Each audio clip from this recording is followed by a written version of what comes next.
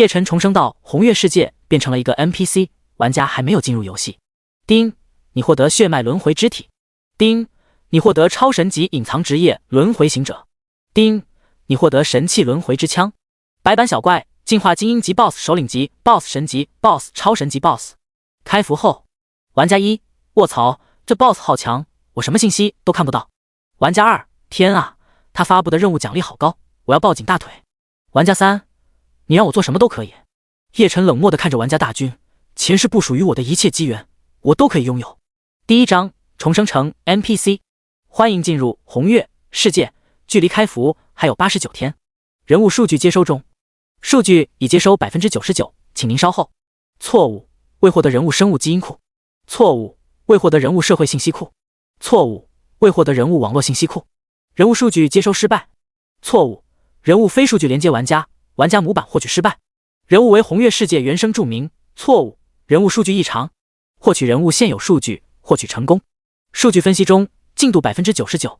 迷迷糊糊之间，似乎有一个悦耳的女人声音不断在耳边说些什么。黑暗的视野里渐渐的有了一点点的光明。嘶！一股剧烈的眩晕感令叶晨头痛欲裂，像是缺血一般的无力感，让他感觉自己难受到了极点。是谁压在我的身上？叶晨在心里怒吼了一声，他下意识的想要伸手去推开压在他身上的那个人。一股柔软的触觉呈现在了他的手掌之间，好弹，好软。这是费力的睁开了眼睛，一个满头长发的女人正趴在他的身上，她的头埋在他的肩膀上，只能看到一个侧脸，很漂亮，有些苍白。她是谁？是我女朋友吗？可是我好像没有女朋友啊。艰难伸手揉了揉脑袋，那股眩晕感令他甚至要吐出来了。脖子好痛，摸了摸脖子，湿漉漉的，有些温热。是亲热的口水吗？操，老子这回一点力气没有，就算要搞，也要等我有点力气了再说啊。心里喊了一声，这回嗓子太干了，有点撕裂的干燥感，甚至喊出声音都有些做不到，特别是有个女人压在他身上，让他有点喘不过气来。妈的，这女人一点都不懂事，老子都这样了，还想搞事？叶晨想着，他这回脑子都是一片空白，脑海里出现的声音都是下意识的想法。他伸了伸手，想要拍一拍身上的女人，让她掀下来，但手掌出现在眼前的时候，他却愣住了。血，红色，月亮。眼前的视野渐渐清晰，手掌上面的不是什么口水，而是嫣红的鲜血，而顺着指缝，原本有些模糊的视野渐渐的清晰了。天空上的云朵并不是完全的白色，而是有些泛红，拇指和食指之间，一轮红色的月亮悬挂在云边，露出了半个身子，如同是鲜血染红的一般。红月世界。叶晨瞪大了眼睛，露出不可思议的神色，他嘴巴张了张，有些沙哑的声音响了起来，声音很小，有些颤抖。忽然想到了什么，他打了一个寒战，狠狠地抓起贴在他胸口的女人的头发，向她的脸看去，果然她满嘴都是鲜血，嘴角的2颗獠牙格外的狰狞。血族，我他妈真的在红月世界里面？叶晨愣了一下，正准备把这个女吸血鬼搞死，一股剧烈的疼痛却忽然涌向大脑。啊！叶晨忍不住抱住了头，死死地咬着牙，无数的信息像是潮水一般涌了过来，似乎是要把他的脑袋挤炸了一般。那种疼痛如同是蝎子钻进了大脑里，疯狂地抖动着尾部，折着他的脑仁。痛苦的感觉令他浑身抽搐，他慌乱地抓住了在他身上的女人，狠狠地抓着，用尽了全部的力气，企图用这种方式减缓那种刺激的疼痛。或许是因为用力过猛，那柔软的触觉甚至从他的手掌之中溢了出来，因为他疯狂一般的挤压，一团一团的溢出指缝，完全将他的手掌淹没。那些凸出来的肉如同是装满了水，被挤压着的气球似乎随时都要爆开。啊！女人痛苦的尖叫声响起，但叶晨却已经完全被那痛苦淹没了意识，根本没有一丝一毫的反应。他瞪大眼睛，反而一口咬了上去，猩红的液体顺着嘴边流了下去。叮！一对性感的血族奴隶发动了抓捏，攻击成功，达到破防效果，造成了一点伤害，对方剩余血量35100。叮！一对性感的血族奴隶发动了撕咬，攻击成功，达到破防效果，造成了2点伤害，对方剩余血量33100。叮！一对性感的血族奴隶发动了抓捏，攻击成功，达到破防效果，造成了1点伤害，对方剩余血量3100。叮！一对性感的血族奴隶发动了撕咬，攻击成功，达到破防效果，造成了2点伤害，对方剩余血量1%。叮！你击杀了性感的血族奴隶2级，你获得了10点经验，10-100。叮！你被血族感染的进度达到 98%， 已处于极度危险状态，请尽快获取血奴级血清，否则当你被完全感染时，你将会成为血奴。悦耳的女声在叶晨耳畔不断的响起，很快又平静了下来。原本在他怀中不断挣扎着的女人也不再有丝毫的动作。过了好一会，叶晨才松开了手和嘴，身上的尸体这才倒向一边。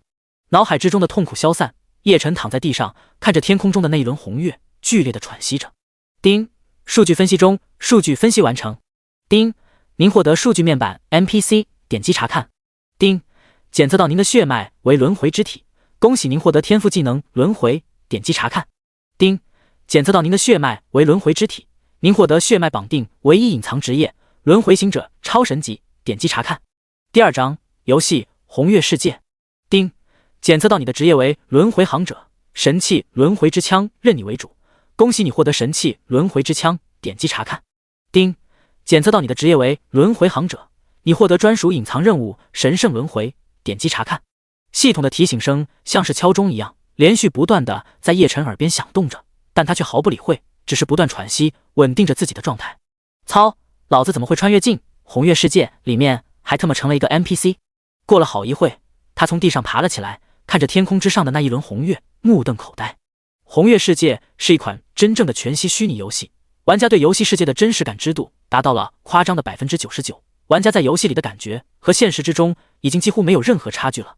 更夸张的是，在游戏中只要积满和 NPC 的好感，甚至可以在游戏世界和异性朋友来一场花前月下的深入交流。当然，如果你获得了玩家的同意，也可以和玩家做同样的事情。那种感受和现实没有任何差别，仿佛这世界根本不是虚拟的游戏，而是一个真实存在的世界。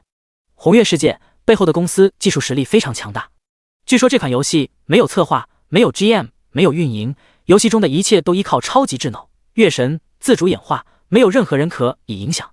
红月世界的服务器号称能容纳1000亿玩家，而丝毫不会卡顿。事实上，此时全球人类也不过只有160多亿。总之，红月世界就像是谜一样的存在，它身后的游戏公司忽然出现，似乎这么强大的游戏只是一夜之间便完成开发一样。但诡异的是，这么一个忽然出现的游戏却得到了全球所有国家的全力扶持，政府背书，鼓励人民进入游戏世界发展。没想到我死后居然穿越进了红月世界，还成了 NPC。 难道这是上天重新给我一次机会，让我阻止那场末世般的灾难？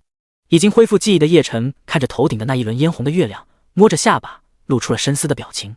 他清晰记得自己死亡的事实，却没想到死后居然出现在了红月世界。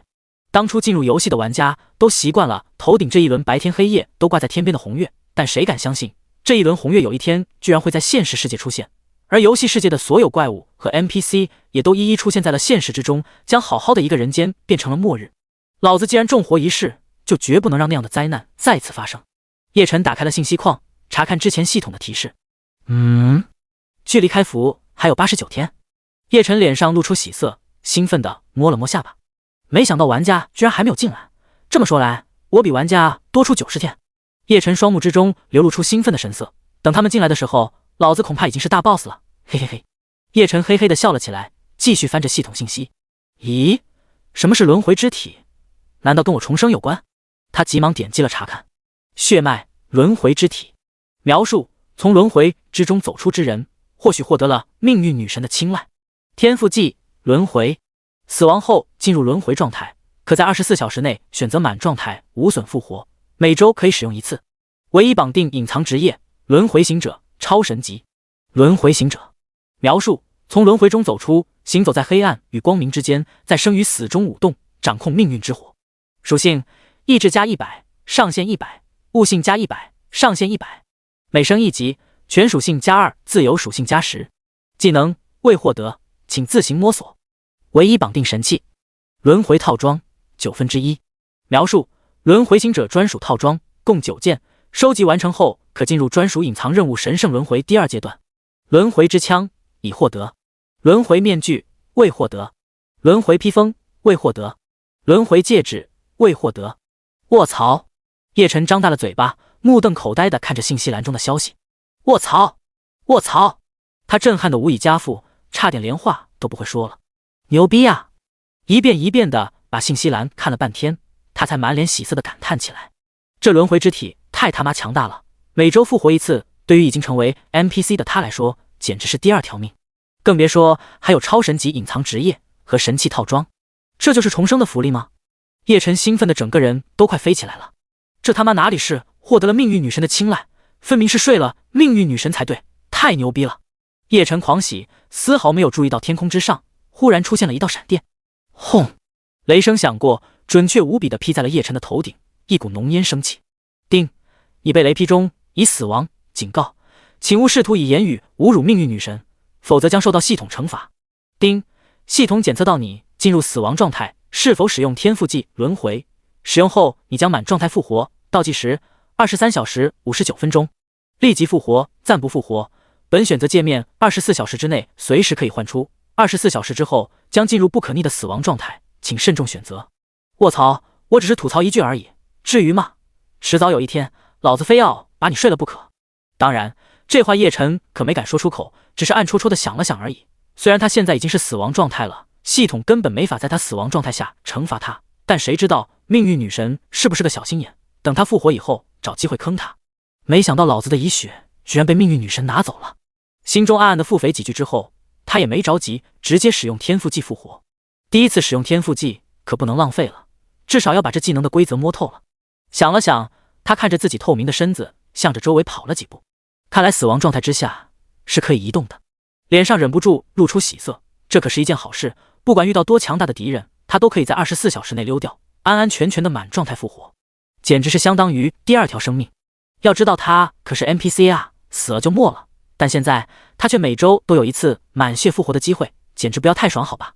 又试着走远了几步之后，他这才唤出天赋技，立即复活。一道白光闪过，透明的身躯渐渐凝实。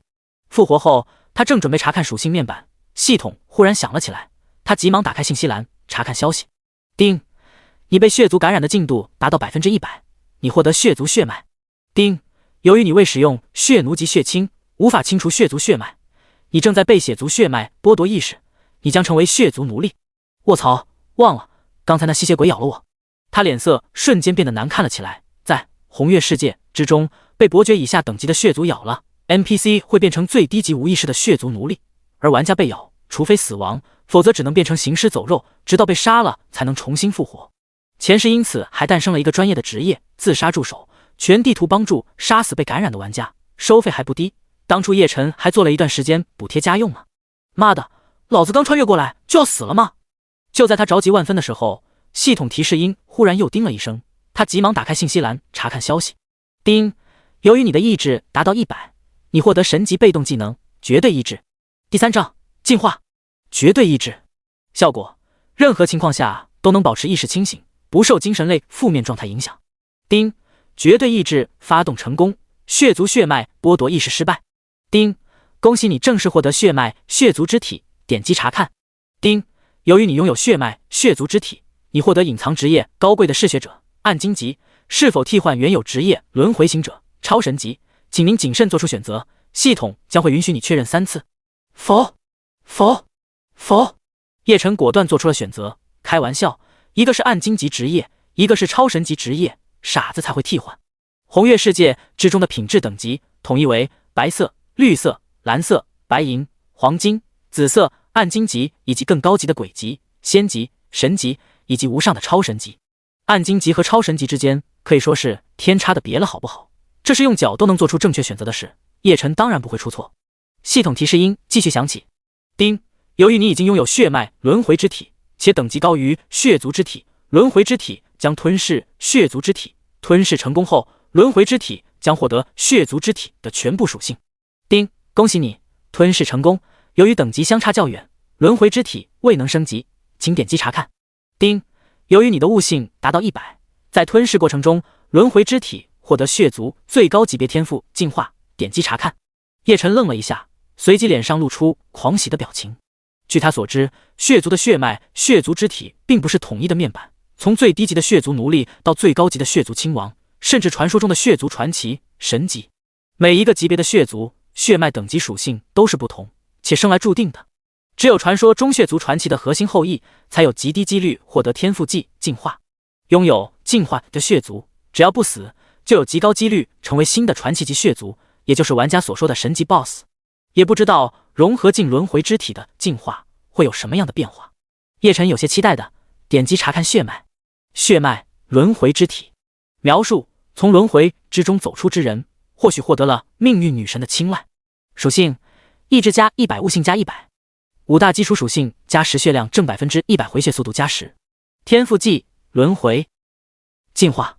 轮回死亡后进入轮回状态，可在24小时内选择满状态无损复活，每周可以使用一次。进化可提高人物品质，人物当前品质白板0100。唯一绑定隐藏职业轮回行者超神级。哈哈，我已经具备了一个 BOSS 的基本素质。邂逅。叶晨无比满足的点了点头。改变后的轮回之体4维属性加10，血量直接翻倍，还增加了回血速度。将来随着等级提高，可以预计的他的血量绝对会越来越恐怖。他忍不住有些期待将来遇到玩家的样子了。要知道，玩家那些号称只要敢亮出血条的 BOSS， 他们就能平推的。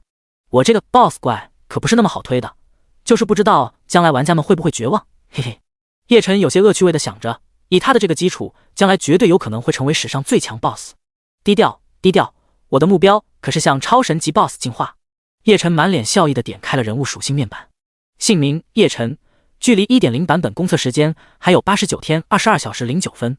模板 NPC， 任务经验池0，等级0，实100，品质白板。现在的你只是一只普通经验怪。进化值0100。血脉轮回之体，阵营无。属性：力量11，体力11，敏捷11，防御11，智力11。固定属性：魅力20，幸运10，意志100，悟性100。攻击 5.5。魔法110。血量220。主职业轮回行者，副职业无。技能轮回进化绝对意志。装备评价：战斗力只有5的渣渣，或许有着惊人的潜力。血脉轮回之体，描述：从轮回之中走出之人，或许获得了命运女神的青睐。属性：5大基础属性加10血量正100%回血速度加10。天赋技轮回进化。轮回死亡后进入轮回状态，可在24小时内选择满状态无损复活，每周可以使用一次。进化可提高人物品质白板0100。主职业轮回行者，描述：从轮回中走出，行走在黑暗与光明之间，在生与死中舞动，掌控命运之火。属性：意志加100，上限100，悟性加100，上限100。每升一级，5大基础属性加2自由属性加10。技能：轮回死亡后进入轮回状态，可在24小时内选择满状态无损复活，每周可以使用一次。进化可提高人物品质，目前进化值0100。绝对意志，任何情况下都能保持意识清醒，不受精神类负面状态影响。叶晨关闭了属性面板，眉头却不由自主地皱了起来，好像缺了点什么。想了想，他打开了包裹，只有20个格子的包裹里面放着一把暗金长枪，轮回之枪，封印中1/5，轮回行者专属武器，似乎因长久的沉睡陷入了封印之中。属性：攻击正20%，命中加10，暴击正10%，1%毁坏，5%吸血。技能：死亡之枪，初级 LV1，发动技能后进入死亡之枪状态，短时间内全属性正100%，在此基础上血量越低，攻击越高，持续时间60秒，每日可使用一次。看着轮回之枪的属性，叶晨瞪大了眼睛，这属性绝对可以称得上是豪华了。别的武器都是加一定数的攻击，这里直接按比例增加，属性越高增加的越多，强悍的不可思议。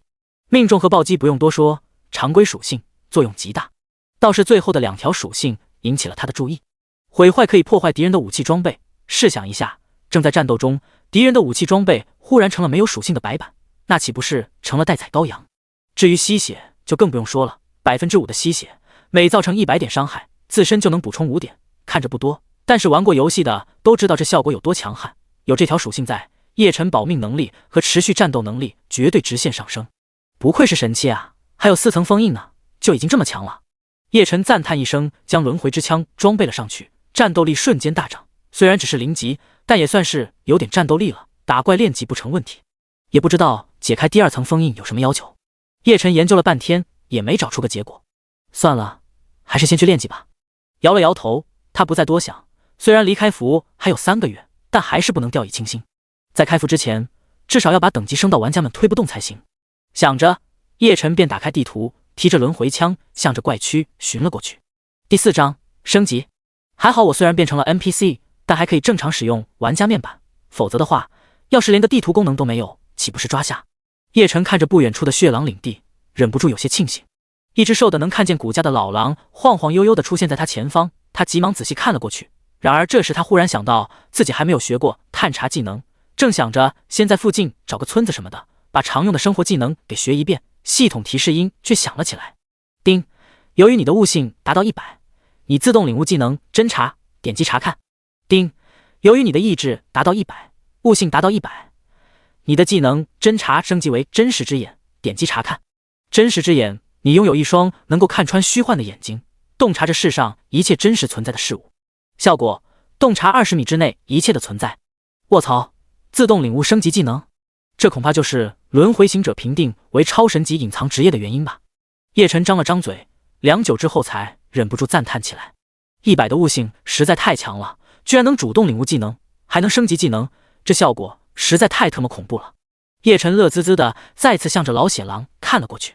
老弱的血狼，2级，攻击3，魔法1，防御3，速度1，生命值120。描述：一只快要老死的血狼已经没有力气捕猎了，只能等待着死亡的来临，或许他还有临死一战的能力。技能：撕咬，年老的血狼一旦咬住敌人，不死不会松口，将造成持续伤害。哀嚎，声音不大，但或许会吸引来周围的同类。都老成这样了，要等着被活活饿死，真可怜。叶晨啧啧嘴，随即嘿嘿笑了起来。既然你都这么痛苦了，活着还有什么意思？就让小爷我帮你解脱了吧。大笑一声，他便提着轮回枪向着老血狼刺了过去。叮，你对老弱的血狼发动攻击，攻击成功，达到破防效果，造成10点伤害，对方血量胜于110-120。叮，你对老弱的血狼发动攻击，攻击成功，达到破防效果，造成8点伤害，对方血量胜于102-120。叮，你对老弱的血狼发动攻击，攻击成功，达到破防效果，造成12点伤害，对方血量胜于90-120。叮，你击杀了老弱的血狼，2级，你获得经验20-30-100，你获得了进化值1%。老血狼的攻击还可以，但是速度太慢了，根本就威胁不到叶晨。他随便刺了几枪，老血狼便倒在了地上。一只老血狼20点经验，1点进化值，这样算的话，要杀5只可以升1级，至于进化，需要杀100只。看着信息栏的结果，叶晨点了点头，还算不错，应该很快就能升级了。随手捡起暴露出来的几枚铜币，又在老血狼尸体下面摸索了片刻，可惜没掉装备。叶晨有些叹息地看了看自己身上，可以说除了手上这柄通体用不知名的黑金材质制成的轮回之枪，他别无他物了。当然，那套用粗麻编织只能用来遮羞的破衣服不算。继续杀怪，争取先升个几级，然后去附近的小村子看看。向着周围看看，很快叶晨便锁定了目标，向着不远处的其他血狼杀了过去。叮，你对老弱的血狼发动攻击，攻击成功，达到破防效果，造成10点伤害，对方血量胜于110-120。叮，你对老弱的血狼发动攻击，攻击成功，达到破防效果，造成10点伤害，对方血量胜于100-120。叮，你击杀了老弱的血狼，2级，你获得经验20-50-100，你获得了进化值1-100。叮，你击杀了老弱的血狼，2级，你获得经验20-70-100，你获得了进化值1-3-100。叮，恭喜你升级了，你的等级达到1级，0-200。连续杀了好几只老弱血狼之后，叶晨身上闪过一道白光，哈哈，终于升级了。他开心地打开了属性面板，果断把一半的自由属性加到了力量上，一半加到了体力上。这2个属性关系到攻击和血量，是他目前最重要的2个属性。至于其他属性，轮回行者升1级，5项基本属性都会增加2点，暂时够用了。要知道，普通玩家升1级，5项基础属性加1点，自由属性也才是5点，总增加属性10点。而他升1级，基础属性加2点，自由属性更是加了10点，总增加属性20点。每一级仅基础属性，他就比普通玩家多了整整1倍。这个差距越往后只会越来越大，再加上血脉加成和他 NPC 模板品质的不断进化，相信他一定会成为不被玩家推倒的超神级 BOSS。 姓名叶晨，距离 1.0 版本公测时间还有89天，等级1-0200，模板 NPC， 任务经验池1000，进化值10-100，属性攻击9，力量18，体力18，敏捷13，防御13，魔法130，血量360。叶晨满意的看了看升级后的属性，可以说是暴涨了，特别是血量，直接达到了360。普通玩家1级的时候，就算把所有自由点数全部加卸上，血量最多也才70。属性的增长让他心里的安全感大增。今天争取多升几级，然后最好进化一次。尝到了甜头的叶晨升级欲望高涨，他抬头看了看泛红的天空，太阳和那一轮红月一同悬立在天上，看来离天黑还有很长时间，足够他升几级了。继续打怪。叶晨看着周围不远处三三两两聚在一起啃着草地的老血狼，怪叫的冲了过去。第5章第一次掉装备。嗷！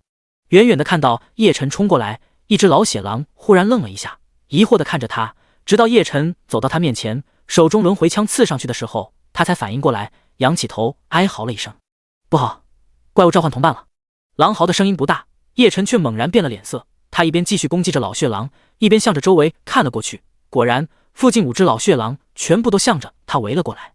6只怪，叶晨的脸色凝重了。老血狼的攻击血量都还不错，一只老血狼一次攻击能对他造成大约6、7点伤害，6只的话，再扣除防御，一轮能对他造成20多点伤害。不过我的血量也有360，而且回血有10点，这样的话，即便他们每次都攻击成功，我也能撑20几轮。何况他们的攻击速度太慢了，我应该能闪避大部分伤害。想了想，叶晨决定硬刚向他围过来的6头老血狼。就凭你们这帮小怪，也想伤到小爷？嘿嘿，你们都去死吧！已经被6头老血狼包围的叶晨挥动手中的轮回枪，攻击速度更快3分，根本就没有一丝一毫的害怕。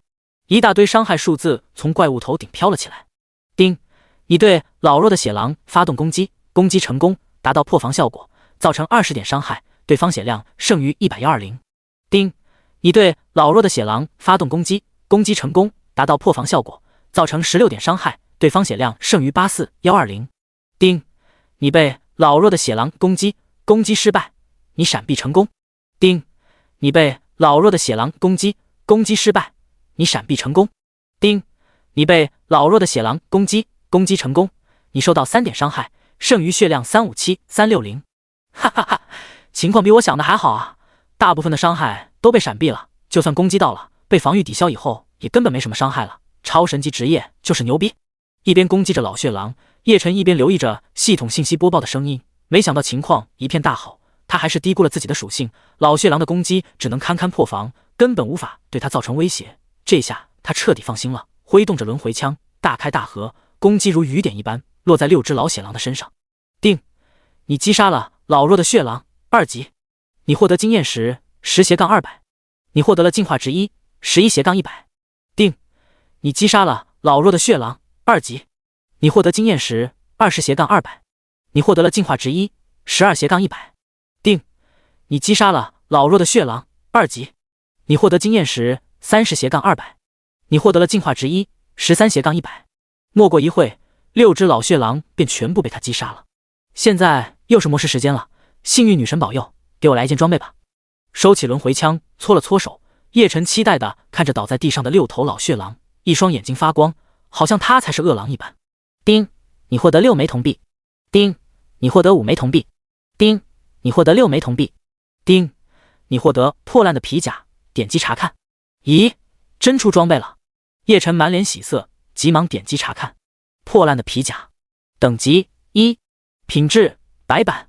描述：老血狼的收藏可能是曾经某位猎人死后的遗物。效果：防御+2。行吧，聊胜于无，总比什么都不穿强。虽然属性一般，但叶晨还是喜滋滋的装备上了皮甲，毕竟是他爆出来的第一件装备，没什么可嫌弃的。众所周知，红月世界的爆率非常低，前世开服的时候，很多6、7级的玩家都还在穿新手装呢，也因此开服初期，就算只是一件1级的装备，在各大交易平台都能卖出上百元的价格，还供不应求呢。一把丢掉那件破破烂烂的新手装，换上皮甲，叶晨看起来总算不再像是一个乞丐了。这件皮甲虽然也很有点烂，但整体看上去还不错，甚至有点鹦鹉的味道。老子总算不用穿着寒酸的新手衣了，哈哈！打怪去，争取早点打个 BOSS， 爆点真正的好东西。满意的看了看身上的皮甲，叶晨提着轮回枪，再次向着周围的野怪冲了过去。叮！你击杀了老弱的血狼。叮！你击杀了。叮！你击杀。叮！你击杀了老弱的血狼。你获得经验值200-200。由于怪物等级过低，你已经无法获得进化值，请你击杀更高等级的怪物。丁，恭喜你升级了，你的等级达到2级0400。又升级了。一道白光闪过，叶晨一喜，急忙查看属性，顺手又把自由属性加到了攻击和体力上。属性：攻击 12.5， 力量25，敏捷15，防御15，魔法150，血量500。进化值 29-100。关掉属性面板，叶晨再一次看向周围的老血狼，已经毫无兴趣了。他现在升1级要杀40个老血狼，关键是因为升级，他在杀老血狼已经不能获得进化值，不能获得进化值的野怪根本无法打动他的心。往深处走走吧，以我现在的属性，就算是等级高一些的怪物，杀起来也不是问题。思索片刻，叶晨果断收起轮回枪，穿过老血狼的地盘，向着血狼领地深处走去。第6章领悟新技能。老血狼的地盘是一片草地，穿过这片草地，叶晨便看到了一个不大的森林。他隐隐约约地看到有体型巨大的野狼在树林之间走动。忽然，叶晨看到一双血色的眼睛在树丛之中正冷冷地盯着他，因为出现的太过突然，他被这条巨狼吓了一跳。他妈的，你个二哈，吓死老子了！吐槽了一句，叶晨急忙发动真实之眼，向那条巨狼看了过去。强壮的巨型血狼，5级，攻击7，魔法3，防御6，速度3，生命值350。描述：体型巨大的血狼，力量强大，皮糙肉厚，或许速度是他唯一的弱点。技能：撕裂、狂吼。撕裂，无论是爪子还是牙齿，力量都出奇的强大，攻击+2。狂吼，有极大几率召唤附近的同伴，这属性比老血狼强了好几倍啊！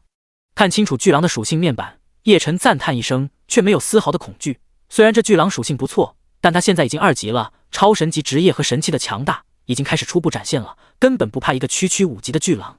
他朝着那头冷眼看着他的巨狼撇了撇嘴，挥动轮回枪就朝着他杀了过去。哦！看到叶晨冲过去，巨狼嚎叫一声，也朝着他冲了过来。叮，你对强壮的巨型血狼发动攻击，攻击成功，达到破防效果，造成32点伤害，对方血量剩余318350。叮，你被强壮的巨型血狼攻击，攻击成功，你受到12点伤害，剩余血量488500。随便看了一眼伤害，果然以他现在的属性，即便是面对看起来很强的5级怪，也根本没有什么压力。叶晨嘴角露出笑意，手中轮回枪挥动的越发轻松起来了。很快，随着一声哀嚎，巨狼轰然倒在了地上。叮，你击杀了强壮的巨型血狼5级。由于你越级杀怪，你获得经验50，武灵400。你获得了进化值1，30-100。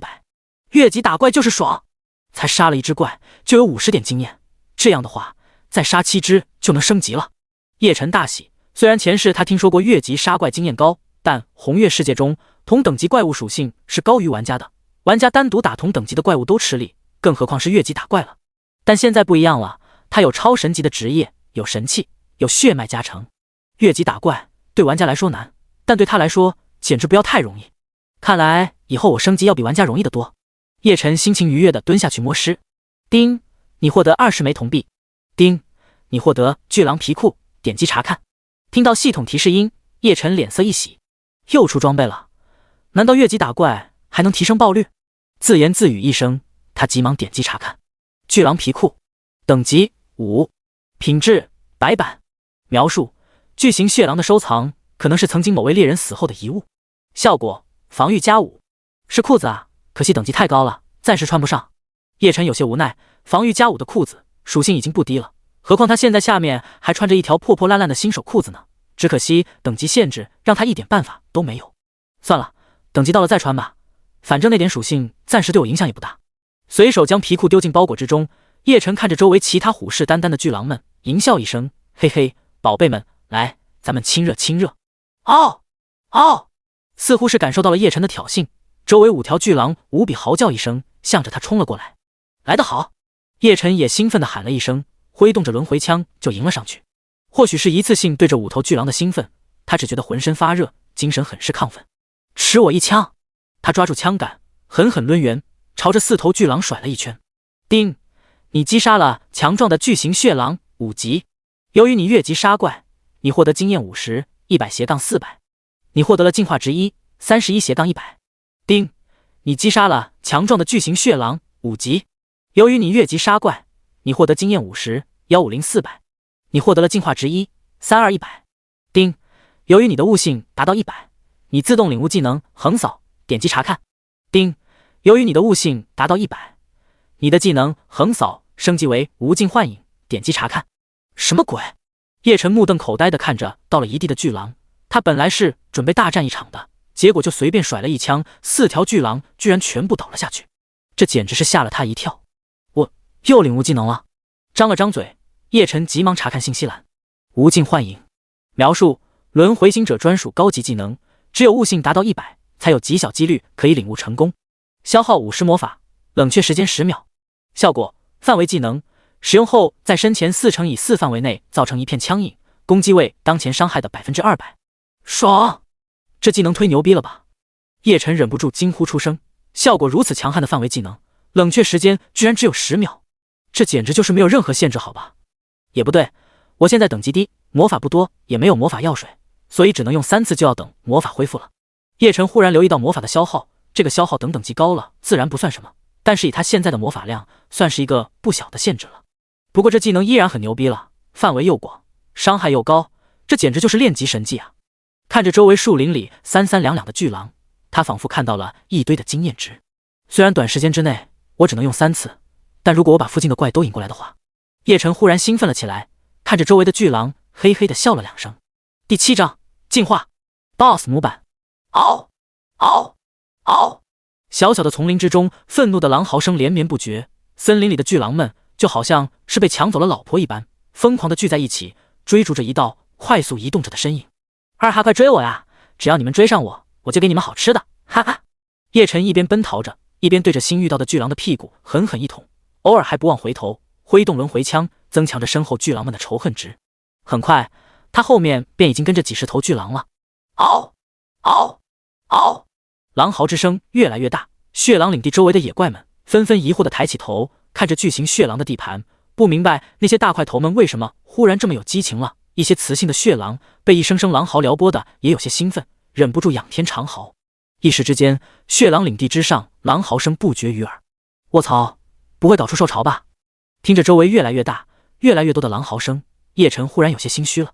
虽然依靠着新技能无尽幻影，他可以大范围杀怪，但真要是出现兽潮，他可就只能逃命了。看了看身后，追逐着他的巨狼已经有上百头了。由于叶晨刻意的让他们聚拢在一起，因此巨狼们看起来很拥挤，一个个狰狞无比的露出獠牙。显然，叶晨捅屁股的下流打法已经激起了他们的怒火，让他们彻底失去理智了。叶晨深深的吸了一口气，猛然停住，转身看着身后追逐他的一群巨狼。差不多了，诸位，你们追了我那么长时间，接下来该老子出气了。说着，叶晨看着狼群，满脸阴笑的挥动起了轮回枪。叮，你击杀了强壮的巨型血狼5级。由于你越级杀怪，你获得经验50，200-400，你获得了进化值136-100。叮，你击杀了强壮的巨型血狼5级。由于你越级杀怪，你获得经验50，250-400，你获得了进化值137-100。叮，恭喜你升级了，你的等级达到3级，0800。叮，恭喜你升级了，你的等级达到4级，01600。叮，恭喜你升级了，你的等级达到5级，1430-3200，连升3级，爽啊！连续将150的魔法全部放完，上百头巨狼几乎都倒在了地上，只剩下3-5头。愣了一下后，哀嚎一声，转身便跑了。叶晨也没去追，眼前一地巨狼的尸体还等着他摸尸呢，2-3个逃掉的货，哪值得他再浪费时间？这下发了！叶晨兴奋的大叫一声，迫不及待地冲向巨狼尸堆，开始了他的摸尸大业。叮，你获得了20枚铜币。叮，你获得了16枚铜币。叮，你获得了巨狼皮甲，点击查看。叮，你获得了巨狼护腕，点击查看。总收益18银币86铜币，外加2件装备，哈哈，这下可真发了。在红月世界之中，基本的货币单位是铜币、银币和金币，兑换比例统一为1金币等于100银币等于1万铜币。这套货币单位，无论是神圣帝国还是红月联邦，甚至是混乱阵营和中立阵营，都是通用的。红月世界中，货币并不是那么容易获得的，玩家只有在新手期击杀怪物才会直接掉落货币，出了新手期之后，除了人形怪物和 BOSS 级怪物，就不会再掉落货币了。据官方所说，新手期掉落货币是终极智脑月神，为了让新手玩家尽快熟悉红月世界的特别福利，并不是常态。玩家需要进一步参与进红月世界之中，才能够获得更多货币，用以在红月世界中生存发展。至于怎样才能够参与进这个世界，后期玩家摸索出了太多道路，比如打怪收集材料，卖给有需要的人，比如学习副职业，锻造武器装备，比如挖矿采药，或者组建佣兵团，成为赏金猎人等等等等，实在是太多了。据叶晨所知，有一个玩家甚至在红月世界之中开启了妓院。总之，除了一些纪律严明、对忠诚要求极高的职业，比如军人这种没听说过有玩家担任以外，其他任何行业都是可以去做的。对于人类来说，红月世界几乎可以算是第二世界了。加上前面打怪掉落的铜币，我现在已经有20银币了，这差不多够我作为初始资金了。满意的收拢起所有的钱币之后，叶晨这才将目光看向2件装备。巨狼皮甲，等级5，品质白板。描述：巨型血狼的收藏可能是曾经某位猎人死后的遗物。效果：防御加5。巨狼护腕，等级5，品质白板。描述：巨型血狼的收藏可能是曾经某位猎人死后的遗物。效果：防御加2。刚好，等级够了，全部可以穿上了。加上前面掉落的皮裤，3件5级皮甲穿在身上，叶晨总算摆脱了新手套装，整个人看起来颇有些猎人的风范了，而不是像之前那样可怜巴巴的像个乞丐。打开属性面板，他果断地把所有自由点数对半加进了力量和血量上。他可是 NPC， 血量才是活着的保障，加多少都不嫌多。至于攻击就更不用说了，没一点战斗力就没什么未来可言。姓名：叶晨，距离 1.0 版本公测时间还有89天。等级5 14303200，模板白板级 NPC， 任务经验值5000，进化值113100，请点击进化。属性：攻击23，力量46，体力46，智力21，敏捷21，防御21，魔法210，血量920，可以进化了。叶晨目光落到了进化值一栏，忽然发现已经可以进化，不由得兴奋地搓了搓手。作为一个 NPC， 作为一个有血条的 NPC， 在玩家眼里就是可以推的怪，就算叶晨比普通怪强一些，也顶多就是 BOSS。BOSS 啊，对于玩家来说，不就是经验值和装备吗？只会让他们更加兴奋。叶晨早年间玩过一个游戏，其中一个超级大 BOSS 被几个工会合作轮班打了10几天，生生给磨死了。所以仅仅有超神级隐藏职业是不够的，叶晨必须把自己当成 BOSS 看待，而且还必须是那种玩家推不到的 BOSS。毫无疑问，要做到这一点，就必须不停地进化他的 BOSS 模板。面板终于可以升级了，叶晨有些紧张地点击了进化。第8章强力精英级 BOSS 模板。死！在点击进化之后，一股剧烈的酸痛感充斥在肌肉之下，那酸爽的感觉让叶晨甚至有些迷幻的感觉，眼前的树木似乎都移动了起来，冷汗一下子就布满了他的身体。痛死老子了！叶晨死死地咬着牙，拼命地撑住。他可没想到进化的痛苦居然这么强烈，那种感觉就像是身体里的血管被生生地抽了出去一般。轻轻呻吟了一声，他靠在身边的一棵树上坐了下来，瞪着眼睛艰难地等待着进化的结束。附近原本已经逃开的几匹巨狼似乎是听到了他的动静，小心翼翼地探着脑袋又往这边走了过来，看着叶晨靠在树下，身子颤抖，脸上露出疑惑的神色。片刻之后，没见他有所动作，便又露出了跃跃欲试的样子。畜生们，有胆就过来，看老子不扒了你们的皮！看着周围的几匹狼，叶晨虽然浑身疼痛无力，但却没有一丝恐惧的神色，一张满是汗水的脸上，那双眼睛冰冷又不屑地看着那几匹狼。以他此时的属性，就算是坐在这不动，让他们咬，他们都奈何不了他。嘤，似乎是被叶晨那一双冰冷的眼睛震慑，又或许是不久前他随手杀掉上百头巨狼，给他们造成了极大的心理阴影。几头巨狼低声嘤咛了几声，小心翼翼地缓步退去。叶晨这才松了一口气，倚到了树干上。虽然他不怕那些巨狼，但他毕竟是第一次进化，谁知道会不会出现打断的情况？万一被打断了，岂不是要重新再来？这么痛的感觉，他可不想平白无故多来一次。又过了片刻功夫，那股酸痛的感觉终于开始退去。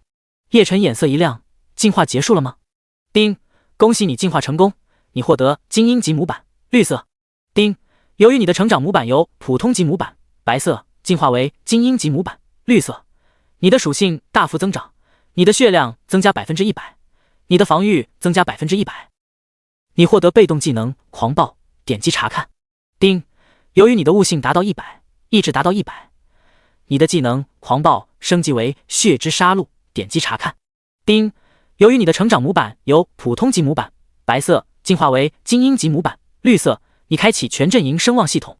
丁，由于你是精英级模板绿色，你的全阵营声望加100，魅力加10。当你主动释放精英级模板绿色魅力时，将会获得原住民的相应态度反馈。丁，由于你是精英级模板绿色，你获得2个追随者名额，当你与追随者达成共识时，可与追随者签订灵魂契约。一连串的系统提示音接踵而至，让叶晨脸上的笑容变得越发浓郁。值啊！不枉老子受了这么大的罪。叶晨扶着树干从地上爬了起来，虽然浑身湿透，一脸汗珠，狼狈到了极点，但那表情却满是喜色。那样子倒像是洞房花烛夜经过一番惊天大战的新郎官，虽然很累，但却很爽。第一次模板进化，属性上只提升了血量和防御，不过都翻倍了，不错不错。获得了一个技能狂暴，这技能好像是 BOSS 都有的，不过我因为悟性高、意志高，这个技能也升级了。叶晨点击了查看，血之杀戮高级专属技能，只有悟性达到100，意志达到100，才有一定几率可以领悟。描述：由狂暴技能进阶而来，当血量低于 10% 后，自动开启，进入杀戮状态。此状态下，血量恢复 50%， 全属性提升 100%， 技能伤害提升 100%。卧槽，神技啊！叶晨不由惊呼出声。毫无疑问，作为 BOSS 保命手段的进阶版，血之杀戮这个技能绝对可以称得上强大了。而且叶晨留意到，这技能和轮回枪的自带技能死亡之枪有些相似，属性上甚至还要更强一些。只是死亡之枪目前还在初级，看起来还有进步的空间，而血之杀戮应该是固定了。不过这技能依旧可以作为压箱底的神技了。品质模板进化后，我越来越像个 BOSS 了，血量厚，防御高，还会狂暴。叶晨美滋滋的继续查看信息栏，全阵营声望，这个没什么可说的，应该有等级镇压的效果。但我现在不过是绿色精英，在红月世界满地都是，倒是这个魅力增加了10点，应该是最好的属性了。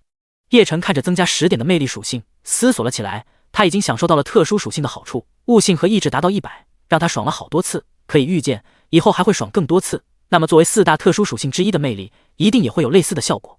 希望以后每次进化都能够增加魅力值吧。继续查看信息栏，看到最后一行时，叶晨不由兴奋了起来。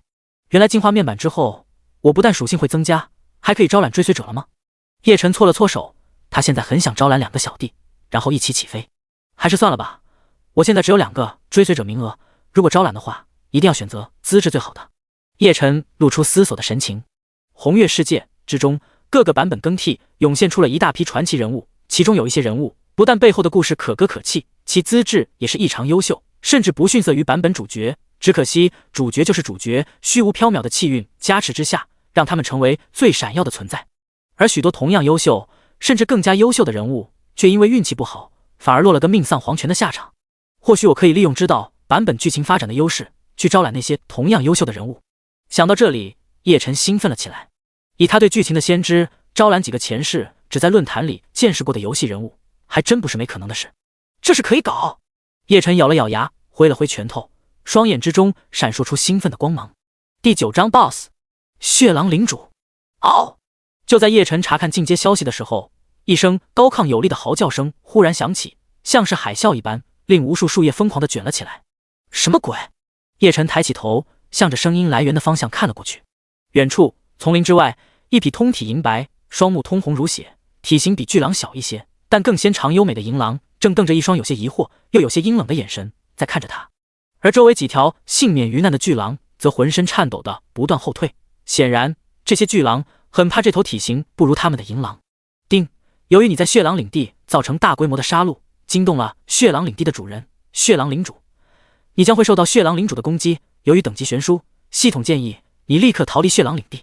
丁，请你立即逃离血狼领地，否则你将受到血狼领主不死不休的攻击。丁，请你立即逃离血狼领地，否则你将受到血狼领主不死不休的攻击。卧槽，这是 BOSS！ 叶晨看了片刻，猛然反应了过来，急忙丢出真实之眼查看这条狼。血狼领主10级，品质白银 BOSS 成长期。描述：暗金 BOSS 笑月，狼王最爱的幼子，仍在成长期便获得了自己的领地血狼领地，成年后品质最高可达到暗金级，击杀者将得到意想不到的奖励。攻击27，魔法25，速度32，防御30，血量3500。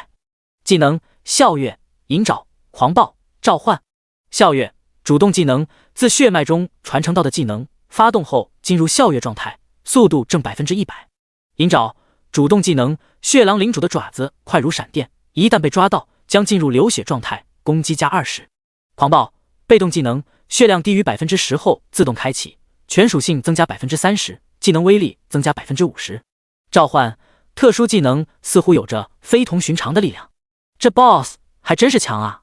获得了血狼领主的属性，叶晨称赞了一声。毫无疑问，作为白银级的 BOSS， 血狼领主的属性绝对称得上是豪华了。特别是那4个技能，个个都很强大，没有一个是凑数的。以叶晨前世参与过无数次打 BOSS 的经验，血狼领主即便在白银级 BOSS 中，都属于潜力比较强大的那一种。还好你还在成长期，要真到了成年期，恐怕现在已经把我秒杀了吧。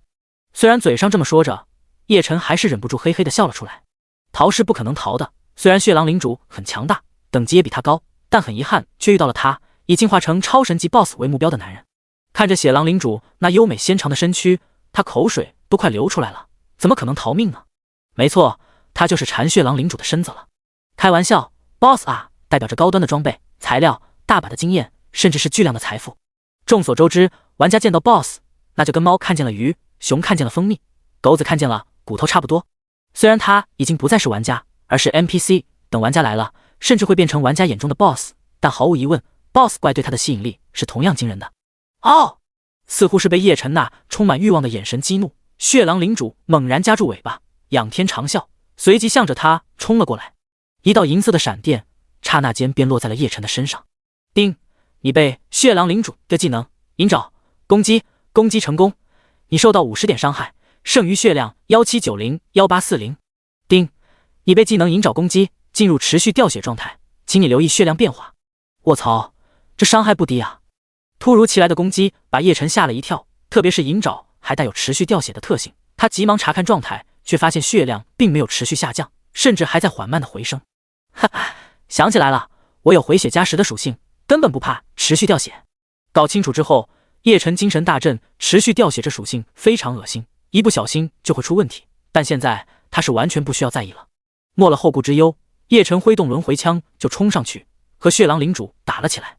叮，你对血狼领主发动攻击，攻击成功，达到破防效果，造成75点伤害，对方血量剩余34253500。叶晨毕竟有神器在手，攻击力十分强悍，再加上刚刚升级了 BOSS 模板，血量防御翻倍，压根就不怕血狼领主。一阵叮叮的声音不绝于耳，叶晨脸上的笑容也越发浓郁了起来。血量一半都还没掉完呢，血狼领主的血就已经快要见底了。哈哈，这下一定能发一波！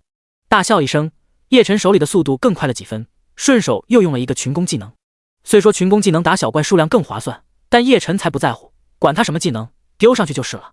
叮，你对血狼领主发动攻击，攻击成功，达到破防效果，造成73点伤害，对方血量剩余13500，只剩下1点血了。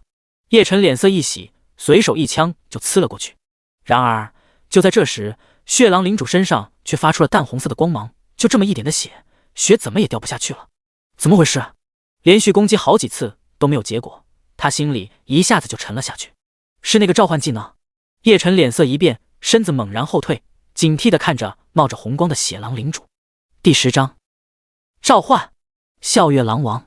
血狼领主身上的红色光芒越来越耀眼，渐渐的，一条半透明的巨狼身躯出现在了血狼领主的上方。叮，注意，血狼领主成功召唤其父笑月狼王的一道虚影，由于你的等级相差悬殊，建议你立即逃离血狼领地。卧槽，打不过就叫爸爸。叶晨有些无语地看着血狼头顶的那一道虚影，随手投了一个真实之眼。笑月狼王50级，嘘，品质暗金 BOSS。 描述：信仰月亮的一条狼，在红月的影响下产生以一定变异，成为强大的暗金 BOSS， 实力强大，但这只是笑月银狼的一道虚影，似乎拥有奇妙的力量。属性无，技能笑月威慑。笑月威慑，笑月狼王仰天长啸，所有阶位低于笑月狼王的存在都会被其震慑逃离。原来这家伙根本没有杀伤力啊！看清楚笑月狼王虚影的属性的叶晨松了一口气，但看到那个震慑技能的时候，又有些怪异的感觉。我现在也是 BOSS 模板了，按照游戏的理解，我现在和笑月狼王一样都是 BOSS， 可是我的模板品质等级比他低，那我岂不是也会被震慑？叶晨脸色一黑，要是自己被狼叫唤一声给吓跑了，那可就丢人丢大发了。无耻啊！血狼领主的这个召唤技能真的太特么无耻了，他要是召唤过来一个活生生的笑月狼王也就算了，技不如人，老子转身就走，特么的召唤过来一个假货，还偏偏带一个狐假虎威的技能，这特么不是空手套白狼吗？老子辛辛苦苦打 BOSS， 你他妈亮得像老子就要空手而归。叶晨看着只剩下一滴血的血狼领主和他头顶上的那一头虚影，感觉一肚子都是气。哦！血狼领主扶着身子，冷眼看着叶晨，声音之中满含威胁。他头顶的笑月狼王虚影也阴着眼盯着他。叶晨对着他们伸出了中指，老子今天就不走了，就算老子中了技能，我等会还来，老子就不信你这技能能无限释放，气死你们，就气死你们！哦！似乎真的是被叶晨激怒了，笑月狼王仰天笑，那声音并不凝实，但似乎是直接穿透大脑，令叶晨的头都剧烈的疼痛了起来。叮！笑月狼王成功发动技能笑月震慑，请你尽快离开技能范围，否则的话你将进入晕倒状态。叮！你的技能绝对意志发动成功，你免疫一切异常精神状态，笑月震慑效果消失。叮！因为你的悟性达到100，你感受到笑月震慑的真谛，你领悟技能震慑。叮！由于你的悟性达到100，意志达到100，你的技能震慑升级为圣者之威。圣者之威初级 LV1。描述：轮回行者专属技能，只有意志达到100，悟性达到100，才有极小几率可以领悟。效果：发出饱含精神意志的声音，目标将有一定几率服从你的意志。具体效果视目标等级而定，等级越低，效果越好。狼嚎的声音渐渐消失，一狼一人都愣住了。哈哈哈哈！很快，叶晨便反应了过来，他看着血狼领主，掐着腰仰天大笑。过了好一会，才得意洋洋道：“怎么样，猛了吧？没想到技能失效了吧？想在小爷面前空手套白狼，你还嫩了一点。”他心里都爽翻了。轮回行者这职业真的没得说了，悟性意志100简直爽翻，不但免疫了笑月狼王的技能，还把他的技能给学会了。学会了也就算了，还升级了。要是笑月狼王知道了这事，估计能气死吧。叶晨简直愉快的要死。哦！笑月狼王瞪大了眼睛，再一次仰天笑，发动笑月震慑。然而叶晨依旧毫无所动。别浪费功夫了，还是让小爷我教教你，什么才是无上存在的威慑吧。叶晨轻笑一声，脸色瞬间严肃了许多，看着笑月狼王道：“滚！”他的声音不大，笑月狼王却猛然瞪大了眼睛，不可思议地看着他。显然，他等级虽然高，但终究只是一道虚体，所以叶晨的技能发动成功了。嗷！一声不甘又有些凄厉的声音响起，笑月狼王的虚影渐渐消散了，只留下一个闪烁着暗金色光芒的装备掉落了下来。哟，掉装备了，没白来一趟啊！还知道临走之前送点礼，不错不错。看到有装备掉落下来，叶晨眼色一亮，脸上的笑容更浓烈了。哦！就在这时，血狼领主双眼之中满是绝望，怒嚎一声，凶狠地向着叶晨冲了过来。叶晨也不客气，随手一枪过去，了结了他的性命。叮！你击杀了血狼领主10级。由于你越级击杀 BOSS， 你获得的经验翻倍，你获得经验22000，你获得了进化值时23-1000。叮！恭喜你升级了，你的等级达到6级06400。叮！恭喜你升级了，你的等级达到7级012800。叮！恭喜你升级了，你的等级达到8级1030256000。一大串的系统提示和血狼领主可以预料的一场大爆，让叶晨脸上的笑容越发浓烈。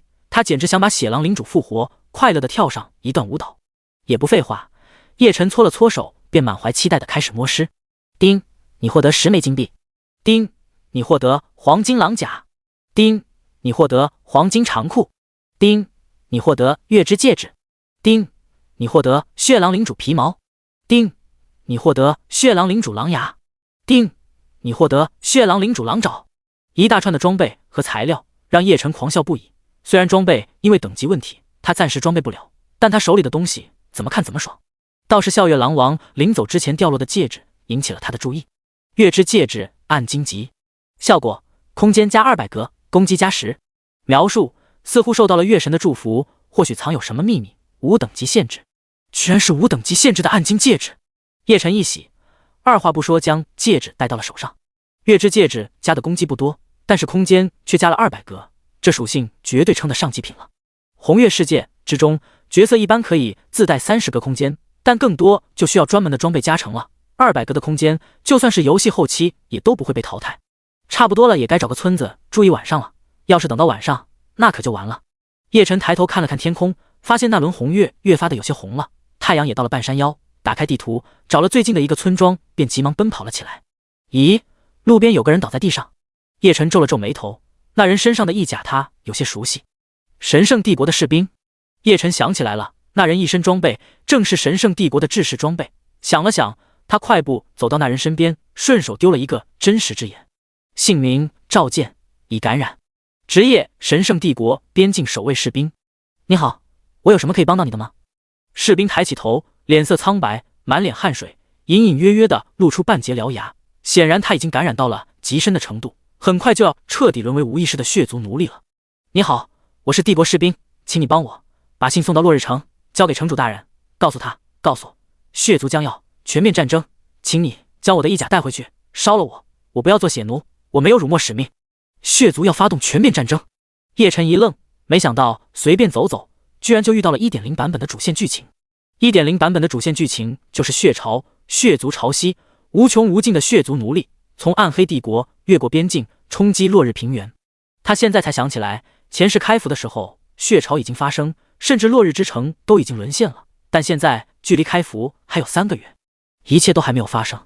我既然已经重生，那么前世许多没有经历的事情，没有获得的东西，从现在开始都可以试着参与了。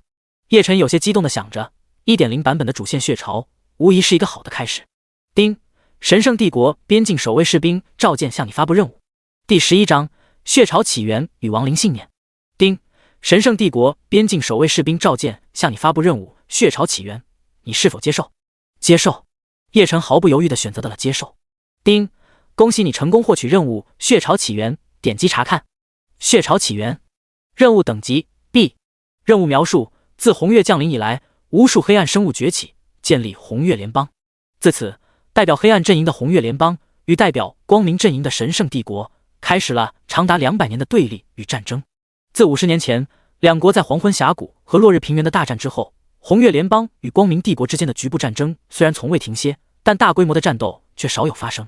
数日之前，黄昏峡谷一处神圣帝国的边界岗哨接待了一位重伤的帝国特工，这位特工已经重伤难愈，临死之前，他将一封信交给了边境士兵召见，并告诉他红月联邦主要种族之一的血族或许将会对帝国发动全面战争，要他把消息和信送到落日城主的手中。次日，该处边境岗哨被毁，召见拼死突围，但依旧被血族奴隶咬中。他临死前的遗愿是将消息传回落日城，假如你能发善心，同时将他的战甲也带回落日城，并将他已经感染的身躯点燃烧毁，那么你将获得一个死人的感激和他遗留下来的一点点储蓄。任务要求，请你找到边境守卫士兵召见身上的信件，并将其送到落日城主的手中。附加请求，取下召见的战甲带回落日城，并烧毁他的身躯。任务时效1/10天。任务奖励：经验加1000000金币，加10神圣帝国阵营，好感加100神圣帝国阵营，声望加100神圣帝国阵营，功勋加100。附加奖励：神圣帝国边境守卫士兵召见遗留的储蓄。居然是一个 B 级任务。看完任务简介，叶晨不由有些惊讶。虽然他知道这个任务是 1.0 版本的主线，但他依旧没想到这个任务的等级居然这么高。要知道，红月世界的任务体系并不是随着时间改变而变化的，它自始至终都有一套完整的体系。据他所知，前世 1.0 版本最高等级的任务也不过只是 C 级而已，那还是顶级职业玩家俱乐部开拓出来的。而事实上，大部分玩家都只能做 F 级、E 级任务。前世 1.0 版本，即便是自由玩家中颇有名气的叶晨，最高也不过只是获得过一个 D 级任务。看来前世关于血潮起源的消息并没有被传回落日城，所以血潮发生的时候，落日城毫无准备，以至于城毁人亡，甚至大半个落日平原都沦陷了。叶晨沉吟片刻，终于明白这个任务的等级之所以这么高，恐怕就是因为这个消息可以让神圣帝国提前准备，大幅度降低损失。管他呢，这任务前世没人知道，现在却是我的了。叶晨笑了笑，看向任务奖励，别说，不愧是 B 级的任务，光经验就奖励了10万，以当前我的等级来看，够我升好几级了。他心情大好，这个任务最重要的奖励当然不是经验和金币，而是帝国的声望、好感和功勋。作为一个 NPC， 要想更好的在红月世界中生存，这些看不见的奖励才是真正的大好处。别的不说，就功勋这一项，只要数量充足，他就能在帝国横着走。除了兑换装备这种寻常操作，他还可以成为帝国军官，统领帝国军队，甚至兑换爵位，成为帝国的一方诸侯。红月世界中，玩家不能成为正式军人，也不能获得有封地的爵位，但他是 NPC， 完全不在限制范围内。心里有数之后，叶晨看向已经死去的帝国士兵，叹了一口气道：兄弟，虽然我没有能力救你，但我一定会延续你的使命，不会让你白死。说着，叶晨取出了他身上的遗物。丁，你获得一封信件，任务物品。丁，你获得帝国士兵召见的战甲，任务物品。丁，你获得一枚银币，帝国士兵召见的遗资。丁，你获得一枚火种，任务物品。接下来，叶晨在路边挖了一个坑，把士兵召见的遗体放进去，点燃火种，烧了之后，他做了一个小土坟，想了想，又削了一块木板，刻道：神圣帝国英烈边境士兵召见之墓。看着小小的土坑，叶晨感慨万千，他现在也是 NPC 了，一个为国而死的 NPC 死在他面前，不知怎么让他居然有一种奇怪的感觉。看了看天上那轮红月，叶晨又看着墓碑，兄弟，前世你无声无息的消失了，但这一世你却遇到了我，这是缘分。你放心，从现在起，你的荣耀不止天空看到了，我也看到了，将来整个神圣帝国的人们也会知道，假如这场血潮因为你的消息会少死一些人，那么这些功劳是属于你的。丁，由于你的意志达到100，悟性达到100，你领悟灵魂技亡灵信念。亡灵信念描述那些因为某些信念而留下的灵魂并没有消失，他们飘荡在死去的地方，不肯安息。效果，完成他们的执念，以另一种方式守护着他们的信念。叶晨瞪大了眼睛，小小的坟墓之中飞出一个小小的光点，在已经有些昏暗的天空之下飞向远方。帝国边境线黄昏峡谷边缘已经毁掉的边境岗哨旁，一个3米多高的守卫士兵石像悄然出现，神情肃穆地盯着远方，真就像是一个守卫边境的士兵。叶晨虽然看不到那么远的景象，但他作为技能的释放者，心有所感，也忍不住为召见感到高兴。丁，你获得神圣帝国边境守卫士兵的灵魂祝福，智力加10。没想到居然还有这意外收获。叶晨看了一眼信息栏，也没在意，他做这一切可不是为了奖励。抬头看了看天空，夜色快要笼罩下来了，他不犹豫，快步向着已经不远的村庄跑了过去。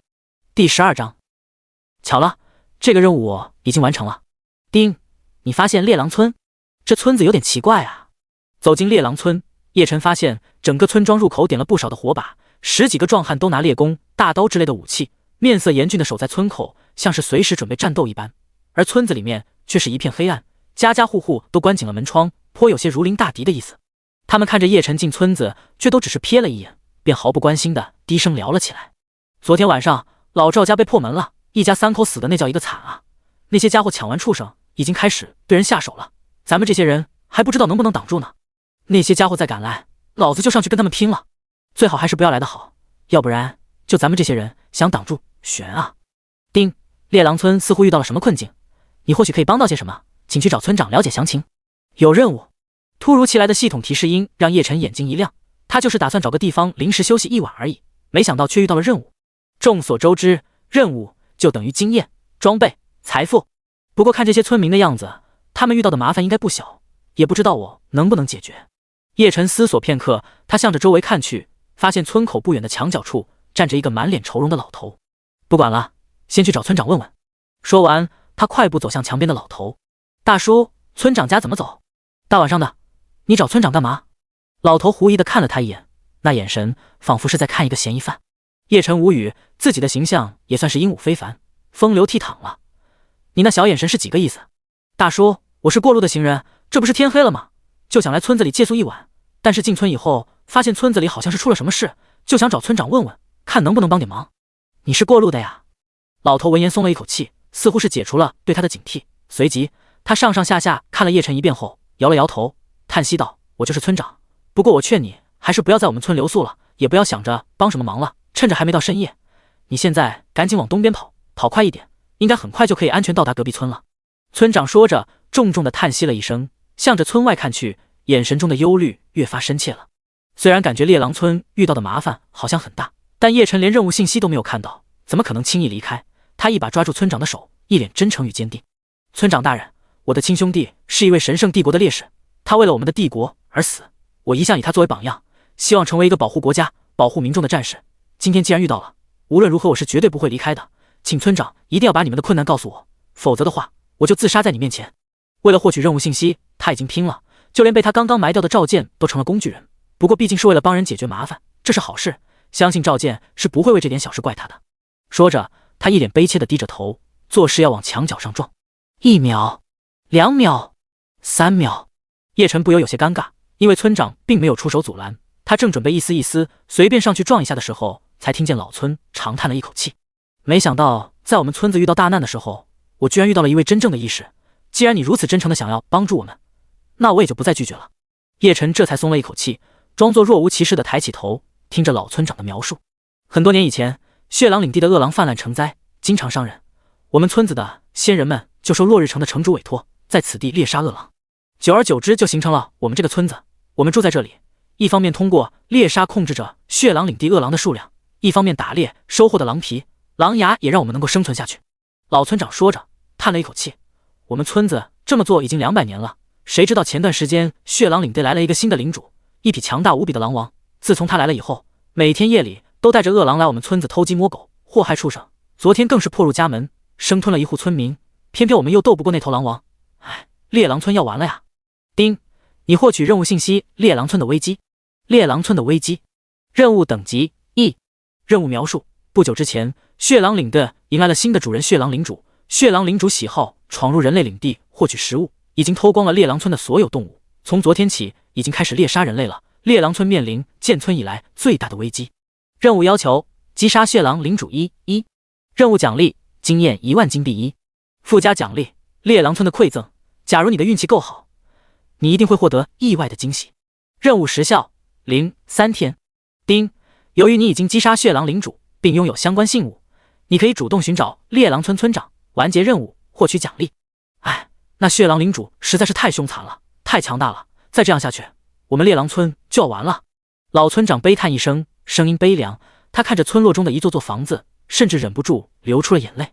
叶晨却是忍不住笑了起来，声音越来越大。你笑什么？正在伤怀的老村长愣了一下，随即羞恼地看着叶晨。我们猎狼村要完了，你很开心？真当我们一村人都死了不成？周围拿着武器的村民们也都留意到了这边的情况，纷纷面露怒意地向着叶晨围了过来。他是在幸灾乐祸吗？让他滚！我想揍他一顿。村民们群情激昂，叶晨尴尬了。诸位，你们理解错了，我真不是在幸灾乐祸。叶晨无奈，急忙从空间里掏出一枚狼牙，递给了老村长。第13章，惊人的奖励。这是什么？原本一脸怒气的老村长看着叶晨手中的狼牙，愣了一下，随即脸上露出思索的神色。我可告诉你，你刚才的行为已经严重伤害了我们猎狼村村民的感情，就算你贿赂我，我也绝不会允许你留宿在我们村子里的。说着，老村长义正言辞地接过了叶晨手中的狼牙，认真地观察了起来。黄金级的狼牙很不错，如果处理得当的话，可以做出一把不错的匕首来。叶晨也不废话，继续又从空间中取出狼爪和狼皮，递给了老村长。这是老村长这才认了出来，他瞪大眼睛，张大嘴巴，却一句话没说出来。周围原本义愤填膺的围观村民们也一下子炸开了。这不是那头狼吗？假的吧？我感觉他很弱呀，他怎么可能杀掉那头狼呢？皮毛都在这了，还有什么不可能的？这是咱们的恩人啊！村民们兴奋地讨论着，不时看向叶晨的目光充满了敬意与向往，或者说上几句感激的话。叶晨则是随手摆摆手，表示不过是随手为之，不必在意。于是村民们看向叶晨的目光更加闪亮，充满敬意。老村长抚摸着狼皮，双眼之中雾气弥漫，看着叶晨道：真没想到你居然杀死了这头恶狼，你这是救了我们猎狼村啊！丁，恭喜你完成任务猎狼村的危机，你获得经验1万金币1。丁，由于你挽救了猎狼村，你的事迹将在猎狼村流传，你在猎狼村的声望加800。丁，你在猎狼村的声望达到尊敬800-1000。叶晨瞥了一眼信息栏，没想到他在这村子的声望直接达到尊敬了。红月世界中的声望系统对玩家影响很大，比如如果神圣帝国与你的关系到了厌恶程度，那么就没有神圣帝国的 NPC 愿意卖给你东西，发给你任务，甚至还会受到帝国官方的驱赶。反之，声望较高会获得许多好处，比如获得女性的青睐、买东西打折等等。所有势力声望关系依次为死仇敌对厌恶淡漠中立友善尊敬信仰8个级别，越大的势力获取声望值的难度就越大。小地方刷声望值相对容易一些，但作用也必然小一些。因此猎狼村的声望虽然很高，但叶晨却不怎么在意，相比这个还是来点实质的东西能让他更感兴趣。他非常期待任务描述之中所说的附属奖励。果然，老村长说了一堆感激的话后，终于看着叶晨道：恩人，你救了我们全村的人，任何物质的奖励都不足以表达我们对你的感激之情，所以我也就不献丑了。什么意思？我没嫌弃啊，谁说物质奖励不行了？叶晨心里急得直咬牙，却始终不好张口。就在这时，老村长接着道：“我们这些人的祖先或多或少都是有罪之人，但能派到这地方平狼患，那都是有些能耐的。我的祖先便是一个优秀的武器铸造师，可惜啊，200年过去，子孙不孝，未能传承衣钵，倒是愧对祖先了。”说着，他从怀中取出一本书册，轻轻抚摸道：“如今恩人救了我们全村的性命，我就将这份传承赠送给你，希望你能够从中有所收获。”那多不好意思啊！叶晨羞涩地接过了老村长手中的书册，老村长却笑了笑，又转头朝着一个40来岁的村民道：“把你家的也拿来吧，恩人小小年纪就已经能够杀死血狼领主，天赋必然是很优秀的，学了你家的传承，也算是帮你祖宗发扬光大了。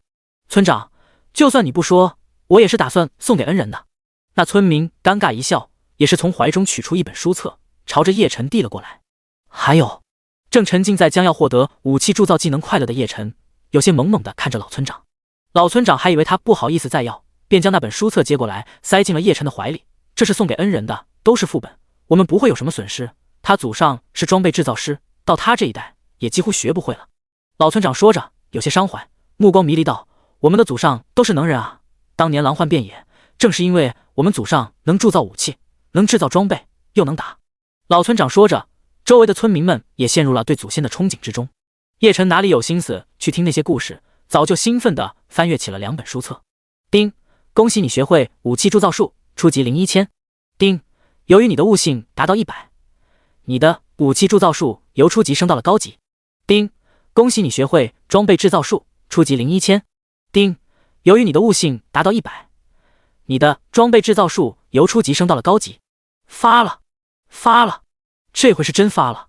听着耳边的系统提示音，叶晨高兴得快蹦起来了。红月世界之中，武器装备制造技能的学习门槛非常高，前世玩家之中也不过寥寥几人学会，而且由于等级提升难度太大，几乎到了红月巨献现时都没有一个人把等级提升到高级之上的大师级，更不用说更高的宗师级和神级了。而他现在起点就是高级，这意味着他将长期掌控高级装备。作为 NPC， 他可以发放任务，可以奖励经验，现在又掌控了装备，或许我可以从玩家手中谋划更多好处。叶晨双眼发亮，似乎看到了一丛丛绿油油的韭菜，有点期待开服了呀。第14章 S 级隐藏任务，猎狼村的归宿。去告诉大家，不用躲藏了，血狼领主已经死了，今晚咱们好好庆祝庆祝。回忆过了祖先们的光辉过去之后，老村长擦了擦眼角的泪痕，兴奋地喊了一声，周围的村民们也都满脸笑意，向着村子里狂奔着呼喊起来：“都出来吧，血狼领主已经死了，不用藏了，恩人已经杀死了血狼领主，咱们安全了，快出来见见恩人啊！”一时之间，村落中的屋子接二连三地亮起了灯光，开门声此起彼伏。猎狼村数百个村民携老带幼都跑到村口，兴奋地把叶晨围了起来。一些年轻的小姑娘纷纷暗头媚眼，胆大一点的甚至众目睽睽之下调戏起了他。这谁受得了？正沉浸在获得制造武器装备技能的叶晨，一时之间目瞪口呆，被村民的热情给镇住了。去，都起什么哄？别围在这，惊扰了恩人，小心我收拾你们！有老村长出手，村民们很快退去，边走还边商量着要搞个篝火晚会。叶晨这才松了一口气，他倒不是羞涩了，实在是那几位主动的姑娘气质太过勇猛雄壮，他怕自己消受不了。他们就是想表达对你的感谢，恩人你可别介意啊。不过话又说回来，咱们猎狼村的女人那可是从小与狼共舞，够味。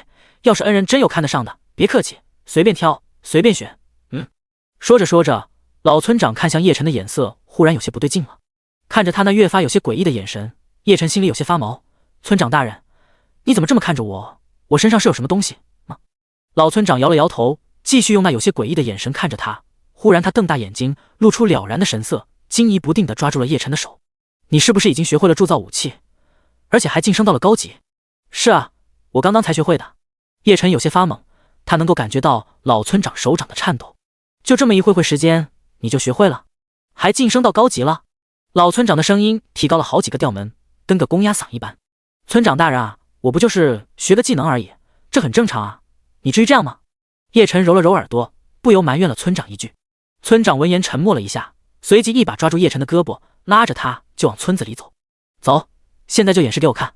老村长忽然这么一长，叶晨当然要抗拒了。就在这时，系统提示音响了起来。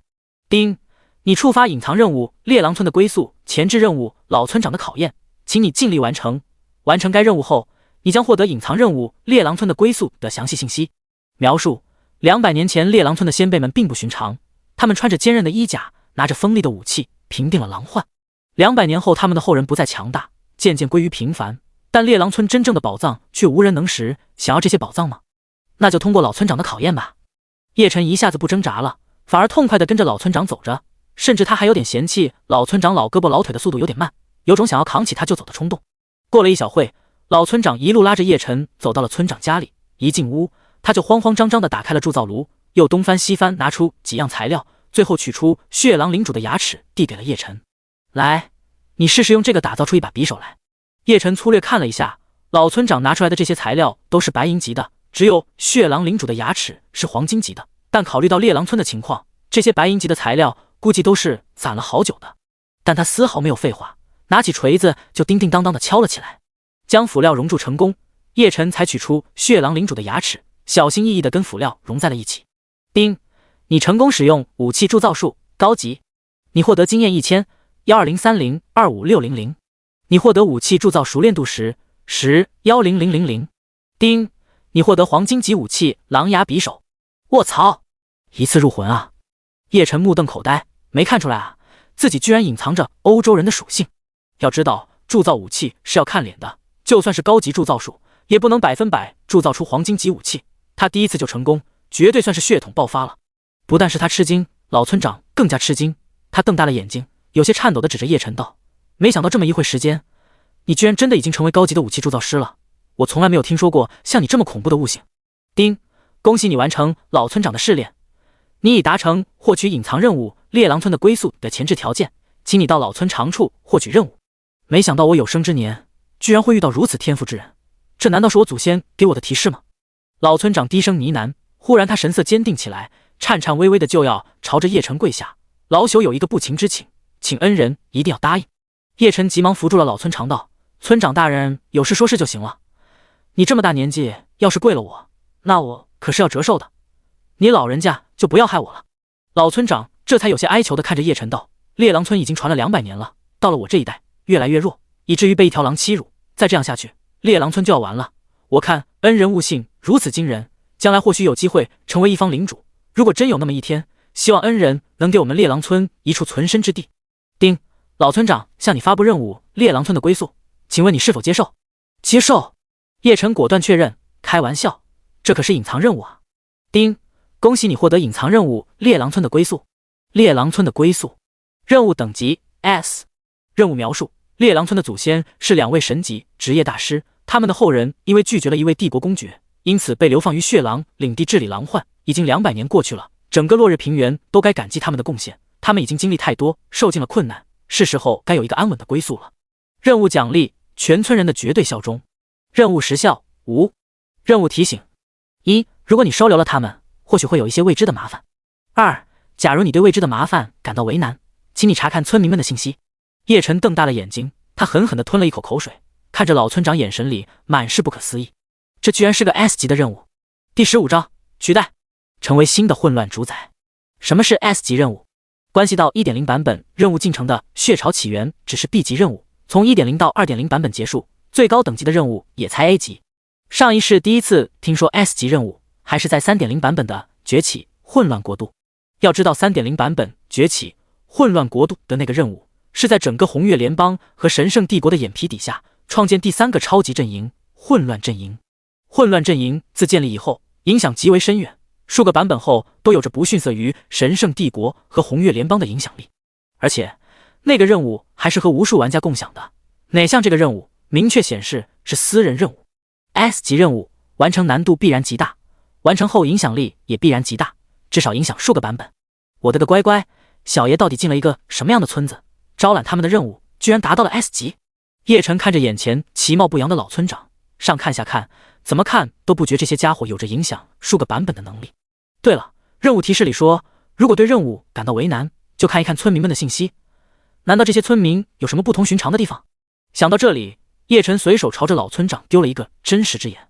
姓名莫大器，血脉神将后裔，品质暗金，职业村长，副职业武器铸造师宗师级，装备制造师大师级，采矿师大师级，采集师大师级，等级10，属性智力50，体力50，力量50，敏捷加50，魅力20，运气10，悟性30，意志30。天赋技能神将，大将气运，神翼天梯。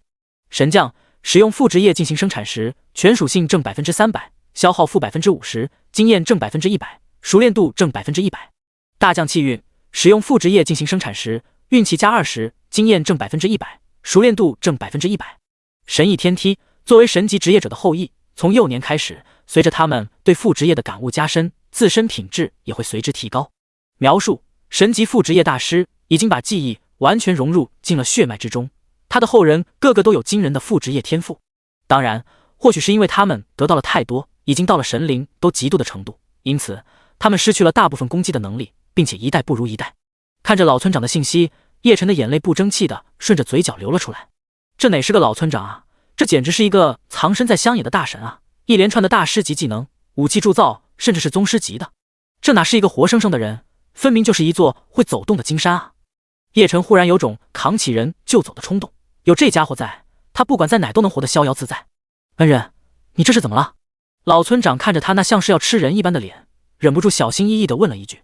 没什么，我就是在想着怎么样才能获得一块属于自己的领地，好尽快把你们安顿好，让你们也过上安稳的日子。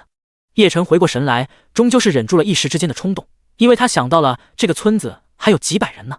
如果那几百人都和老村长一样，卧槽，小爷我这是要上天啊！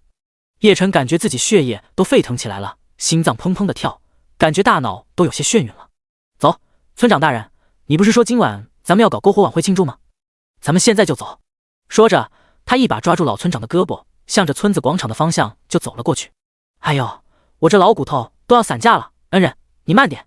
广场上篝火燃烧着，村民们载歌载舞，喝酒吃肉。村长，恩人，你们来了，快来喝一个。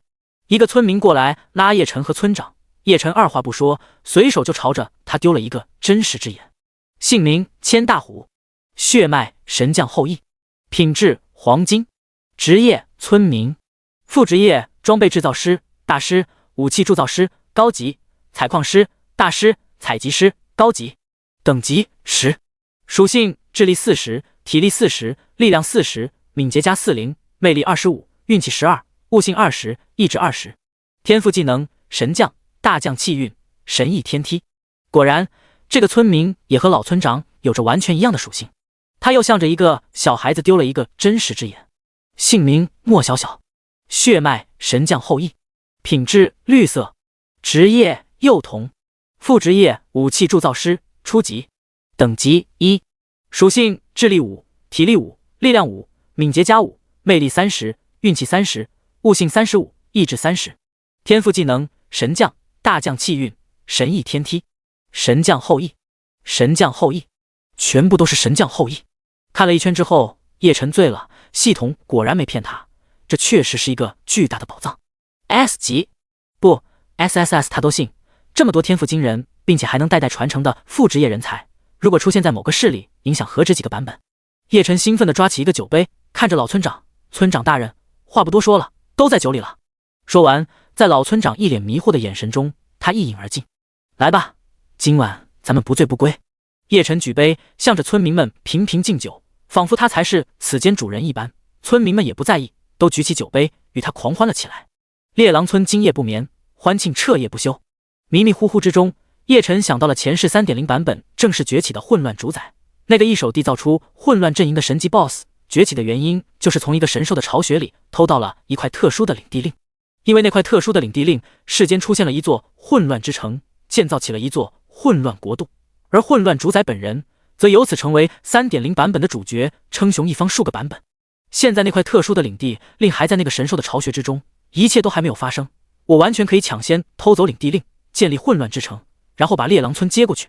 叶晨满脸通红，醉意与喜悦充斥在一起，他一把搂住一个强壮的姑娘，醉意朦胧的大笑了起来。哈哈哈哈，老子明天就出发。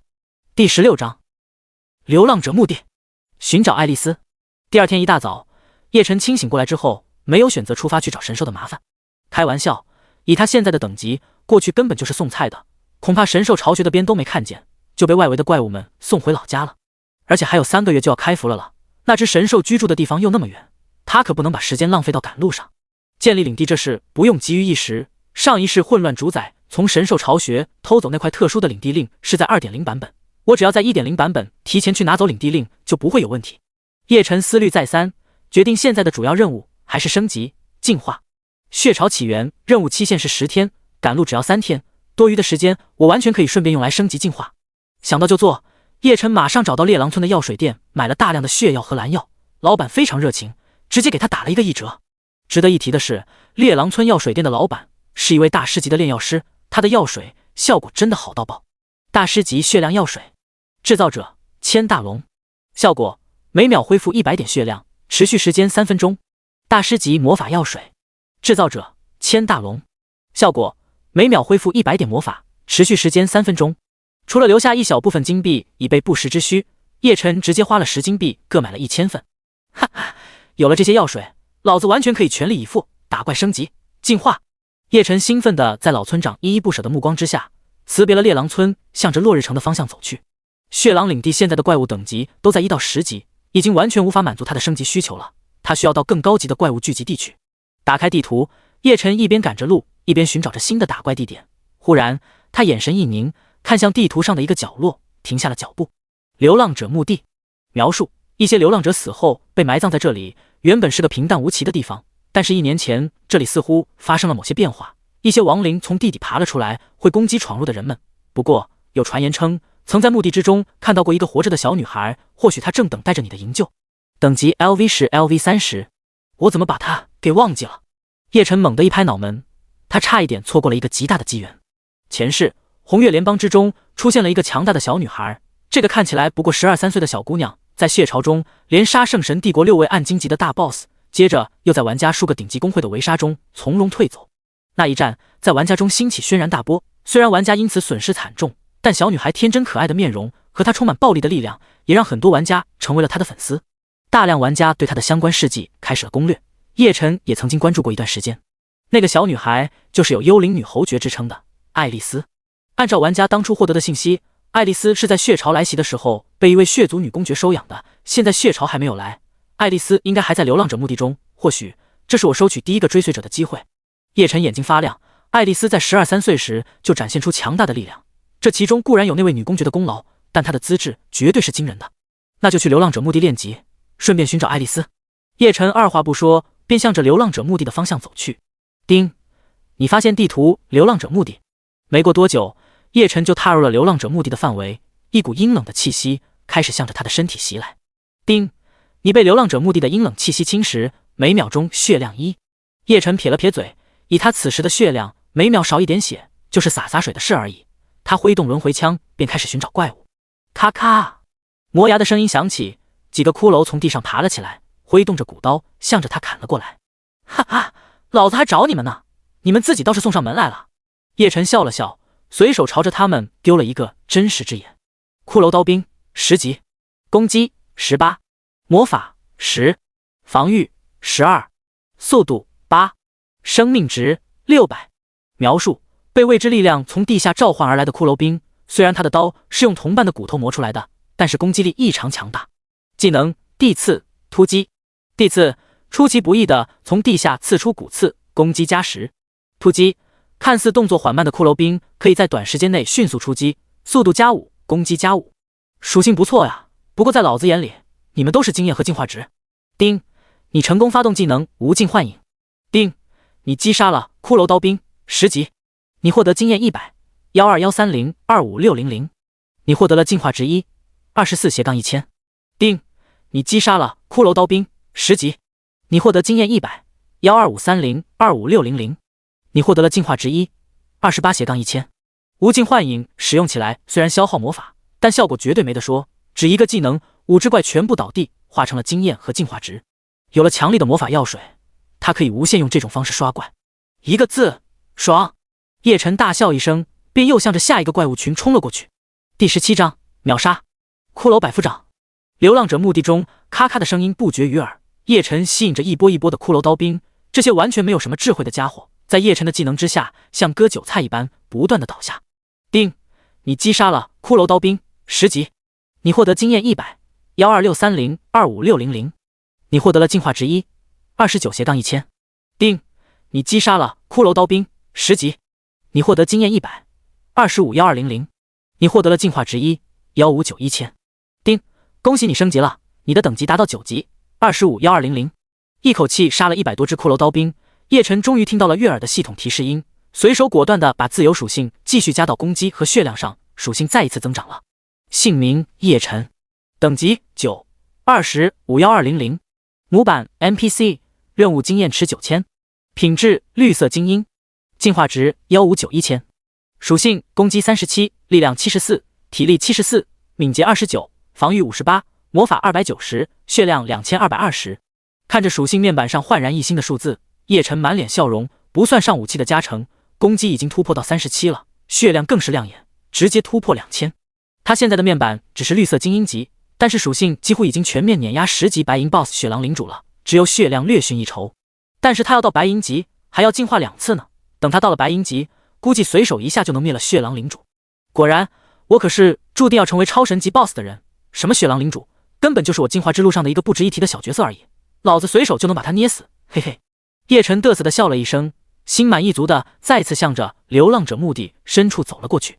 骷髅刀兵虽然一枪一个，杀着爽快无比，但是他现在升1级要5万经验，杀一个10级的骷髅刀兵，现在只能获得100点经验，速度实在是太慢了。丁，你被流浪者墓地的阴冷气息侵蚀，每秒血量5。我去，这个持续掉血的状态是可以增加的。之前刚进入流浪者墓地的时候，每秒只掉1滴血，现在直接掉5滴血了，1分钟就是300点血。叶晨脸色终于凝重了起来，虽然他有回血加10的属性，目前这点掉血根本伤不到他，但以流浪者墓地的面积来看，他现在依旧还在外围呢。如果这个负面状态持续增强，即便是以他2000点以上的血量，也要吃不消了。实在不行，只能喝药水了。看了看右手上的戒指，那里面有1000瓶每秒加100的血药，只要这个掉血状态不超过每秒100，他就不会有危险。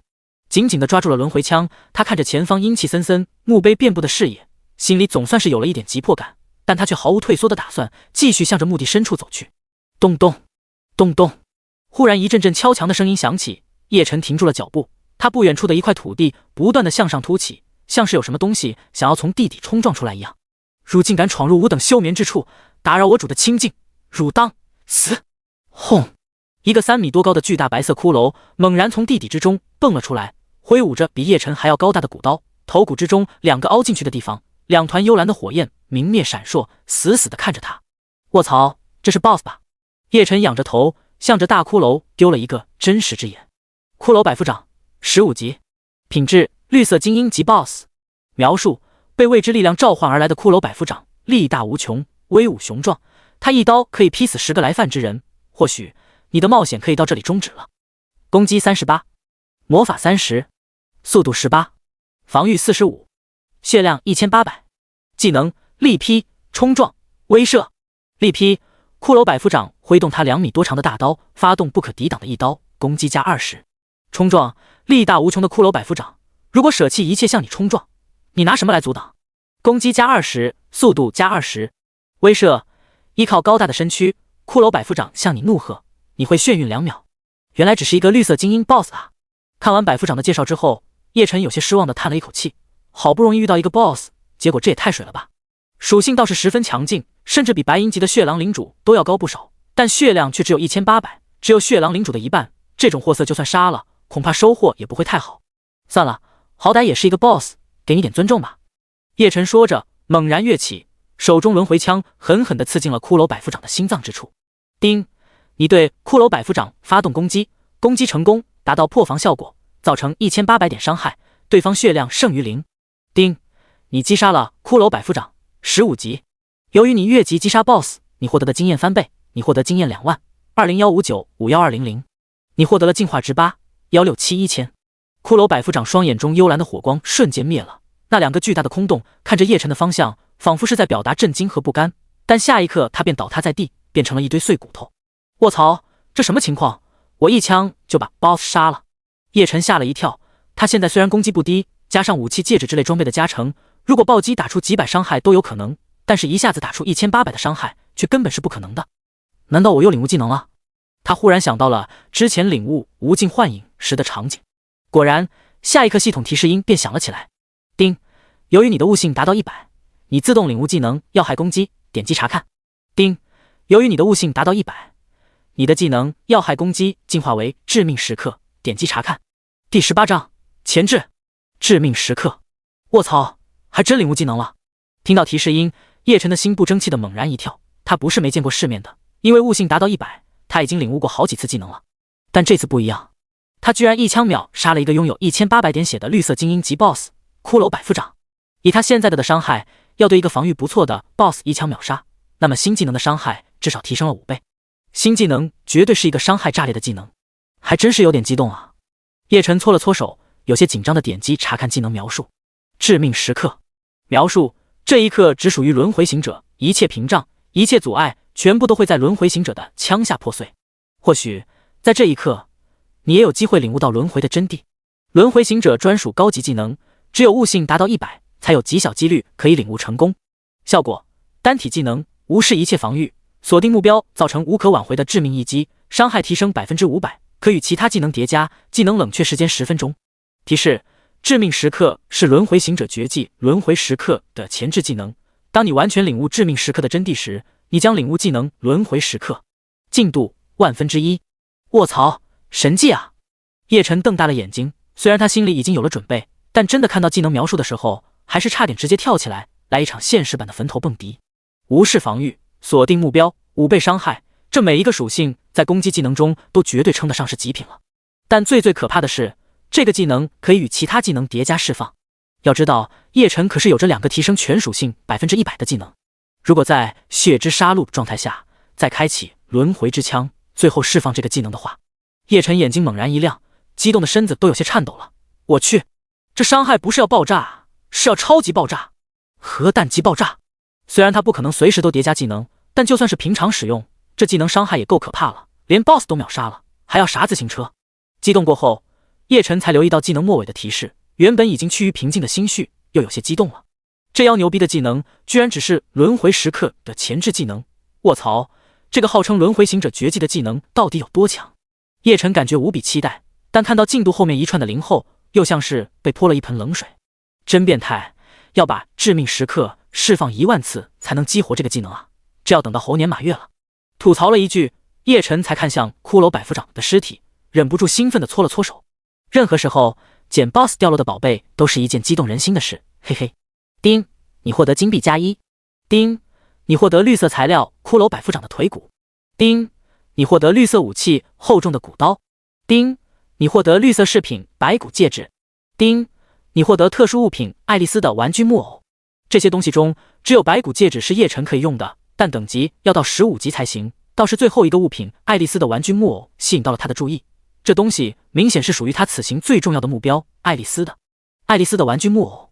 特殊物品描述：爱丽丝曾经最爱的玩具，但不知什么时候被遗弃了。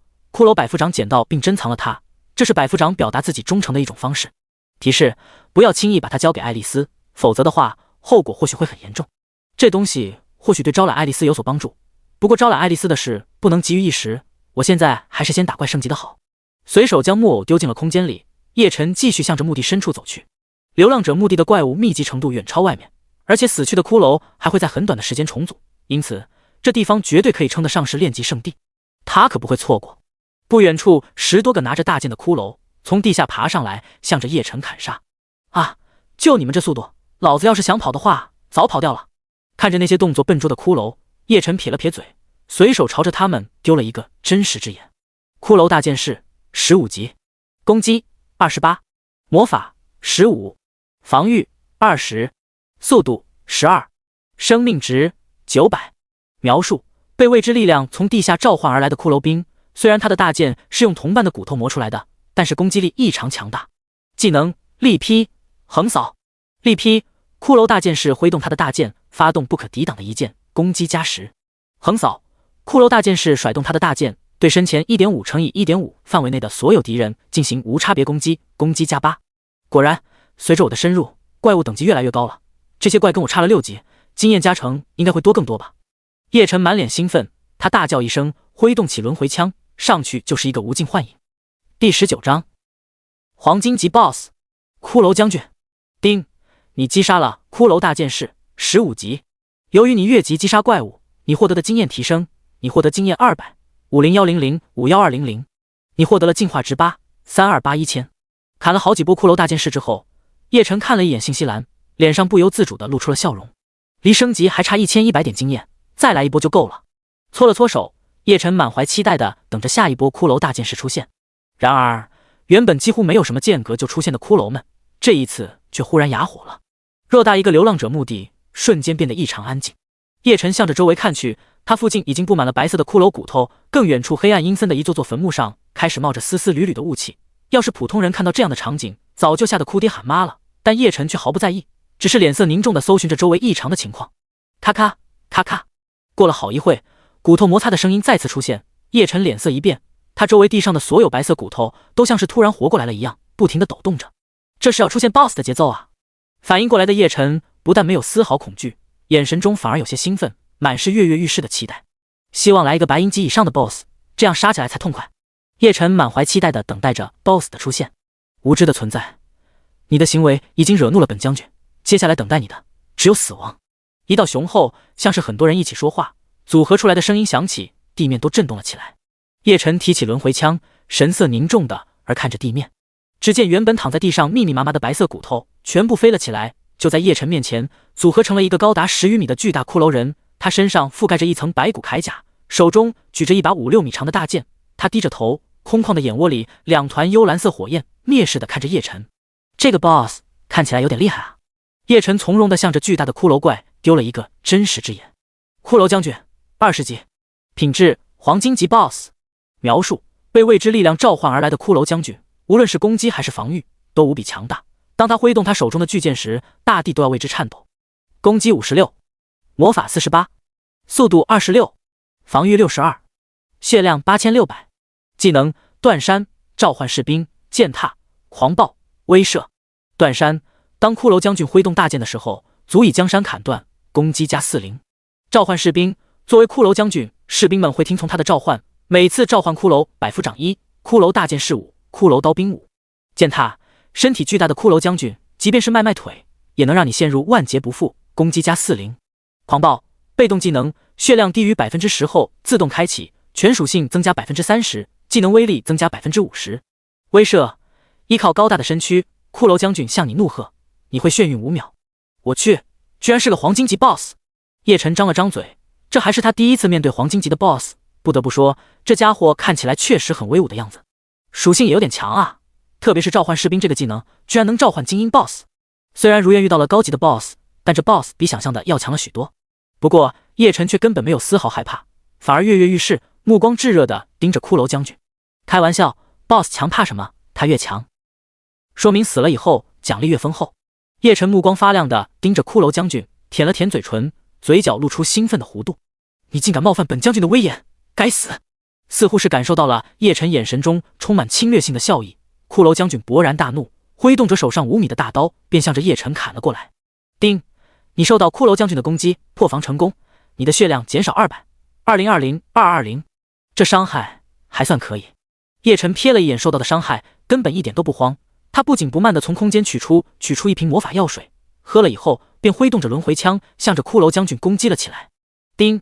你对骷髅将军成功释放技能无尽幻影，造成400点伤害，对方血量剩余8200-8600。叮！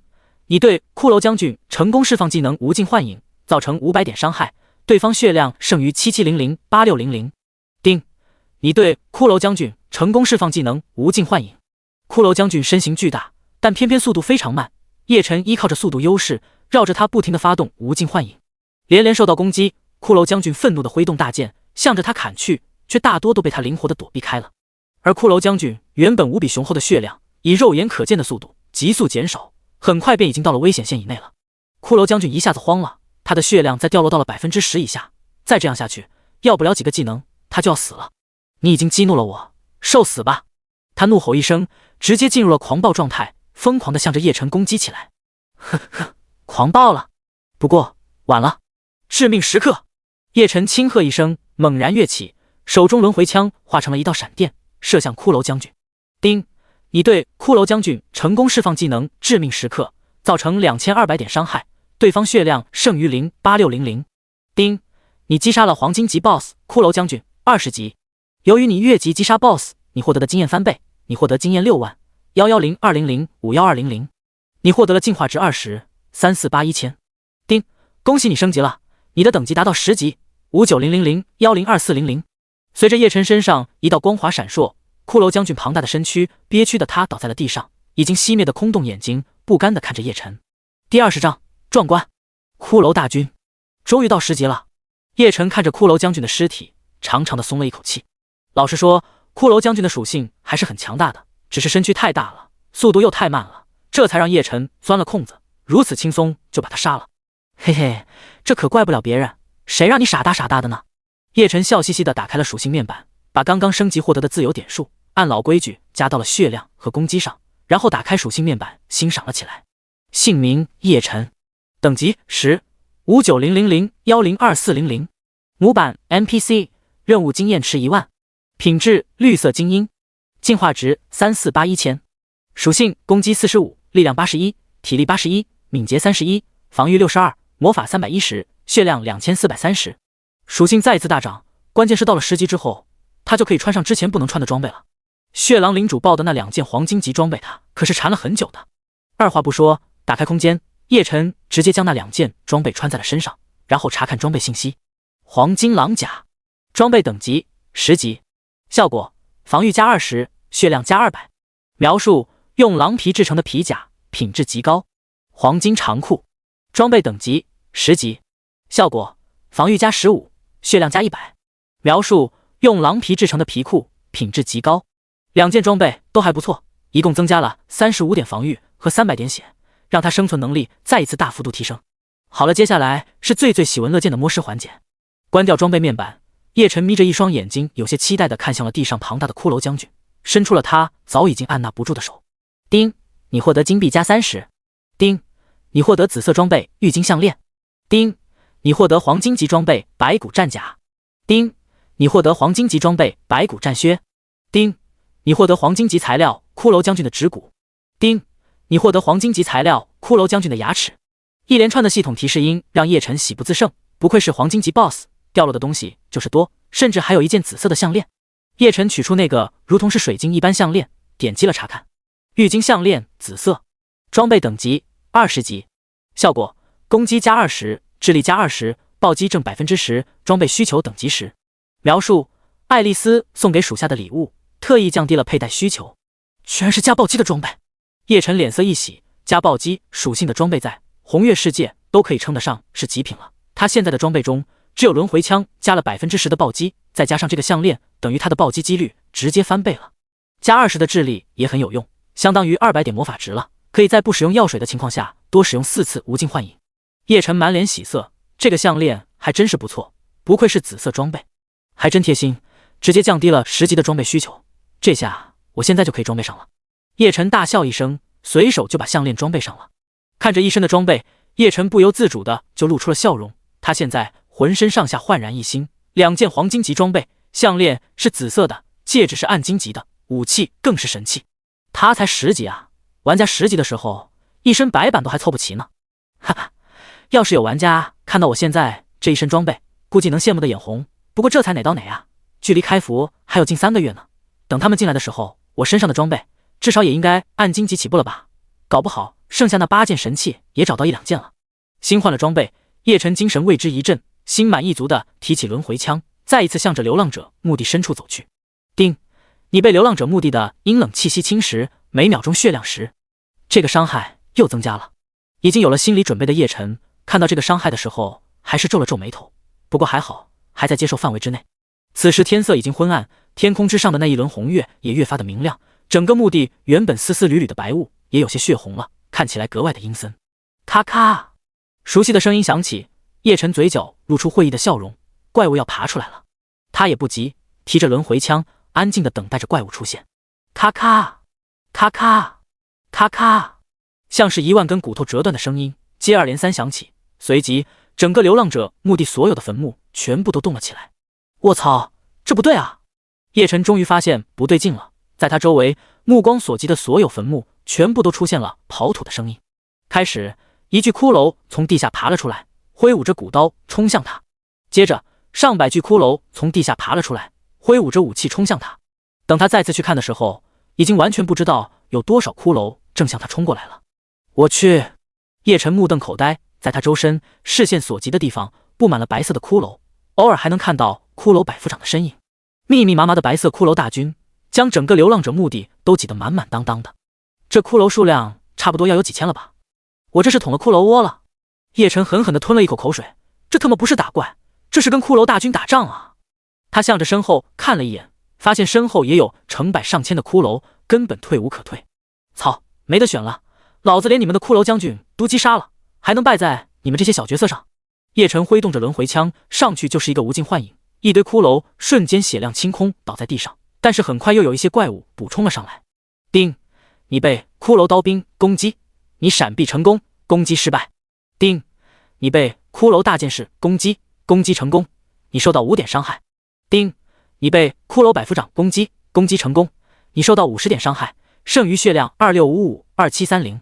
一连串伤害从叶晨头顶冒了出来，他留意了一眼，或许是因为更换了装备，防御大增，这些骷髅打在他身上大多被闪避了，只有少部分会打出个位的伤害，反倒是精英 BOSS 骷髅百夫长的伤害不低，上来就是50点伤害。原本还一脸凝重的叶晨，这下不由大喜，他有每秒钟恢复100血量的药水，小怪们对他的伤害完全在可控范围内，接下来他只需要优先击杀骷髅百夫长，就不会有任何危险。哈，这哪是骷髅大军啊，这根本就是经验大军，是进化值大军。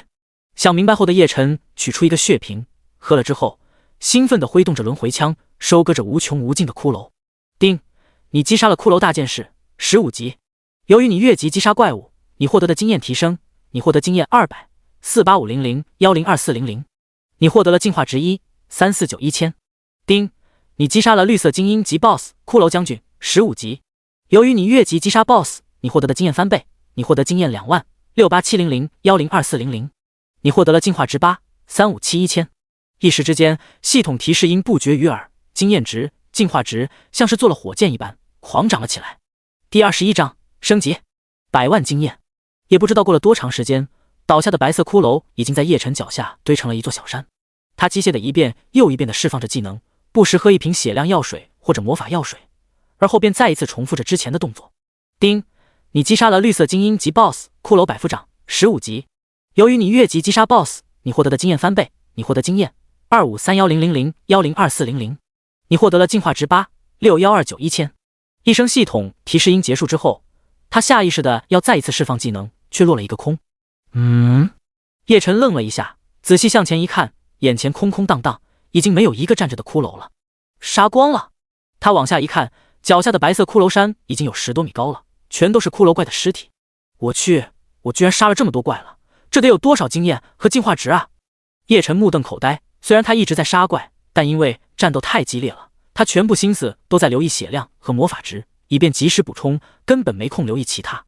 打开属性面板，叶晨有些激动地唤出属性面板，目光第一眼便落在了经验值和进化值上。姓名叶晨，等级10，经验2531000102400，点击这里升级。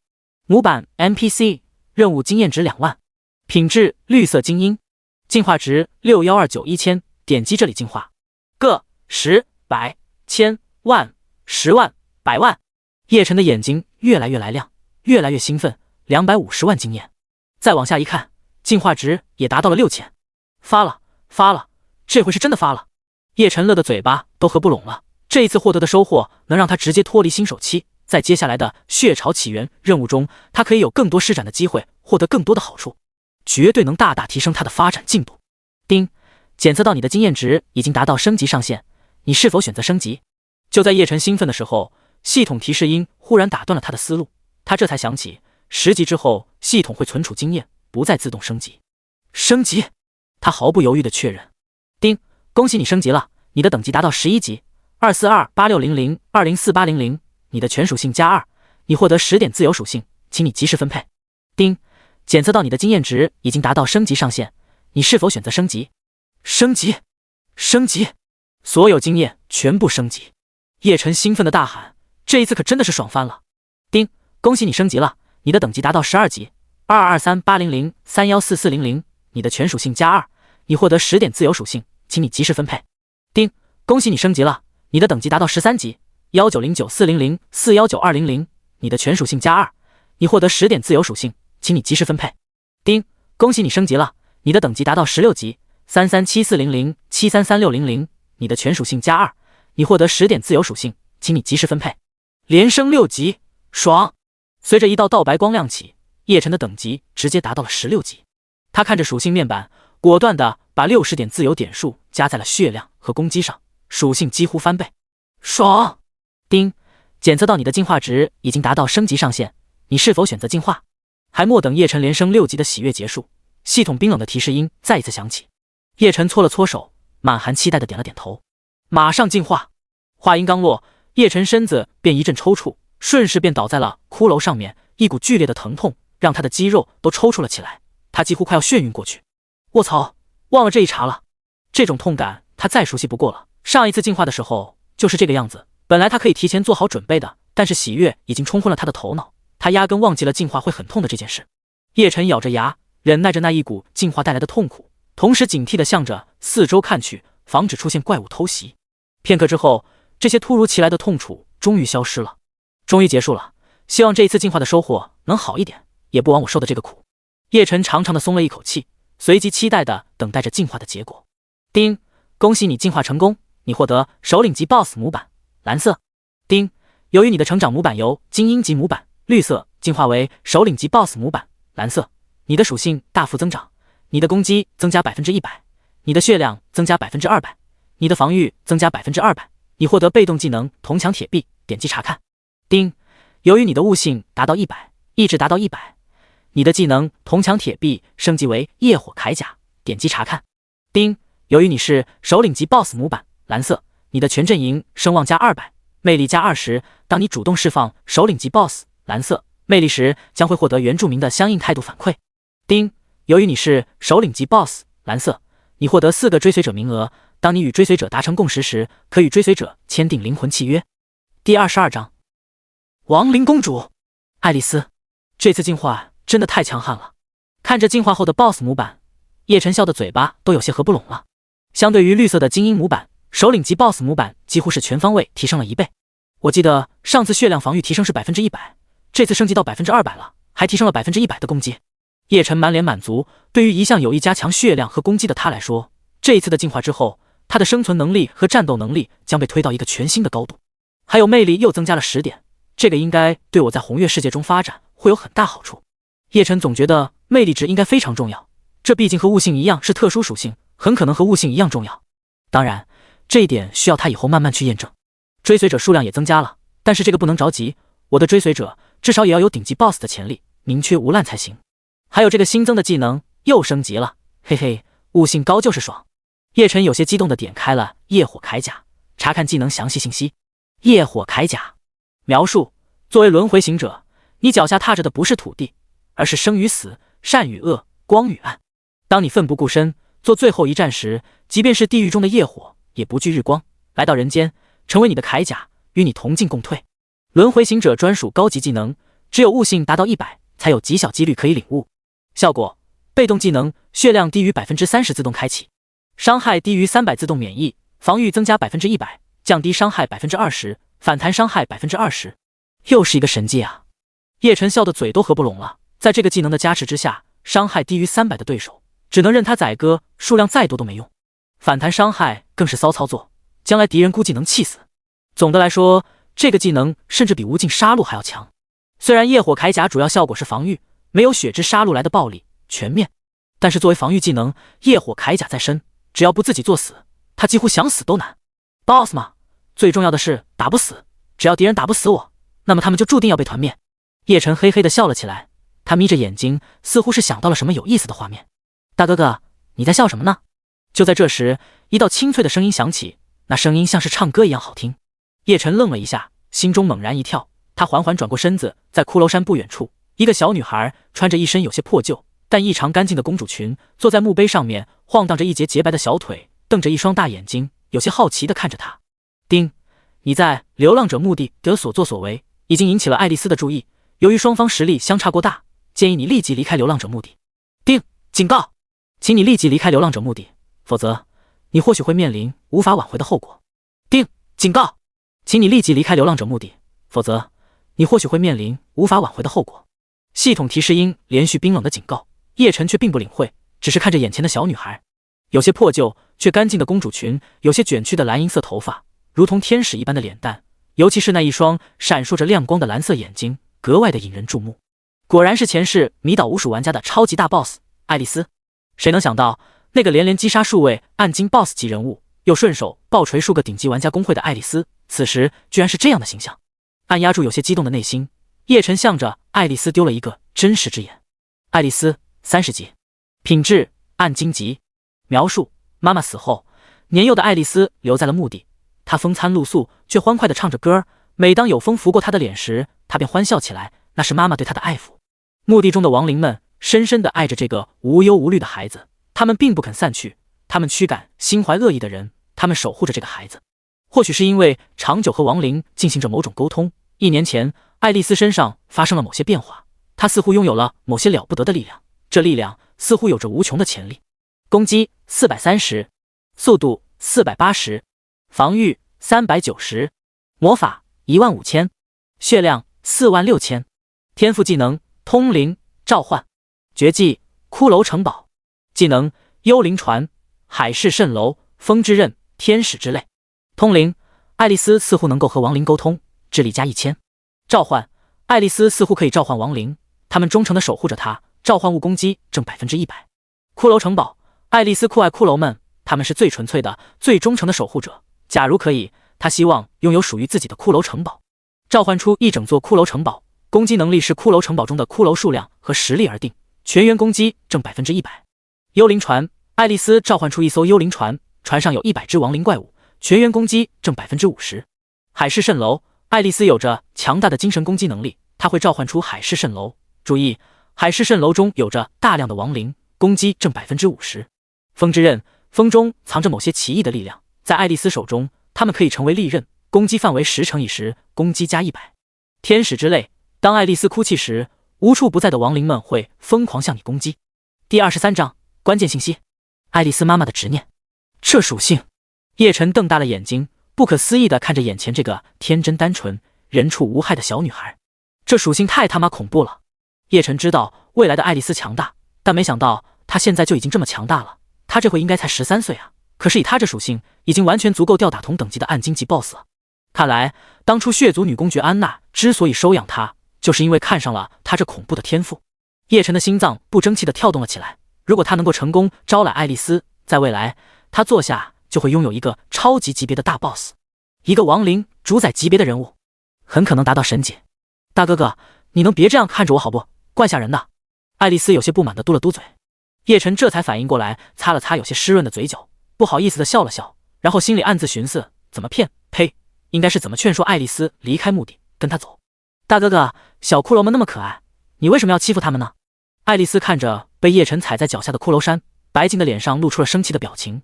她认真地对着叶晨说：“小骷髅们都是我的好朋友，你不能这么欺负他们。”说完，爱丽丝挥了挥手，天空中出现一片绿色的，如同萤火虫一般的光点，向着地上已经散架的骷髅山飞去。咔咔咔咔，熟悉的声音响起，叶晨吓了一跳，直接从骷髅山上跳了下来。回过头来，却发现这些已经被他打得散掉的骷髅们以极快的速度重组了起来。甚至远处身形巨大的骷髅将军也晃晃悠悠地从远处跑过来了。数千个骷髅密密麻麻地把他和爱丽丝围在中间，要不是这些家伙没有眼睛，叶晨就要享受被骷髅大军密切注视的待遇了。草，勾勾手指就出来几千只怪，这应该就是爱丽丝的天赋技能召唤吧。叶晨感觉后背发冷，以他目前的实力，对上爱丽丝一点胜算都没有。这个看起来柔弱的小女孩实力实在是有些可怕。爱丽丝，你想不想去看看外面的世界？叶晨也不打算废话了，直接进入主题。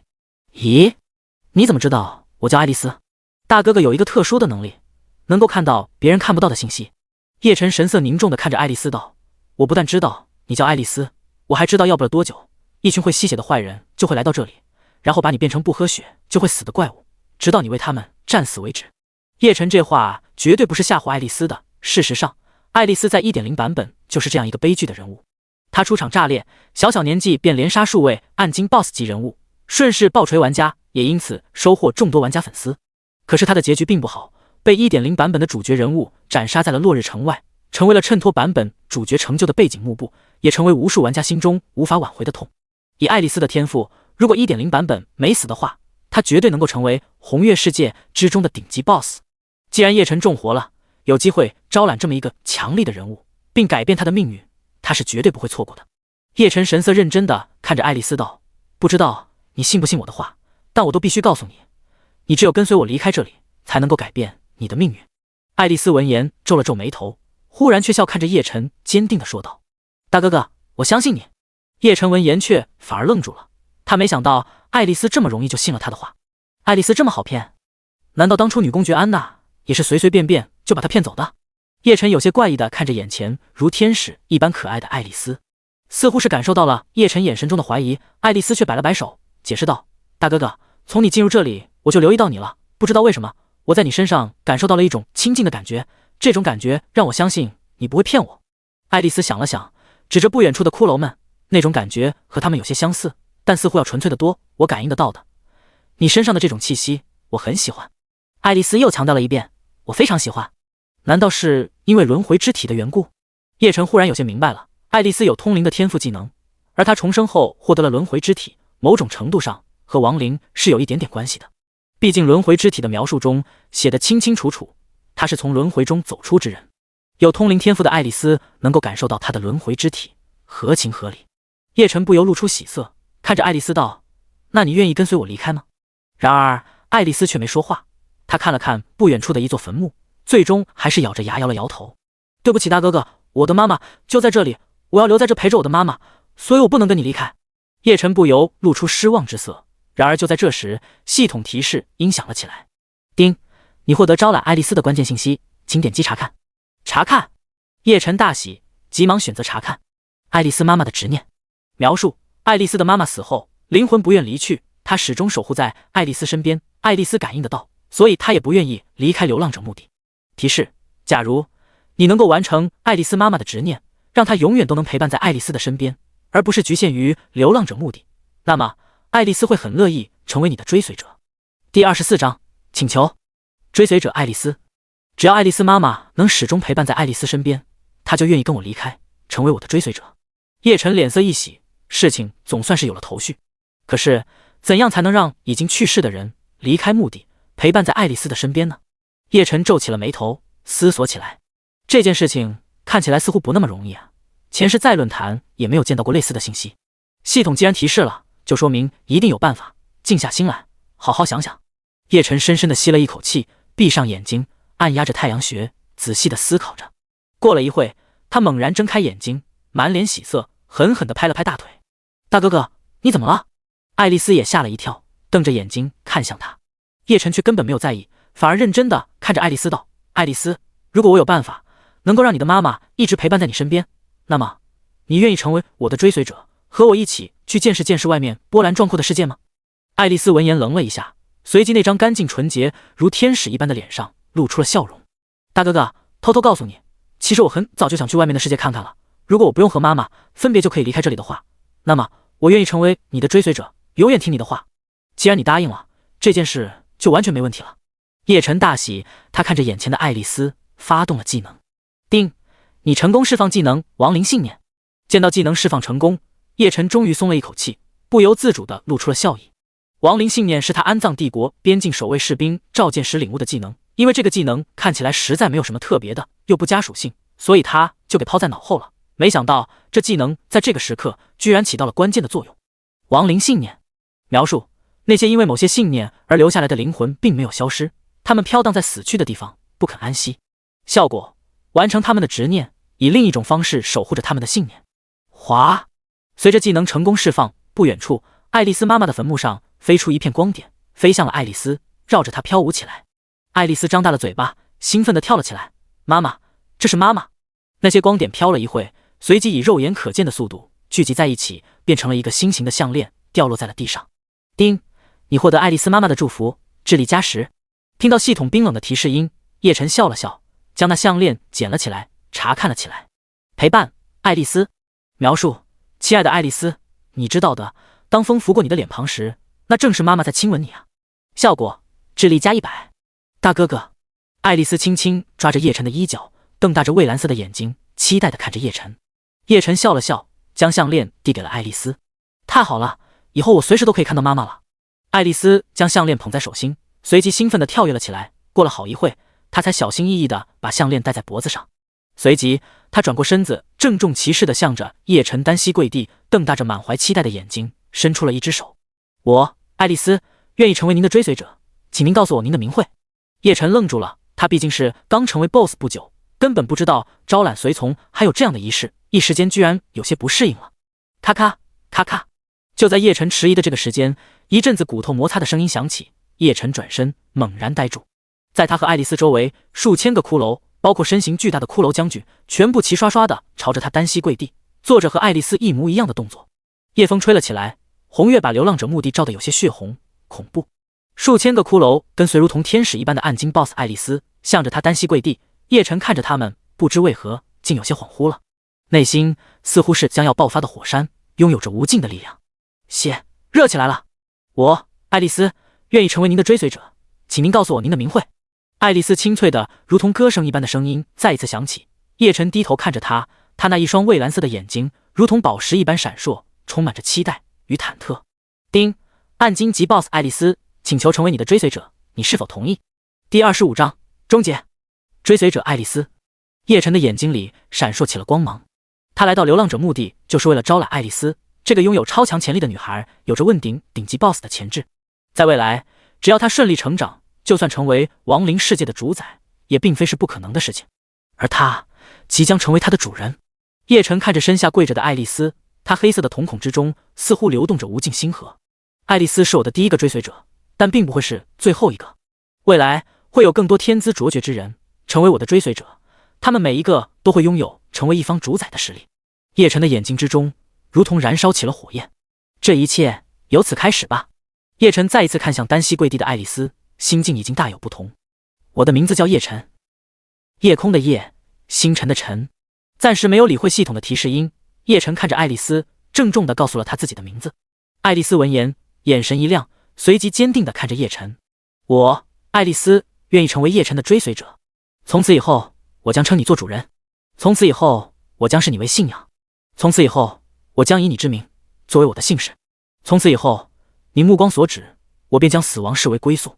我，爱丽丝，叶晨，愿以灵魂沟通追随者契约，若违背契约，甘愿灵魂随之消散。爱丽丝声音稚嫩清脆，脸色却是异常的严肃，每一句都铿锵有力，认真无比，仿佛正在做世界上最重要的事情。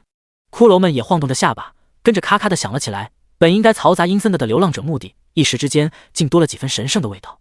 丁，暗金级 BOSS 爱丽丝，请求成为你的追随者，请问你是否同意？系统提示音再一次响起。叶晨大约已经明白，其实建立追随者契约根本不需要这么麻烦，只需要爱丽丝请求，然后她同意就可以了。有系统在，哪里用得着如此中二感爆棚的仪式？但看着爱丽丝那满含期待的眼神，他实在不忍心戳破这个小女孩对仪式的神圣感。于是他点了点头，将手轻轻地放在了爱丽丝的头顶。我接受爱丽丝的效忠，同意她成为我的追随者。他话音刚落，爱丽丝头顶便飞起一粒光点，缓缓地飞进了叶晨的眉心之处。这一刹那，叶晨心中有了明悟，追随者的灵魂契约算是彻底完成了。自此以后，这个曾经拥有无数玩家粉丝的大 BOSS 爱丽丝便正式成为他的属下了。丁，恭喜你获得追随者，爱丽丝。丁，由于你成功获得第一个追随者，你的全属性加10。丁，由于你正式获得追随者，你获得技能召唤随从，点击查看。丁，由于你的悟性达到100，你的技能召唤随从升级为如影随形。原来招揽追随者还有这么多好处。叶晨一喜，眼神一下子就被新领悟的技能吸引到了，他急忙点击查看。如影随形，描述：你可以召唤你的属下来到你的面前，那么作为轮回行者，如果你想去属下那里巡视一番，又有什么不可以的呢？效果：召唤追随者或者前往追随者所在的位置。要求：每次使用消耗100点魔法，技能冷却时间24小时。提示：单次召唤追随者数量可自由选择，不受限制。全是空间技能。叶晨瞪大了眼睛，露出不可思议的神色。在红月世界中，空间技能是最稀有的技能，前世根本没有任何一个玩家获得过空间类的技能，他只在 BOSS 人物身上见到过。这技能如果用得好的话，效果绝对称得上逆天。叶晨脸色不由大喜，有了这个技能，他的活动空间可以大大增加，生存能力也会大幅度增加。比如遇到级别太高的敌人，他就可以瞬间撤退；比如等他追随者多了，这就是一个会移动的传送阵；比如他去神兽巢穴取领地令的话，就可以降低风险。嘿嘿，只要敢想，这个技能绝对能玩出花来。叶晨不由自主地露出笑容，这一次来流浪者墓地真的是赚翻了，等级暴涨，成功进化，获得第一个追随者，又得到一个空间技能，真是美滋滋。另一边爱丽丝也站了起来，她不知道从哪拿出一本破破烂烂的书本，有些得意地看着叶晨道：主人，我的效忠仪式没有错吧？这可是我从流浪诗人的诗歌中学到的。叶晨呵呵地笑了笑，没有回答这个可能有些令人尴尬的话题，而是换了个话题道：以后还是叫我大哥吧，不要叫我主人。那可不行，我可是在仪式上发过誓的，作为最忠诚的追随者，我一定会坚守誓言的。爱丽丝急忙摇了摇头，显然她已经将那效忠仪式上的一切视作神圣了。又回到这个问题了，想了想，叶晨决定不再纠结在一个称呼上，看了看时间，此时距离进入流浪者墓地已经过了2天，也是时候该离开了。你看看还有什么需要准备的？我们现在就离开墓地。爱丽丝摇了摇头，我没有什么需要准备的了。可是，爱丽丝咬了咬牙，看向周围数千个骷髅，咔咔咔咔，骷髅们也眼巴巴地看着叶晨，他们明明没有眼睛，叶晨居然从中读到了哀求的情绪。如果他们想到待在你身边的执念够强大的话，我可以试试。第26章大公爵安娜吞噬升级，那就太感谢主人了。爱丽丝闻言大喜，他们都很乖的，如果他们能够继续跟随我的话，将来一定也会成为主人有力的助手的。叶晨点了点头，几千个骷髅，如果用得好的话，确实会成为不小的助力。他看着周围的骷髅们，开始释放技能。叮，你成功释放技能亡灵信念，成了。技能释放成功，叶晨脸上露出笑容，看向周围围着的数千骷髅大军。爱丽丝也满怀期待地瞪大了蔚蓝色的眼睛。下一刻，所有骷髅身上都飞出来一道道萤火虫般的荧光点，这些绿色荧光在整个流浪者墓地飞舞着，游荡在叶晨和爱丽丝周围，把这原本有些阴森血红的流浪者墓地映照的如同是星河一般。很快，这些荧光开始聚集在一起，渐渐的，一把如玉一般晶莹剔透的法杖出现在了叶晨的眼前，而法杖的最上面则是一个白色的骷髅头造型。叮，你获得骷髅们的祝福，你的智力加10。随手拿起法杖，叶晨查看着法杖的信息。爱丽丝，骷髅法杖描述：你用纯真的歌声唤醒了我们，于是我们奉上忠诚，以残魂守护你的余生。品质暗金级，属性攻击正10%，智力正15%，幸运加10。技能绝对契合，楚灵。绝对契合，因爱丽丝而生的武器，最适合爱丽丝使用，全技能效果正20%。楚灵储存着众多的骷髅亡灵，对同类亡灵有着一定吸引力。当条件适合时，将会有新的亡灵加入其中。当数量和品质达到一定程度，有一定几率提升武器品质。我去，这法杖有点强啊！可惜除了爱丽丝，别人拿着也没什么用。欣赏了法杖的属性之后，叶晨将法杖交给了爱丽丝。这法杖虽然确实很强，而且还有一定成长性，但只有爱丽丝能发挥出来。何况她手里还有神器呢，一个暗金级的武器，她压根就看不上眼。看着爱丽丝得到法杖后那高兴的样子，叶晨忽然想到之前击杀骷髅百夫长的时候获得的玩具木偶，他从空间里取出来递给了爱丽丝。爱丽丝，这应该是你丢失的玩具吧？以后可别这么粗心了。咦，爱丽丝，你怎么了？叶晨本以为爱丽丝看到这个玩具木偶一定会很开心，但此时眼前的爱丽丝却浑身颤抖，满是恐惧地看着她手中的玩具木偶。爱丽丝，你怎么了？叶晨心里猛然一跳，一个暗金级 BOSS 怎么会害怕一个玩具木偶？主人，这个木偶怎么会在你那里？爱丽丝脸色有些发白，她颤抖地看着叶晨。叶晨现在满脑子的疑惑，但还是解释道：这是我击杀骷髅百夫长掉落的。爱丽丝闻言脸色更白了3分，她双目失措地看着玩具木偶。原来他一直都在看着我。爱丽丝，你先别着急，有我在这里，不会有任何事情。你先告诉我，这个玩具木偶到底有什么特别的，让你这么害怕？叶晨的脸色有些凝重了，一股不好的预感涌上了他的心头。似乎是叶晨的话起到了作用，爱丽丝这才从慌乱中恢复了过来。主人，这个玩具木偶是很小的时候一个路人送给我的，原本是我最喜欢的玩具，可是后来我发现这个木偶中有一个灵魂一直在盯着我，我好害怕，就把它给丢了。叮，恭喜你触发隐藏任务命运偷窥者。命运偷窥者。任务描述：有些人的命运从出生起就被确定了，他们被圈养着，被偷窥着，总有一天，为他们准备好命运的人一定会降临，然后一切的美好都会成为别的的嫁衣。爱丽丝从出生时就被发现天赋不凡，于是一个强大的灵魂很快便盯上了她。于是此后她所遇到的所有美好的、不美好的，她知道的、她不知道的，一切都笼上了一层厚厚的阴影。任务等级 S。 任务要求：找到偷窥爱丽丝命运的人，然后击杀他。任务奖励：这是爱丽丝通往神迹的唯一屏障，你将获得一个神迹的追随者。卧槽，这居然又是一个 S 级的任务。叶晨目瞪口呆，但是在看到任务奖励的时候，他又了然了。成就一个神迹存在，这个任务等级不夸张。主人，快把玩具木偶丢了，他还在。就在这时，爱丽丝紧张地对着叶晨喊了一声。叶晨愣了一下，什么他还在？他是谁？忽然他瞪大了眼睛，看向自己手中的玩具木偶，只见木偶上的两个眼睛正直勾勾地看着他。卧槽！叶晨一个哆嗦，直接把玩具木偶丢了出去。然而就在木偶落地的瞬间，他双眼之中一道红光闪过，一个女性虚影渐渐凝实，出现在了叶晨面前。她身材傲人，看起来也就20-30岁。她长相精致，穿着一身血族贵族的衣袍，她气质厚重，很有大贵族风范。叶晨看到她的时候，神色却是猛然一缩，心里猛地跳动了起来。这个人他认识，或者说只要是经历过 1.0 和 2.0 版本的玩家，几乎没有人不认识他。他就是前世收养爱丽丝的血族大公爵安娜，也是 1.0 版本血潮的幕后者之一，一个无限接近神级的强大 BOSS。 你叫叶晨对吧？我听到你对爱丽丝的介绍了。就在这时，安娜看着他露出笑意，如一个长辈一般轻声地说着：你是一个很优秀的孩子，而优秀的孩子都应该拥有不错的未来，不该过早死去，所以我愿意给你一个活命的机会。安娜眼神忽然一凝，冷冷地盯着叶晨道：你主动解除和爱丽丝的主仆关系，我饶你一条性命。主人，你先离开，我在这里拦住他。爱丽丝忽然举起法杖，挡在了安娜的面前。叶晨心中却是苦笑，前世安娜也被称为毒蛇女神，她的话连个标点符号都不能信，而以她的实力，她要杀人谁都拦不住。叮，轮回之枪感应到突破第2道封印所需要的材料，是否吞噬？就在这时，系统提示音响了起来。什么情况？我这边遇到危险，快死的时候，轮回枪居然要突破封印了。虽然有些疑惑无奈，但叶晨还是点头道：可以吞噬。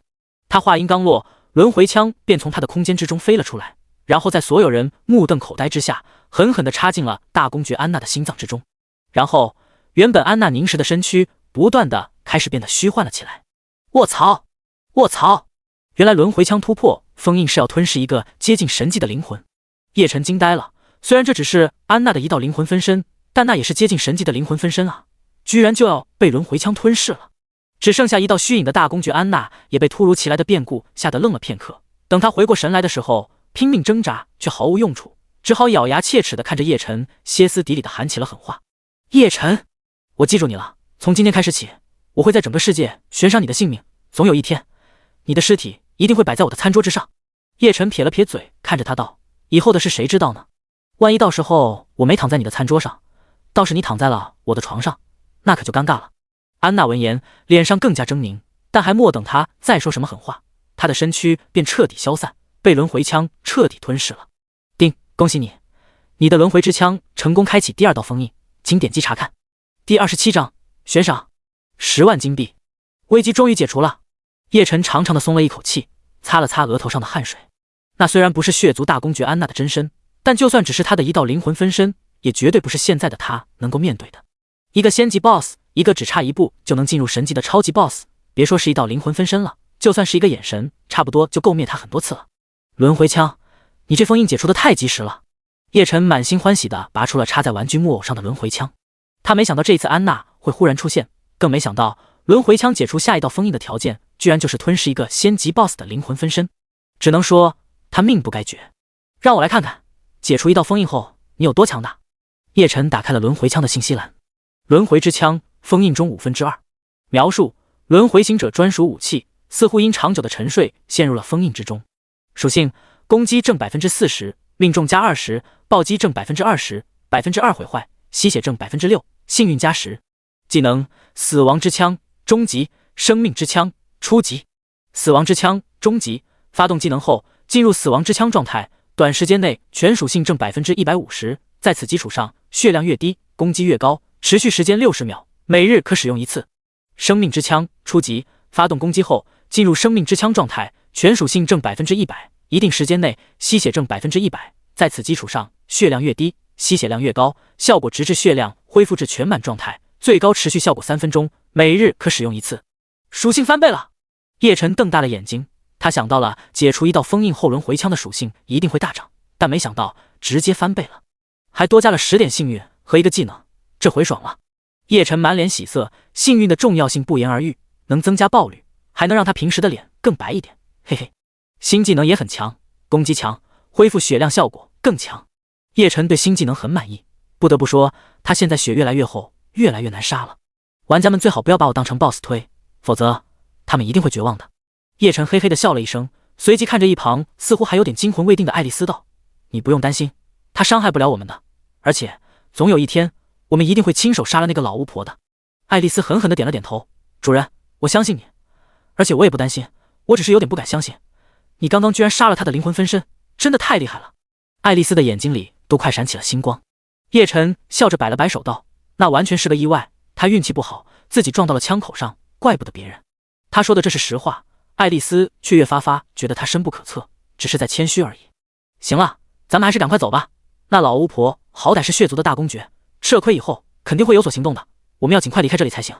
叶晨也懒得再解释了，虽然 1.0 版本没有安娜这样级别的大 boss 亲自出手的先例，但是安娜肯定会派人出来找他，他决定提前赶往落日城。很快，叶晨便带着爱丽丝乘着夜色向着落日城的方向疾驰而去。叮！警告！血族大公爵安娜向黑暗世界发布针对你的悬赏，悬赏金额为10万金币，请你尽快逃往安全区域。叮！由于你登上黑暗世界悬赏金额榜，且排名进入前10，你的全阵营声望加100。叮！由于你在黑暗世界之中引起热议，你在黑暗世界的声望加100。第28章内测消息：血族毁灭者。叶晨还没来得及震惊于安娜10万金币的悬赏，系统信息便又响了起来。叮！由于你破坏了血族大公爵通往神级的关键步骤，血族对你的好感度1000，目前你与血族的关系为死敌。叮！由于你与血族的关系达到最低点，你触发任务血族毁灭者。血族毁灭者任务描述：血族大公爵安娜的神级之路因你而被迫中断，这对血族而言无疑是种族之仇，血族已经对你恨之入骨，你与血族注定只能存在一个，既然如此，那就做一个血族的毁灭者吧。任务等级 S。 任务要求：毁灭血族。任务奖励：你或者你的追随者、属下、伙伴击杀血族时，经验值、进化值翻倍，爆率翻倍。每完成一次对血族的破坏，系统将会根据血族损失对你进行奖励。任务时效：直到你或者血族灭亡。这个任务，看完介绍，叶晨脸上露出思索的神色。这个任务和之前的任务相比，规模无疑大了无数倍，而且是一个长期的、可持续为他产出经验和进化值的任务。考虑到血族在红月联邦的影响力，任务评定为 S 级，完全是毫无问题的。神圣帝国这边在 1.0 版本的主线本来就是对付血族，这个任务完全就是附加奖励啊！叶晨不由得露出了笑意，干一份工赚2份的钱，这可真是愉快到了极点。至于血族对他的仇恨，开玩笑，叶晨根本没有放在眼里，反正本来就是2个阵营的，杀就杀嘛。不过等开服以后，要想办法针对一下血族的玩家了。玩家可以无限复活，偏偏血族属于热门阵营，很多玩家都喜欢冷冰冰的吸血鬼，因此前世有相当数量的玩家加入了血族。如果血族玩家太多，依靠无限复活的特性，长期来看很可能会对他毁灭血族的任务造成不好的影响。这件事要提前做好准备，将来我甚至可以向神圣帝国阵营的玩家发布针对血族玩家的任务。叶晨眼睛一亮，他属性面板上可是一直有任务额度的，那是可以对玩家发放任务的额度。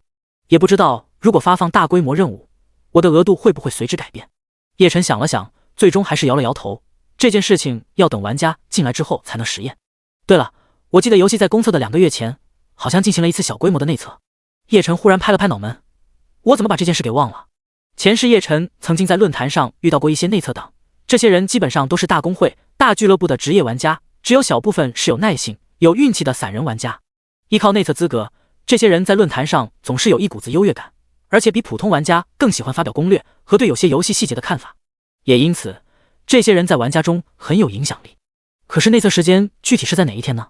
叶晨皱起了眉头，因为他没有参加过那场内测，所以具体时间他记得并不清楚。可以确认的是，内测时间是在正式开服的2个月前的那几天，距离现在快的话可能就是10几天，慢的话也就是20几天了。叶晨不由有些期待了。玩家们虽然沙雕，但却是天然的韭菜，而且数量庞大。如果玩家进入游戏的话，利用玩家，他的发展进程无疑会大大加速。不行，以我现在的等级面对玩家还是不太够，我要加快升级。叶晨忽然看向了身边的爱丽丝，如果练级的话，身为暗金级 BOSS 的爱丽丝毫无疑问会是一个很大的大腿。爱丽丝的范围技能很多，刷怪应该很爽吧？叶晨想起了爱丽丝的属性面板，不由有些兴奋。走，爱丽丝，我们去练级。叶晨大手一挥，带着爱丽丝便向着附近的怪物聚集地赶去。第29章，带着骷髅大军刷经验。去哪个练级点好呢？一边走着，叶晨一边翻看着手中的地图。以他和爱丽丝目前的等级，20级的怪显得低了，40级左右是一个比较舒服的等级。但是为了效率，他必须考虑怪物密度。咦，有了！叶晨忽然看向落日平原边缘的一座大山。血族奴隶营寨。描述：一些被血族感染的人渐渐地失去了意识，他们聚集在一起，形成了一个巨大的营寨。不要轻易靠近，否则有可能变得和他们一样。等级25级45级。因为血族毁灭者的任务，我打血族的奖励是翻倍的。这个地图简直完美。叶晨大笑一声，挥了挥手。就这了，现在就出发。爱丽丝自然是毫无意见，她拿着手里的法杖，也是跃跃欲试的跟着叶晨向血族奴隶营的赶去。丁，你发现地图血族奴隶营寨，终于到了。花了1天时间，叶晨和爱丽丝终于到了目的地。好在血族奴隶营寨所处的大山就在前往落日城方向的落日平原边缘，所以他们也并不算是浪费了时间。叶晨和爱丽丝的到来惊动了在山上晃荡着的血族奴隶，他们张牙舞爪的就扑了过来。虽然这些家伙看着有点恐怖，但叶晨毫不在意，笑着朝着其中一个血族奴隶丢了一个真实之眼。嗜血的血族奴隶，25级，攻击55，魔法40，防御53，速度20，生命值900。描述：被感染后的血族奴隶初期处于嗜血状态，看到活物就会发动不死不休的攻击。技能：撕咬、撞击。撕咬：嗜血的血族奴隶一旦咬住敌人，不死不会松口，将造成持续伤害。撞击：嗜血的血族奴隶会在短时间内爆发出极大的力量，将你撞翻在地。描述：不要犹豫了，不管他们生前是什么，现在他们只是怪物，要么逃，要么杀了他。准确的看了看怪的信息，叶晨心中一下子就有数了。爱丽丝，咱们比比看谁杀的怪物多怎么样？看着眼前张牙舞爪、快要走到面前的血族奴隶，叶晨不由来了兴致，也不知道是他无尽幻影刷怪快，还是身为法师的爱丽丝刷怪速度快。爱丽丝也露出兴奋的神色，她目光烁烁地盯着不远处的血族奴隶道：“主人，我的速度可是很快的哦。”那就比比看吧。叶晨说着，大笑一声，抢先向着眼前的几个怪发动了无尽幻影。-760，-850，-780，一连串的伤害从几个嗜血的血族奴隶头上冒了出来，眨眼功夫，几个血族奴隶便倒在了地上。丁，你击杀嗜血的血族奴隶，由于你越级击杀怪物，经验翻倍，你获得经验800，进化值1，血族毁灭者任务附加奖励经验加400，进化值加1。丁，你击杀嗜血的血族奴隶，由于你越级击杀怪物，经验翻倍，你获得经验800，进化值1，血族毁灭者任务附加奖励经验加400，进化值加1。系统提示音很快响了起来，叶晨不由一乐，击杀一个怪物，因为越级杀怪和血族毁灭者任务，经验翻了3倍，进化值增加了1倍。果然是个练级的好地方啊！叶晨不由有些兴奋，可以预料，只要好好在这打几天怪，经验值和进化值绝对可以蹭蹭的往上涨。就在他准备继续打怪的时候，语音提示栏忽然爆炸了。丁，你获得经验200，进化值 0.25。丁，你获得经验200，进化值 0.25。丁，你获得经验200，进化值 0.25。一连上百个信息迅速划过信息栏，他的经验瞬间暴涨了3万多，而且还在迅速的飞涨。卧槽，什么情况？叶晨心脏猛地一跳，向着爱丽丝的方向看去。只见几千个骷髅正在爱丽丝的带领下，像军队冲锋一样向着山上涌去。特别是骷髅将军那巨大的身子，连山石都为之震动。叶晨长大了嘴巴，也不知道是该笑还是该哭。特么，还比赛个锤子，这是开挂啊！第30章真实存在。骷髅大军。虽然爱丽丝开挂了，但是叶晨真的很爽。叶晨想象过作为法师的爱丽丝刷怪肯定恐怖，但他绝对没有想到爱丽丝刷起怪来居然这么恐怖。几千个骷髅大军如同潮水一般从下往上向山上冲去。叶晨也不用动手了，那些骷髅根本没有漏掉一个怪物给他，反倒是经验值和进化值像是做了火箭一般疯狂的上升着。操，这就是挂机的感觉吗？叶晨平生最恨的就是电脑上经常弹出来的那些主打挂机的劣质网页游戏，每次看到他都厌恶的直接右上角点叉。但是现在他只想说挂机就是爽，真香。于是爱丽丝带着骷髅往山上冲，叶晨则闲庭信步，像是观赏风景一般缓慢地往上走着，同时美滋滋地查看着信息栏中的经验。很快他便搞清楚了经验值和进化值的分成比例。一般来说，爱丽丝打的怪，叶晨可以获得一半的经验值和进化值，而骷髅们打的怪，他和爱丽丝各自可以获得1/4的经验值和进化值。爱丽丝打怪分走一半经验，我可以理解，这些骷髅怎么也会吃掉一半的经验，他们不是召唤物吗？叶晨皱起了眉头，向着不远处的骷髅大军看去。过了一会，他眼神忽然一凝，看向了一个骷髅大剑士，他身上闪生极光了，他居然也会升级。叶晨吓了一跳，召唤物不是应该按照召唤者的属性决定自身属性吗？怎么会升级？他心中猛然跳动了一下，一股激动的情绪让他的脸色都变得有些潮红了。这些骷髅并没有因为化成了法杖就变成召唤物，他们依旧是真实存在的。叶晨越发有些激动了，如果这些家伙真实存在，那么他岂不是可以拥有一支能不断升级的骷髅大军？而且这支骷髅大军打怪还能给他分经验和进化值。卧槽！叶晨一下子激动了起来，他顾不得其他，看了看爱丽丝所在的位置，他迅速追了过去。这是必须问清楚。原本淡定地看着风景的叶晨鸟都没心情看了，发动全部速度向半山腰跑去。爱丽丝！叶晨走到骷髅大军中的时候，爱丽丝正在暴锤一只30级的蓝色首领 BOSS。 听到叶晨的呼唤后，他迅速地释放一个大技能带走了那只 BOSS， 随即有些兴奋地跑到了叶晨身边。主人，有什么事吗？看着信息栏属于那只 BOSS 的经验，叶晨不由得扯了扯嘴角。一个蓝色 BOSS 对于爱丽丝来说明明就是几个技能的事，这姑娘非要用法杖上的骷髅当锤头去暴锤人家。不过这是个人喜好，他也不好多说。想了想，叶晨指着附近的骷髅，看着爱丽丝问道：他们是你的召唤物，还是可以真实长久的存在？他们当然是真实的。爱丽丝愣了一下，看着叶晨疑惑道：主人，还是你让他们能够一直跟着我的，才1天你就忘了？可是他们不是变成了法杖吗？叶晨不知道该怎么说了，法杖上的属性明明是召唤。爱丽丝闻言笑了，她挥了挥手中的法杖道：法杖只是他们现在的家，我只是把他们从家里叫出来，他们可以长久待在外面，我也可以随时叫他们回家。原来如此。叶晨愣了一下，随即更加兴奋了。原来我真的拥有一支会升级，会帮我打怪刷经验的骷髅大军。叶晨看着周围正在疯狂围殴着血族奴隶的骷髅们，不由得浑身都热了起来。不远处又看到几个骷髅身上闪过升级的光芒，叶晨真想仰天大笑，爽爆了。第31章进化吧，骷髅。爱丽丝，你可真是我的大福将啊！叶晨兴奋的快要跳起来了。有了这样一支骷髅大军，以后他升级进化就容易许多了，能够替主人分忧是我的荣幸。爱丽丝见叶晨开心，也不由得笑了起来，那一张素净的脸看起来真就像是一个天使一般，真是又可爱又漂亮。要是别人肯定稀罕的不得了，但叶晨却完全没有看到一般。此时的他正痴迷地看着周围一身白花花的骷髅们，这时候在他眼里没有什么比这些骷髅更可爱更漂亮了。就在这时，他不远处一个骷髅刀兵身上闪过升级白光，叶晨眼睛一亮，急忙查看这只骷髅刀兵的信息。骷髅刀兵12级，品质白板，点击进化，攻击24，魔法11，防御18，速度11，生命值700。描述：爱丽丝统领的骷髅大军中的一员，虽然她的刀是用同伴的骨头磨出来的，但是攻击力异常强大。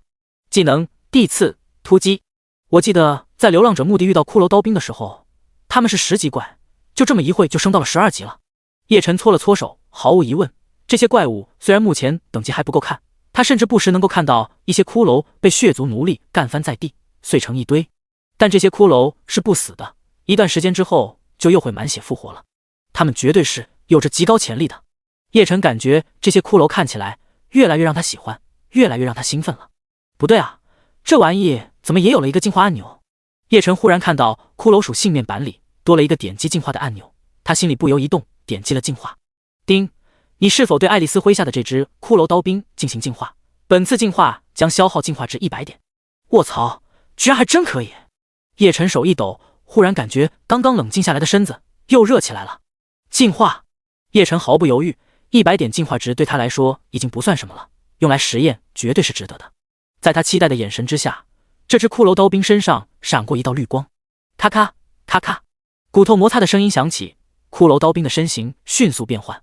就在叶晨眼皮底下，这只骷髅刀兵进化成了绿色精英级 BOSS 骷髅百夫长。主人你好厉害，居然把它变强这么多！一边的爱丽丝看到了骷髅刀兵的变化，先是愣了一下，随即兴奋地跳了起来。叶晨笑了笑，没说什么，继续看向这只骷髅怪进化后的属性面板，居然还可以继续进化。叶晨想了想，再一次点击了进化。叮，你是否对爱丽丝麾下的这只骷髅百夫长进行进化？本次进化将消耗进化值500点。不进化。犹豫再三，叶晨压制住了心头的冲动。他现在还才蓝色 BOSS 呢，现在进化值并不够用，必须优先用在他身上。偶尔花几百点进化出来几个绿色精英 BOSS， 提升一下手下军团的整体实力还无所谓，但要是再进一步，花费的就太多了。要理智，要克制。叶晨深深地吸了一口气，向着周围看去，又忍不住连续进化了几个骷髅刀兵，这才又美滋滋地停了手。这些骷髅不但可以升级，还可以进化，关键是忠诚完全不用担心，这简直是我将来发家的本钱啊！叶晨一下子想到了很多，未来几次版本更迭，红月世界格局变化极大，有了这么一支军团，他完全可以趁机建立自己的领地势力，成为一个真正有地盘的 BOSS。 看来取那个特殊领地令的事也要提前了。不过在这之前，升级进化才是重中之重，毕竟内测已经近在眼前了。叶晨想了想，又有些期待地看向爱丽丝。爱丽丝，这些骷髅可以长期驻扎在外面练级吗？第32章，分别前往落日城。叶晨满怀期待，甚至有些紧张地看着爱丽丝，那表情就像是希望标准答案能和自己答案一样的考生。当然可以了。爱丽丝理所当然地点了点头。然而还没等叶晨高兴地笑出声音，爱丽丝又摸着嘴唇思索了片刻。不过他们不能离我太远，否则的话，他们死了以后就不能复活了。死了不能复活？叶晨就像是被泼了一盆冷水一般，骷髅要是不能复活了，那就没什么价值了。看来如果要想把骷髅们驻扎在外面，就必须由爱丽丝亲自带领才行。叶晨思索片刻，看着那张才13、14岁的稚嫩脸庞，有些无奈了。爱丽丝在墓地生活了好几年，刚出来才1天，要是就让她驻扎在荒山野岭，未免有些太过不近人情了。他有点不好意思开口啊。说好的带人家出去看花花世界，结果带到了一座荒山上。叶晨忽然觉得自己就像是一个欺骗儿童的大坏蛋。然而就在他纠结的时候，爱丽丝却忽然看着叶晨道：“主人，要不我留在这带着骷髅们练级吧？”你说什么？正在思索的叶晨愣了一下，有些反应不过来。主人，流浪诗人的诗篇里说，作为追随者，能够为了主人的事业而奋斗，并毫无所求地奉献出全部的忠诚和信念，是这世界上最浪漫且美好的事情。爱丽丝忽然又举起了那一本破旧的书本，双眼放光地看着叶晨。主人，那是我作为你的追随者最向往的事情，你一定要成全我。爱丽丝。叶晨不知道该说什么好了，他想告诉单纯的爱丽丝，这个世界并不都像流浪诗人诗篇里说的那样美好，但想了想，他最终还是没有说什么。孩子的美好同样价值万金，打破孩子美梦的人跟恶魔都没有什么区别了。算了，大不了以后我对爱丽丝好一点就是了。叶晨看了看爱丽丝有些破旧的公主裙，心里暗暗下定决心，等到了落日城，一定要给爱丽丝买一件最漂亮的裙子，不多买几件。那就暂时辛苦你了。叶晨叹了一口气，做出了决定。毫无疑问，有这样一支能够给他源源不断的提供经验和进化值的骷髅大军在，爱丽丝待在他身边的话太浪费了。特别是近期玩家就要进入游戏参与内测了，这段时间太宝贵了，他必须利用一切的资源增强自己的实力。等忙过了这一阵子之后，再好好补偿爱丽丝吧。这件事情有了妥善处理，叶晨不由松了一口气，放松了许多。随即便和兴奋的爱丽丝一起带着骷髅们向着山上杀去。无耻的骷髅们，伟大的血族即将主宰落日平原，你们这些家伙一定会为今天的所作所为付出代价。几个小时之后，一道哀嚎的声音在山顶响了起来。血族奴隶营寨领主，一个黄金级 BOSS， 在骷髅大军的围攻之下，化作了一堆经验和进化值，倒在了地上。叮，你已经清理了血族奴隶营寨的全部怪物，由于你是蓝色首领级 BOSS， 你是否占领这里，作为你的 BOSS 领地？听到系统的提示音，叶晨愣了一下，随即笑道：拒绝占领。开玩笑，占领了就不刷新怪物了，他的骷髅大军还怎么刷经验？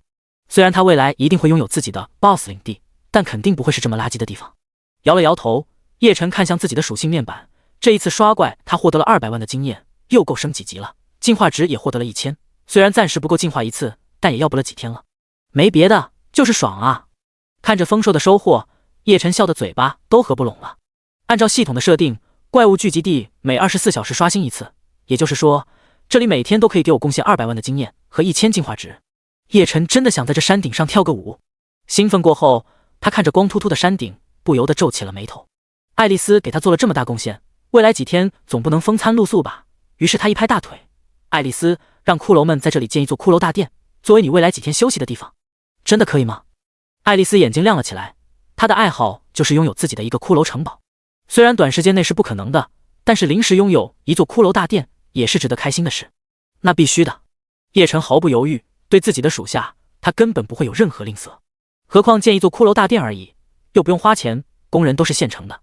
很快，在数千个骷髅大军的努力之下，一座高达10余米的骷髅大殿威武地立在了山顶。骷髅大殿里甚至还有一个巨大的王座，当床都够用。爱丽丝兴奋的都快跳了起来。看着她这个样子，有些愧疚的叶晨才算是舒心了许多。爱丽丝，接下来我会尽快赶往落日城，等我安顿好了以后，就会把你召唤过去。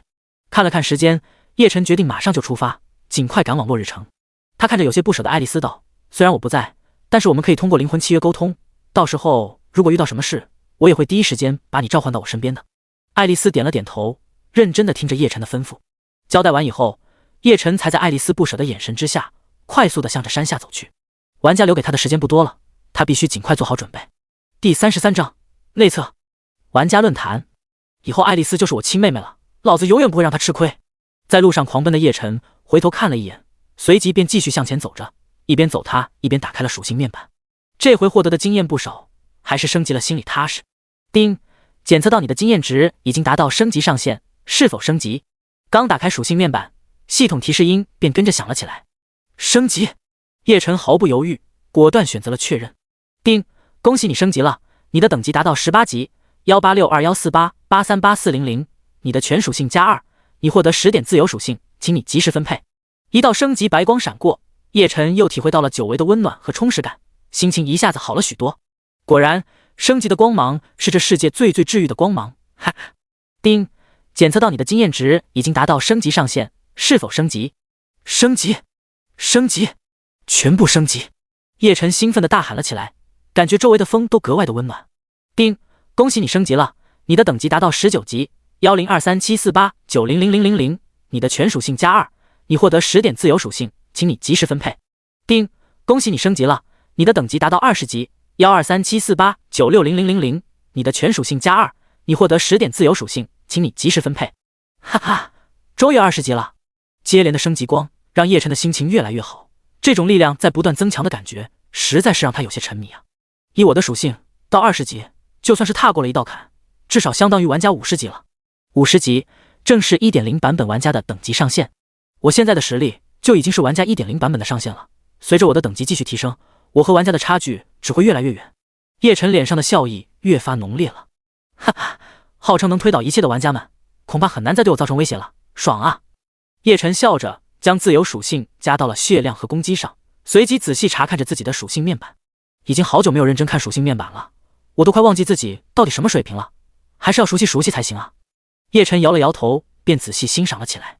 姓名：叶晨 NPC， 任务经验池2万，等级20 1237489600000，品质蓝色首领级 BOSS 7215100000，血脉轮回之体，属性力量160，体力160，敏捷60，防御180，智力90，固定属性魅力40，幸运20，意志100，悟性100，攻击120，魔法900，血量6400，主职业轮回行者，副职业武器铸造师高级，装备制造师高级，装备轮回之枪。评价：你已经可以在万军之中杀一个来回了。血脉轮回之体。描述：从轮回之中走出之人，或许获得了命运女神的青睐。属性5大基础属性加10血量正100%回血速度加10。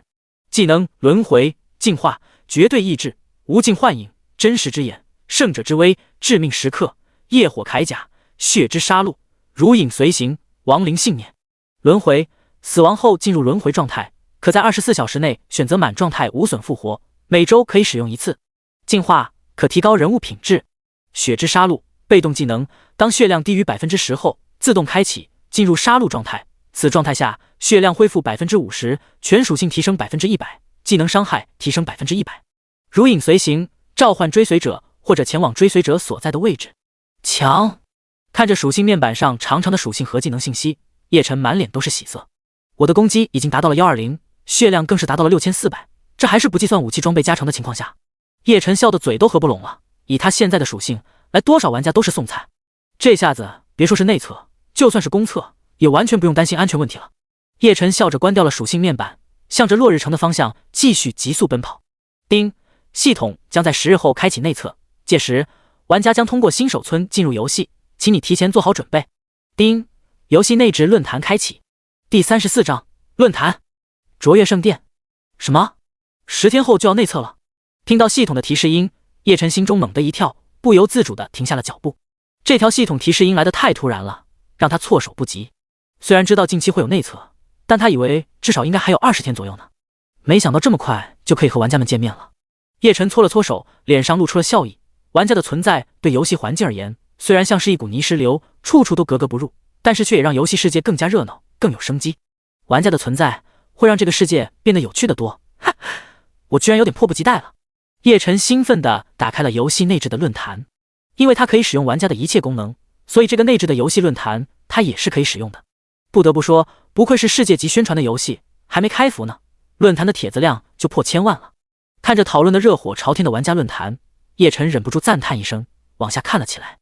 官方说这游戏真实度几乎达到了100%，大家觉得真的假的？进来聊聊。还有10天就要内测了，兄弟们，你们准备好648了吗？18岁青葱少女含泪跪求内测激活码呀，给码就送福利，大佬请进。我上个游戏买的新仿生仓，这个游戏能用吗？听说这个游戏能跟 NPC 做些羞羞的事，不瞒大家说，我已经准备好了3个月的营养剂。战斗上面那个18岁少女是骗激活码的，她根本不是少女，含泪讲述被骗经历。送激活码，国内顶级公会在线招募精英成员，是兄弟，快来点我啊！看着一个个的帖子，叶晨暴汗不已。论坛上的玩家们果然有不少沙雕，可是不知道为什么，我居然会有一点亲切感，是怎么回事？叶晨摇了摇头，随即又津津有味地看起了那些沙雕的帖子。有了玩家论坛，我赶路都不枯燥了呀！忽然，叶晨眼神一凝，目光停留在一个标题之上：独家采访职业玩家顶级豪门公会卓越圣殿会长许真清。看着那个有些刺眼的名字，叶晨沉默片刻，点开了帖子里的视频。许会长，听说卓越圣殿这次将派出豪华的职业阵容进入红月世界进行内测，这是不是意味着卓越圣殿将会全力进军红月世界？视频中，一个穿着 OL 套装的女记者正在对许真清进行采访。没错，卓越圣殿一直走在游戏玩家的最前沿。许真清戴着一个眼镜，着一身银色西装，嘴角含笑，看起来颇有些文人气质。事实上，我一直在关注着红月世界，我认为这是一款跨时代的游戏，它将会是颠覆性的，所以卓越圣殿将会战略性入驻红月世界。看着许真清在视频里谈笑风生，叶晨深吸了一口气。许真清啊，叶晨神色有些复杂，这个人他太熟悉了，不只是许真清，还有卓越圣殿。叶晨脸色复杂，陷入了回忆。他曾经和许真清是很好的朋友，两个热爱游戏的少年走到一起，真的可以比男女朋友更加亲密。有一段时间，他们无话不谈，一起在游戏世界里面并肩作战，闯出了不小的名声。后来，他们两个人合作成立了自己的游戏俱乐部，开始向着职业赛事进军。这就是最初的卓越圣殿。想到那一段时光，叶晨忍不住叹了一口气。可惜，一切都变了。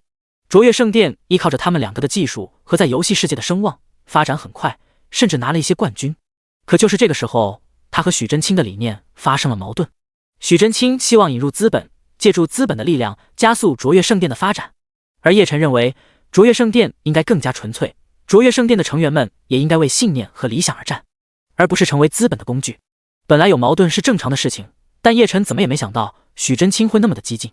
在他毫无准备的情况下，资本迅速入场，通过各种资本手段的运作之下，迅速控制了卓越圣殿。叶晨被扫地出门，被自己视为兄弟的人背叛，伤心之下的叶晨彻底完结了自己的职业生涯，再次成为了一个散人玩家。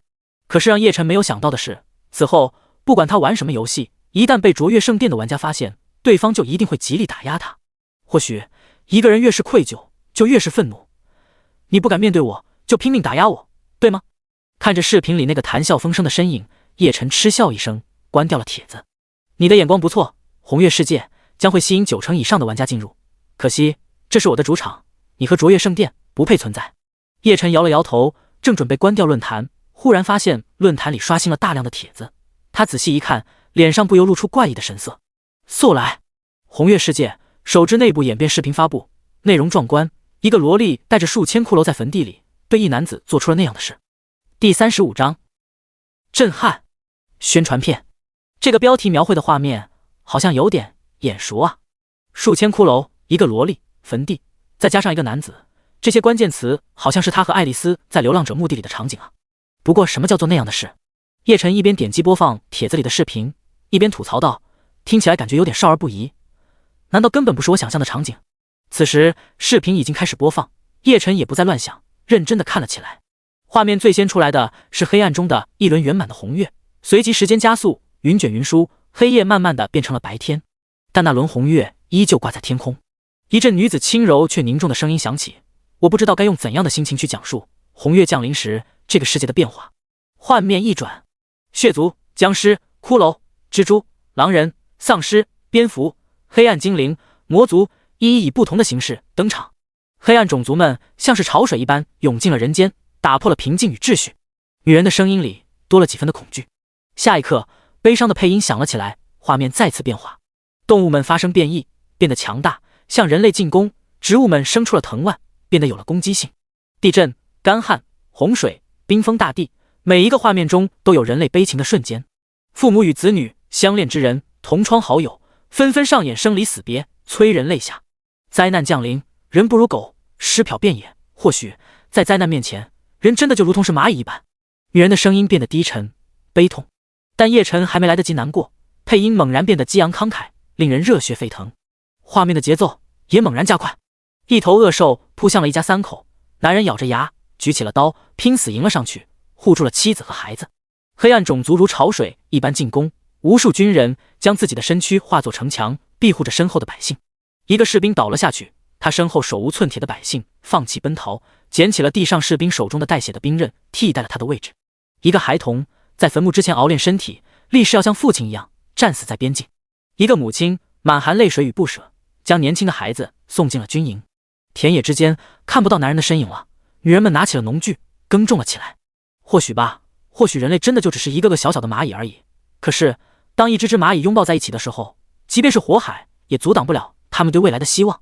叶晨看的也是热血沸腾，他知道这些画面应该都是红月降临初期发生的事情，但情感上的共鸣让他感同身受。我们终究还是有未来的吧，那些优秀的人们啊，一定会让我们的世界恢复平静与秩序。我们正期待着。女人的声音充满了期望，这时候配音也变得激动人心，如史诗一般。视频中开始出现一些传奇一般的画面，一只巨大的红色大鸟身上坐着一个白发年轻人，在红月之下飞过。一头巨兽的尸体前，手持巨弓的人冷酷转身。叶晨的眼神忽然一凝，他终于看到了标题上的画面。夜色之中，一轮圆满的红月当空悬挂，地面上是巨大的墓地，一座座坟墓冒着幽冷的薄雾。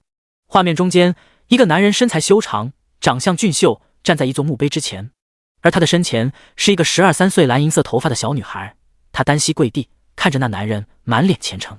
周围数千个骷髅也都如那女孩一般，单膝跪在地上。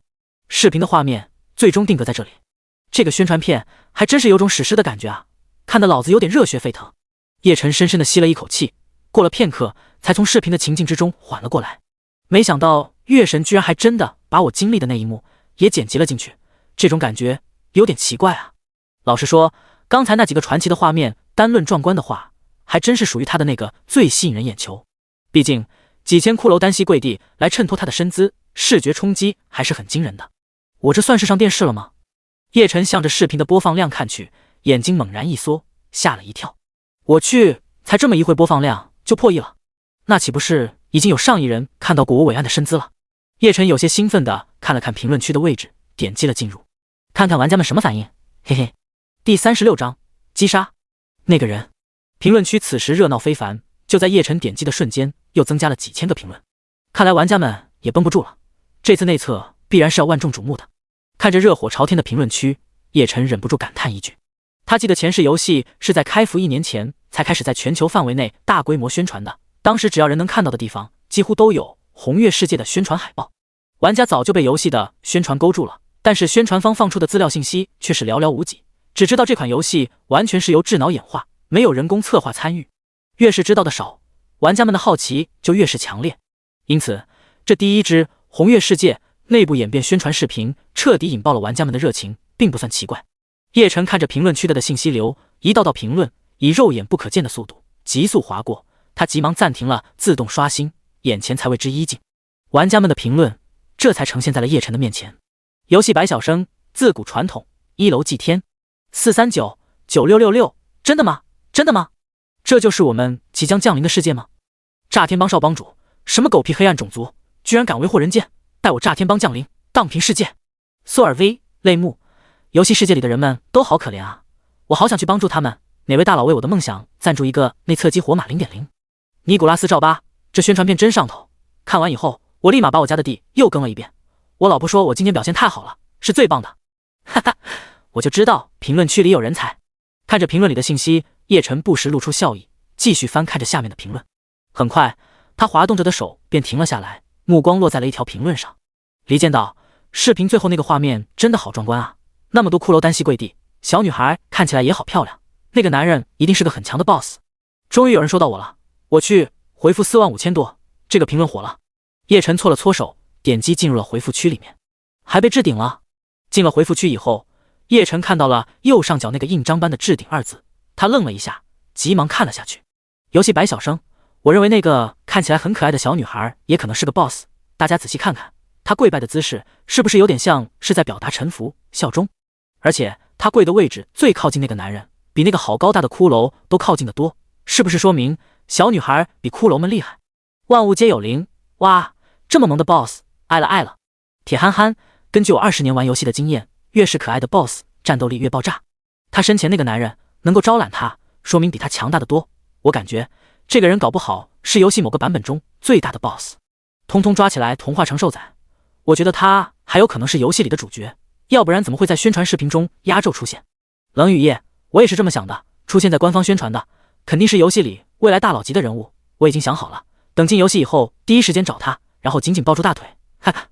万物皆有灵，+1，等会加个微信，咱们到时候一起组队去找他。一凤摩羯座，还有我，大佬们带我一个。卓越空空大刀，大腿，哼，这家伙要是真那么厉害的话，击杀以后肯定能大爆一场，哈哈，我有点按捺不住我的大刀了，等内测以后我就找他试试刀。忽然，不和谐的声音出现了，正乐呵呵窥屏的叶晨眼神一凝，看向了他的 ID， 卓越圣殿的人啊。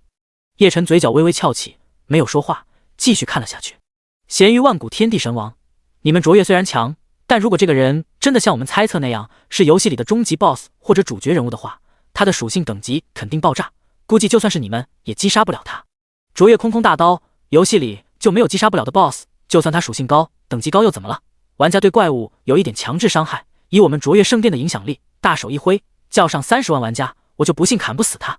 万物皆有灵，呵呵。铁憨憨，呵呵，这家伙还真是狂妄啊。叶晨嘴角微翘，冷笑一声，要是一般的 BOSS， 还真有可能被他们用人海战术击杀了。可是他有一个技能叫夜火铠甲，能免疫300点以下的伤害。人海战术，叶晨笑了笑道，我期待那么一天。第37章寻子者，林大强。关掉玩家论坛后，叶晨便提起速度，加快赶路。目前与落日城的距离还需要1天半的时间才能赶到，天黑之前最好还是找个能休息能补充补给的地方。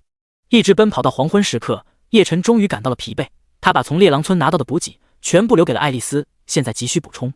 红月世界的一切都显得真实，即便是玩家在游戏中也会真实的感受到饥饿，也需要睡觉，何况他还是个 NPC 呢。取出了地图，搜索片刻，叶晨很快发现了前方不远处的一个人类聚集点。就这了，今晚在这里休息，明天一早买好补给继续赶路。叶晨往前方一看，收起地图，快步向前赶了过去。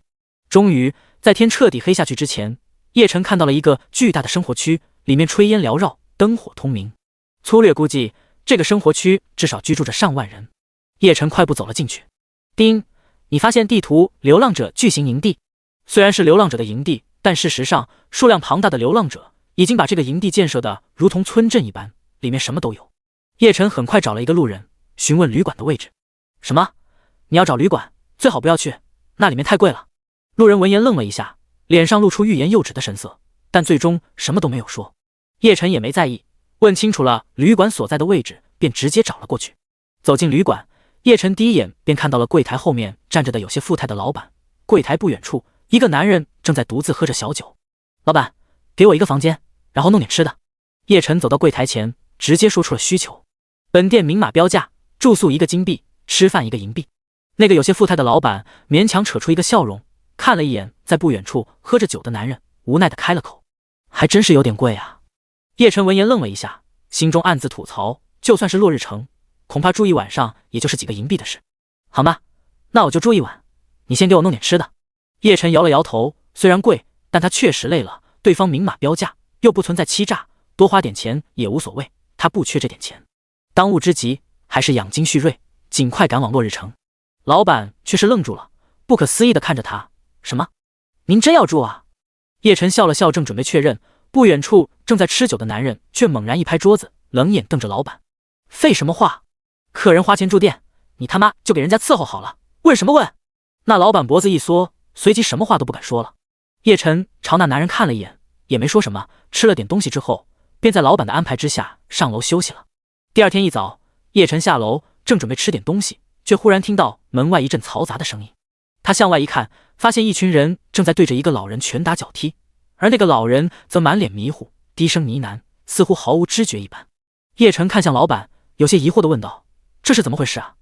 老板闻言向着门外看了看，压低声音对着叶晨道：客人，您什么都别问，也什么都别管，赶紧吃了东西，尽快离开吧。丁，流浪者巨型营地似乎有些异常，你可以试图获得更多信息。老板说完便摇了摇头，转身去给叶晨弄吃的了。虽然获得了系统提示，但叶晨并没说话，而是找了个地方坐了下来，安静地向着门外看去。那老人被拳打脚踢，明明出手的人力道都不轻，但他却依旧迷迷糊糊，好像丝毫感受不到疼痛一般。叶晨心中一动，向着他丢了一个真实之眼。寻子者林大强，50级，品质暗金级。描述：妻子难产死后，林大强带着只有几个月大的孩子，开始了父与子相依为命的生活。他是如此的优秀，闻名10里8乡，但他的儿子显然比他更有天赋，尽管那孩子依旧在襁褓之中。可是孩子突然丢了，毫无线索，也根本无从找起。即便如此，他依然不肯放弃，那是他最爱的妻子，留给他唯一的念想，也是他余生唯一最爱的儿子。于是这场寻子之路，他走过了18年。40多岁的他已经满头白发，耗尽了所有的潜力，苦寻无果之下，他绝望了，也沉沦了。攻击650，速度530，防御680，魔法5600，血量68000，天赋技能力能崩山，铁骨铮铮，绝技金甲战士，技能狂刀，横扫大千，不朽战甲，染血怒战。力能崩山，林大强天生神力，力量加50，攻击正100%。铁骨铮铮，林大强有铁柱一般的身躯，体力加50，防御正100%。金甲战士，林大强可以化身金甲战士，全属性正100%。狂刀，林大强全力的一刀，攻击正100%。横扫大千，林大强挥动大刀，对身前5×5范围内的敌人进行攻击，攻击正10%。不朽战甲，林大强身上凝出一套无形战甲，防御正50%。染血怒战，血量降到20%时自动开启，燃烧血液，全属性正50%。看着老人的信息，叶晨忍不住瞪大了眼睛，不是因为老人那有些恐怖的属性，而是因为寻子者林大强这个名字。事实上，上一世在游戏中，玩家们都没有见过这个人，但玩家们却几乎没人不知道他的儿子，那个混乱阵营未来神级的存在林玉人。叶晨终于反应过来，看着老人，脸上露出狂喜的神色。我居然遇到了他活着的父亲。第38章传奇林玉人。叶晨感到非常的激动，脸上很快爬满了潮红。爱丽丝虽然天资强大，但前世她过早死亡，没能攀登上神级的高峰。可林玉人是完全不同的，前一世的他一路顺风顺水，成功登临神级，成为一代传奇。不但如此，他生平性格恬淡，好为人师，收了3000弟子，个个都是 BOSS 级的人物。到了后期，这些弟子最强的到达了仙级，最弱的也有黄金级。如果我能够招揽到林玉人做我的追随者，那么我将来的势力不但可以获得一个神级人物，还可以得到一群无比忠诚的中高层成员。叶晨深深地吸了一口气，眼神逐渐变得有些炙热了。林玉人是 3.0 版本的主角之一，是混乱阵营的2号人物。某种程度上， 3.0 版本里混乱阵营之所以能够迅速崛起，林玉人至少有一半的功劳。只不过林玉人性格恬淡，不爱争名夺利，甘当绿叶，但即便是混乱主宰，也从来不敢把他当成属下看待，每在人前必称其为先生。也因为林玉人书生一般的气质，真就像是落在人间的谪仙一般，所以在 3.0 版本，玩家对林玉人的喜爱程度甚至超过了 3.0 版本的第一主角混乱主宰。特别是他的女粉丝贼疯狂。前世林玉人的寻父任务开放之后，虽然在玩家的帮助之下，他最终找到了林大强，可那时候林大强已经只剩下一座坟头了。没想到我现在却遇到了活着的林大强，这绝对是我招揽他的机会。叶晨眼中闪烁金光，心中暗暗激动。别人不知道林大强儿子的下落，但重生的他知道啊。作为 3.0 版本的主角之一，前世的玩家早就把林玉人攻略的赤裸无比，没有一丝的秘密。叶晨不但知道现在的林玉人在哪里，还知道要不了多久，他就会随着神圣帝国支援边境的大军来到落日平原。现在的林玉人还并不知道自己的身世，只以为自己是神圣帝国那位大贵族的儿子，要想招揽他，还必须要像前世那样让他知道自己的身世。叶晨露出思索的神色。前世林玉人就是在知道自己的身世之后，才向玩家们发布了寻找父亲的任务，而后他便沿着当年林大强走过的路，开始了一场跨越2个游戏版本的寻父之路，从 1.0 版本一直找到了 3.0 版本。这对父子沿着同一条路去寻找对方，但可惜的是，2个人走这条路的时间错开了好几年。就是这样，林玉人在无数玩家的见证之下，和他的父亲一同演绎了这一场跨越时空的擦肩而过，如同是2个分别站在梦境与现实之中的人，即便殷切期盼看到对方，也注定不会有任何结果。所以最后林玉人找到那座孤零零的坟墓时，他彻底黑化了。从此以后，他便叛出神圣帝国，成为了混乱主宰的同行者，一起创建混乱阵营，开始了他的传奇之路。当年很多玩家就是因为那个寻父任务开始认识林玉人的，那个任务可以说是感动很多玩家，不少玩家由此成为了他的粉丝。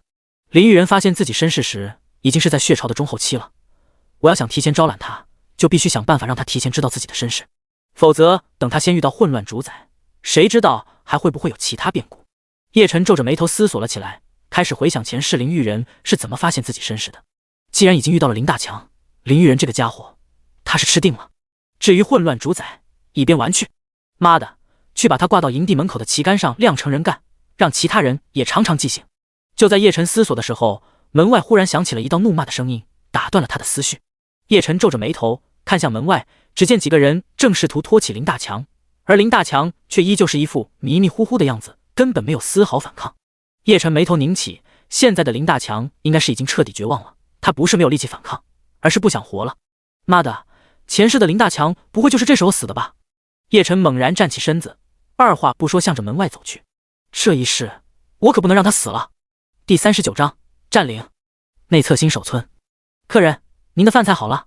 旅店老板端着饭菜走出来，却发现叶晨径直向着门口那一群恶人走去，脸上不由露出惊恐的神色。他想要阻拦，却终究没有胆量。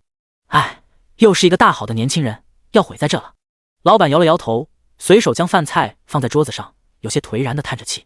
叶晨走出旅店，径直向着那几个恶人走去，大声道：几位兄弟，能不能饶这老人一命？我愿意替他付个买命钱。听到叶晨的声音，几个正在拖着林大强的人愣了一下，都看向他，停下了手中的动作，似乎是没有想到居然有人敢出头。但很快，每个人脸上都露出了残忍的笑容。叶晨向着领头的人看去，这个人他记得，就是昨晚在旅馆喝酒训斥旅馆老板的男人。你想替他出头？那男人朝着叶晨露出了笑容，脸上却满是嘲讽的神色。还愿意付钱？没错。叶晨脸色不变，心中却是暗叹一声，看起来今天免不了要在这个营地动手了。果然，那男人嗤笑一声，不屑地看着叶晨道：你他妈的算什么东西，还付钱？你知不知道，你身上的那些钱从昨晚起就已经不属于你了？你拿着的是我们的钱，还想替别人出头，我看你是想死啊！原来你昨晚就已经打算对我动手了。叶晨脸上露出了然之色，随即笑了笑，看着那男人道：那就没什么好说的了。说着，叶晨取出轮回枪，二话不说，上去就是一枪。负800，一个硕大的数字从那男人头上飘了起来。他妈的，你居然敢动手！兄弟们，给我剁了他！男人怒喝一声，拿出刀就向着叶晨砍了过去。其他几个人也放弃了林大强，气势汹汹地向着他杀了过来。哎，可怜的年轻人，为什么非要动手呢？一直关注着门外情况的旅店老板看着叶晨真的动起了手，脸上忍不住露出悲悯的神色，连连叹了好几口气。然而下一刻，他便瞪大了眼睛。只见不过眨眼的时间里，那几个强盗全部倒在了地上，死得不能再死了。我的天啊，这个年轻人居然这么厉害！旅店老板瞪大了不可思议的眼睛。丁，你成功击杀绿色 BOSS 鸠占鹊巢的强盗小头目，42级。由于等级相差过大，你获得的经验翻倍，你获得经验30万，你获得进化值20。看到一群强盗在短短时间被击杀，附近的居民们也都露出了不可思议的神色，有些胆大的甚至对着叶晨竖起了大拇指。叶晨却只是朝着那些人笑着点了点头，随即便开始捡这些强盗掉落的物品。丁，你获得6个金币。丁，你获得绿色装备厚实的皮甲。一声声的系统提示音响起，叶晨脸上也不由自主地露出了笑意。这些强盗还真挺富的呀，光金币就有6个。叶晨喜滋滋地看着信息栏增加的物品，随即便向着林大强走去。你居然敢到我的地盘撒野，是不想活了吗？就在此时，一道如同雷声的呵斥响了起来，附近的居民们被吓得纷纷关上了房门，躲了起来。丁，由于你的所作所为惊动了流浪者巨型领地的领主，由于双方等级相差过大，建议你立即离开。丁，警告，请你立即离开流浪者巨型领地，否则你将有可能面临重大危机。丁，警告，请你立即离开流浪者巨型领地，否则你将有可能面临重大危机。无视系统的提示音，叶晨向着声音响起的方向看了过去。只见一个身形肥硕无比的巨人领着一群强盗，正气势汹汹地向着他走过来。叶晨神色不变，淡定地向着那巨人释放真实之眼。强盗首领赵虎，45级，品质黄金级 BOSS， 属性攻击145，防御144，速度65，魔法55，血量18500，技能力大无穷，震地击，巨声震慑，巨锤横扫，狂暴。描述：原本是山上的强盗打败并囚禁流浪者巨型营地原有村长之后，鸠占鹊巢，在此作威作福。居然是45级黄金 BOSS， 怪不得这么大一个流浪者营地都拿他没办法。看清楚强盗首领的属性之后，叶晨嘀咕了一声，不过他脸上却根本没有太多变化。眼前这家伙虽然是45级的 BOSS， 但单论属性，叶晨已经根本不比他弱了。要是再算上武器和技能，叶晨有绝对把握把他按到地上摩擦。嘴角露出笑意，叶晨也不废话，对着强盗首领就是一个无尽幻影。负660，负780，负1300，一连串伤害迅速顺着强盗首领的头上冒了出来，甚至还打出了暴击伤害。叶晨脸色一喜，不断释放技能，眨眼功夫，强盗首领的血量便少了一小半。我要杀了你！强盗首领怒吼一声，挥动着一把大锤，向着叶晨扫了过来。负486，一道血红的伤害从叶晨头顶冒了出来。叶晨看着信息栏的伤害，不屑地撇了撇嘴，以他现在的防御和血量，强盗首领已经很难威胁他了。嘴角翘起，叶晨露出笑意，手上的速度越发快速，一个个技能光落在了强盗首领的头上。负690，负780，负1320，强盗首领的血量便迅速下降，短短时间之内便落到红线之下了。无耻的家伙，你已经成功激怒我了，受死吧！强盗首领眼中冒出红光，挥舞着手中的巨锤，不要命地向着叶晨攻击。一连串伤害落在了叶晨的头顶，狂暴了！叶晨丝毫不慌，举起手中轮回枪，猛然跃起，释放技能致命时刻。负3695，一个巨大的伤害从强盗首领头上冒出，清空了他的血量。丁，你击杀了黄金级 BOSS 强盗首领赵虎，由于你越级杀怪，你获得经验翻倍，你获得经验70万，你获得进化值100。随着一声巨响，赵虎轰然倒在了地上。那些原本跟在赵虎身后的强盗们看到一往无敌的赵虎死在叶晨手中，个个都肝胆俱裂，转身就跑。叶晨正准备追击，却发现周围所有居民全部都从家中走了出来，一个个拿着各式各样的武器，向着那些强盗杀了过去。看着那成千上万咬牙切齿的居民，叶晨停下了脚步，不再追击那些强盗，转身去捡赵虎掉落的物品。丁，你获得金币110。丁，你获得蓝色物品领地令。咦，居然掉领地令了！捡完东西，叶晨顾不得其他，急忙取出领地令，查看了起来。领地令，品质蓝色。描述：自制的领地令并不受任何法律的承认，但是在流浪者巨型领地，你可获得作为领主的大部分权限。提示：一，该领地不受任何法律保护，相应的，你获得这块领地之后，也并不影响获取其他合法的领地。二，检测到该领地将作为内测重要玩家聚集区，请你谨慎选择是否获取该领地。看着领地令的介绍，叶晨的目光落在了最后一行，脸上露出狂喜的神色。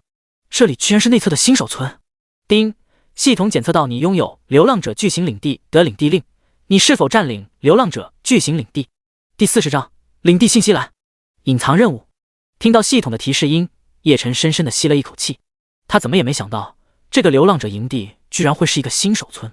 和一般游戏不同，在红月世界里，玩家离开新手村并不是一件简单的事情，因为玩家进入游戏之后，就相当于进入了一个真实的世界，吃喝居住都是需要货币的。除了新手村，前往其他地图就意味着消费的增加。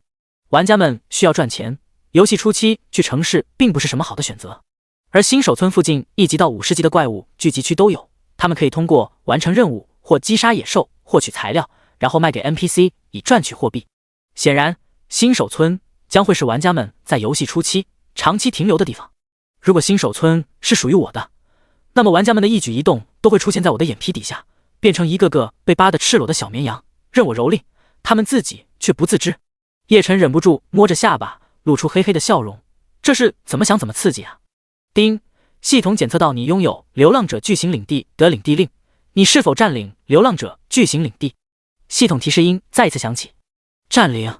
已经想通了的叶晨毫不犹豫地选择了占领，反正这块领地不影响他将来正式获取自己的领地，既然如此，那何乐而不为呢？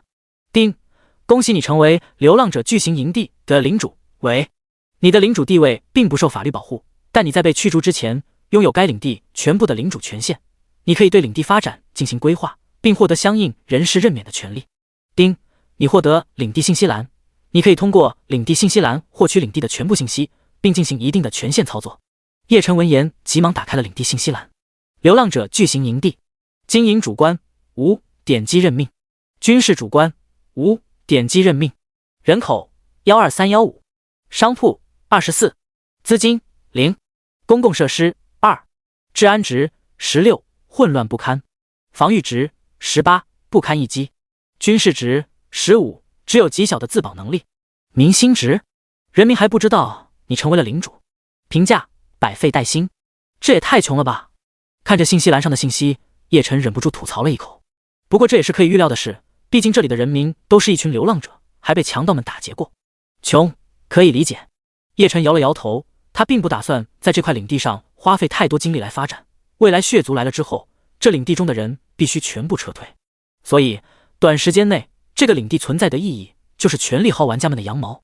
倒是可以把猎狼村先迁移到这里，那些生活职业的 NPC 们刚好可以在内测期间全力从玩家那里赚钱。叶晨眼睛一亮，这个主意简直太好了。不过在这之前，还是先把林大强的事解决了吧。随手关闭了领地信息栏，叶晨看向一边倒在地上迷迷糊糊的林大强。林大强现在一身酒味，迷迷糊糊，像是一坨烂泥，瘫倒在地上。叶晨也不在乎那一身的酒味，在他身边蹲了下来。林大强，你听得到我说话吗？看着毫无反应的林大强，叶晨有些无奈，但他依然尝试一般的小声道：我知道你儿子在哪。话音刚落，林大强猛然睁开眼睛，那有些通红的眼珠子死死盯着叶晨，把他吓了一跳。嚯，你想吓死我呀！叶晨无语地站起了身子，此时地上的林大强哪里还有一丝的醉意，只是震惊又有些颤抖地看着他。你真的知道我儿子在哪？林大强猛然爬了起来，跪在叶晨面前，一个又一个地磕着头。求求你告诉我，我愿意一辈子当牛做马报答你，求求你，求求你！丁，你获得隐藏任务寻子者与寻父者，点击查看。寻子者与寻父者，任务描述：或许你必须更深刻地去认识这个世界。为什么父与子不能相见？为什么天资优越者就注定要成为别人的嫁衣？寻子的人不止一个林大强，寻父的人未来也不会只多一个林玉人。这是一个时代的悲剧，而你能做的或许只能是终结你眼前的悲剧。但我们都无比期待，这样黑暗的时代能够因如你这般的善行，点燃出星星点点的光芒，直到黎明。任务等级 S。 任务要求达成林大强与林玉人的相认。任务奖励：接受任务后获得林大强的忠诚，完成任务后你将获得一个神级的追随者。第41章追随者。林大强果然又是一个 S 级的任务。叶晨粗略地看了一眼，便关掉了任务介绍栏，看向跪在地上痛哭哀求的林大强，心里不知怎么的也有了一点点的难受。可能这就是人的共情吧。爱丽丝很可怜，但她的母亲用另一种方式陪伴着她，某种程度上她也算是幸福的。林大强的儿子虽然活着，如同一点点的希望始终就在天边，但他却始终都抓不到。如果不是叶晨重生，林大强会在这种残忍的希望之中绝望的死去。深吸了一口气，叶晨看着林大强道：你先站起来，我既然出现在你面前，就是来告诉你你儿子下落的。然而林大强却是毫无反应，依旧不停地磕着头。叶晨只好叹了口气，无奈道：你要是再磕下去，我可就不说了呀。果然，他这话一落，林大强便停下了动作，跪在地上，双眼通红，满怀期望地看着他。叶晨点了点头，看着林大强道：你儿子有一个别人都没有的特点，那就是他生有异瞳，左眼是黑色的，右眼却是紫色的，对吧？丁，你向林大强提交任务关键信息，身份核对完成，你正式接受寻子者与寻父者任务，你将获得林大强的效忠。没错，一点都没错，他就是我儿子，告诉我他现在在哪里，过得怎么样？确认了信息之后，林大强眼中越发的急切了，他看着叶晨，身子都不由自主地颤抖了起来。叶晨道：你儿子当年天赋卓绝，闻名在外，被帝都的一位大贵族知道了，那位大贵族就派人偷走了你的孩子，把他作为儿子养大。虽然他的身份不是嫡子，但也已经获得了爵位，即便在帝都二代圈子里都称得上是才俊。他真的还活着，而且过得也很好。林大强喃喃自语，双眼迷离，满含泪水。叶晨看着他的样子，也不忍心打搅，便站在一边等着。过了片刻，林大强才从情境之中抽离出来，他擦了擦脸上的泪水，郑重其事地向着叶晨磕了一个头。恩人，我寻子18年，今天总算获得了消息，从此以后，我愿意以余生追随在你身后。说完，林大强单膝跪在叶晨身前，伸出右手握成拳头，狠狠地拍击在胸口处。我林大强请求成为恩人的追随者，请恩人告诉我你的名讳。丁，林大强请求成为你的追随者，你是否同意？叶晨深深地看了林大强一眼，眼中闪过一丝犹豫，但很快消失了。林大强年纪已经40多了，未来可能没多大潜力了，但他暗荆级的品质在 1.0 版本也是上线了，短时间内对他帮助很大。何况招揽了林大强，就等于是招揽了林玉人，他不吃亏。实在不行，以后等进化值富裕了，就用进化值帮他提升。他看过爱丽丝的界面，是可以用进化值进化的，不过以爱丽丝的天赋，完全不需要他投资进化值，自己就能不断提高品质。这也是叶晨选择追随者一定要天赋高的主要原因，省进化值啊。想通之后，叶晨深吸了一口气，看着林大强：我的名字叫叶晨，夜空的夜，星辰的辰。如同上一次对爱丽丝一样，叶晨郑重地说出了自己的名讳。林大强闻言之后，脸上露出坚定的神色：我林大强愿意成为叶晨的追随者，从此以后我将称你做主人，从此以后我将视你为信仰，从此以后我将以你之名作为我的姓氏，从此以后你目光所指，我便将死亡视为归宿。我林大强愿以灵魂沟通追随者契约，若有违背，甘愿灵魂随之消散。第42章领地。群情振奋，这该死的仪式感还真是让人有点上头啊。听着耳边庄重的誓言，看着林大强那肃穆无比的表情，叶晨心里忍不住吐槽了一句：上一次爱丽丝也是完全一样的誓词，他原本以为这只是那个中二少女从流浪诗人的诗篇中瞎鼓捣出来的仪式，为了不让她失望，叶晨便陪着她中二了一把。但现在看来，这个仪式恐怕是追随者宣誓效忠的通用仪式。算了，对于追随者来说，宣誓效忠也算得上是一生的大事了，有个庄重肃穆的仪式，合情合理。叶晨摇了摇头，虽然对他来说，接受效忠就是系统一个提示音的事，但他决定尊重游戏世界内 NPC 们的习俗。丁，林大强请求成为你的追随者，你是否同意？系统提示音再次响起，叶晨轻轻地吸了一口气，他像上次那样，轻轻将手放在了林大强的头顶。我接受林大强的效忠，同意他成为我的追随者。话音刚落，林大强的头顶便飞出一粒小小的光点，落在了叶晨的眉心之中。感受到追随者契约缔结完成，叶晨才算是松了一口气。从此以后，林大强便是他的追随者之一了。丁，恭喜你获得追随者，林大强。丁，由于你成功获得第2个追随者，你的全属性加10，每收一个追随者，全属性就加10啊！要是我能收100个，岂不是无敌了？叶晨看着信息栏的提示音，美滋滋的幻想了一下，随即便满意的看向林大强。现在林大强已经是他的追随者了，距离招揽林玉人自然也就不会太远了。一想到前世混乱阵营中林玉人的强大，他就忍不住暗乐起来。说起来，我还真是有些对不住混乱主宰啊！前世无论是那块特殊的领地令，还是林玉人，都是属于他的机缘，但现在却都被我惦记上了，哈哈！要是将来遇到混乱主宰，我一定要请他吃大餐。一想到混乱主宰，叶晨就有一种暗爽的感觉，这种抢走版本主角机缘的感觉实在是太爽了。难道其实我还有做反派的天赋？叶晨笑着摇了摇头，见林大强还在地上跪着，便伸手把他扶起来。林大强站起身子，看着叶晨，犹豫片刻道：“主人，我想跟你告假一段时间，去帝都走一趟。”叶晨愣了一下，问道：“你想现在去和你儿子相认？”林大强摇了摇头，他现在过得很好，未来会更好，跟我相认对他没有好处。说着，他声音有些低沉：“可是我这么久都没见他了，我想去看看他，哪怕在远处偷偷看一眼也行，请主人准许我暂时离开一段时间。”林大强说着，露出了哀求的神色。叶晨看着他叹了一口气：“你这样想是不对的，你儿子不是贪图荣华富贵的人，他如果知道了真相，一定会不顾一切的跟你相认的。”说着，他眼中闪烁金光，认真的看着林大强道：“何况你现在是我的追随者，就更加不能妄自菲薄。我向你保证，你将来也会有尊贵的地位，也会成为一个世人敬仰的大贵族。你的儿子就是你的，该认就认，哪里有偷偷去看的道理？全凭主人吩咐。”林大强闻言，又跪到了地上，流着眼泪，不断的说着感谢的话。叶晨叹了一口气，再一次把林大强扶了起来：“以后不要再随便下跪了，这是命令。”看着林大强，他想了想，又道：“至于去帝都，暂时没有必要。据我所知，你儿子要不了多久就会随着帝国大军来到落日平原。要是你现在去帝都，搞不好反而会错过与他见面。好好等着吧，等他来了，我会想办法让你们父子相认的。”他要来落日平原了？林大强闻言，满脸都是激动、忐忑，甚至连手都有些不自在了。叶晨看着他的样子，也露出了笑意，替他感到开心。“你先去旅馆好好收拾一下，换一身干净的衣服。接下来我还有事需要你去办呢。你现在这个样子去做事可不行。”叶晨笑了笑，指了指不远处的旅店。林大强闻言，看了看身上脏乱的衣物，也是有些不好意思，转身便向着旅店走去。虽然林大强一身污秽，像是一个乞丐，但旅店那老板根本没有丝毫嫌弃的样子。刚才叶晨在外面所做的一切，他都看在眼里，因此毕恭毕敬地招待着林大强。叶晨笑着摇了摇头，随即便准备回到旅店吃些东西。就在这时，一阵散乱的脚步声却响了起来。叶晨转身看去，只见成千上万的居民们举着各式各样的武器，正向着他狂奔而来。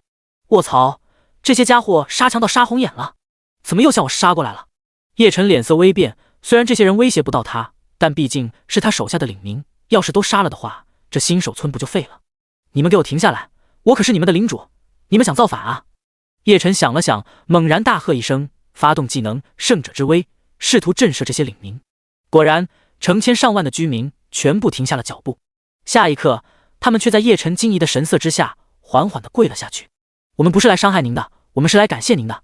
要不是您杀了那可恶的强盗赵虎，我们就没有活下去的希望了。”丁，由于你击杀了强盗首领赵虎，解救了流浪者巨型营地的居民，全体居民对你的好感度加800，达到尊敬。丁，由于你击杀了强盗首领赵虎，解救了流浪者巨型营地的居民，并成为新任领主，全体居民心花怒放，你的领地流浪者巨型营地民心达到90。丁，由于你的领地流浪者巨型营地的民心达到90，领地将进入群情振奋状态。此状态下，领地各项生产建设速度大幅度提升。听着耳边一道道的系统提示声，原本被吓了一跳的叶晨不由得张大了嘴巴。第43章意志。脚踏红月，数千上万个居民整整齐齐地跪倒在叶晨不远处的街道上，一眼看去几乎看不到尽头。老人、小孩、男男女女无不用感激的神色看着他，仿佛叶晨便是他们此时眼中的神灵一般。看着眼前壮观的景象，叶晨深深地吸了一口气，一时之间竟然有些失语了。那些期待的眼神让他不知道该说些什么。“诸位，从今天起，我就是你们的领主了。”过了好一会，叶晨才紧握起了拳头，认真地看着众人，大声喊了一声：“作为你们的领主，我没有别的废话要说，但是我可以向你们承诺，从今天起，你们再也不用流浪了。”他话音刚落，整个街道数万人的呼吸猛然一滞，连心跳的声音都似乎没有了，整个大街落针可闻。叶晨继续大喊：“从此以后，你们再也不会受人欺负，再也不会有挨饿的日子。在我的领地，你们将幸福的活着，并且是有尊严的活着。”居民们的眼中闪烁起了水光，许多人流下了眼泪。整个流浪者巨型营地的空气都有些停滞，上万居民似乎都处在同一种情绪，大脑之中一片空白，只剩下一道道铿锵有力的声音在不断的回荡。这个新来的领主说，作为流浪者的他们再也不用流浪了。这个新来的领主说，连身份都没有的他们再也不会被人欺负了。这个新来的领主说，朝不保夕的他们再也不会挨饿了。这个新来的领主说，以前连人都不算的他们可以有尊严的活着了。谢谢领主哥哥。安静了许久之后，一个小女孩忽然站了起来，大喊了一声：“领主万岁！”一个男人也站了起来，目光狂热地看着叶晨，高声大喊：“领主万岁！”越来越多的人站了起来，歇斯底里地大喊着：“领主万岁！”所有人都满含热泪，高声呼喊着，声音越来越大，如同是惊雷一般。叶晨不远处，旅馆那有些发福的老板不断地擦着脸上的泪水，站在门口，带着哭腔，沙哑地喊了起来。林大强也不知道什么时候换好了衣物，站在旅店老板的身边，狂热地看着叶晨。丁，由于未知原因，流浪者巨型营地明星达到100。丁，由于流浪者巨型营地的明星达到100，领地居民进入狂热的状态。在此状态下，领地居民将把你视作信仰，毫无条件地向你奉献自己的一切，包括生命。无视系统提示的声音，叶晨看着眼前狂热的人们，听着耳边一道道的呐喊，他的血热了起来。这些人求的真的太少了，只是承诺他们能像一个正常的人一样活着，他们就毫不犹豫地愿意奉献一切。这样的人，他怎能辜负？我重生在这个世界，本就是捡来的一条命，这条命注定要向红月之下诞生的混乱与罪恶宣战。在这条征战的道路上，不管是谁，不管是什么样的存在，只要他站在我的面前，阻挡我的道路，我都将不惜一切代价毁灭他。神来了，我要屠神；魔来了，我要杀魔。看着眼前万人狂热的场景，叶晨心中升起了无比坚定的信念。他抬起头，看着挂在天边的那一轮红月，无声地宣誓着：这一世，他定要将这一轮红色的圆月踏在脚下。人们依旧狂热地大喊着，很多人眼睛已经红肿，声音已经沙哑，但他们却并不肯停下，只是一声声地高喊着。人群之中走出一个老人，在叶晨有些疑惑的神色之下，走到他的面前，缓缓地跪了下来。居民们大喊的声音缓缓地停了下来，所有人都安静地看着叶晨和这个老人。我是这里原来的村长，我希望能够为领主献上我平生所学的一切，请领主接受我的效忠。丁，紫色文职人才张成文请求加入你的势力。听到系统的提示音，叶晨才反应了过来，看着眼前的老人，释放了真实之眼。姓名张成文，品质紫色，职业村长，文职，副职业经营管理高级，教书先生高级，等级45，属性智力250，体力180，力量150，敏捷加170，血量11000，魅力20，运气20，悟性10，意志20。技能善于经营，民心可用，口齿伶俐，亲善百姓，教化民众。善于经营，张成文擅长经营，在他治下，百姓们能发挥所长，生产力提升20%。民心可用，在张成文管理下的百姓，民心在一定程度上会逐渐上升。口齿伶俐，张成文有一张灵巧的舌头，面对百姓时，总能让对方如沐春风，舒服满足。亲善百姓，张成文立志为流浪的百姓们提供一片乐土，他总是善待百姓。教化民众，教书先生出身的张成文擅长教化百姓，他治下的百姓智力逐渐提升，出现副职业人才几率提升。描述：张成文原本是神圣帝国的一个文人，他立志要为最底层的民众奉献一生，可帝国贵族的腐朽和底层民众的麻木让他失望，他离开了帝国，成为了一个流浪者，并建立了流浪者巨型营地。假如有一份与他志向相同的工作，他将至死不渝，奉献一生。看完张成文的详细信息，叶晨深深地吸了一口气，这是人才啊！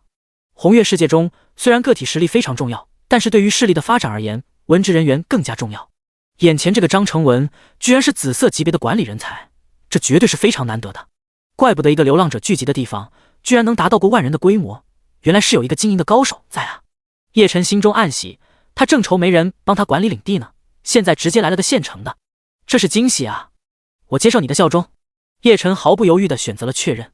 丁，张成文正式加入你的势力，作为非追随者效忠人员，你可以通过属性面板查看对方忠诚度。感谢领主收留，从此以后，我必将为领主奉献一生所学，至死不渝。丁，恭喜你，张成文的忠诚达到100，若无重大事故发生，将永不掉落，至死不渝。第44章落日城神级装备部件。听着耳边的系统提示音，叶晨脸上露出了喜色。张成文不是他的追随者，但他的忠诚达到了100，已经和追随者无异了。起来吧，以后领地还要多依仗你呢。叶晨笑着把张成文扶了起来，想了想，他又释放了技能如影随形。一道蓝银色的光芒闪烁，爱丽丝的身影出现在了叶晨身边。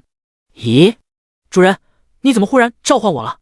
爱丽丝忽然被召唤，有些疑惑又开心地向着周围看去。等看到不远处黑压压的人群后，她又有些紧张地站到了叶晨的身后，不时探出一个小脑袋，好奇地向着人群看去。上万居民看到叶晨只是挥了挥手，便召唤出了一个可爱的小女孩。这神奇的一幕让他们眼中的狂热又添了几分。好了，我现在有重要的事情要宣布。叶晨看着不远处密密麻麻的居民们，大声道：从今天开始，你们不再是流浪者，所以领地将要改名为新手村。我希望你们每个人都像是新人一般，永远不忘初心，在我的领地里幸福的生活。丁，你的领地流浪者巨型营地正式更名为新手村。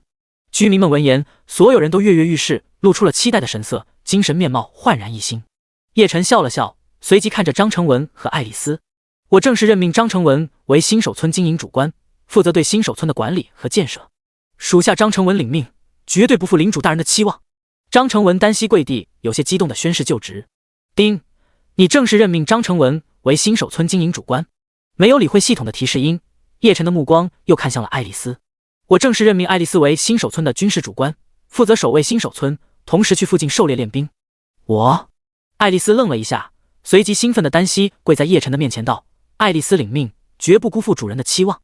丁，你正式任命爱丽丝为新手村军事主官。任命结束之后，叶晨这才轻轻地舒了一口气，看着跪在身前的张成文和爱丽丝：你们都起来吧，以后新手村的事务就靠你们了，属下绝不辱命。和爱丽丝一起站起来之后，张成文坚定地下着决心。爱丽丝见状也跟着道：我也一样，绝对不会让主人失望的。叶晨笑着点了点头，随即看向张成文道：把居民们疏散了吧，这么多人挤在一起太不安全了。我这就去。张文成点头领命，便去疏散居民们了。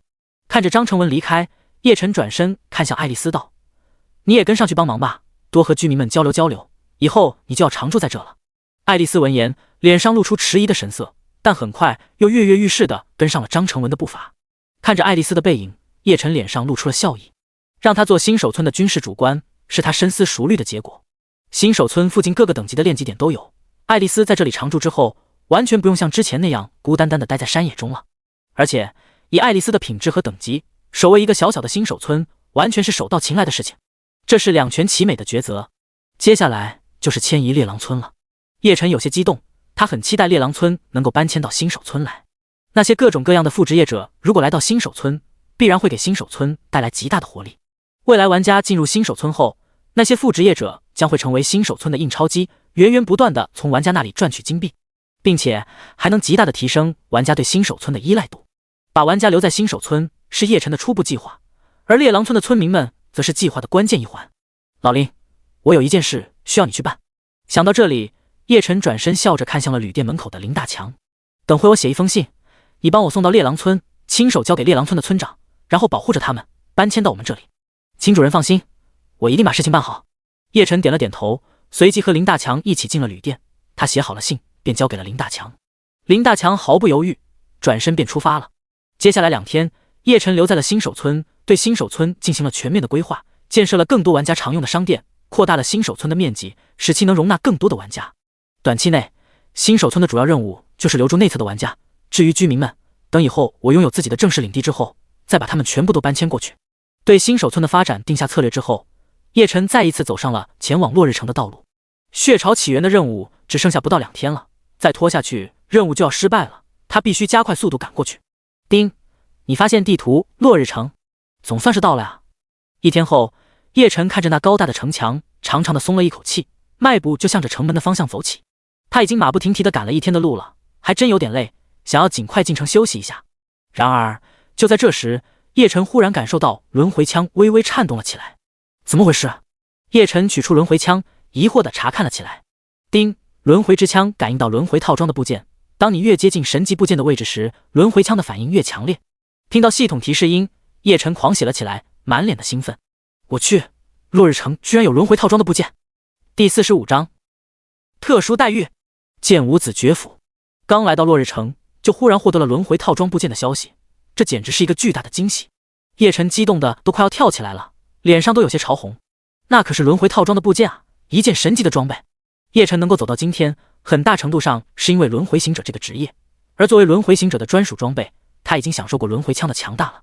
可以想象，同为神级的其他部件必然也是同样的强大。不管轮回套装的那个部件在谁手里，我都要不惜一切代价拿到。叶晨深深吸了一口气，暗暗下定决心，毫不犹豫地走向了落日城的城门。进城居然还要排队！来到城门前，叶晨看到很多人正在排着队伍，而城门口一群守门的士兵正在一个一个地检查着进城的人。想了想，叶晨跟在了队伍后面。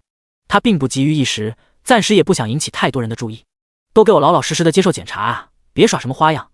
如果已经感染了血族病毒，就自己主动站出来，我们会全力救治你。但是如果被我们检查到了，那么你可就只有死路一条了，自己心里有点数。一个将官冰冷地看着排队的人群，呵斥了一声。原来是为了防止血族病毒出现在城内。叶晨点了点头，这是确实需要配合关系一城的百姓呢。队伍检查的不慢，很快便轮到叶晨了。坐在桌子后面登记的将官看了叶晨一眼，冷漠地问道：你叫什么名字？叶晨，夜晚的夜，星辰的辰。叶晨，好像有点耳熟啊。那将官闻言愣了一下，随即露出思索的神色，忽然他眼神一亮，猛然站起了身子，有些激动地看着叶晨。你说你叫叶晨？叶晨被他一惊一乍的样子吓了一跳，但还是点了点头。没错，我就叫叶晨。嘶！那将官倒吸了一口气，一双眼就跟一对灯泡一般，看着叶晨，眼中满是崇拜与敬畏。您不用接受检查，您可以直接进城。将官弯着腰，又客气又紧张地说道。叶晨却是完全有些傻眼，他压根就没有来过落日城，不懂这个人为什么给他特殊待遇，态度还这么的好。似乎是看出了叶晨的疑惑，将官笑了笑，低声道：虽然末将不知道您对血族做了什么，但能让血族开出10万金币的悬赏，想来您一定是做了让血族损失重大的事，您是英雄。说着，那将官笑了笑，弯着腰对着叶晨做出了一个邀请的动作，请您进城吧。原来是悬赏的事。叶晨终于明白了，他没想到血族对他的悬赏居然还有这种效果。那我就进城了呀。叶晨也不矫情，直接就进了城门。没走多远，他便听到了身后的争吵声。凭什么他可以不用检查？你跟他能一样吗？你要是像他那样能让血族开出10万金币悬赏，别说不用检查，我他妈亲自护送你进城。现在滚过来检查，否则老子剁了你。听到争执的声音忽然消失了，叶晨摇了摇头，继续快步走了起来。任务还有时间，我先去找找轮回套装部件的位置。接下来，叶晨一边走动着，一边感应着轮回枪的反应。很快，他便找准了方向，一路狂奔，向着落日城深处走去。终于，他的脚步在一个巨大的府邸前停了下来。轮回套装的部件应该就是在这座府邸里面了。叶晨深深吸了一口气，忍住心头上的冲动，看向了府邸大门上方的牌匾“剑无子爵府”。再一次忍住直接冲进去的冲动，叶晨毅然转身向着城主府走去。他不能强抢，大白天冲击一个子爵的府邸，阵营声望和好感肯定会大幅度下降，甚至有可能脱离阵营。1.0 版本，他要获得更多利益，必须留在神圣帝国阵营。再想想办法吧。叶晨深吸了一口气，看着不远处的城主府，先去把任务交了，再跟城主打听一下，实在不行就让林大强去拿。叶晨咬了咬牙，轮回套装他必须集齐，不惜一切代价。第46章任务：剑无子爵的背叛。很快，叶晨便来到了城主府门前，看着那巨大的府门，他长长的吐了一口气。进了这扇门之后，他就算是正式加入神圣帝国阵营了。接下来，他就可以名正言顺的在1.0 版本的血潮中获取更多的利益。平复了一下心情，叶晨跨步向着大门前的一个门卫走了过去。麻烦你帮我通报一下，我要见城主大人。您要见城主？那个门卫恭敬地看着他道：不知道您在城中担任什么职务，我好进去通报。我不是城中的官吏，我是受边境一位士兵所托，来找城主汇报军情的。受边境士兵所托，汇报军情。那门卫闻言，原本恭敬的脸色瞬间垮了下来，他黑着脸看向叶晨：你当城主大人是什么了？什么阿猫阿狗都能见？门卫不屑地看着叶晨，手上不知道什么时候拿出了一枚银币，把玩了起来。丁，你获得提示信息，门卫正在向你索贿。听到系统提示音，叶晨忍不住笑了。搞了半天，这个门卫是在看碟下菜啊。想了想，他也懒得跟一个门卫较真，他取出2枚银币，递了过去，小声道：“不管城主见不见，麻烦你帮我通报一声，我就感激不尽了。”好吧，那我就辛苦走一趟。门卫不动声色地接过银币，随即又看着叶晨道：“你叫什么名字？我好跟城主大人禀告。”叶晨笑道：“我叫叶晨，夜色的夜，星辰的辰。”门卫闻言点了点头道：“行了，你在这等着，我这就去向城主大人通报。”说着，门卫便转身进了城主府中。叶晨则站在门口安静的等待。然而他却发现，那门卫刚进门没走几步，忽然停住了身子，转身又向着他走了过来。我去，他这是准备黑我呀！钱收了，是不罢？叶晨正准备找门卫询问，忽然却发现他脸色苍白，满头大汗。门卫回到他面前，扯了一个难看的笑容道：“您刚才说您叫叶晨对吧？”叶晨无奈的点了点头：“没错，我叫叶晨。”是哪个叶晨？门卫的声音都有些颤抖了。叶晨忽然醒悟过来，前面在城门的时候，那个将官就因为听了他的名字直接放行。这个门卫恐怕也是知道悬赏的事。我去，这个悬赏的威力居然有这么大！叶晨心中暗暗咂舌，看着眼前的门卫，却露出了笑容。没错，我就是你想的那个叶晨。门卫闻言一个踉跄，脸色更加苍白了几分，直接从怀中取出全部的银币，颤抖地递给叶晨。爷，您是对抗血族的英雄，进城主府不用通报，我也不能收您的钱。算了，2枚银币而已，送你了，你还是赶紧带我去见城主吧，我有重要的事。叶晨摇了摇头，区几个银币而已，他确实没放在心上，也压根没兴趣跟一个小小的门卫计较。他现在只想尽快把任务交了，然后想办法得到那一件轮回套装的部件。然而门卫见他不收，直接扑通一声跪下了，带着哭腔道：“爷，求求您收下吧，您在血族那里抛洒热血，小的却向您索要贿赂，若是您不给小的挽回的机会，小的一辈子都于心不安了。”听了他的话，叶晨不由得多看了这个门卫一眼，想了想，从他手中取走2枚银币。好了，我把给你的银币拿走了，剩下的是你自己的，现在赶紧带我去见城主，否则误了军情，那你的罪过可真就大了。叶晨笑了笑，把门卫扶了起来，门卫这才感激地看了他一眼，便急忙带着他向城主府中走去。很快，叶晨便见到了城主。你就是那个被血族悬赏10万金币的叶晨？没想到你这么年轻，实在是让人难以置信。赶走了门卫，城主看着叶晨感叹了一声。叶晨笑了笑，却没在这个话题上深聊，他直接取出召见的遗物和那封任务信件递给了城主。这是帝国边境士兵冒死传出来的信件，他临死前让我向你禀报，血族将对落日平原发动全面战争。丁，你向落日城主提交血潮起源任务关键信息和任务物品。丁，恭喜你完成 B 级任务血潮起源，你获得经验10万，你获得金币10，你获得神圣帝国阵营功勋100，你获得神圣帝国阵营声望100，你获得神圣帝国阵营好感100。一连串的系统提示音响了起来，叶晨的心里感到有些激动。这些阵营声望、好感和功勋将节省他大量时间，足够兑换一个低等的爵位了。什么？血族将要对落日平原发动战争？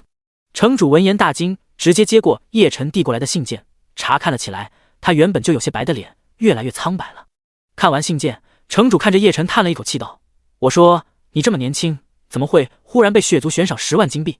原来你居然冒死把这么重要的情报带了回来。你的壮举或许会挽救整个落日平原数以千万计的民众，我作为落日城城主向你致谢。”说着，他便朝着叶晨狠狠地鞠了一躬。叶晨也有些懵了，什么时候他被悬赏是因为传递情报了？而且这情报他带得很轻松啊，一路上完全没有遇到任何阻挡，谈不上冒死，更谈不上壮举啊。但他又没法解释安娜的悬赏关系到进阶神级的秘密，如果说出来，搞不好会给他带来更大的麻烦。叶晨只好接受了这么个美丽的误会。但看到城主鞠躬的时候，叶晨还是让到了一边，这荣誉他拿得有点心虚。城主见他避让，以为他是谦虚尊敬老人，看向他的目光越发的有些欣赏了。哎，要是帝国的年轻人都能像你这样就好了。城主摇了摇头，又气恼地指了指信件。要是都像剑无子爵这样为一己之私私通敌国，那我神圣帝国可就完了。丁，你触发任务信息剑无子爵的背叛，请你到落日城主处获取更多信息。叶晨猛然瞪大了眼睛，心中不由自主地狂喜了起来。这是瞌睡送枕头啊，正愁不知道怎么从子爵府取走套装部件，这就直接来了任务。第47章背锅，召唤林大强。叶晨心里兴奋，脸上却是不动声色，反而露出疑惑的神色。城主大人，一位子爵地位那么尊崇，为什么会背叛帝国？落日城主叹息着摇了摇头，剑无子爵为了获得不死之身，接受了一个血族伯爵的初拥，现在恐怕已经正式成为血族的一员了。说着，落日城主脸上露出气恼的神色，怪不得这段时间一直见不到他，原来他已经自甘堕落了。他一直藏头露尾，恐怕就是为了等血族进攻的时候里应外合夺我落日城。落日城主咬着牙，脸上却是露出了忧虑的神色。可是剑无子爵是勇武伯爵的儿子，而勇武伯爵是落日平原的领主，我手下的人恐怕没人敢带头杀这个叛徒。丁，你获得剑无子爵的背叛全部任务信息。剑无子爵的背叛任务等级 B。 任务描述：为了获得不死之身，剑无子爵接受了一位血族伯爵的初拥，他成为血族埋藏在落日之城的一个火把，当血潮来袭时，这火把将烧毁整个落日城。可是因为剑无子爵是落日平原领主最爱的小儿子，落日城中无人敢带头对他出手，这成了落日城主的苦恼。任务要求：击杀剑无子爵。任务时效03天。任务奖励：经验50万，金币100，神圣帝国声望加100，神圣帝国好感加100，神圣帝国功勋加100。任务提示：当你击杀剑无子爵之后，你将被勇武伯爵仇视。又是一个 B 级任务。叶晨心中暗喜，这些奖励阵营声望功勋之类的任务是他现在最需要的，何况神器套装部件就在剑无子爵家里，就算没任务他都愿意干。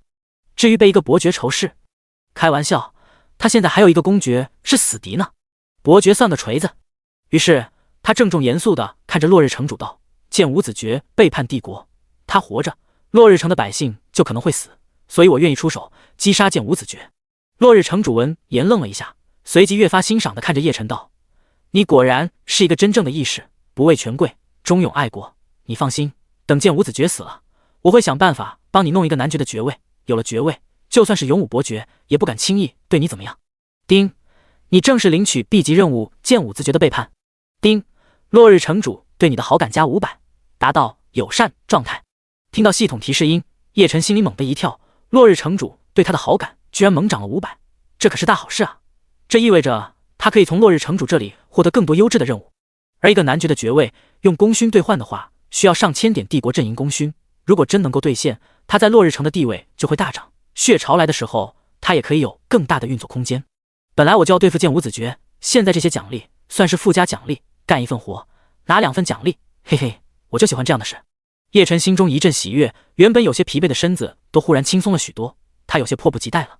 城主大人，事不宜迟，我现在就前往剑无子爵府。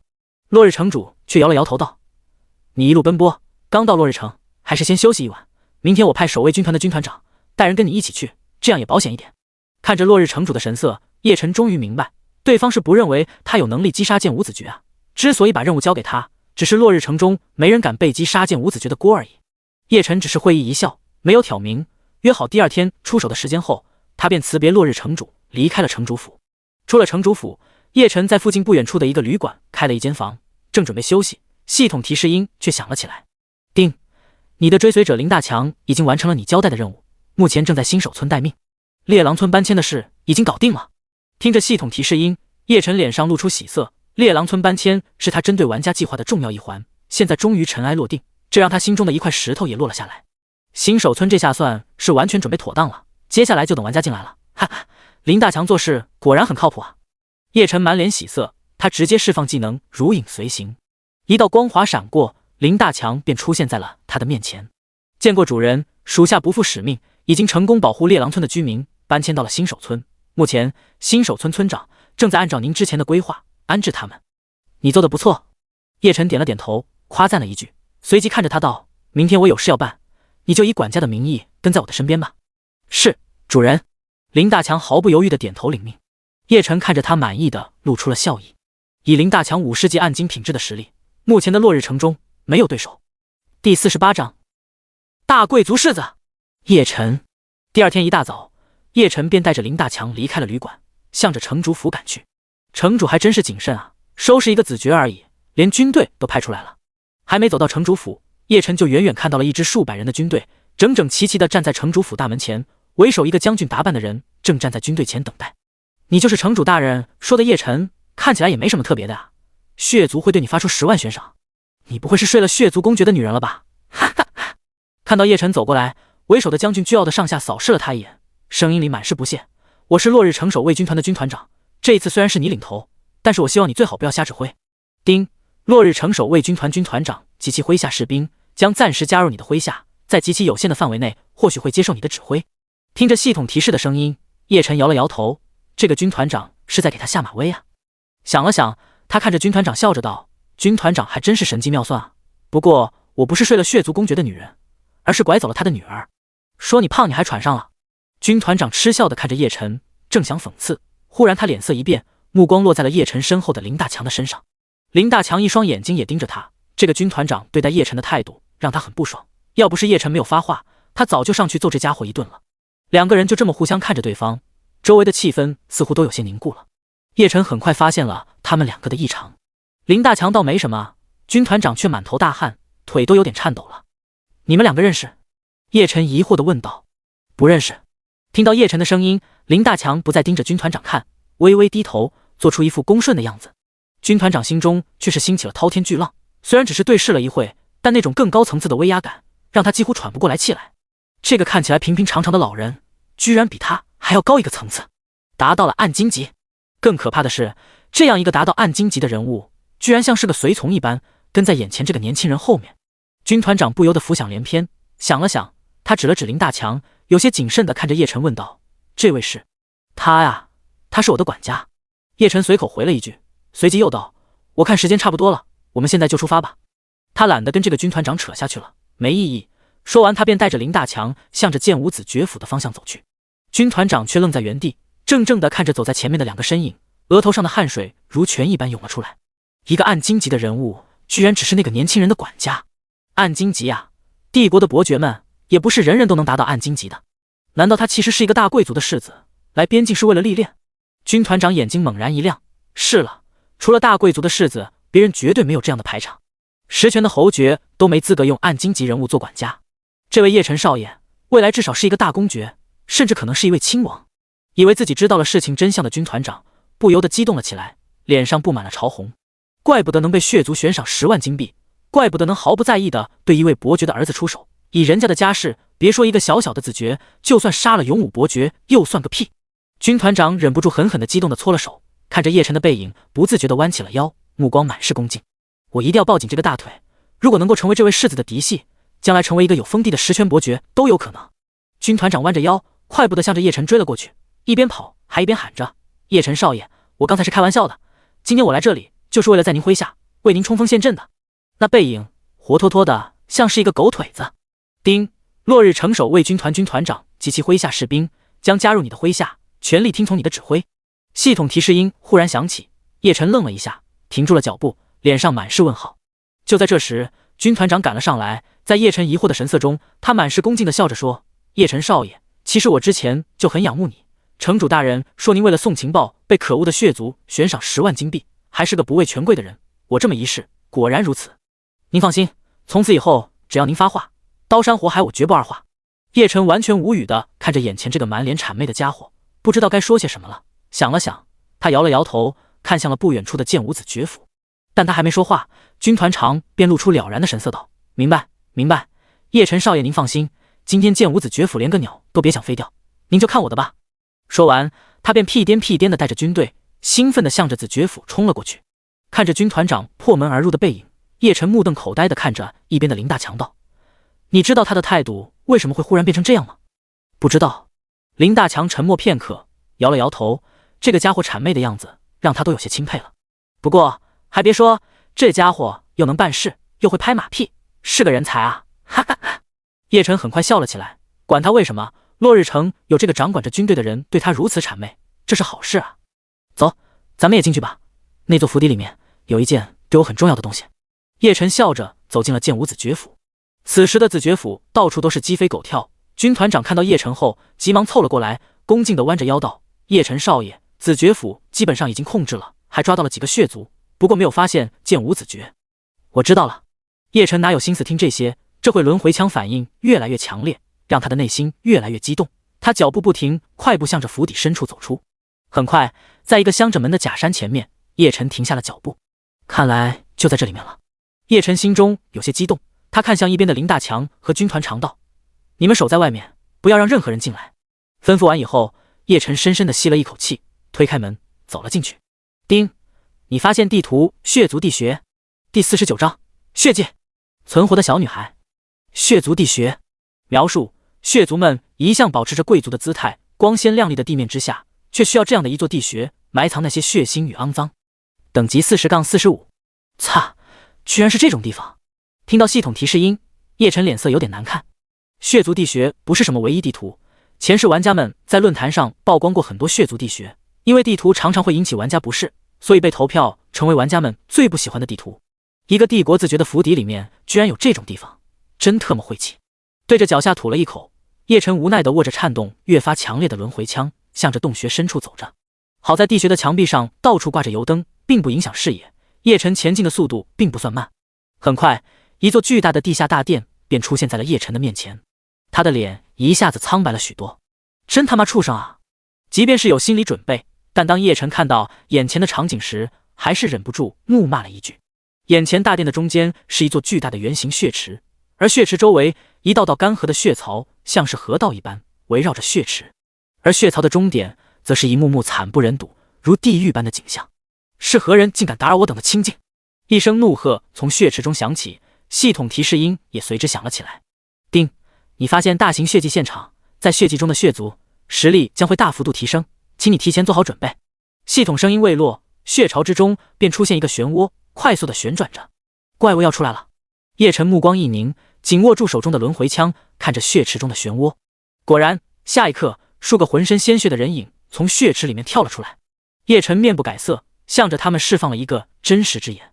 血祭中的血族骑士40级。描述：正在进行血祭的血族骑士，实力比往常强了一些。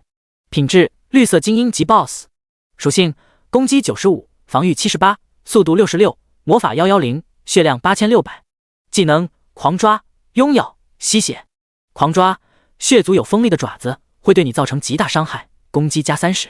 拥咬：血族有锋利的牙齿，他们会死死地抱在你身上撕咬，攻击加50。吸血：拥咬触发后，当血族血量低于 20% 时，他们将会吸取你的血量，转换率 5%。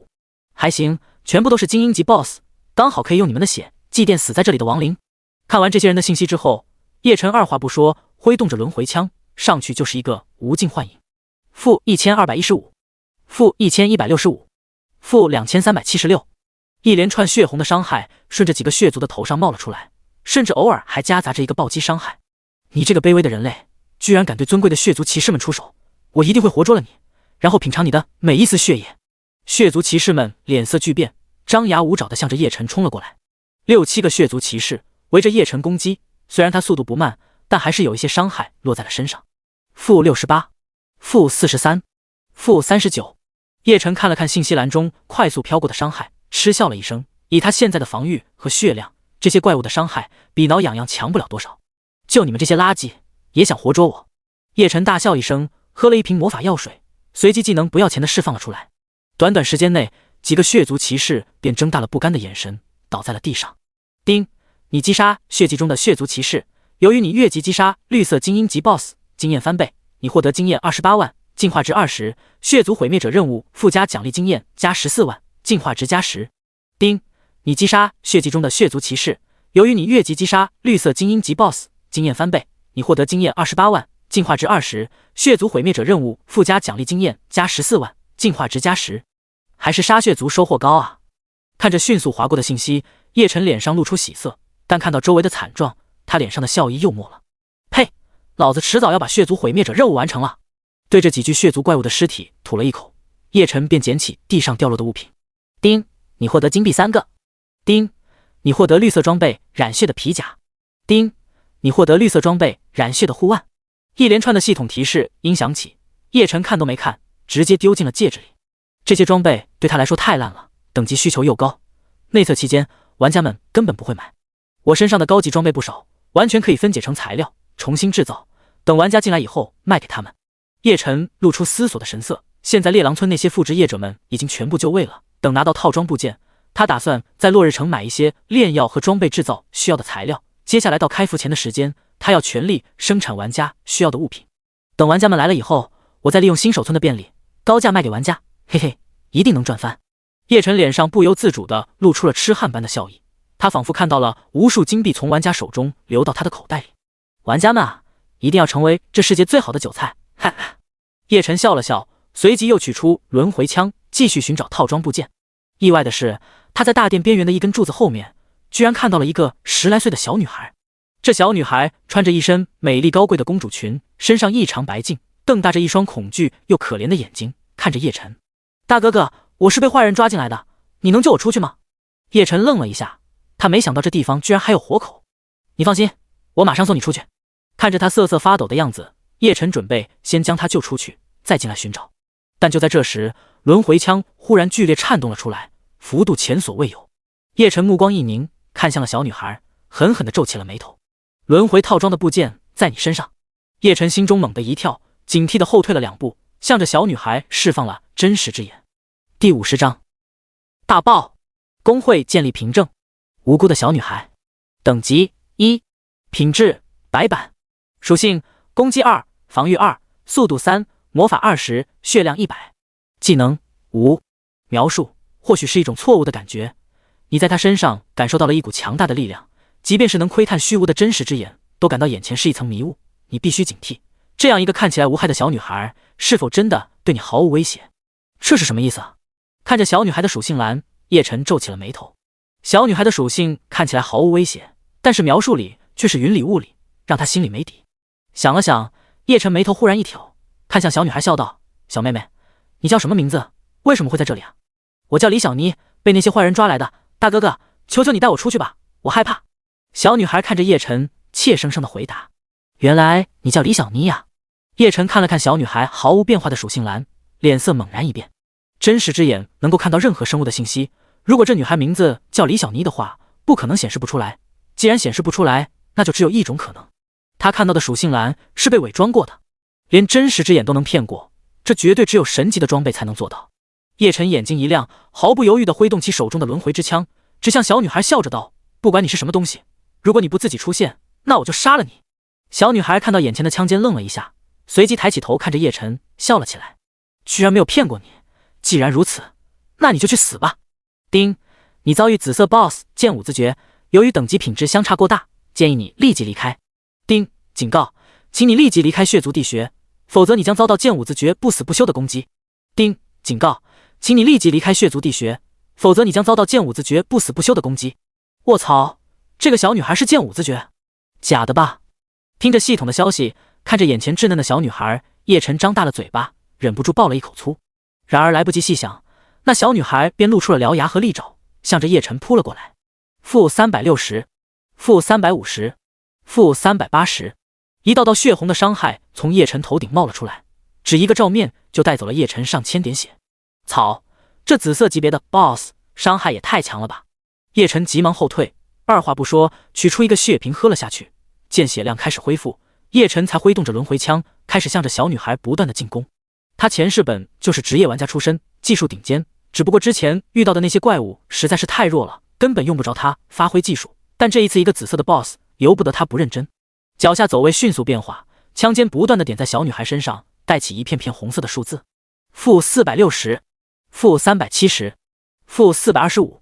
随着伤害飘起，小女孩不时发出尖锐的叫声，对着叶晨攻击的速度也是越来越快了。短短时间，叶晨的血量便掉落到了 30%， 这还是叶晨的血量第一次到这个危险的地步。高等级紫色 BOSS 对于现在的我来说，击杀起来果然还是有些吃力啊。叶晨心中暗叹一声，脸上却根本毫不在意。他还有很多底牌技能，他还有一次复活机会，就算他搞不定这个紫色 BOSS， 他还可以召唤林大强。那就用一次复活机会，看看我面对紫色级别 BOSS 时究竟能达到哪一步。叶晨眼睛雪亮，身上燃起了黑色的火焰，这些火焰如同铠甲一般布满了叶晨的身体。被动技能夜火铠甲触发。小女孩愣了一下，随即尖叫一声，再一次向着叶晨发动攻击。负150，负130，负60，负80。两道血红的数字分别飘在了叶晨和小女孩的头上，叶晨受到的伤害直接减少了一半还多，而小女孩也受到了反弹伤害的攻击。血量下降速度一下子缓慢了许多，但毕竟在危险区域，要不了多久就要到10%的红线了。叶晨却毫不在意，一边盯着血量，一边快速走位，急速地攻击着小女孩。忽然他目光一凝，他的血量终于到了危险区域10%，终于到了。叶晨不由反喜，他迅速后退，被动技能血之杀戮瞬间触发，加3200，一个巨大的绿色数字从叶晨头顶飘起，血量直接恢复了一半。哈哈，是时候结束了。在小女孩震惊的神色之下，叶晨身上再次连连闪烁起2道光芒，死亡之枪，生命之枪，2个轮回枪的技能瞬间释放，叶晨的属性直接再次增加了250%。致命时刻，叶晨兴奋地跳跃了起来，手中轮回枪猛然刺向小女孩的心脏位置。感受到那满含死亡的一枪，即便是紫色级别的小女孩也慌了，她迅速后退，想要躲避，但那一枪却依然准确无比地落在了她的身上。-15700，一个巨大到惊人的伤害从小女孩头顶飘了起来，就连叶晨也被吓了一跳。这个伤害太恐怖了吧！叶晨虽然知道叠加伤害下的致命时刻攻击很吓人，但他没想到居然这么吓人。啊！一声刺耳的尖叫声响了起来，叶晨这才看向了小女孩，只见她双眼通红，半跪在地上，死死地看着叶晨。这都没死，你血量也太厚了吧！叶晨有些无语，准备上去补枪。饶了我！小女孩忽然对着叶晨哀求起来。我身上有2件准备献给血族大公爵的宝物，只要你饶了我，我就把宝物送给你。叶晨闻言嗤笑着摆了摆手，不用麻烦，我击杀你以后照样可以拿到宝物。说着他便笑着挥动起轮回枪，朝着小女孩释放了一个无尽幻影。我父亲大人是不会饶了你的。一道幽怨的声音响起，小女孩倒在了地上，转眼之间变成了一个1.8米的男子，装备金币掉落了一地。叮，恭喜你击杀40级紫色 BOSS 剑舞子爵，由于双方实力相差过大，你获得经验翻倍，你获得经验200万，进化值100，血族毁灭者任务附加奖励经验100万，进化值50。我去，不愧是紫色级别的 BOSS， 这奖励有点吓人啊。叶晨赞叹了一声，随即看向剑舞子爵的尸体，目光发亮地伸出了手。叮，你获得金币115。叮，你获得特殊物品轮回面具。叮，你获得特殊物品星海公主裙。叮，你获得特殊物品工会建立凭证。第51章残忍。星海公主裙，这家伙为了投奔血族，也不知道都干了些什么，居然弄到了这么多好东西。一件件的捡起掉落物品，叶晨感到疑惑，比如轮回面具，这根本就不应该是紫色 BOSS 能掉落的物品，但居然会出现在这家伙身上。只能说红月世界是一个真实的世界，虽然大部分情况下都在游戏规则内运转，但总会有一些不拘于规则的情况出现，这反而是一个真实世界的特质。想了想，叶晨笑了起来，美滋滋地看向物品栏中增加的几件东西。管它怎么来的呢，反正现在这些东西都已经是属于我的了，嘿嘿，赚大发了。叶晨搓了搓手，迫不及待地点击查看轮回面具的属性。轮回面具品质神级1/2，佩戴要求无等级要求，无性别要求。描述：轮回套装面部部件，一张戴上面具的脸，没人能看得清背后的真与幻。属性：智力正100%，面部伤害减免50%。技能：伪装隐匿。伪装变换成指定的一个人，并伪装属性面板，只有神级及以上人物才有机会分辨，持续时间10分钟。隐匿：假如你不想让人知道你的信息，那么就没人可以知道，无时间限制。提示：轮回面具因为长久的沉睡，陷入半封印状态，只有全部部件凑齐才能完全激活轮回面具的状态。卧槽，这面具有点吓人啊！看完轮回面具的属性，叶晨的目光落在了伪装技能上面，忍不住惊呼了一声。怪不得剑舞子爵变换出来的小女孩连真实之眼都看不出来，如果不是因为他自己没有给那小女孩设定好身份，我就要被他骗过了。叶晨深深地吸了一口气，轮回面具的属性看起来一般，但光这一个伪装的技能就已经不愧神器的名头了，这技能有很大的操作空间。如果我用这神器伪装成某个玩家的话，那嘿嘿，一定会很有意思的吧。他忽然想到了某些很有意思的画面，嘿嘿地笑了起来。如果有玩家在这里，一定会被这笑容吓出一身冷汗。轮回面具和轮回之枪一样，目前都处于封印状态，也不知道完全状态下的面具是什么样子的。叶晨有些期待地想着，随即毫不犹豫地佩戴上了面具。银色的面具遮挡住了叶晨半边脸，闪烁着微光，下一刻便像是水融入海绵一般，彻底消失不见。有点意思啊。他摸了摸脸，虽然戴上了面具，但居然感受不到任何异物感，甚至还有一点如同清风拂面的舒适感。面具是否出现，我完全可以自由控制，这个设定不错。连续尝试了好几次，叶晨总算完全了解了轮回面具的使用方法，心里越发的开心了。哼着小曲，他继续向着物品栏看去，目光不由自主地落在了工会建立凭证上。嘿嘿，没想到玩家的第一张工会建立凭证，居然会是我这个 NPC 打出来的。取出那一张小小的卡片，叶晨脸上满是笑意。他记得前世第一张工会建立凭证是玩家整体达到20级才出现的，那时候已经公测了。为了获得凭证，几个顶尖工会发动了上千万玩家到处去磨黄金 BOSS， 上千万玩家整体等级掉了好几级，才终于掉落了出来。后面为了抢夺凭证，几个工会又打了好几仗，真是狗脑子都打出来了。可以说，为了这么一张薄薄的卡片，玩家们付出了血的代价。可现在，这张轻飘飘的卡片却出现在了叶晨的手中，只能说天意难测啊！看着手中的白色卡片，叶晨眼神明灭了起来，嘴角很快翘了起来。如果我把这张凭证卖给卓越圣殿，然后用轮回面具的伪装技能变成卓越的玩家，毁了工会核心，抢走凭证，呵呵，一定会很有意思。叶晨嘴角露出了魔鬼一般的笑容，他仿佛找到了和卓越圣殿正确的交流方式。如猫系老鼠也不吃它，让他们在无能为力的恐惧中疲惫的逃亡。笑着收起工会建立凭证，叶晨的目光落在了最后一件特殊物品星海公主裙上。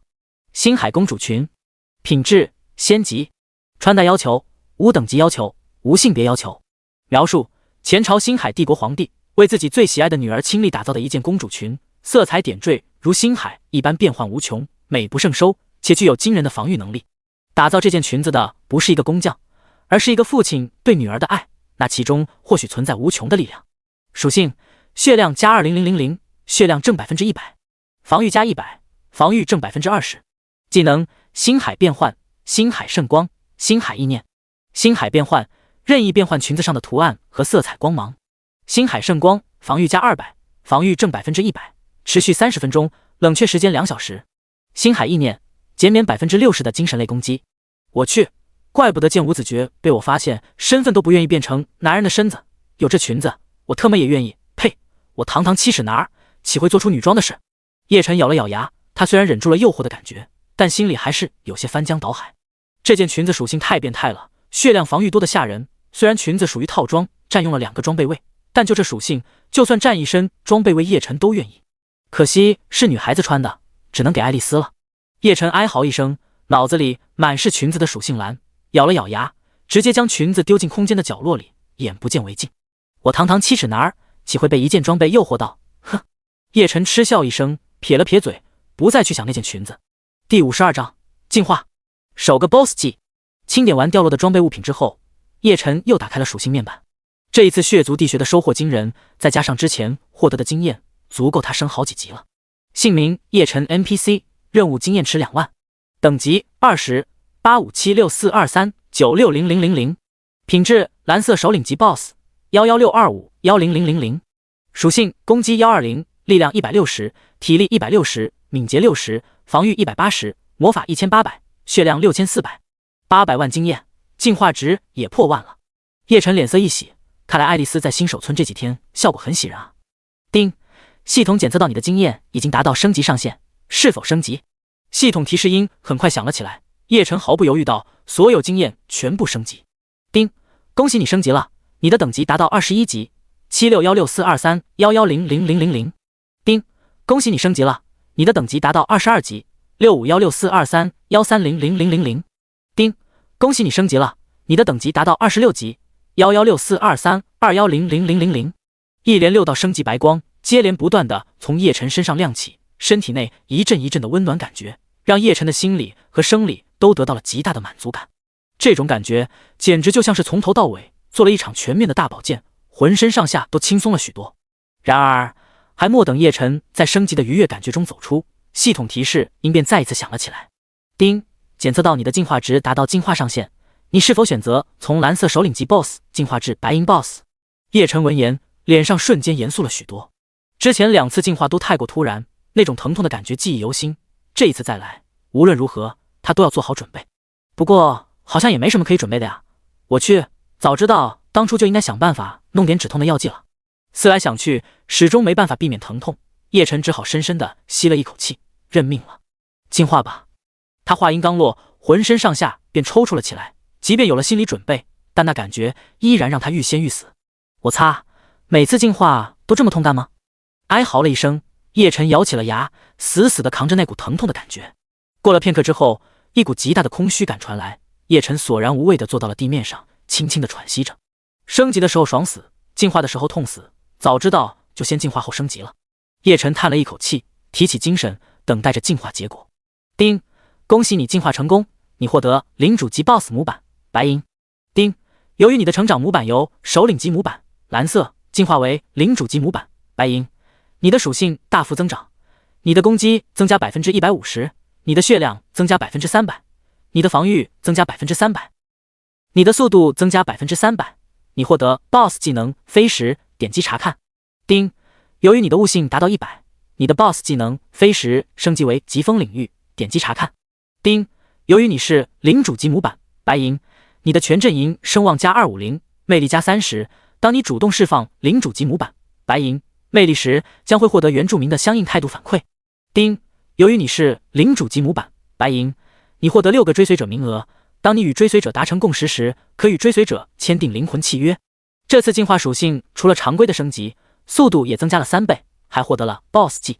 看完进化的信息栏以后，叶晨感觉刚才受到的痛苦完全都是小意思，甚至还想再来一次。之前因为主要把属性加在攻击和血量上，倒是速度相对低了一点，这次进化之后就完全不是问题了。叶晨容光焕发，满脸都是笑意，每一次进化之后，他的实力都会大幅度提升，这简直是一件爽到了极点的事情。要是能让我直接进化到超神级，我愿意再痛10倍。叶晨笑着幻想了一下，随即便看向新增加的 BOSS 技疾风领域。疾风领域消耗1000点魔法，在周围10×10范围内刮起狂风，狂风之下，落叶飞石都会成为武器，在技能范围内进行无差别攻击，攻击正 20%， 持续时间1分钟，冷却时间1小时。这技能简直就是群攻神技啊！叶晨瞪大了眼睛，这个技能算是无尽幻影的升级版，攻击没多少，但是范围和持续时间却直接翻了好多倍。这个技能似乎对玩家效果也很优秀啊！叶晨嘴角微翘，露出了若有所思的神色。说起玩家，离内测也没几天了，既然轮回套装部件已经拿到了，那我现在就去把任务交了，然后就回新手村，开始正式为玩家内测做最后的准备。这么一想，时间还真是有些紧迫，叶晨毫不犹豫把升级的自由点数照例加到血量和攻击上，接着便向着血族洞穴外面走了出去。第53章韭菜。回新手村，从血族地穴离开，叶晨便去了城主府交付任务。落日城主脸色有些苍白，但听到了叶晨和军团长的描述之后，依然露出了惊讶的神色，向着叶晨鞠了一躬。没想到你居然真的击杀了那个叛徒，清除了落日城中的隐患，接下来我就能全力以赴准备防守事宜了。你的行为帮助了整个落日城，我代表落日城全体百姓向你感谢。丁，恭喜你完成 B 级任务剑舞自觉的背叛，你获得经验50万，金币100，你获得神圣帝国阵营功勋100，你获得神圣帝国阵营声望100，你获得神圣帝国好感100。系统提示音刚落，落日城主接着说，我之前答应你帮你获得男爵的爵位，但你的功勋还差了一点，刚好在落日平原和黄昏峡谷之间的百姓们需要尽快转移，这件事就交给你了，我会让军团长徐忠去帮你。完成这件事以后，你会正式获得帝国男爵的爵位。丁，你是否接受任务战前转移？又有任务？叶晨皱了皱眉头，虽然说有任务是好事，但马上就要内测了，当前他最重要的事情是准备内测的相关事宜，如果被任务耽搁了，那可就不好了。还是先看看任务详情再做决定吧。想了想，叶晨选择查看任务信息。战前转移任务描述：血潮马上就要来临了，在落日平原和黄昏峡谷之间仍然有许多帝国百姓居住在那里，请把他们迁移到安全的地方。任务等级 B。 任务要求：迁移百姓到安全位置。任务时限1个月。任务奖励：帝国功勋加800。任务提示：该任务辅助人员军团长徐忠可以独立完成任务。我去，这个任务提示是在暗示什么吗？叶晨的目光落在了任务提示一行，随即不由自主地看向落日城主，很快明白了他的意思。这个任务是完成击杀剑五子爵任务后给的福利啊，根本不需要他亲自动手，只等着拿奖励就行了。这个任务足足奖励了800的功勋，加上叶晨之前获得的帝国功勋，刚好达到了1000，足够兑换男爵爵位。落日城主是在用这种方式达成之前给叶晨的承诺。我接受任务，既然不需要耗费他的时间就能够获得一个男爵的爵位，叶晨毫不犹豫地接受了任务。领取任务之后，叶晨便辞别了落日城主，离开了城主府。想了想，叶晨把林大强留在了军团长徐忠身边，辅助军团长尽快完成任务。那毕竟是他的任务，就算不用他自己亲自出手，不闻不问也是不太好的。军团长徐忠自然是毫无意义的，他本来就想接近叶晨，只是苦于没有途径。现在叶晨把自己的管家留在了他身边，长期共事，他惊喜异常。最后还拍着胸口向叶晨承诺，绝对会完美的帮助叶晨完成牵引百姓的任务。安排好了任务之后，叶晨便去了落日城的市场。他准备买一些制造武器装备和药剂的原材料，让猎狼村的居民们制成成品，然后在开服后出售给玩家。但是遗憾的是，他逛了许久都没有看到出售武器装备和药剂之类原材料的地方，倒是武器店、药剂店看到了不少。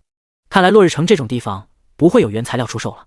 叶晨皱了皱眉头，想了想，忽然又露出了笑意，轻轻地拍了拍脑袋。哈哈，我也是傻了，玩家们自己就是最好的原材料提供商，我大可以通过发放任务的方式，廉价的从玩家手里换取材料，然后制成武器装备和药剂，再高价卖给他们。叶晨双眼发亮，嘴角不由自主就翘了起来。玩家们本来就是最优秀的劳动力，游戏初期只要给他们一点点经验，再给几个铜板，他们就能激情澎湃，不眠不休地为他的伟大事业努力奋斗。关键是他们还任劳任怨，不觉得自己吃亏了。嘿嘿，我真特么是一个商业奇才。叶晨搓了搓手，他之前想的是购买原材料，然后制造成装备之类玩家需要的东西，最后高价卖给玩家。但现在看来，他连买原材料的钱都省了，直接薅玩家的羊毛就可以了，简直是美滋滋啊！叶晨忍不住满脸喜色，现在他一想到玩家，就觉得那是一群绿油油的顶着金币的韭菜。有了金币，我就可以快速的发展自己的势力，以后甚至可以给爱丽丝的骷髅大军全部装备上黄金级装备，不，紫色装备都不是不可能。叶晨深深的吸了一口气，他有些迫不及待的想要见到亲爱的玩家们了。他现在觉得玩家们简直是太可爱了。马上回新手村，我要把新手村打造成最适合玩家们的天堂。叶晨二话不说，激动地释放了技能如影随形。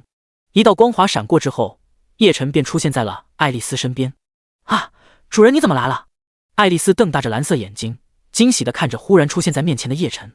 看到爱丽丝，叶晨露出了笑意。这么短的时间里，他等级之所以提升的那么快，连品质都再次进化，爱丽丝的功劳实在太大了。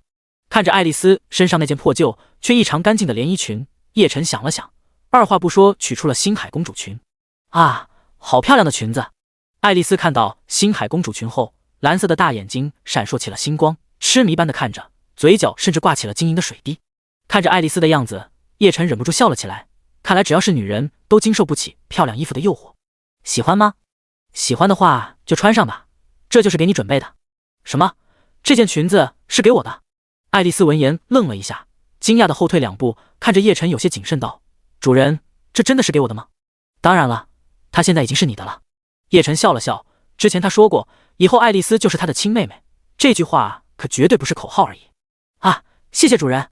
爱丽丝惊喜地接过星海公主裙，兴奋地跳了起来，像是一个小精灵一般。叶晨在边上看着，也露出了开心的笑容。然而过了一会，爱丽丝忽然愣了一下，随即把公主裙顶到了头上，蹲在地上大哭了起来，泪水像是不要钱一样哗哗地流着。叶晨一下子迷惑了，他看着爱丽丝道：怎么了？是裙子不喜欢吗？不是的，爱丽丝是太开心了，主人，我好久都没有过新衣服了。第54章新手村，今夜难眠。一场大哭之后，爱丽丝开心地穿上了星海公主裙，但原本的那件裙子她并没有丢，而是小心翼翼地收了起来。主人，我穿上新衣服好看吗？换上星海公主裙的爱丽丝第一时间兴奋地看向叶晨，那期待的模样和别的换上新衣服的小孩子没有任何区别。看着她单纯可爱的样子，叶晨很给面子的夸奖一声：太漂亮了，这件裙子简直就是为你量身定做的。得到夸奖的爱丽丝笑了起来，像个小兔子一般开心的蹦蹦跳跳。难得爱丽丝这么开心，叶晨没有打扰她，自己开始向着周围看去。眼前是一个巨大的工地，工地上数千个骷髅正在不断移动，辛勤的建设着。显然，爱丽丝现在的身份是一个包工头，正带着骷髅们建设新手村呢。这些骷髅永远不知道辛苦，也不会损坏，在新手村建设的时候，他们简直就是天生的工人。之前叶晨还担心村民们接受不了这些骷髅，但是他向村长张成文询问的时候，村长却告诉他，这完全不用担心。红月世界的居民们已经见惯了各种各样的黑暗种族，一些骷髅并不会让他们恐惧。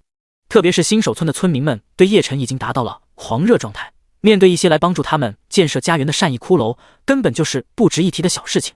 也因此，最近几天在骷髅们和村民配合之下，叶晨对新手村的很多规划得以快速实现。看着眼前进度惊人的工地，叶晨感到异常兴奋。以这个进度，新手村恐怕要不了多长时间就能够完全建设完成了。骷髅们简直太优秀了，这样庞大的一个竞技场，恐怕等不到内测开始，很快就能够建设出来了。叶晨笑着地打开了领地信息栏，查看建筑信息。竞技场建设中，描述：巨大的圆形竞技场可以为玩家提供竞技平台和绝佳的观赏位置。容量10000人，门票10枚铜币，点击修改。维持人员100人，维持成本10银天。看着竞技场的介绍，叶晨露出了思索的神色。他忽然想到了一些氪金游戏里各种各样的排行榜。前世的红月世界虽然也有一些排行榜，但是却完全没有竞技排行榜。竞技场里应该再立一个牌子，实时修改玩家在竞技场的排名。嘿嘿，以玩家的尿性，他们一定会经常来刷榜的。竞技排行榜上的常客也肯定会在玩家群体中引起关注，吸引大量玩家围观。这座竞技场绝对会成为我这个新手村的一大特色。叶晨忍不住笑了起来。虽然竞技场设定的门票低，但是如果1万人坐满的话，一场的收益就能达到10枚金币。这地方很有可能会成为玩家的重要娱乐场所。其他新手村哪里会有这样的建筑？只要我把玩家需求的建筑建设的足够多，即便出生地不是这个新手村的玩家，恐怕也会闻讯赶来。叶晨满意的又看了一遍竞技场的信息，随即继续阅览领地信息栏里的其他建筑。拍卖行描述：从事拍卖的商业地点，玩家可以在这里竞拍物品，也可以将自己的物品寄存在这里竞拍。容量1000人，手续费5%，点击修改。门票1枚银币，点击修改。维持人员10，维持成本2银天。中心广场建造中，位于新手村中心的巨大广场，玩家将在这里复活。容量1万人，维持人员50，维持成本5银天。铁匠铺描述：武器铸造师的专属商铺，可以进行武器铸造。容量20，维持人员10，维持成本5银天。旅馆、酒店、武器装备店、药剂店、杂货店，一座座最近新建的建筑信息完全展露在叶晨面前。他之前在新手村做的规划，张成文完全执行了。可以说，现在的新手村绝对是有史以来玩家需求建筑设施最完全的一座新手村。某种程度上，就算是落日城都比不了。当然，有些建筑叶晨最终选择放弃了，比如青楼。这个建筑绝对是玩家们喜闻乐见的，前世甚至有玩家自己开过青楼，很赚钱的一个建筑。但考虑到这个建筑如果由叶晨自己来建的话，会掉明星，所以他放弃了。不过，如果将来他有了自己的正式领地，有外地商人带着艺伎来开店，他也不会拒绝。还差什么建筑呢？叶晨摸着下巴思索了起来。对了，监狱。叶晨眼睛猛然一亮，作为一个繁华的玩家新手村，怎么可以没有监狱呢？想着，叶晨嘴角露出了笑意。对于玩家来说，这个建筑绝对可以成为魔鬼一般的存在。爱丽丝，走，带我去找村长，我有事找他。接下来几天，叶晨完全投入进了新手村的建设之中。他让村长挑选出了一些强壮的村民，组成了新手村护卫队，又把自己之前打怪获得的装备全部分解，重新制造成新的低级装备和武器。最重要的是，新手村的各项规划建筑全部都建设完成。这座庞大的新手村终于露出了它完整的面目，像是一座巨兽，屹立在落日平原，等待着吞噬那些不速之客。丁，游戏将在明日正式开启内测，请你提前做好准备。系统提示音忽然响起，忙了一天，正准备休息的叶晨一下子愣住了。感觉没过几天啊，内测居然就要开始了。原本还有些困意的叶晨瞬间激动起来，今晚难眠了。第55章，新手村居然有高级 NPC， 欢迎进入红月世界。本游戏将向你展示一个完整真实的世界，在这里希望你能认真对待每一次的选择，这将决定你的命运。请你选择你的游戏昵称。萌萌的车长，恭喜你，该游戏昵称可以使用，请选择你的职业。本游戏提供战士、法师、刺客、射手。我选法师，请你选择法师发展方向，目前解锁方向为远程辅助。我要做游戏第一大奶，所以我选辅助。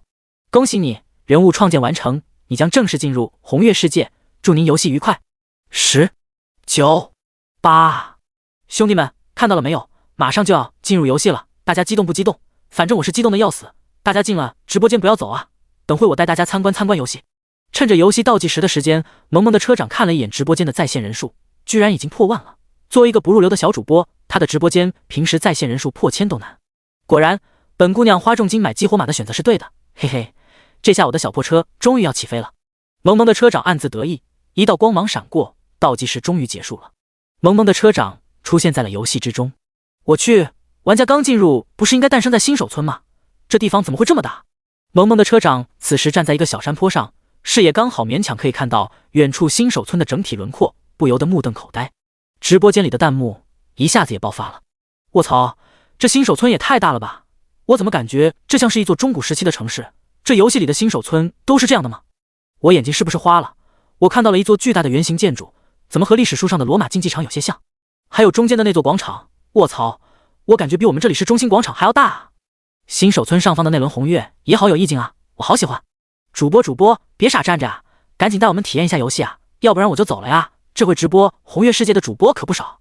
萌萌的车长很快反应过来，他向着周围看去，附近有很多和他一样刚刚诞生的玩家，头上顶着各种奇葩的昵称，正激动地向着新手村奔跑。兄弟们，我觉得官方宣传没有乱说，这游戏真的很真实。我刚刚捏了一下肉，手感很不错，跟我在现实的感觉一样。萌萌的车长满脸正经地说着游戏体验，但是直播间的弹幕却开始糊脸了。好激动，第一款体验完全真实的游戏真的来了，我好想玩啊！可是公测还要2个多月，夭寿了！美女主播竟然公然开车，这究竟是道德的沦丧，还是人性的泯灭？嘿嘿，据说这游戏可以和 NPC 发生友好深入的交流，现在看来很可能是真的。萌萌的车长继续说着游戏的感官体验，很快他也完全沉浸在了游戏世界的真实感中。一阵清风吹来，他张开双手，深深地吸了一口气。这游戏太真实了啊，这空气好清新啊，这味道怎么有点变了？哦，正在享受微风的萌萌的车长脸色一变，睁开眼睛看向风刮来的方向。只见在他不远处，一个男性玩家正捂着肚子不好意思地看着他。抱歉，我的饥饿值掉了，我就试着摘了一个蘑菇吃了，现在肠胃出现了负面状态。萌萌的车长脸色一下子黑了起来。直播间里弹幕一下子刷屏了，哈哈，笑死劳资了。主播深吸一口气，我隔着屏幕都能闻见味道。为什么看到主播的窘状，我居然有点兴奋？是怎么回事？好激动啊！哈哈哈，我也快笑死了。不过这一幕有点细思极恐啊，玩家在游戏里居然有生理反应，这游戏也太真实了吧！等公测了，我一定要玩。萌萌的车长脸色有些红，他甚至不看弹幕都知道自己绝对被嘲讽死了。正了正身子，他故作镇定地看着不远处的新手村道：好了，现在我就去新手村，带大家正式见见这款游戏中的 NPC 们。红月世界主打的是真实世界，我觉得 NPC 们或许会给大家带来新奇的体验。说着，萌萌的车长便向着新手村走去。一路上有很多玩家向着相反的方向跑着，明显是去打怪升级的。大家到时候进游戏了，可不要像别的玩家那样着急打怪，像这种全开放的游戏世界，进游戏之后一定要第一时间去新手村转一遍，或许会遇到什么隐藏任务也说不定。就这样一边解说一边赶着路，萌萌的车长很快就走进了新手村的大门。这时候新手村门口几乎是人满为患，一眼都看不到尽头。组队，求一个大奶辅助。高级公会预选会员，现在只要10个铜币就可以预定公会位置了。有美女吗？本人免费带美女打怪。大哥，你可别吹了吧，你打过怪吗？这游戏最低级的1级怪都要一个小队的人合作才能击杀，还带妹子，吹把你救。玩家们聚集在一起，直接把游戏的画风带歪了。新手村入口处比集市都要热闹1万倍。萌萌的车长好不容易找到村长，学了几个基础技能之后，才挤进了新手村里，开始到处瞎逛，尝试着触发任务。然而结果是连连碰壁。新手村的村民们对他这样的玩家虽然好奇，但似乎有些敬而远之。因为毫无收获，游戏观赏体验太差，直播间的人气似乎都有些下降了。要不然我还是赶紧出去打怪升级，或者也去找村长接一点基本任务。萌萌的车长想了想，转身就要按原路返回。忽然他余光扫到了一个倚在树边，嘴里叼着一根草的 NPC。 萌萌的车长心里猛地一跳，呼吸有些急促了。那一身黑色的长袍，那特立独行的站姿，那戏谑的眼神，无论从哪里看都觉得和新手村完全不搭。这个 NPC 很可能有任务。萌萌的车长心里猛地一跳，向着那个 NPC 走了过去，同时释放了一个侦查技能。一长串红色字迹的信息栏很快出现在了他的面前。姓名叶晨，品质未知，等级未知，属性未知。提示：对于你来说，它有着绝对致命的危险，请你立即远离。如果你非要靠近它，那么一定不要触怒它，否则的话，后果可能难以预料。萌萌的车长瞪大了眼睛，我的天，新手村居然会出现高级 NPC。第56章隐藏任务，等级帮帮手。看着眼前信息栏中一连串的未知，还有那长长的红色提示，萌萌的车长长大了嘴巴，满满都是不可思议的神色。他已经逛遍了小半个新手村，见过的 NPC 也有上百个了，但没有一个像眼前这个 NPC 一样，不但外观独特，装扮很有逼格，而且除了名字，居然什么信息都看不到。特别是那红色的提示，让他有一种面对刀锋，随时被秒杀的感觉。种种迹象说明，这绝对是一个隐藏的高级 NPC。这样的 NPC 出现在新手村，背后绝对有可以深挖的细节存在，搞不好就有隐藏任务。萌萌的车长深深地吸了一口气，平复着自己激动的心情。反应过来之后，他第一时间就想关闭直播，他想独自占有这个 NPC。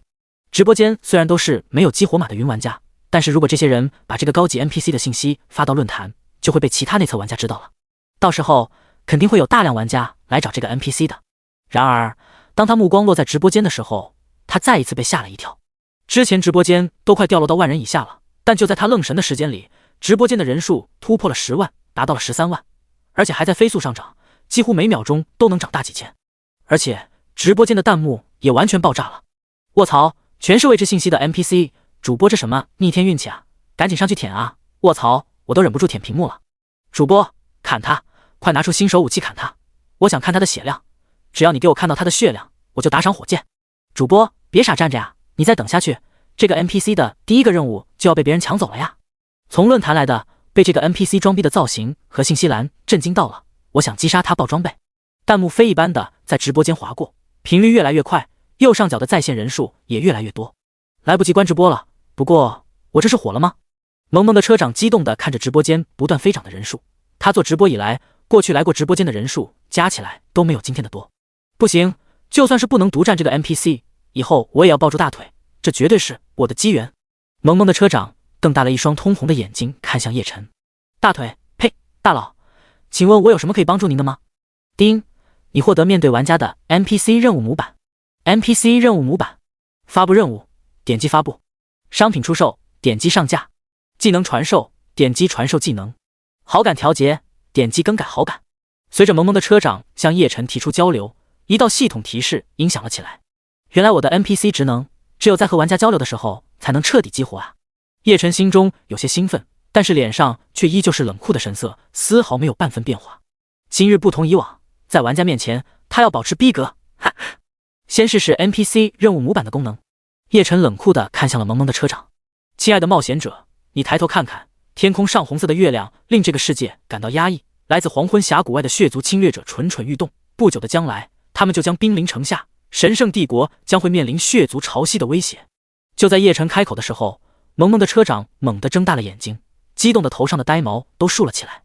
这任务描述的前奏，妥妥的隐藏任务啊！可以想象，这个任务的背后绝对是经验、金币、装备之类的丰厚的财富。直播间也疯了，游戏才刚刚内测，居然就出现了这样级别的任务，特别是他们看直播的时候不由自主的代入，让他们激动万分。这不会是隐藏任务吧？据说隐藏任务有机会获得隐藏职业甚至神器之类的奖励。卧槽，我感觉心脏都跳动起来了。妈呀，为什么我没有激活码？我要是有激活码，遇到这个 NPC 的人就是我。疯了疯了，卧槽，我想魂穿成主播。我正在等待真正的勇者与我一起消弭血族的祸患。萌萌的车长急忙点头，是我，是我，这个勇者就是我。然而叶晨话锋一转，看着萌萌的车主道，但是你的实力还是太弱了，在这之前你还需要快速成长才行。现在或许你可以唱一首歌来消弭我心中压抑的感觉。与此同时，萌萌的车长耳边响起了系统提示音。叮，神秘 NPC 叶晨向你发布任务，唱一首歌，完成任务你将获得300点经验和5枚铜币。什么？听到因为实力弱接不到隐藏任务，只能得到一个唱歌的任务，萌萌的车长有些沮丧。我绝不能就这么放弃了。他既然开始的时候说了那个任务的描述，说明他是有意把任务交给我的。最后之所以改变主意，应该是我没有达到触发任务的要求。只要我努力，总有一天我会接到那个任务的。萌萌的车长暗自给自己打了打气，随即接受了唱歌的任务，咬着牙站在叶晨面前，像小学生一样唱了起来。叮，恭喜你完成唱一首歌的任务，你获得经验300，你获得铜币5。咦，我才唱了一句就完成了任务。萌萌的车长很没逼数的露出了惊喜的笑容。然而与此同时，系统提示音接着响了起来。叮，恭喜你升级了，你的等级达到2级。叮，你目前位于玩家等级排行榜榜首，请你继续保持，10级以后保持在榜的玩家将会获得额外奖励。啥？才获得300点经验我就等级榜首了？这游戏升级很难吗？第57章，高级韭菜，好感下降。萌萌的车长进入游戏后并没有打过怪，他也不是技术主播，因此他现在甚至连升1级需要多少经验都不知道。所以当任务奖励让他连升2级，直接登上排行榜榜首的时候，他彻底懵了。过了片刻，他才反应过来，有些激动地打开了游戏排行榜。红月世界中目前开放的排行榜有4个，分别是等级榜、财富榜、装备榜、声望榜。萌萌的车长目标明确，直接打开了等级排行榜，激动地看了起来。等级排行榜，第1名萌萌的车长2级，第2名落叶无情1级，第3名亏1级，第4名迦兰落雨1级，第9名卓越狂虎1级，第10名炸天帮少帮主1级。我的天啊，居然只有我一个人的等级到了2级，这游戏升级真的有这么难吗？看着排行榜上的信息，萌萌的车长张大了嘴巴。与此同时，他的直播间里也炸了，观众们纷纷吐槽，这游戏升级何止是难啊，我刚才看另一个主播打怪升级，一个1级怪只能获得5点经验，还要全队人分，而且还得小心翼翼的，否则一不小心就被团灭。是啊，这游戏经验获得太难了，刚才我看有人去村长那里做任务，送10分钟的信，居然才给10点经验。主播，这个 NPC 太恐怖了，肯定是游戏里的隐藏 NPC， 一个这么简单的任务就有300点经验，而且身上还有一个隐藏任务，天啊，我为什么没有激活码？这回我就想冲进游戏里把他抱走。哈哈，谢谢主播，我刚好也出生在这个村子，目前正在往你内赶，等一会我也能上等级榜了。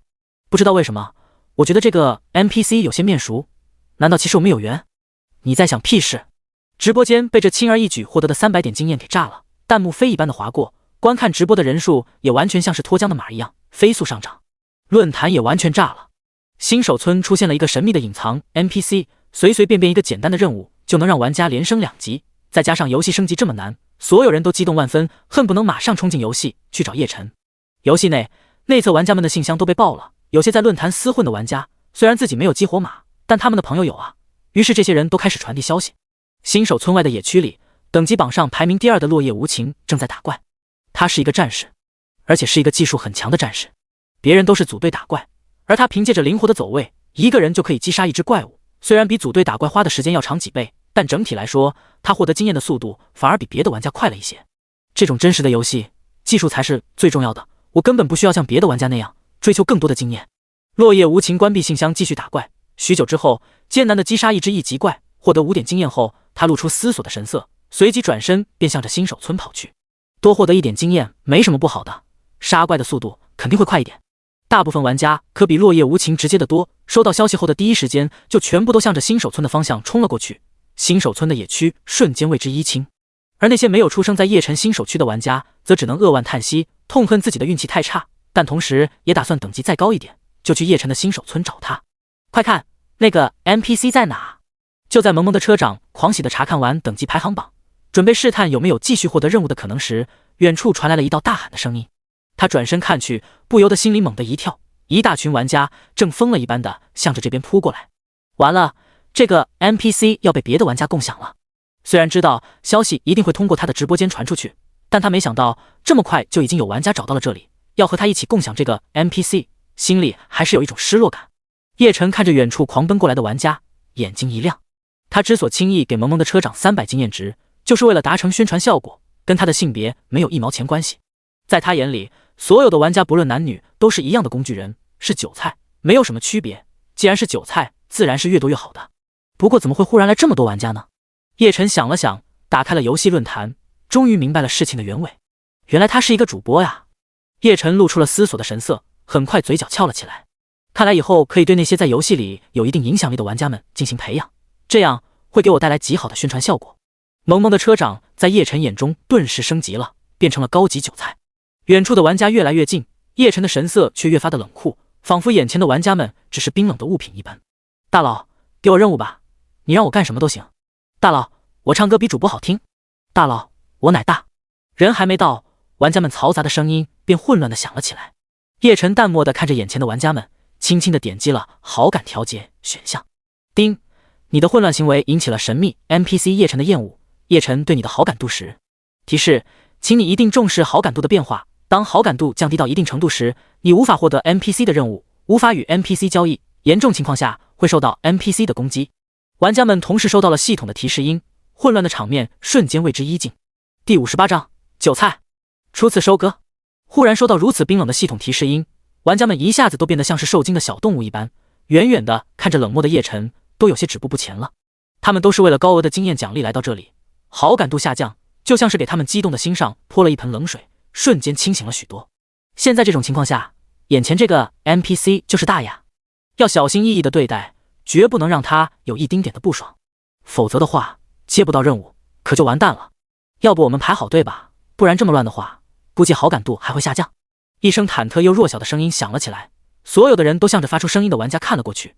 叶晨也不由自主地看了他头上的昵称看了一眼，这个叫万物皆有灵的玩家还挺懂事的啊，心中给万物皆有灵点了一个赞，但他表面却是不动声色，把目光移开，故意露出思索的神色。原本被一众玩家，特别是叶晨看着的万物皆有灵，一脸的忐忑，瑟瑟发抖，生怕忽然来一个好感下降的提示音。但等到叶晨目光移开，那提示的声音却迟迟没有出现，他这才松了一口气，庆幸自己的发言并没有引起大佬的不快。大佬认可了他的建议，其他玩家见状都自觉地开始排队了。没错，为了任务，为了经验，为了升级，天不怕地不怕，号称第4天灾的玩家们怂了。接下来他们老老实实地排好队，随即像是受了委屈的小媳妇一样，瞪着一双忐忑又饥渴的眼神看着叶晨。叶晨心里忍不住想笑，但脸上依旧是不动声色，冷漠地看着玩家们，思索片刻，露出了欲言又止的表情。任务要来了！看着叶晨的表情，玩家们心中一动，露出了兴奋又期待的神色，都想上去尝试触发任务，但是谁都不想率先开口，都怕一个不对引起叶晨的反感，导致好感度下降。过了一会，一个叫幽冥接引者的玩家咬了咬牙，小心翼翼地看着叶晨道：大佬，请问我有什么可以帮到你的吗？终于上钩了。叶晨心里喜悦，脸上却故意露出为难的神色，看着眼前的这名玩家道：你的实力太弱了，没有办法解决我压在心头上的大事。不过新手村的村长今天向我抱怨，说是村子里的物资不够用了，或许你们这些冒险者可以帮助这座村子里的人们渡过难关。丁，你触发大型合作任务物资收集，是否接受？玩家们眼睛一亮，随即激动地打开了任务信息。物资收集。任务描述：新手村有着过万的人口，而玩家们的到来让并不富裕的村子雪上加霜，村长愁眉苦脸，村民暗暗抹泪，孩子们未来或许连衣服食物都得不到保障了。善良的冒险者呀，做一些你力所能及的事情吧，帮助新手村渡过难关。任务等级 C 级大型合作任务。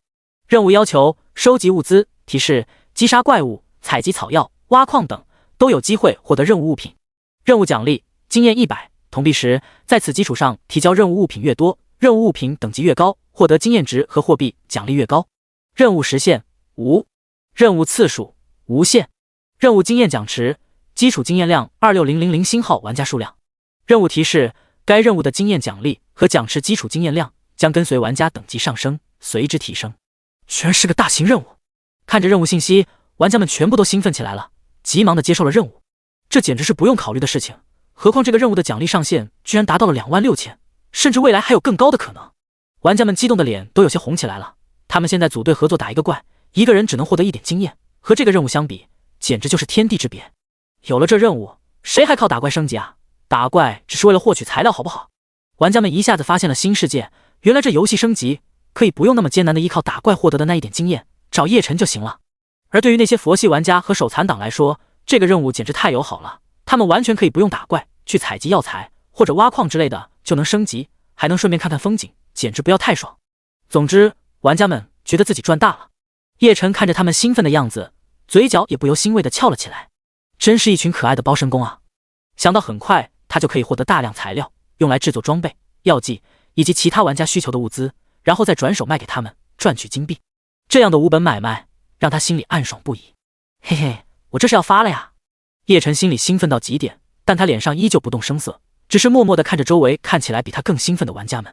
萌萌的车主也接到了任务，直播间有观众把截图放到了论坛上，一时之间余温未消的论坛再次沸腾了起来。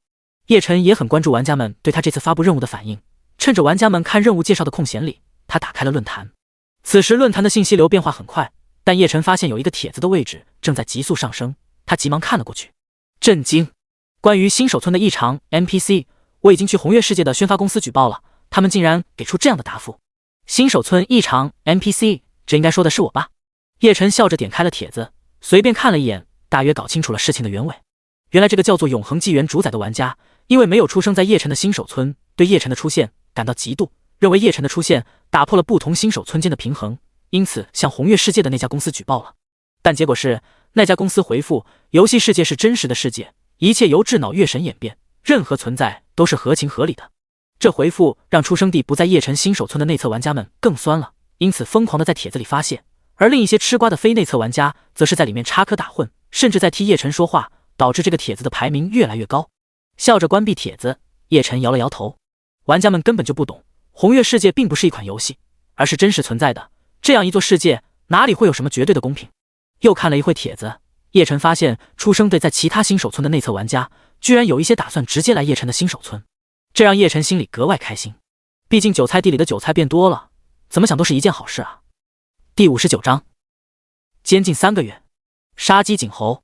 关闭了玩家论坛，叶晨依旧露出一副冷酷的表情，倚在树边。已经接到了任务的玩家们则是兴奋地向着新手村外去寻找材料了，但更多的玩家依旧在赶来的路上。因此叶晨眼前的玩家数量不但没有减少，反而有越来越多的趋势。只不过有了第一波玩家们的以身试法，新来的玩家都老老实实的排着队，接完任务直接就离开，绝不敢在叶晨面前浪费一点时间。就这样，叶晨一波一波的发布着任务，不但不觉得厌烦，反而越发的开心。他觉得自己像是一个正在辛勤劳作的老农，灌溉着庄稼，并期待来年的丰收。甚至有点想要高歌一曲啊。叶晨心里笑了起来，但脸上依旧是不动声色。经过这一段时间的实践，他的表情管理能力越发纯熟了。就在一切都按部就班的进行时，叶晨忽然听到了远处有些嘈杂的声音，他皱了皱眉头，向着人群后方看去。只见整齐的玩家队伍的后方有一群人不断的向前挤着，而那些被挤的玩家因为担心闹事被叶晨降好感度，只能忍着。都特么让开点，我们猛虎帮的人还用得着排队？不服就干一场。猛虎帮这群人一共有6个，凑在一起不断的推开排队的玩家。玩家们看着这几个人，脸上都露出了怪异的神色。到了快接近叶晨的时候，玩家们甚至不用猛虎帮的人动手，自己就让开了道路，然后窃窃私语起来。这几个傻帽是哪来的？他们不看论坛的吗？猛虎帮也没听过呀，感觉就是不入流的工会，甚至可能是临时组建的。别管那么多，这下子肯定有好戏看了。议论了一会，玩家们都兴致勃勃地等待着叶晨的反应。有些机灵的玩家甚至打开了直播，起了个震惊新手村神秘 NPC 首次出手现场直播之类的名字直播了起来。论坛的云玩家们也很快收到了消息，疯狂地往相关的直播间涌动。也就是叶晨不能看论坛以外的信息，否则的话他此时一定可以看到几个信息巨头网站里与他相关的信息已经疯了一般的上了好几个热搜。红月世界这么一款全民游戏，从此时起已经开始以信息巨兽的姿态侵占全民的视野。叶晨看着眼前嚣张跋扈的6个猛虎帮的玩家，心头一动，露出了思索的神色。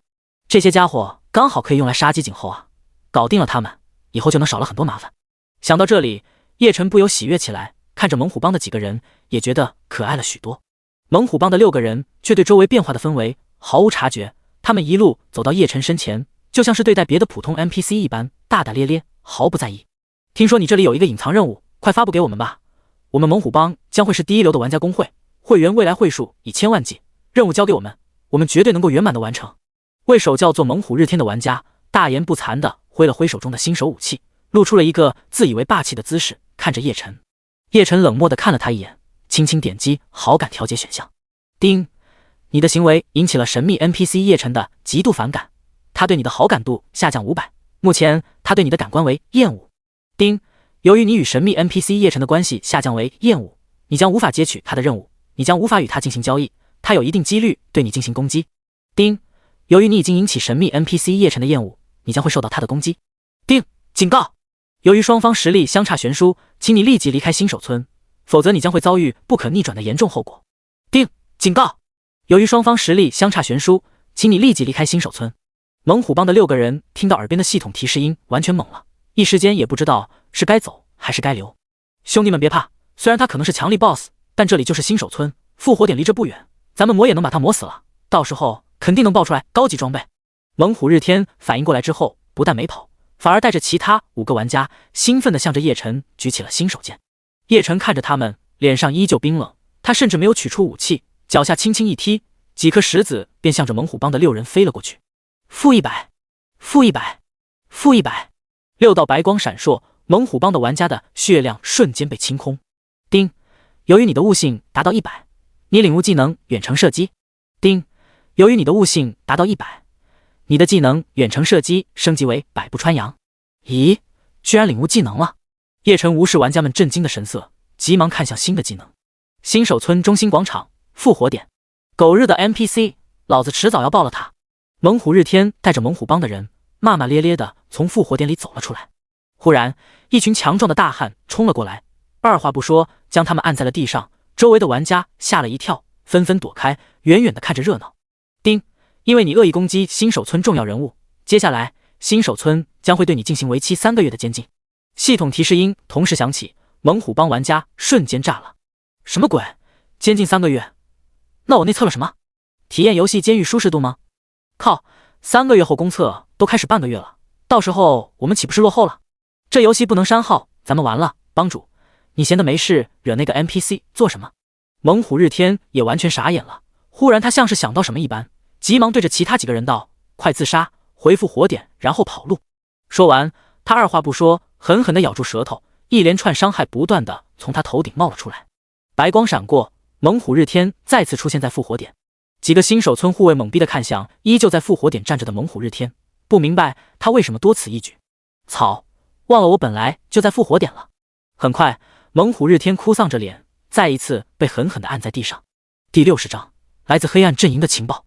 卓越圣殿，百步穿杨。描述：高级远程攻击技能，即便是相距100步之远，也能够百发百中。效果：命中正100%，攻击正100%，技能冷却时间10秒。提示：使用飞射手类武器，效果减半。没想到随便踢一个石子，居然就领悟了远程技能，悟性高就是爽啊！看完百步穿杨的技能介绍，叶晨心里不由自主地乐了起来。不过这个技能需要远程的武器才能完全发挥啊！叶晨皱起了眉头，说起来他确实缺少远程攻击的手段，平时打怪的时候不觉得这算是什么事，毕竟1对1的战斗，远程攻击手段确实不是必要的。但红月世界里，智慧生物的斗争才是永恒的主题。未来的战斗肯定不会像是打怪那样，如同在竞技台上1对1不死不休。随着游戏进程的深入，强大 BOSS 间的战斗方式将会更加丰富，规模和手段都不是游戏初期可以比拟的。甚至智慧 BOSS 在意识到自己实力弱于对手时，还会果断撤退。追逐战、伏击战、守卫战，各种各样的战斗形式，自然需要更多的战斗方式。那时候，远程攻击能力毫无疑问就能发挥重要的作用。看来我需要给自己找一件合适的远程武器了。叶晨露出了思索的神色，开始回忆前世那些有名远程武器的出处。在叶晨研究远程攻击能力的时候，他不远处的玩家却个个都露出震惊的神色，小心翼翼地看着他，甚至于玩家们排的队伍都更加整齐了。那些虽然跟着排队，但心里多少还有些不服的玩家们，都庆幸地拍了拍胸口，松了一口气，为自从新的选择点了一个赞。否则的话，被秒杀的可能就是他们自己了。实在是眼前这个 NPC 太变态了。他们原本以为这个 NPC 肯定会取出武器横扫一番，然后轻而易举地秒杀了那几个猛虎帮的傻货。但他们没想到，叶晨压根连武器都没有动用，只是那么轻轻地踢了踢脚下的几个石子，就把那6个玩家给秒杀了。同样是轻而易举，但2种秒杀方式的震慑力却是完全不可同日而语的。玩家们看着叶晨脚边一堆土石，都不由自主地缩了缩脖子。随便踢几个石子就能秒人，他要是抓起一把石子撒过来，有多少玩家够他杀的？好可怕的 NPC 啊！玩家们无不倒吸了一口冷气，顿时不敢再对叶晨有任何不该有的想法了，都是准备老老实实的接受任务，然后用材料来换取经验和铜币。这 NPC 以后就是大爷了，惹不起惹不起。就在这时候，一个名为厉鹏玩家忽然小声惊呼了一声，论坛上说刚才那几个傻货被新手村的护卫抓了，可能关进监狱了。厉鹏喊完以后，很快反应过来，捂住了自己的嘴，同时小心翼翼地看向叶晨，生怕惹得叶晨不爽，降低好感度。见叶晨没什么反应，他才长长的松了一口气。其他玩家闻言则都是急忙打开论坛，找到相关帖子看了起来。公子秀，猛虎帮这几个家伙都是傻子吗？在新手村攻击 NPC， 这恐怕是智障都干不出来的事，被抓也是活该。无我无他，那些新手村护卫说要关他们3个月，感觉他们好悲催啊。内测体验只能在监狱里进行了，而且等公测他们都出不来。小狼茫茫，还有那个 NPC 随便踢个石子就能秒人，我觉得是不是太过了？玩家在新手期就出现这种级别的 NPC， 是不是太破坏游戏平衡了？吉祥如意，我反而觉得没什么关系，咱们玩家正常做任务，只要不像那几个傻子一样招惹 NPC， 那就不会有什么影响。滑稽大帝，哪有什么影响？出现这样的 NPC 应该庆幸才对，这是大腿啊，只要抱得紧，以后好处大把的。我反正是已经想好了，以后进了游戏一定要去抱大腿。炸天帮秀儿说真的，我真觉得这个 NPC 有些面熟。卓越圣殿俱乐部，都说说吧，你们对这个 NPC 有什么看法？办公室里，许真清指着玩家论坛，看着下方坐着的一群工会高层，脸上面无表情。坐在许真清右手位置的一个年轻男人缓缓地站起身子，在众人瞩目之下取出一份资料。这个男人就是卓越圣殿最优秀的数据分析师，也是许真清的左膀右臂陈一。我先说一下目前对这个 NPC 所知道的资料。陈一看了会议室其他人一眼，随即打开了手中的资料夹读了起来。目标 NPC 叶晨目前在我们标记的1号新手村的位置，是一个危险程度极高的神秘 NPC。 可以确定的是，他身上有一个级别很高的隐藏任务，根据以往的经验，相应任务必然会有相应等级的奖励物品。因此我们判断这个叫叶晨的神秘 NPC 身上很可能会有大量超出新手期的物品存在。如果击杀叶晨，我们卓越圣殿将会在游戏中获得极大的先期优势。但是这个 NPC 的等级品质一切都是未知，同时根据论坛上目标出手的视频可以看出，他的攻击能力非常强大，秒杀玩家不会有任何的困难。目前我们工会在神圣帝国阵营可以动员的玩家数量在5万左右，如果考虑到玩家的从众效应，一旦出手会有更多玩家和我们一起动手。陈依依条条地说着叶晨的相关信息以及根据数据分析出来的结果，说完之后他便坐了回去，一言不发地翻看着资料。坐在下方的高管们闻言都沉默了下来，脸上都露出思索的神色。虽然陈毅没有说，但报告里字里行间只有一个问题：到底要不要尝试击杀神秘 NPC 叶晨？过了好一会，一个中年男子缓缓站起身子，看向许真清。我认为依靠一份尚未绝对确认的情报信息，就商议是否发动玩家在新手村对一个 NPC 动手，风险太大，而且没有任何意义。我也反对。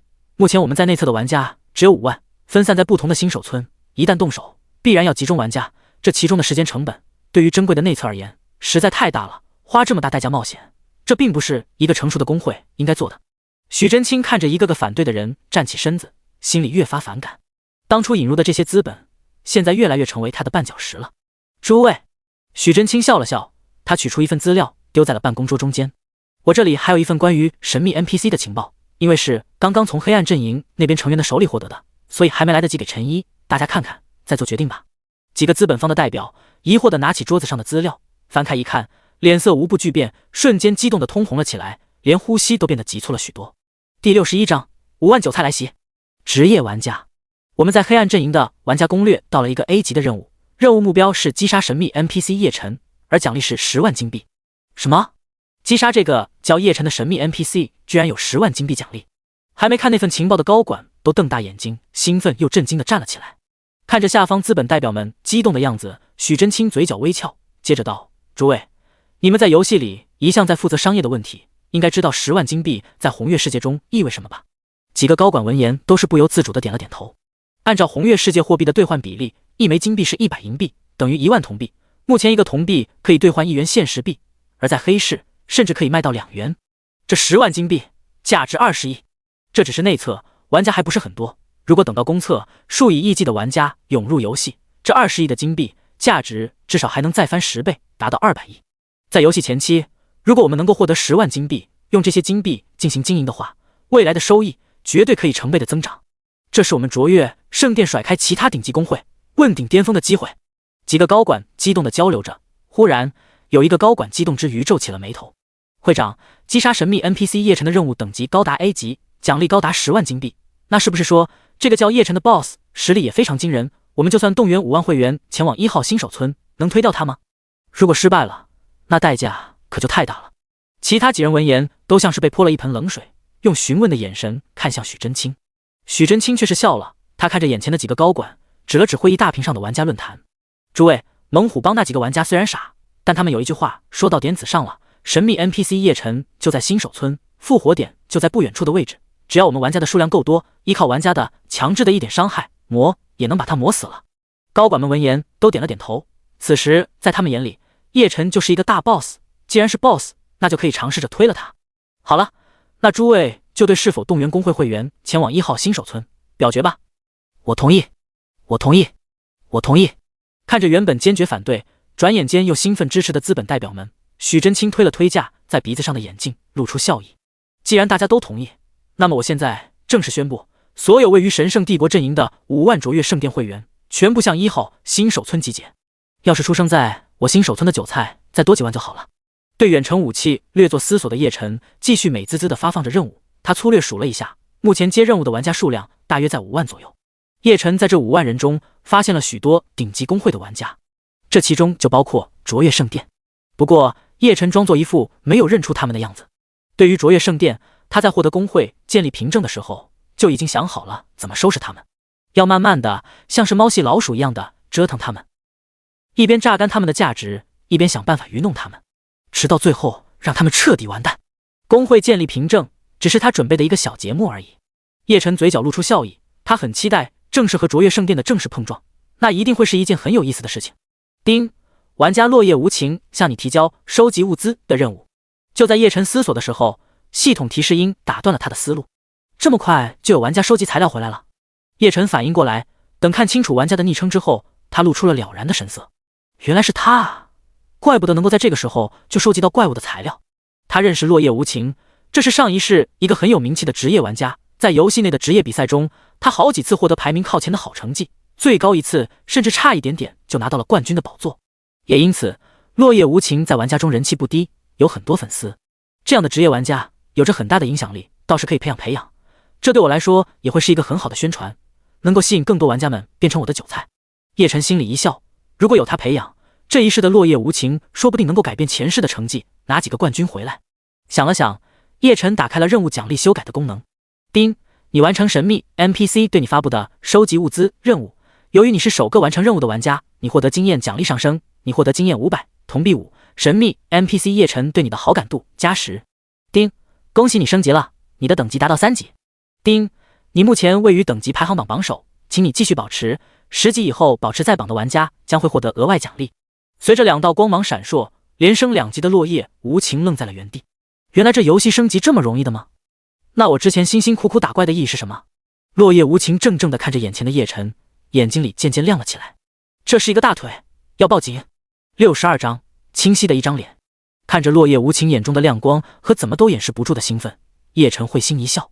他目前可以对单个玩家发放的经验量是基础经验值26000乘以目标玩家的等级。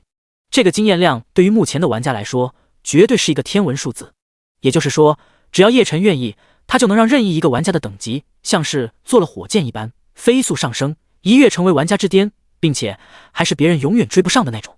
但是叶晨当然不会这么干了，他手里的经验就像是监工手里的鞭子，就像是地主手里的钞票，能让玩家疯狂的努力工作，比奴隶还任劳任怨。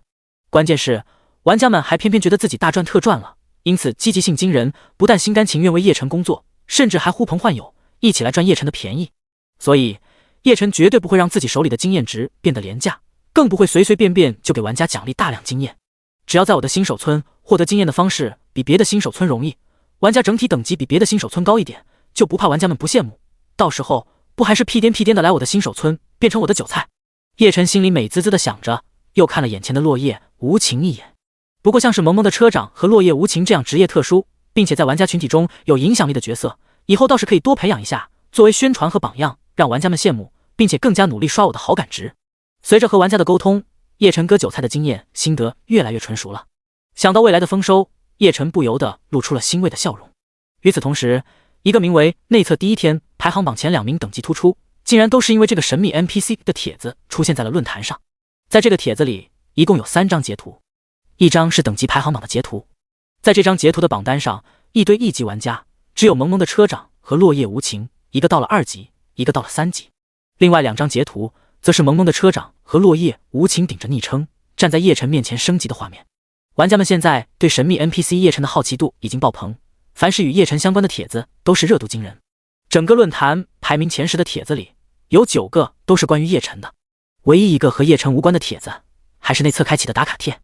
内测第一天，作为神秘 NPC 登场的叶晨，热度之高由此可见。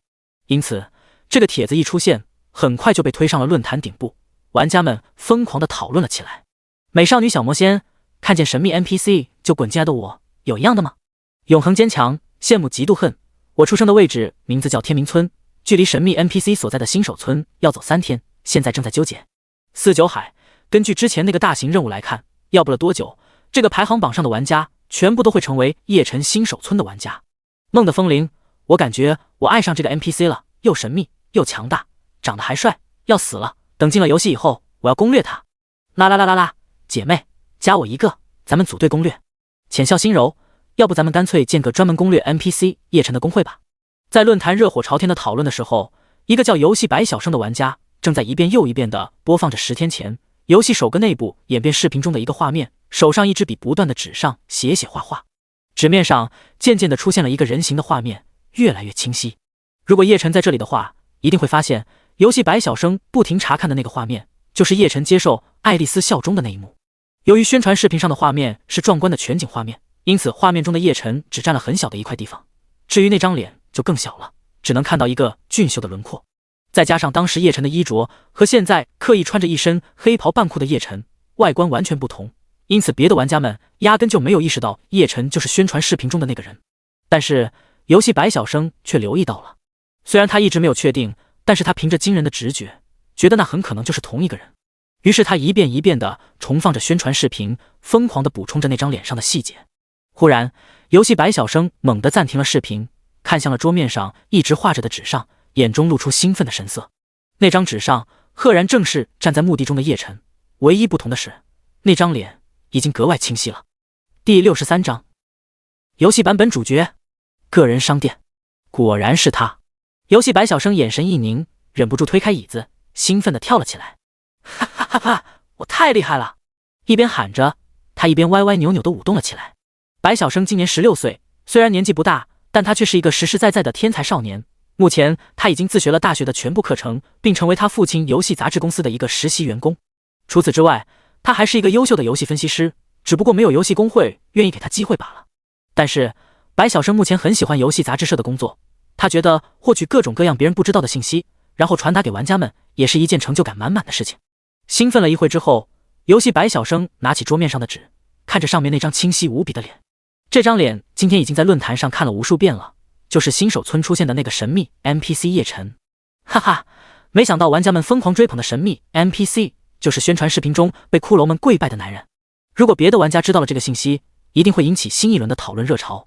游戏白小生扶了一下眼镜，眼神之中闪烁出兴奋的星光。不过我可不能就这么简单的把消息放出去，这条信息绝对是我手里的王炸，我要把它的价值利用到最高。游戏白小生露出思索的神色，很快他打了一个响指，有了主意。我要写一个专题，把神秘 NPC 叶晨目前的所有信息全部集中起来。游戏白小生眼中熠熠生辉。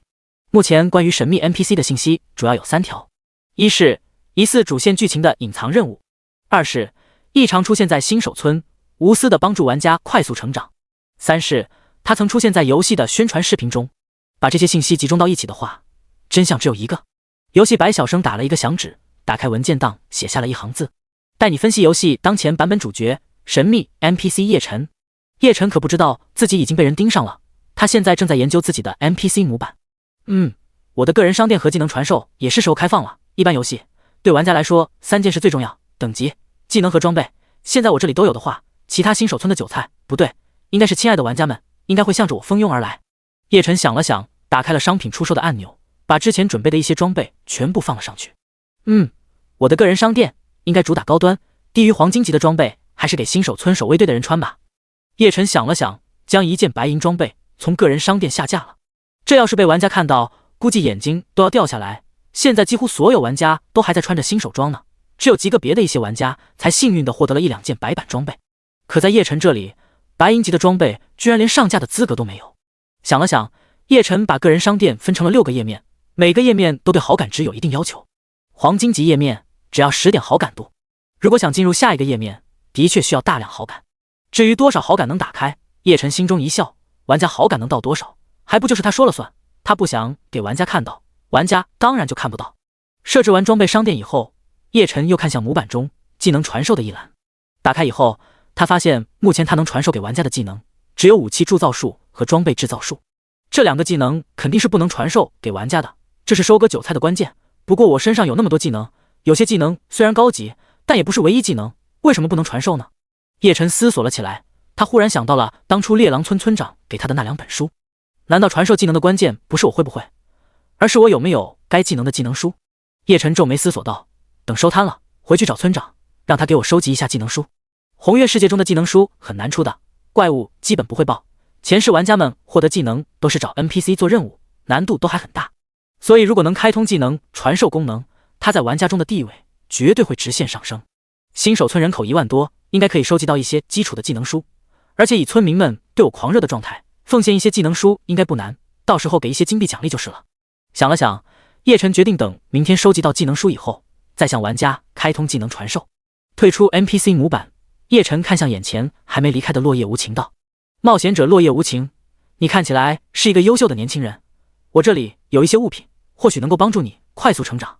正准备继续去做收集物资任务的落叶无情愣了一下，随即耳边便响起了系统提示音：叮，神秘 NPC 叶晨对你开启个人商店。第64章，亲爱的玩家，氪金就能变强优。这个神秘 NPC 还可以卖东西。听到系统提示音，落叶无情愣了一下，随即他打开了叶晨的个人商店，漫不经心地看了一眼。然而就是这一眼，他的目光就再也移不开了，他的那一颗原本平静的心脏也剧烈地跳动起来。那一整页金黄色的图标，仿佛把他整个人都映照成了金黄色，像是把他拉进了一个布满黄金的世界里。卧槽！黄金装备！一向性情冷淡的落叶无情，这下子一点都不无情了，他瞪大了眼睛，甚至惊呼了出来。周围一些围观的玩家听到了落叶无情的声音，都被吓了一跳，激动地围拢了过来。因为不敢在叶晨面前大声喧哗，他们打开了区域交流区，用文字兴奋地聊了起来。一个个玩家的头顶很快都顶起了白色的文字气泡，区域交流区的信息迅速刷了起来。离间道：兄弟，什么黄金装备？你得到黄金装备了？纸笔画浮尘是神秘 NPC 给你的任务奖励吗？瑞雪兆丰年，能截个信息图发到区域公屏里让我看看吗？可爱的洛洛，大哥哥，人家身娇体柔，你能带我玩游戏吗？看着围过来的人群，叶晨一点没有恼怒，反而直接把个人商店加入进了公开的 NPC 交流信息栏里，玩家们一眼就能看到。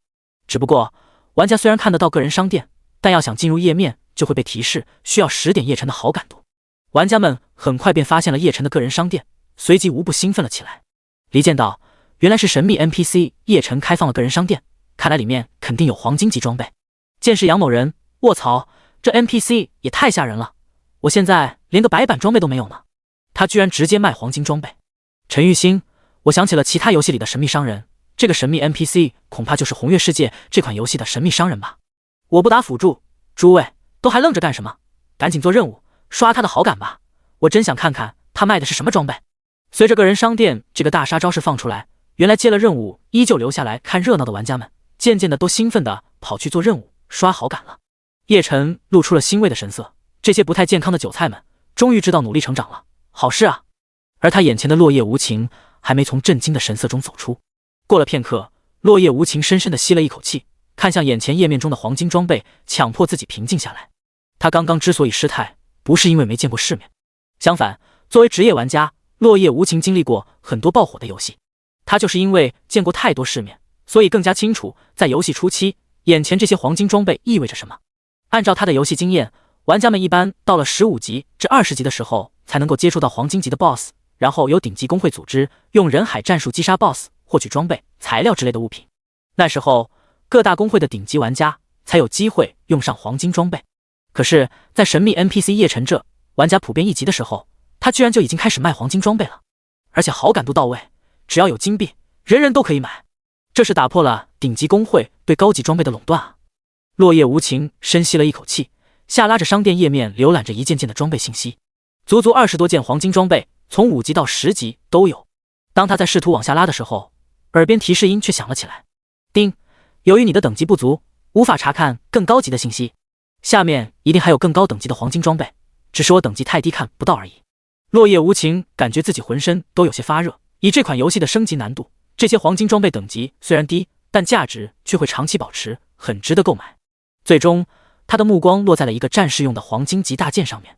狂怒的大剑，品质黄金级，职业战士，要求等级5，力量10，属性攻击加7，力量加5，技能狂怒之剑，发出满含怒意的一剑，攻击加5，对目标造成流血效果，每秒10，技能冷却10秒。卧槽，牛逼！看着这件武器的信息，落叶无情狠狠地咽了一口口水，双眼都通红了起来。这装备有技能，而且还附加罕见的流血伤害。如果他能够获得这把大剑，那么他打怪收集材料的速度肯定会快速增长。而且以这件装备的属性，就算是到了10级都不会落后。买，一定要买！落叶无情激动地向着装备下方的价格看去，10金币，好贵！落叶无情倒吸了一口冷气。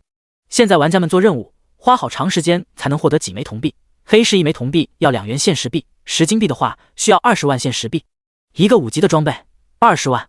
落叶无情有点小纠结，他忽然抬头看了一眼身前似笑非笑的神秘 NPC 叶晨，狠狠地咬了咬牙。这个神秘 NPC 出现就是为了帮助玩家们快速发展的，他甚至连黄金级的装备都拿出来了，这是在给我机会啊！氪金就能变强，氪金就能获得游戏前期优势，凭什么不？落叶无情眼睛红了，有一个机会放在他面前，而他要做的仅仅只是充值一点钱而已。干了，买！第65章，玩家们要搬迁。为了 NPC 叶晨，落叶无情二话不说，红着眼睛就打开了游戏论坛，然后在黑市买下了10个金币。目前红月世界刚刚开启内测，玩家们都很穷，手里有几十个铜币都算是富裕阶级了。但是考虑到上百万级别内测玩家数量，黑市商人手中依然快速收集出了一些金币。10枚金币相当于10万铜币，数量不小，但也没花费什么功夫，10枚金币就进入了落叶无情的邮箱。领取了金币以后，落叶无情激动地点击了购买。叮，你成功购买黄金级武器狂怒的大剑。听到系统提示音，他兴奋地看着躺在背包里的大剑，正准备关掉装备购买页面，忽然发现商品页面的顶部显示着第2页、第3页、第6页。难道其他页面也有东西卖？落叶无情试着点击了第2页。叮，由于好感度不足，你无法查看紫色级别商品页面。什么？第2页的物品是紫色级别的？落叶无情身子一颤，狠狠地吞了一口口水，手指点向了其他页面。叮，由于好感度不足，你无法查看暗金级商品页面。叮，由于好感度不足，你无法查看神级商品页面。神级？一连点击到第6页，落叶无情身子一颤，差点眩晕过去。妈呀！神秘 NPC 叶晨居然可以售卖神级物品！咦，现在居然有玩家买得起我的装备！正在继续给玩家们发放任务的叶晨，忽然收到物品出售成功的提示，愣了一下，看向自己的个人商店。没想到这个落叶无情还是个土豪啊！10枚金币的装备，眼睛眨都不眨就买了，这是氪金了吧？叶晨看了落叶无情一眼，摸了摸下巴，对他越发的欣赏了。氪金好啊，越氪金越强大，少年努力吧，只要你氪的足够多，你就能走上人生巅峰。叶晨心中暗乐，想了想，他点开了 NPC 模板中的好感调节栏，调节了好感之后，叶晨看向了眼前的落叶无情，难得的露出了一点点笑容，拍了拍他的肩膀。年轻的冒险者，血族侵略者，目前正在紧锣密鼓的准备入侵人落日平原。这个世界需要你这样优秀的年轻人贡献出你的力量，赶快努力成长起来吧，我看好你哟。叮，由于你购买了神秘 NPC 叶晨的物品，叶晨对你的好感度加10，目前叶晨与你的关系为中立。刚刚被叶晨设置的虚假页面震惊到的落叶无情，在听到系统提示音后，终于反应了过来。他这才发现自己居然被神秘 NPC 叶晨鼓励了，而且那话语中的描述隐隐约约又透露出了关于隐藏任务的信息，还有对他的欣赏。落叶无情瞬间满脸通红，受宠若惊地看着叶晨。现在在他看来，叶晨绝对是红月世界这款游戏中最顶级的 NPC， 否则的话，在他的商品栏里怎么会有神级级别的物品出售？至于他没有亲眼看到那些物品，他觉得那完全是因为他好感度太低了，不配查看那样高级别的物品。落叶无情疯狂脑补，那些看不见的页面里似乎有着闪烁各种色彩的装备物品，甚至有神器存在。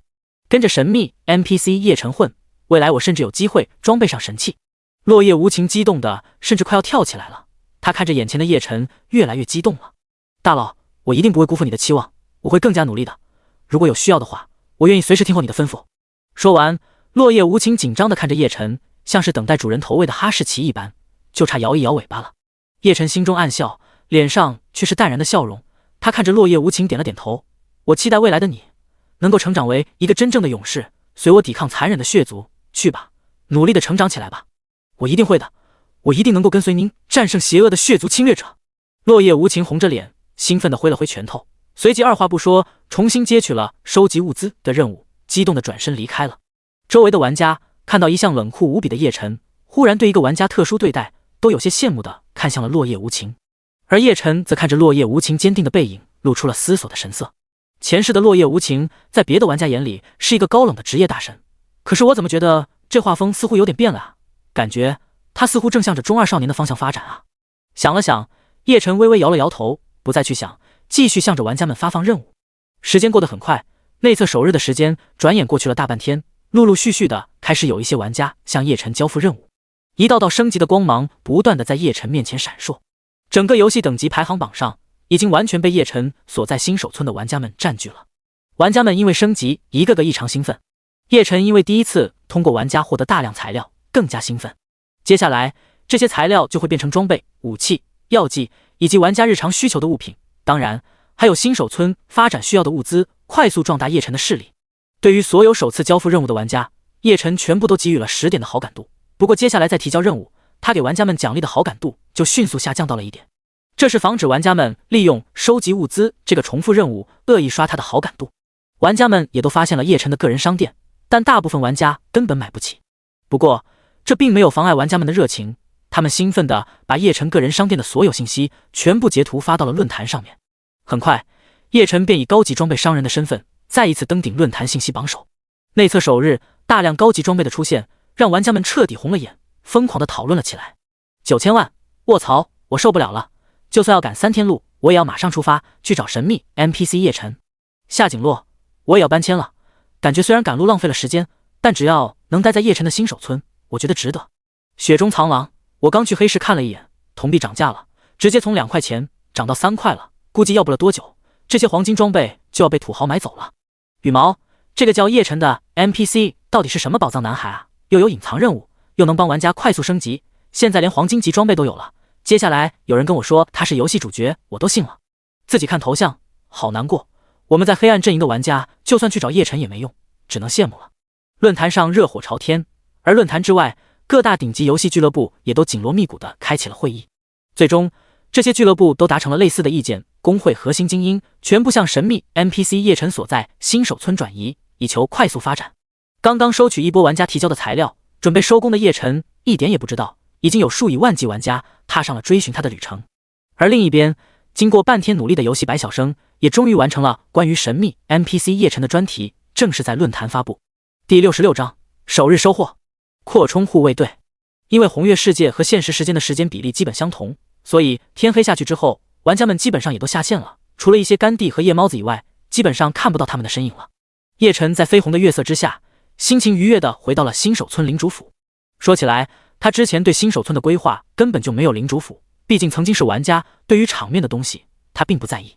何况他知道新手村一直以来大兴土木，消耗了不少的资源，而新手村又那么穷，大兴土木的资源基本上是新手村过万村民们一起凑出来的，那样的资源，叶晨怎么好意思用来给自己造一座府邸？但是在他前往落日城的时候，村长和村民们却悄无声息地建造了一座规模不小的领主府。叶晨其实挺感动的，虽然他知道玩家们来了以后，整个新手村都会受益，但村民们不知道啊。即便如此，他们依然给了叶晨绝对的信任，即便不理解他的规划，依然义无反顾地捐空了自己的家底，大规模地改造新手村。最后还不忘给叶晨修一座领主府。领主府的前半部分是新手村的政务中心，因此叶晨回来的时候，看到了正在忙碌的新手村的官员们。属下见过领主大人。看见叶晨回来，一群官员在村长张成文的带领下，全部单膝跪下，向叶晨行礼。好了，大家辛苦了一天，都免礼吧。村长快说说今天的收获怎么样？叶晨随便找了个位置坐了下来，有些激动地看向村长。虽然他知道玩家们第一天都穷，估计花不了多少钱，但依然无比的期待。听到了叶晨的问话，下面的官员们脸上都情不自禁地露出了笑容，特别是村长张成文，脸上的皱纹都快笑成菊花了。美了一会后，他才乐滋滋地开了口：领主大人，您实在是太圣明了，您怎么知道这些奇怪的冒险者会出现啊！还好我们准备齐全，要不然这天大的好处哪轮得着我们啊？叶晨闻言微微一笑，故作神秘地摇了摇头，没有回答村长的问题。开玩笑，他总不能告诉这些人自己原本也是那些冒险者中的一员，然后重生进了游戏。处在兴奋中的村长也没细问，只是觉得自家领主越发深不可测，便笑着汇报了起来。领主大人，到目前为止，新手村登记在册的冒险者数量达到了57614人，并且这个数量依旧在不断上涨。冒险者们出现了以后，所有的商铺里的货物几乎全部售罄，到了下午，甚至有些商铺因为无货可卖，不得不提前关门。另外，新手村的旅馆和酒馆之类的商铺随时爆满，供不应求，接下来可能需要多建设一些。听到这里，叶晨愣了一下，酒馆之类的店铺爆满，他可以理解，毕竟玩家们有饥渴值，需要及时补充。虽然大部分玩家都是自己随便在野外解决，但总有一些精致的玩家乐意花几枚铜币吃点好的。可是旅馆爆满是什么鬼？玩家们刚进入游戏，哪来的疲劳值需要休息？忽然，叶晨想到了红月世界的真实度后，嘴角不由得露出了会意的神色。他明白，绝对是现实中的小情侣在游戏世界里找刺激，当然，也可能是带着别人的情侣找刺激。叶晨嘴角不由得露出了坏笑。村长见叶晨嘴角含笑，只以为是为了新手村的收获开心，没多想，继续汇报了起来。还有，我们新手村的护卫队今天在村子内执法1300余次，除了对部分冒险者进行警告和罚款的处理以外，护卫队还抓获了100多名冒险者，目前全部关押在监狱里面，给予3天到3个月不等的监禁。叶晨闻言皱起了眉头，他心里清楚，玩家们虽然表面上看起来大大咧咧、混乱的一笔，但实际上大多是手续的。他没想到第一天居然有这么多玩家破坏规则，他疑惑地看向村长问道：“这些冒险者是破坏新手村了，还是骚扰村民了？”村长闻言愣了一下道：“那倒没有，冒险者们对我们的村民很热情，什么忙都帮，虽然也闹出一些笑话，比如村子里有一位老婆婆，因为冒险者不停地扶她过马路，导致她在路上来回走了2个小时。但整体来说，村民们很喜欢冒险者们，相处得很和谐。护卫队执法的原因主要是冒险者之间的争端。”原来如此，叶晨点了点头，不过他想了想，看向村长道：“明天你安排一下，新手村护卫队正式由500人扩充到1000人，让爱丽丝带着他们轮流去练级，要确保护卫队的人对冒险者有绝对的等级优势，一个护卫队成员要能轻松收拾100个冒险者才行。”第67章，玩家们都是好人啊。玩家们一般不会对新手村的 NPC 出手，但总有愣货存在，再加上未来玩家数量还会继续增多，为了维持秩序，叶晨有必要做出万全的准备。想了想，他接着道：“另外，领地里生产的武器装备，以后依照品质优先给我们自己的护卫队用，及时更换他们的装备，淘汰下来的装备再依照品质卖给玩家们。”说到这里，叶晨又看向村长问道：“对了，领地武器装备药剂之类的生产顺利吗？”“顺利，太顺利了。”提起这个，村长兴奋的几乎要跳起来了。他看着叶晨道：“那些搬迁过来的大师们太厉害了，简直能化腐朽为神奇。”村长眉飞色舞地夸赞着猎狼村的村民，但最后他不知道想到了什么，又皱着眉头看向叶晨道：“不过就是有一点不太好，我上次去查看的时候，发现他们正在销毁几件品质很不错的装备。我问了以后，他们告诉我，那些装备外表看不出来，其实是制造过程中出现的残次品，用不了多久就会损坏。”村长叹息又心疼地说：“就算品质不好，也可以用坏了再丢了就是，直接销毁太浪费了。外表看不出来的残次品。”叶晨眉头微皱，忽然心思一动，想到了卓越圣殿，嘴角不由露出了笑意。如果那些残次品确实看不出来问题，那么他大可以找个机会狠狠地坑住月圣殿一波。当然他是不会砸自己招牌的，但是他可以伪装成别的 NPC 啊。不知道为什么，一般有好事他总是第一时间想起卓越圣殿。哈哈，叶晨笑了笑，寻思着有空去猎狼村那些大师们的工坊里去看看，确认一下。接下来村长又汇报了一些细节性的东西，最后满脸喜色地看着叶晨总结道：“领主大人，今天全领地从冒险者手中总共获得了超过50万的铜币，兑换成金币的话，那就是50枚金币了。按照这个速度，要不了几天，新手村的扩建成本就收回来了。还不错。”叶晨点了点头，笑了笑，没说什么。这才哪到哪呀，玩家们第一天都穷了一点，但随着时间的变化，黑市上的货币存量直线上升，土豪、工会之类的氪金大佬们就会活跃起来。新手村对玩家的收割这才刚刚开始呢。不过现在领地里几乎所有货物都售罄了，目前我们急缺大量材料，需要补充。如果不能及时补充，明天很多店铺都不能正常营业。属下的想法是，今天收获的金币先不要入库了，全部用来到附近的村镇收购材料，您看怎么样？村长有些急切地看着叶晨，这件事越快越好，最好现在就做出决定，然后他连夜派人出去，这样对明天的影响最小。不用派人出去买材料了。叶晨闻言拒绝了村长的提议。村长闻言愣了一下，有些不解地看着叶晨。在他看来，自家领主不应该是一个守财奴才对啊，怎么会拒绝他正常的提议呢？然而就在下一刻，村长以及他身后的官员们无不瞪大了眼睛。只见叶晨挥了挥手，整个政务大堂的空地上凭空出现了一座座如同小山一般的材料，有动物皮毛、牙齿利爪，有矿石，有草药，有食材，可以说只要是新手村目前用得到的材料，这里都有。领主大人，这是……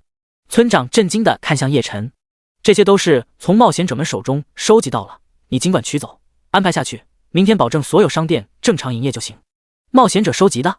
村长瞪大了眼睛，接着便忍不住感叹道：冒险者们都是好人啊！您放心，有了这些材料，我保证明天一整天，所有商店都不会因为货物缺少而关门。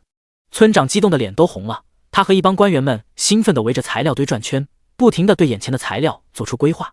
见村长已经进入了工作状态，叶晨没有在政务厅多做停留，吩咐村长帮忙收集技能书之后，叶晨便进了城主府内院休息了。第二天一大早，叶晨一边等待着村长送技能书过来，一边准备查看玩家论坛。昨天是内测的第一天，他需要了解玩家们的动态，方便做出反应。然而他打开信息栏，却发现论坛2个字被加上了火焰的特效，血红又炙热。按照前世的经验，出现这个特效说明游戏世界出现了不同寻常的事情，论坛彻底爆了。才一晚上而已，发生什么事了？叶晨深吸了一口气，点击进入论坛。第68章技术贴，版本主角叶晨，今日发帖量 1.01 亿。打开论坛，叶晨第一眼就看到了右上角火红色的发帖数量，心里猛然一惊。现在还是早上，论坛的帖子就已经破亿了，看来真有大事发生了。可是前世没听说过玩家们在内测的时候遇到过什么大事啊？压住心头的疑惑，叶晨向下面的帖子看了起来。早上起床看到论坛爆了，一脸懵逼。哪位大佬来给萌新科普一下？何止是论坛爆了，你去某博热搜榜看看，热搜已经登顶了。只知道神秘 NPC 叶晨牛逼，没想到他居然这妖牛逼，没说的了，以后我就是沉迷。技术党阵贴，用科学的方法教你分辨游戏白晓生帖子中图片的真假。神秘 NPC 叶晨究竟是不是红月首个游戏版本的主角？进来，我告诉你。只有我觉得游戏白晓生是哗众取宠吗？游戏才第一天内测，玩家怎么可能遇到游戏主角？都知道游戏主角是命运之子，跟着他混肯定奖励丰厚，这种事宁可信其有。反正我已经决定去抱大腿了。叶晨懵逼地看着论坛里的帖子，他忽然意识到今天论坛爆炸似乎跟他有关。游戏内测虽然称得上万众瞩目，但和公测相比热度相差太远。前世公测的时候，游戏论坛才勉强爆了。我昨天做的一切虽然引起了热议，但应该还不至于让论坛直接爆掉才对啊。叶晨迷惑地继续查看着帖子，很快就找到了事情的源头。原来是昨天晚上论坛上出现了一个关于他的帖子，最终引起了争论，并彻底引爆了论坛。叶晨急忙搜索，很快便找到了引起热议的帖子，急忙看了起来。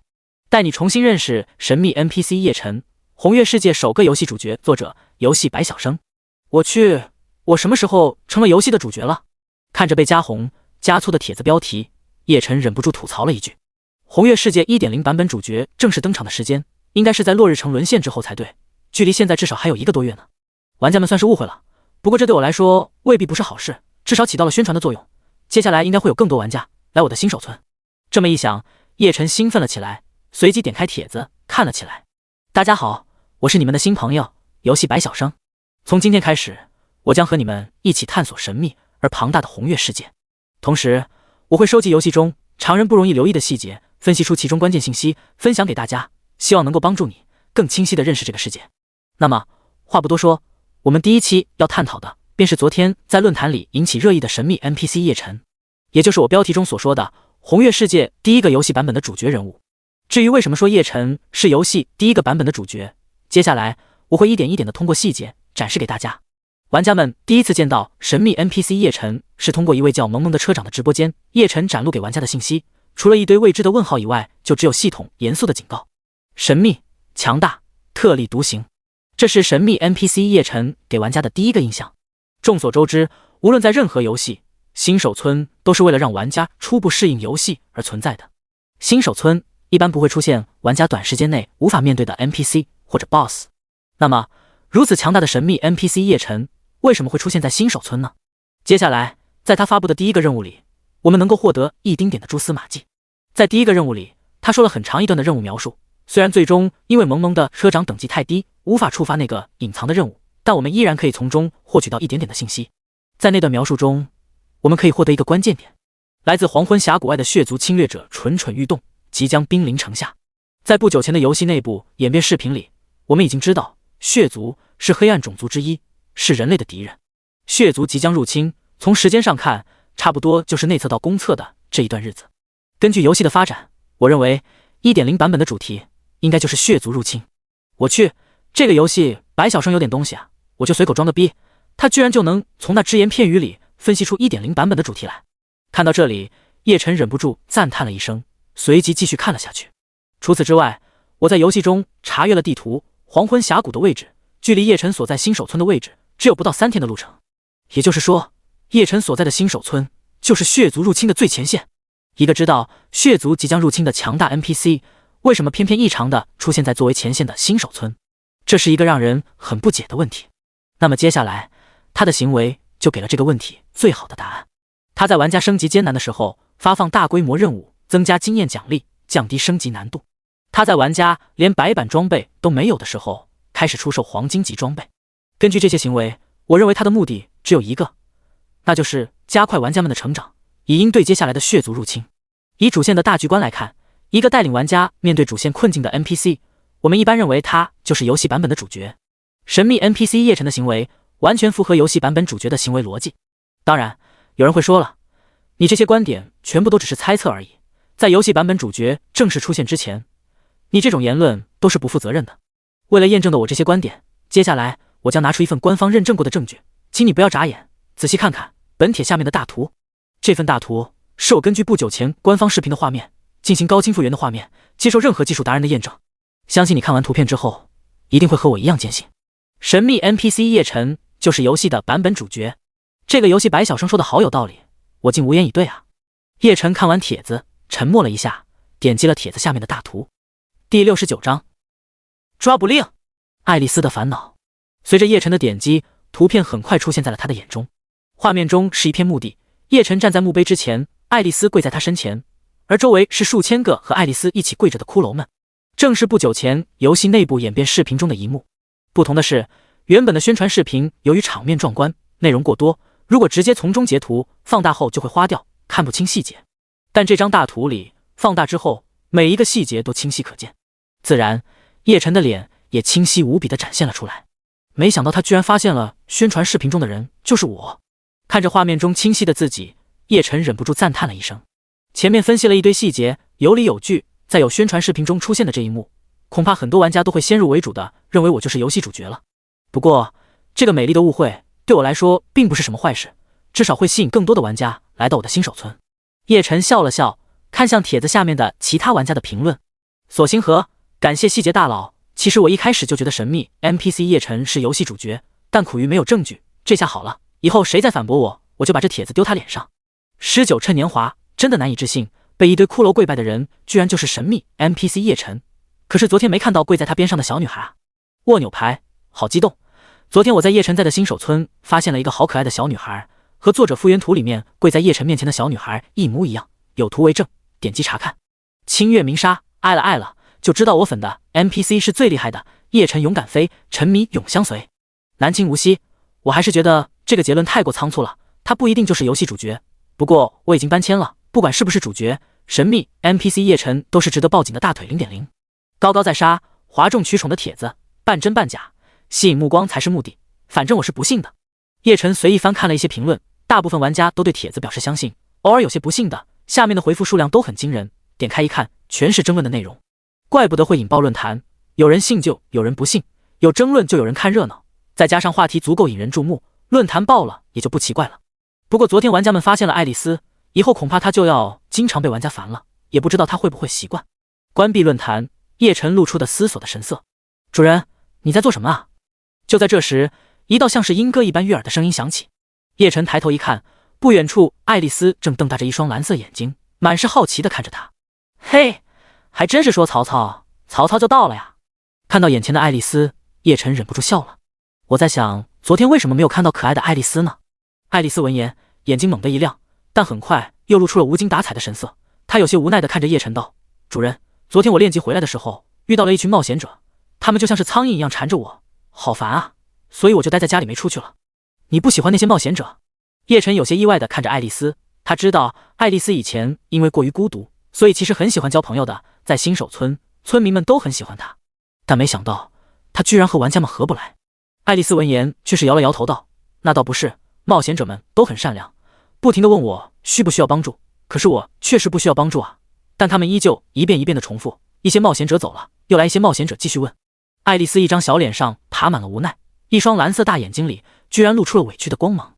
看着爱丽丝一副忧愁的样子，不知道为什么叶晨很想笑，但是考虑到要照顾爱丽丝幼小的心灵，叶晨忍住了。看来要想办法让爱丽丝在玩家面前发一发威，最好图一波玩家，这样的话玩家们恐怕就不敢轻易靠近爱丽丝了。叶晨想了想，很快有了主意，他嘴角含笑，看着爱丽丝道：“我有办法可以不让玩家们烦你，不过需要稍等一下。”太好了，谢谢主人。爱丽丝闻言眼睛一亮，一扫脸上的无奈，兴奋地跳了起来。看着爱丽丝开心的样子，叶晨的心情也不由得更加愉悦了。没过多久，村长也来了，他直接兴奋地取出上百本技能书给了叶晨。领主大人，村民们听说您需要技能书，大家都非常主动，一大早就收集到了这么多，我全给您送来了。居然有这么多！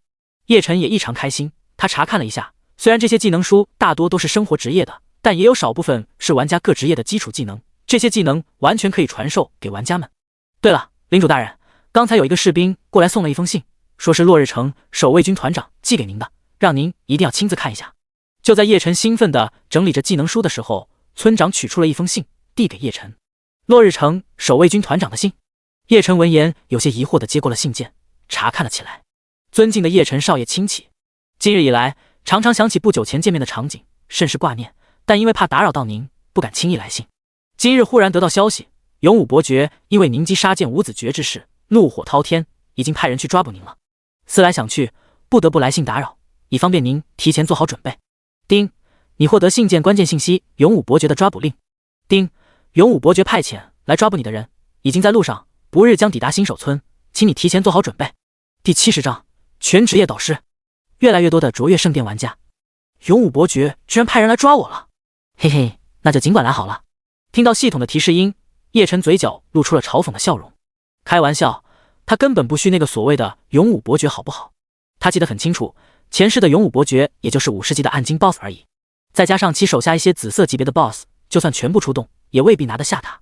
叶晨手下可是有着2个暗金级的随从，不说林大强的等级同样达到了50级，足以应对勇武伯爵。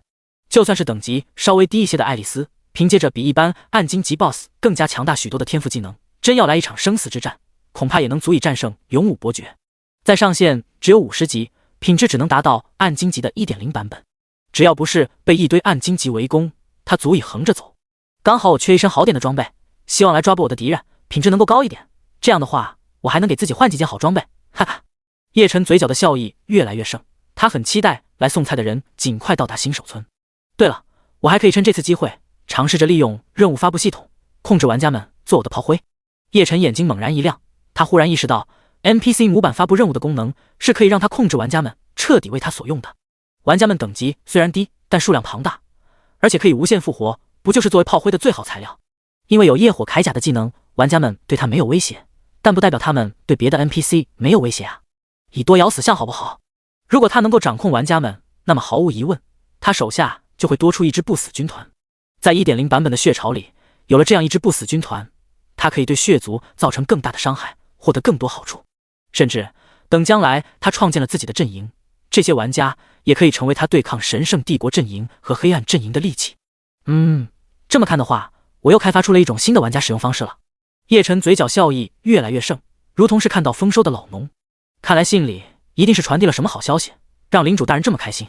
村长见叶晨看到信以后，时不时的露出开心的笑意，心里暗自寻思，他可不知道那信里写的是整个落日平原的主人派人抓捕他家领主的消息。理清了思路，叶晨便继续整理村长送来的技能书。他发现只要将技能书丢进空间，他的 NPC 模板中就可以传授技能，将一些不打算传授给玩家们的生活技能还给村长，让他用来培养村民，叶晨便去了玩家复活广场。大家快看，是神秘 NPC 叶晨来了！叶晨刚刚出现，便引起了玩家们的注意，疯狂地向他涌了过来。好在有了昨天的先例，玩家们虽然兴奋，但都老老实实地排起了队伍，倒也没有引起什么混乱。叶晨大佬你好，我是来交任务的。萌萌的车长排在了队伍的最前面，满脸激动地看着叶晨。他已经看过游戏白小生的帖子了，作为第一个发现叶晨的玩家，他有种与有荣焉的感觉，因此比别人更加坚信叶晨就是游戏当前版本的主角。哦，原来是萌萌的车长啊，我记得你是个优秀的冒险家。叶晨看了他一眼，不咸不淡地说了一句。现在面对玩家他已经很有经验了，像这种有影响力的主播或者职业玩家，在他眼里是可以稍作培养的，对他有更好的宣传效果，因此可以适当的跟他们有更多的交流。啊，叶晨大佬居然还记得我！萌萌的车长兴奋的快要跳起来了，能够被游戏主角记住，意味着将来他可以有更多机会获得叶晨的任务。周围其他排队的玩家也无不对着萌萌的车长露出了羡慕的表情。作为有理想的玩家，谁不想获得神秘 NPC 叶晨的青睐？可是谁让第一个发现叶晨的玩家不是他们自己呢？这是万中挑一的幸运儿，他们连嫉妒都没法嫉妒。叶晨很快接受了萌萌的车长提交的新任务，并对他开放了技能传授功能。丁，由于神秘 NPC 叶晨对你的好感度达到20，你可以向叶晨学习技能了。什么情况？神秘 NPC 叶晨还是法师职业的导师？忽然听到系统提示音，萌萌的车长愣了一下，随即很快兴奋了起来。进入游戏这么长时间，他现在还没有一个辅助技能呢。作为一个立志要成为游戏第一大奶的法师，这绝对是不能忍的事。随即他兴奋地点击了学习技能的选项。下一刻，界面里再次出现几个选项，分别是战士、法师、刺客、射手。萌萌的车长瞪大了不可思议的眼神。我的天，原来他不只是法师的职业导师，还是全职业导师。眼前的画面通过萌萌的车长的直播间很快传到了所有内测玩家的耳朵里，所有人都沸腾了。目前为止，学到技能的玩家几乎可以说是凤毛麟角的存在，玩家根本没有找到任何一个可以传授技能的 NPC。 可是神秘 NPC 叶晨居然可以，而且还是全职业导师。要是神秘 NPC 叶晨能来我们新手村就好了。不想浪费时间搬迁的内测玩家们心里顿时痒得难受，对搬迁再次有点心动了。而那些本来就出生在叶晨新手村的玩家们无不兴奋起来，转身就往新手村跑。那些已经在搬迁路上的玩家们也越发期待早日到达叶晨的新手村了。丁，萌萌的车长成功学习技能辅助类法师初级技能小恢复光球，你获得银币1，你获得经验100。叶晨耳边忽然响起了系统提示音，他心中猛然一跳，再次看了信息栏一眼，随即无比兴奋了起来。向玩家传授技能，我居然可以获得经验。接着叶晨再三向玩家传授技能之后，他终于可以确定，只要有玩家跟他学习技能，他就可以获得经验。虽然每次传授技能他只能获得100点经验，但架不住玩家数量多呀。别的不说，光就他自己新手村目前的5万玩家，一人学习一个技能就能给他带来500万经验值。何况玩家怎么可能只学习一个基础技能呢？可惜我不能修改学习技能的费用，要不然的话，少收一点的话，就有更多玩家学得起了，我就可以获得更多经验值了。叶晨看着技能学习的费用，叹了一口气，和金币比起来，他更需要经验。可是很快他就明白自己是完全多虑了。玩家们发现到他这里可以学习技能后，都纷纷氪金，疯狂地开启了学习技能的浪潮。在接下来的2天里，叶晨从玩家手里直接收获了超过2000万的经验值，金币也获得了超过2000枚。与此同时，短短2天时间，新手村的玩家数量也暴涨到了10多万。有点奇怪啊，怎么感觉卓越圣殿的玩家数量越来越多而来？叶晨皱着眉头，这2天他感觉随时都能看到卓越圣殿的玩家数量明显比其他几个顶级公会多了许多。难道卓越圣殿打算把我的新手村当作大本营了？叶晨眼睛发亮，要是真的是这样的话，以后就可以慢慢收拾他们了。慢慢来吧，我一点都不着急啊，就是不知道你们能不能承受我的好意啊，嘿嘿。第71章爆发前夜。猪队友。夜色已经浓郁，玩家们基本上都已经下线了，整个新手村也平静了下去，只有新手村护卫队值守的人不时在巡逻守卫。现实时间之中，卓越圣殿俱乐部却依旧明亮。办公室里，卓越圣殿会长许真轻笑看着下方的高管们，先说说情况吧。坐在他边上的陈一点了点头，站了起来。从定下策略以来，搬迁计划非常顺利，目前我们在1号新手村的玩家数量已经达到了3万人，距离最远的2万人目前已经在新手村不远的位置，预计明天上午就能到达1号新手村。另外，根据新获得的信息，我们对目标 NPC 叶晨的了解也越来越多。目标 NPC 叶晨除了会向玩家发放高额经验的任务以外，还是一个装备商人以及全职业导师，对玩家发展有重大作用。同时，他有很大可能是游戏当前版本的主角，这将为我们的行动带来更多的风险。根据游戏宣传片中的出场，神秘 NPC 叶晨手下应该还有一支实力未知的骷髅队伍，这也存在一定的不确定性。另外，根据我们信息部在论坛获得的消息，宣传片中跪在叶晨面前的小女孩也已经在1号新手村出现，并且她的属性面板一切信息都是未知。根据评估，这个女孩也可能是一个强力 BOSS。同时，根据我们统计的消息，1号新手村玩家数量已经突破了10万，预计明天将达到15万。如果我们动手，这些玩家的选择也将至关重要。综上所述，我建议立即停止原定计划。不行！陈一话还没说完，下方一群高管便拍着桌子站了起来。我们参与内测的5万会员，为了这个计划整整浪费了3天时间，你说放弃就放弃？没错，一个价值10万金币的目标，怎么能这么轻易的放弃？我第一个反对。当初是你们想要动手，现在又是你们想要放弃，那么我们为了这件事付出的成本就不要了吗？不管神秘 NPC 有多强大，复活点就在不远处，5万人磨也磨死了，这还是你们说的。只要我们动手，按照以往的经验，其他玩家也会跟着我们动手，那就是15万玩家搞不定几个 NPC， 那是10万金币啊！今晚黑市一枚铜币已经涨到了5元，50亿啊！下方高管们七嘴八舌地冲着陈一争吵着，陈一脸色不变，合上手中的资料，沉默地坐了下去。但高管们却依旧不依不饶，激动地冲着他叫嚷，口水将办公桌的喷湿了。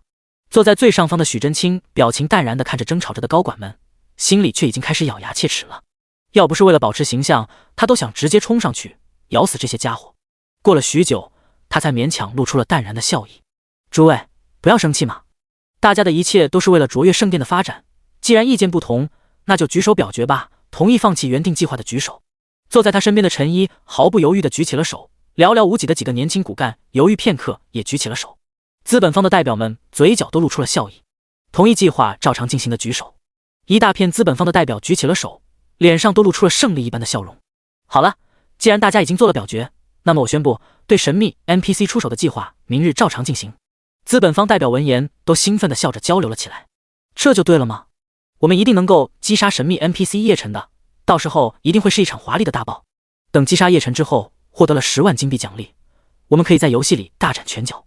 我建议咱们去庆祝一下吧，此次决赛一定会成为我们卓越圣殿腾飞的关键。好，咱们现在就走，我请客。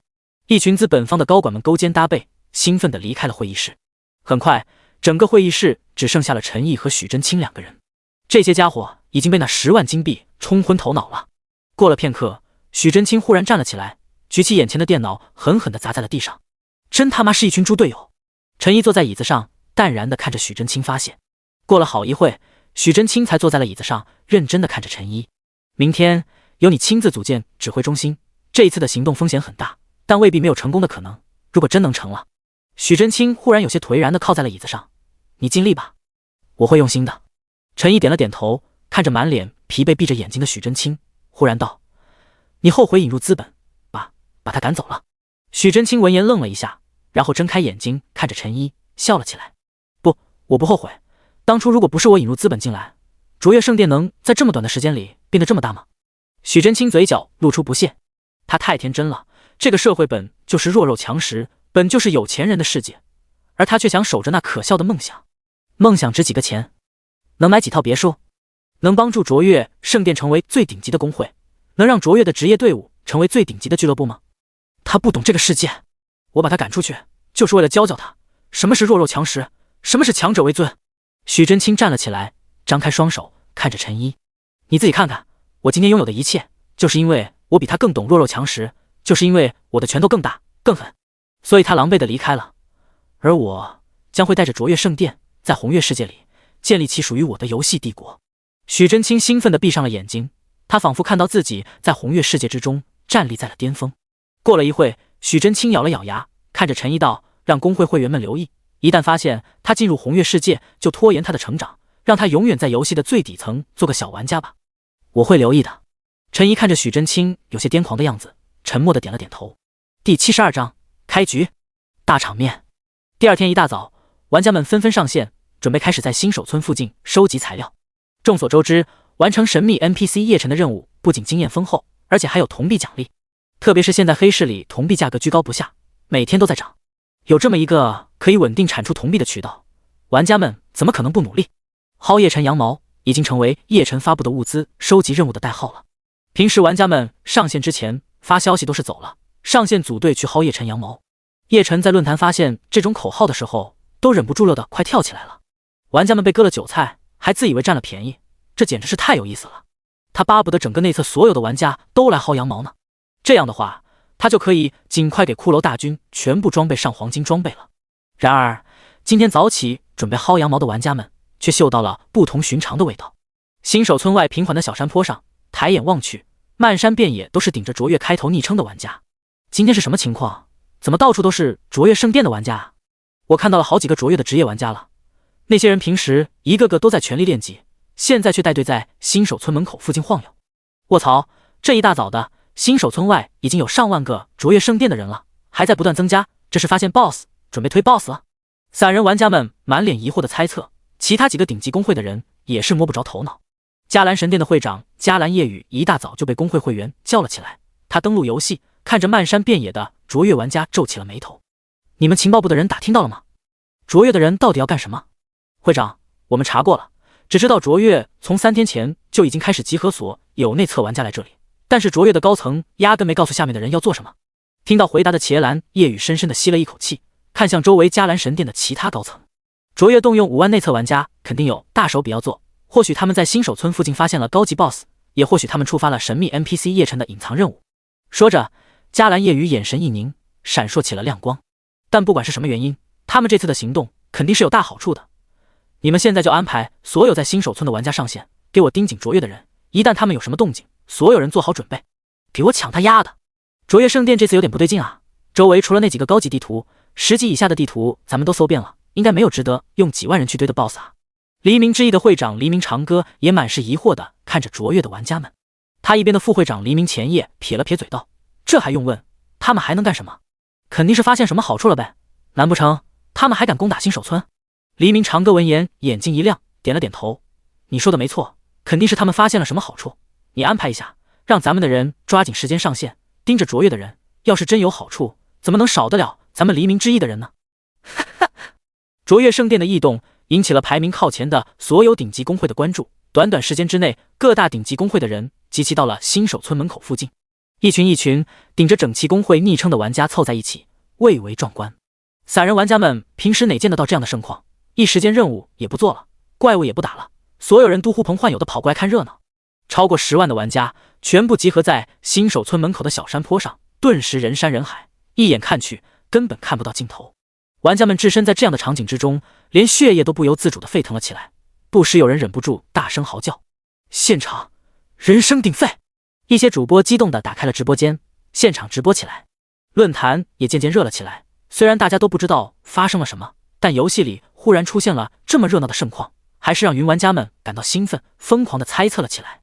卓越圣殿指挥中心，上百个文职人员戴着耳机盯着电脑屏幕，正在对卓越玩家进行直接指挥。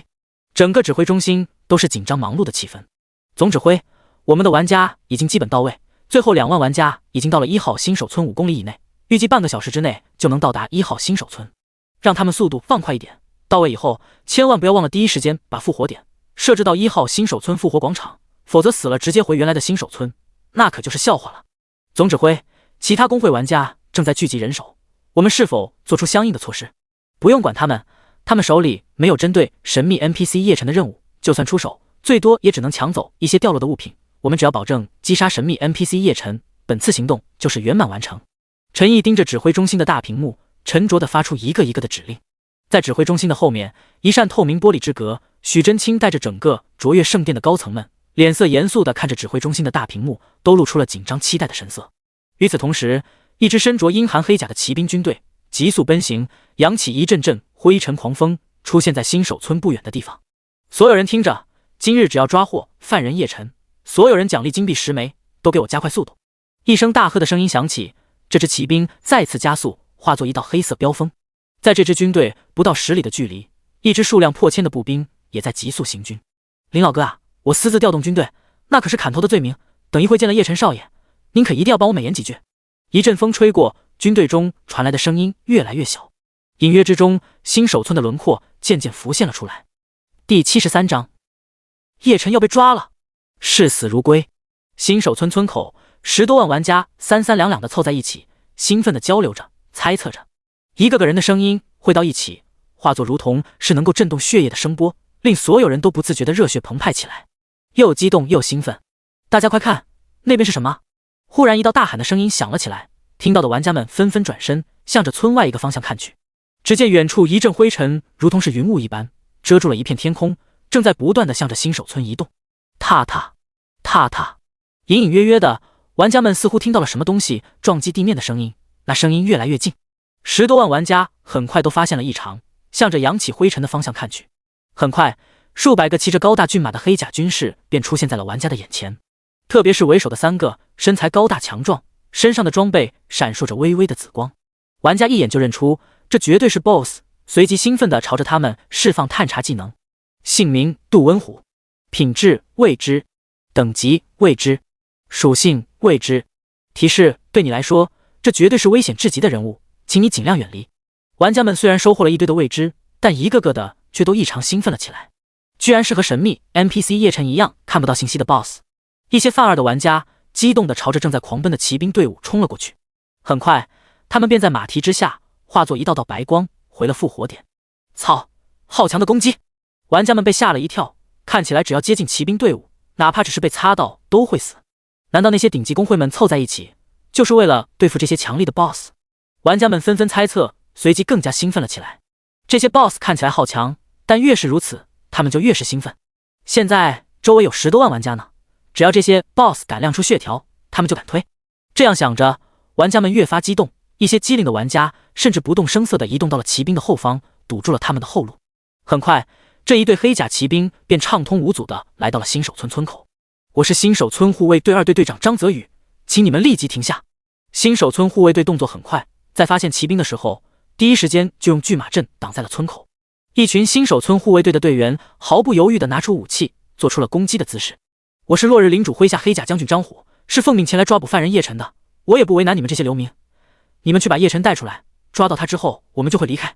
要抓领主大人！在村口附近的新手村村民们被吓了一跳，随即眼中无不露出了愤怒的神色，他们果断转身，朝着不同方向奔走了起来。一道道呼喊的声音很快在新手村响了起来，玩家们却兴奋了起来。这绝对是游戏的过场剧情，接下来肯定要打了，咱们怎么办？是不是一起守卫新手村，保卫神秘 NPC 叶晨啊？废话，既然这些强力的 BOSS 是来抓神秘 NPC 叶晨的，那咱们肯定不能让他们得手啊！要是没有了神秘 NPC 叶晨，咱们又要回到当初打怪升级的苦逼日子了。玩家们交头接耳，纷纷取出武器，露出跃跃欲试的姿态。这是他们进入游戏后遇到的第一个剧情场景，而且看起来还这么刺激，玩家们肾上腺素都飙升了起来了。迦兰神殿会长迦兰夜雨脸上露出了了然之色，看来卓越圣殿公会的人应该是提前得到了消息，所以集中人手来保护叶晨，击杀来犯的 BOSS。 他转过头看着其他迦兰神殿的高层道，让兄弟们做好准备，这是一个过场剧情，剧情背后肯定有任务，等会卓越的人动手，咱们也动手。黎明之翼会长黎明长歌也兴奋了起来，快让兄弟们做好准备，咱们这次人虽然少一点，但等会打起来都给我狠一点，打出咱们黎明之翼的风范，让卓越的人瞧瞧，就算他们提前知道了消息，老子照样不逊色他们。顶级公会动作很快，所有人都准备在过场剧情结束后来一场畅快淋漓的新手村保卫战。然而卓越圣殿指挥中心的工作人员却都完全傻眼了，别的公会都以为他们提前得到了消息，可是他们真的什么都不知道啊！突如其来的过场剧情彻底打乱了他们的计划。上百个指挥无不转身看向站在身后的陈一，陈一皱着眉头看着大屏幕中的黑甲军队。不用管，这个过场剧情对我们来说是好事，这些强力 BOSS 肯定会和神秘 NPC 叶晨打起来，到时候我们趁着他血量不高的时候动手，绝对能事半功倍。还有即将到达新手村的那2万玩家，让他们那速度再快一点，必须要在过场剧情结束之前把复活点设置到新手村。一道道的指挥命令被下达，指挥中心再次忙碌了起来。在论坛上得到消息的云玩家们也都兴奋了起来，他们一边看着直播，一边疯狂地在论坛刷帖，发泄着自己激动的心情。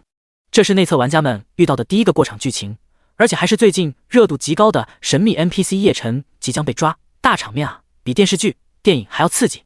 论坛之外，微博上一个叫叶晨要被抓了的话题迅速被推上了热搜榜，并且以极快的速度上升起来。自从游戏内测以后，叶晨这个名字时不时的就会登上热搜榜，即便是一些不怎么关注红月世界内测的人，也都知道叶晨的名字。甚至微博还有叶晨的超话和一堆饭圈迷妹疯狂的推广叶晨的故事。因此看到这个热搜以后，网友们都好奇的点了进去。很快，叶晨要被抓了登临热搜榜榜首。游戏之中，玩家们正在等待叶晨出场，忽然却发现新手村中传来一阵整齐的脚步声。什么情况？玩家们向着新手村里面看去，只见成千上万新手村的村民们手挽着手，一排一排的向着村外走去。男人、女人、老人、小孩，一个个携手而来，脸上都是视死如归的表情。第74章，禁忌的村民。叶晨出场，脚步声越来越大，新手村的村民们很快便站在了新手村的门口。那条通往新手村深处的道路，到处都站满了村民，有的人拿着菜刀，有的人举着锄头，有的人手无寸铁，随手在路边捡起了一块石头。13000多个新手村村民全部都义无反顾地从家中走了出来，所有人的目光都满含怒火地盯着不远处的黑甲骑兵。玩家们看到这些 NPC 怪异的行为，都感到很惊奇。这个游戏过场剧情居然还有村民们的戏份，我都不知道咱们新手村居然有这么多 NPC， 这数量的上万了吧？感觉他们的眼神好吓人啊，像是要吃人。你们这是什么意思？是不打算把犯人叶晨交出来吗？黑甲骑兵的将领杜温虎看着眼前看不到尽头的村民们，脸色有些阴沉。不要忘了，你们脚下的土地是属于落日平原的主人伟大的勇武伯爵的，你们敢抗拒勇武伯爵的命令，那就是自寻死路。谁用石头丢我？正在说话的杜温虎忽然被一块石头击中了头上的盔甲，脸色猛然一变，满含怒意的看向新手村的村民们。村民们却是一点都不怕，反而依旧愤怒的看向黑甲骑兵，怒骂了起来：滚出去！我们绝对不会允许你抓走我们领主大人的！一个拄着拐杖的老人恶狠狠朝着杜温虎吐了一口口水，尽管他牙齿都不全了，但声音依旧铿锵有力：谁敢抓我家领主，我就跟他拼命！一个血气方刚的年轻人红了眼睛，手里握着一把菜刀，咬牙切齿地看着杜温虎。没错，我们不认什么勇武伯爵，我们这些人流浪的半辈子，没饭吃，没衣服穿的时候，勇武伯爵在哪里？我们新手村才建立几天啊，俺家就收入了1枚银币，没有领主大人，我们这些人早就又要开始流浪了，哪有这样的好事？村民们七嘴八舌地诉说着，一个个双眼通红，态度坚决。他们这些人从出生下来就开始流浪，从来没有被当成人看，但是自从遇到领主大人以后，他们才觉得自己是个人了。领主大人让他们吃饱饭，让他们不用流浪，让他们活得像个人。谁要是敢伤害领主大人，他们就敢跟谁拼命。也就是说，你们这些家伙是铁了心要造反了。杜温虎亮出了手中的大刀，面色阴沉地看向眼前这些在他看来不知死活的村民们。没错，你要抓领主大人，就先从我的尸体上踏过去。老人举起了拐杖，做出了攻击的姿势。要抓人，先把我杀了。年轻人双眼通红地举起了菜刀。先杀了我！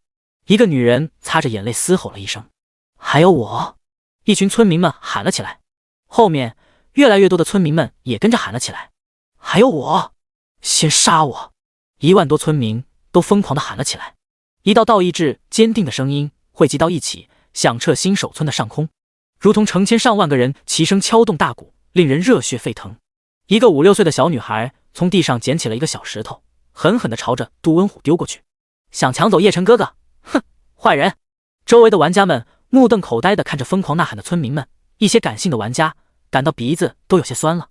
虽然知道是游戏的过场剧情，可就是有点想哭，是怎么回事？爷落泪了。没想到叶晨居然这么被新手村的 NPC 爱戴，不愧是游戏主角。以后我要把新手村当家了，这些村民感觉真的像是活生生的人一样，太让人感动了。玩家们低声交流着，游戏外正在看直播的云玩家们也都纷纷为这一幕感动留言。微博上为新手村村民感动和村民们保护叶晨2个词条迅速登上热搜榜，吸引了一大波吃瓜的民众。游戏中，杜温虎听着耳边响彻云霄的声音，脸色彻底黑了下去。他挥了挥手中的大刀，怒喝一声：既然你们不知死活，那就全部都去死吧！说着，杜温虎转头对着身后几百骑兵道：所有人听令，给我冲进新手村，活捉叶晨，如有人阻挡，杀！几百骑兵闻言，全部都亮起了武器长刀，指向新手村的村民。然而新手村的村民却根本没有丝毫的恐惧，反而举起了手中的武器，做出一副攻击的姿态。屠杀一触即发。不远处的玩家们也绷紧了神经，一些玩家甚至取出了武器，准备帮助村民。快看，叶晨出场了！就在这时，一个玩家忽然兴奋地喊了一声。玩家们闻言，无不向着新手村的方向看去。果然，一个穿着黑袍的身影正不断地在新手村的房顶间跳跃。很快，那道身影一个跃身便落在了新手村村民的身前。那潇洒的动作，神秘的装扮，特立独行的出场方式，不是叶晨是谁？玩家们无不激动了起来。这个过场剧情的主角终于登场了。落地之后，叶晨没有理身后的敌人，而是转身看向了那些村民们。尽管心里感动无比，叶晨还是露出了玩世不恭的笑容。诸位，都回去吧，你们把路都给挡住了，本领主差点没被你们堵在里面。劝退村民之后，叶晨转过身子，轻笑地看向眼前的敌人。卓越圣殿指挥中心，陈怡看着大屏幕上面带笑意的神秘 NPC 叶晨，深深地吸了一口气，一向平静的心绪竟然有了一些激动。在他身后，一道透明玻璃之隔，许真清和卓越工会的一众高管们也忍不住紧握起了拳头。数日谋划，成败在此一举。第75章，爱丽丝出手，不死军团。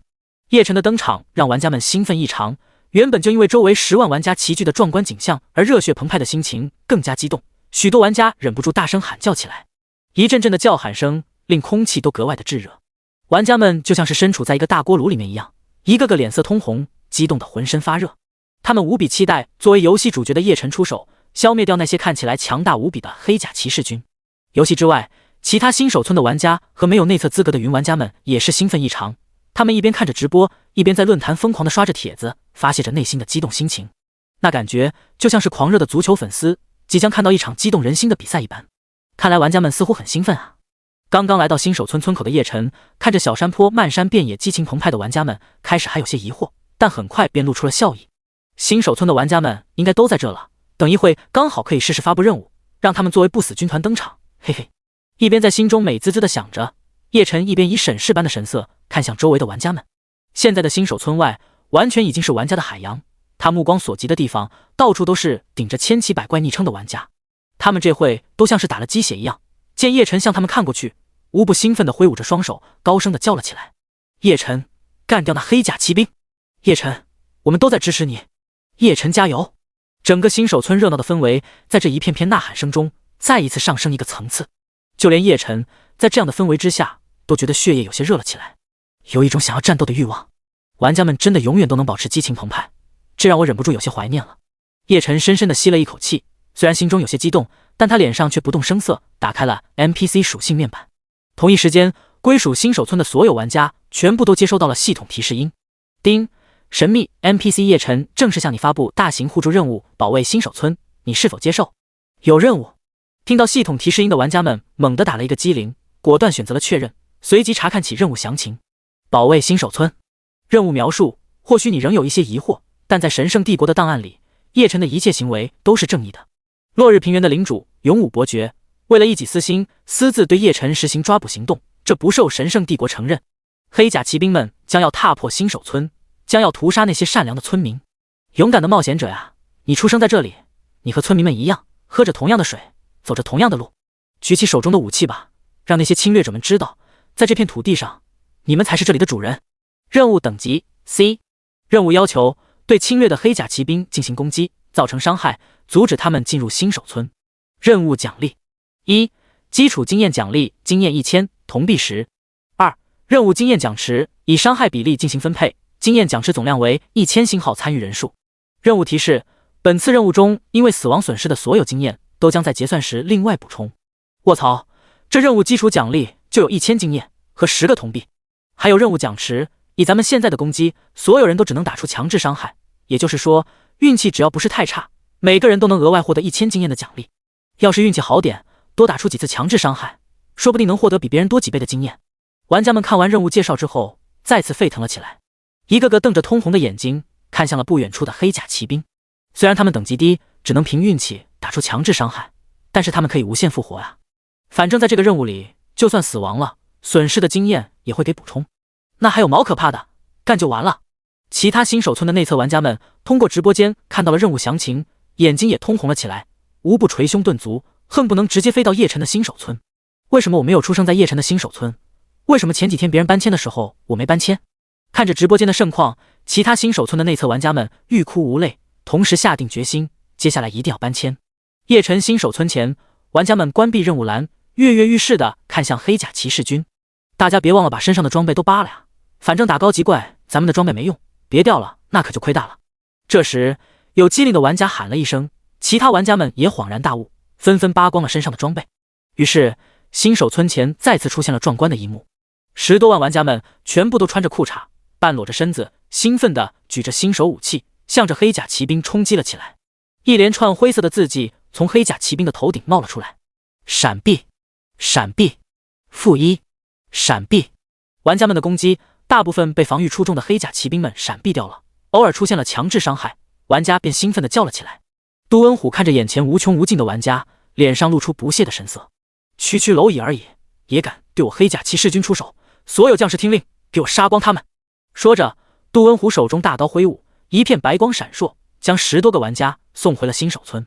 杜恩虎身前瞬间空出一片空地，但接下来又是10多个玩家兴奋地补充了上来。这些冒险者难道就不怕死吗？杜恩虎皱起了眉头。卓越圣殿指挥中心，上百指挥人员正在不断地和游戏中的玩家交流着，气氛忙碌紧张。即便有空调吹着，工作人员头顶依然不断地擦着额头上的汗水。总指挥，咱们工会的玩家也都接受了任务，要让他们放弃吗？不用管，工会会员们还不知道我们的目的，但只要发布命令，他们会听从的。现在让他们放弃，反而会引起其他玩家的注意。收到。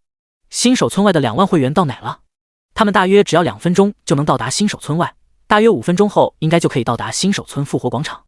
让他们无论如何不要被卷进战斗里，先去把复活点设置好再出来。收到。一道道忙碌的声音不断地在指挥中心响了起来。果然，有了任务发布系统，玩家们真的心甘情愿地做炮灰了。看着兴奋冲锋的玩家们，叶晨心中忍不住美滋滋地笑了起来。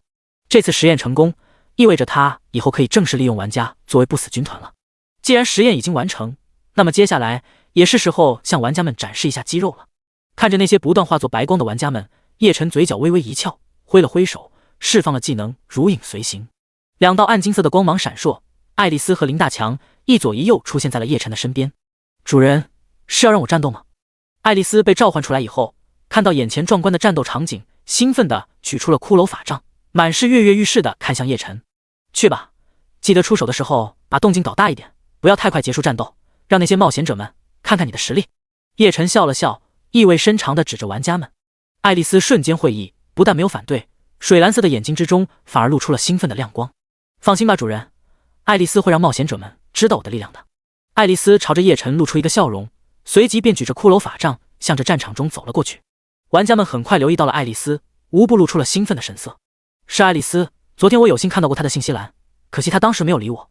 我知道她是宣传视频里跪在叶晨面前的小女孩，好激动啊，她马上就要出手了。这个可爱的小姑娘可能不太强，咱们留意一下，等会去帮忙。激动过后，玩家们有意识地向着爱丽丝的位置靠近，想去帮忙。然而爱丽丝眼珠一转，嘴角却露出了像叶晨一样坏坏的笑容。她挥了挥手中的法杖，一道星光顺着骷髅法杖的轨迹闪烁起来，地面上很快响起了咔咔的声音。下一刻，数千骷髅从地底爬了出来，向着黑甲骑兵冲了过去。那些挡在道路上的玩家们无不化作一道道白光，被冲锋着的骷髅误杀了。其他玩家们看着那一支横冲直撞的骷髅大军，都瞪大了眼睛，狠狠地咽下了一口口水。卧槽，这也太强了吧！第76章，爱丽丝的狂欢，幽灵公主登场。何止是强，简直是没天理啊！玩家们瞪大了眼睛，眼睁睁地看着数千个骷髅在身高足有10余米的骷髅将军的带领下冲向了黑甲骑兵。咔咔，砰砰，骨头的摩擦声，大地的震动声不断地响了起来。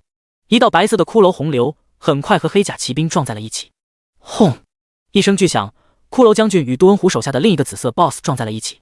与此同时，爱丽丝轻轻地飘了起来，在半空中挥动着手中的骷髅法杖。一道道星星点点的光芒闪烁起来，天空之中刮起了一阵风。快看，天上有一艘船！玩家们向着天空看去，脸上都露出了难以置信的神色。果然，一条破破烂烂的大船从天空中飘了过来，转眼之间落在了地上。船上冲出来上百只亡灵怪物，向着黑甲骑兵冲杀过去。这是爱丽丝的技能幽灵船。然而，就在玩家们还没来得及看清楚幽灵船上下来的那些怪物时，爱丽丝再一次挥动起手中的法杖。天空之上猛然暗了下来。我的妈呀！天上又出现了一座村庄。玩家们闻言都抬头向着天空看去，只见半空之中一座隐隐约约的村落，像是海市蜃楼一般，分不清楚真假。很快，这座村落中飘出了无数的影子，向着地面上落了下来。卧槽，这是鬼吗？那些从半空中村落里飘出来的影子吓了玩家们一跳。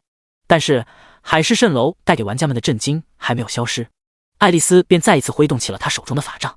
随着法杖上的光芒闪烁，天空之上瞬间乌云密布。什么情况？怎么忽然这么冷？身上没穿什么衣物的玩家们无不猛然打了一个激灵，感觉周围的空气瞬间降低了好几度。玩家们双手环抱住了身子，空气真的越来越冷了。快看爱丽丝！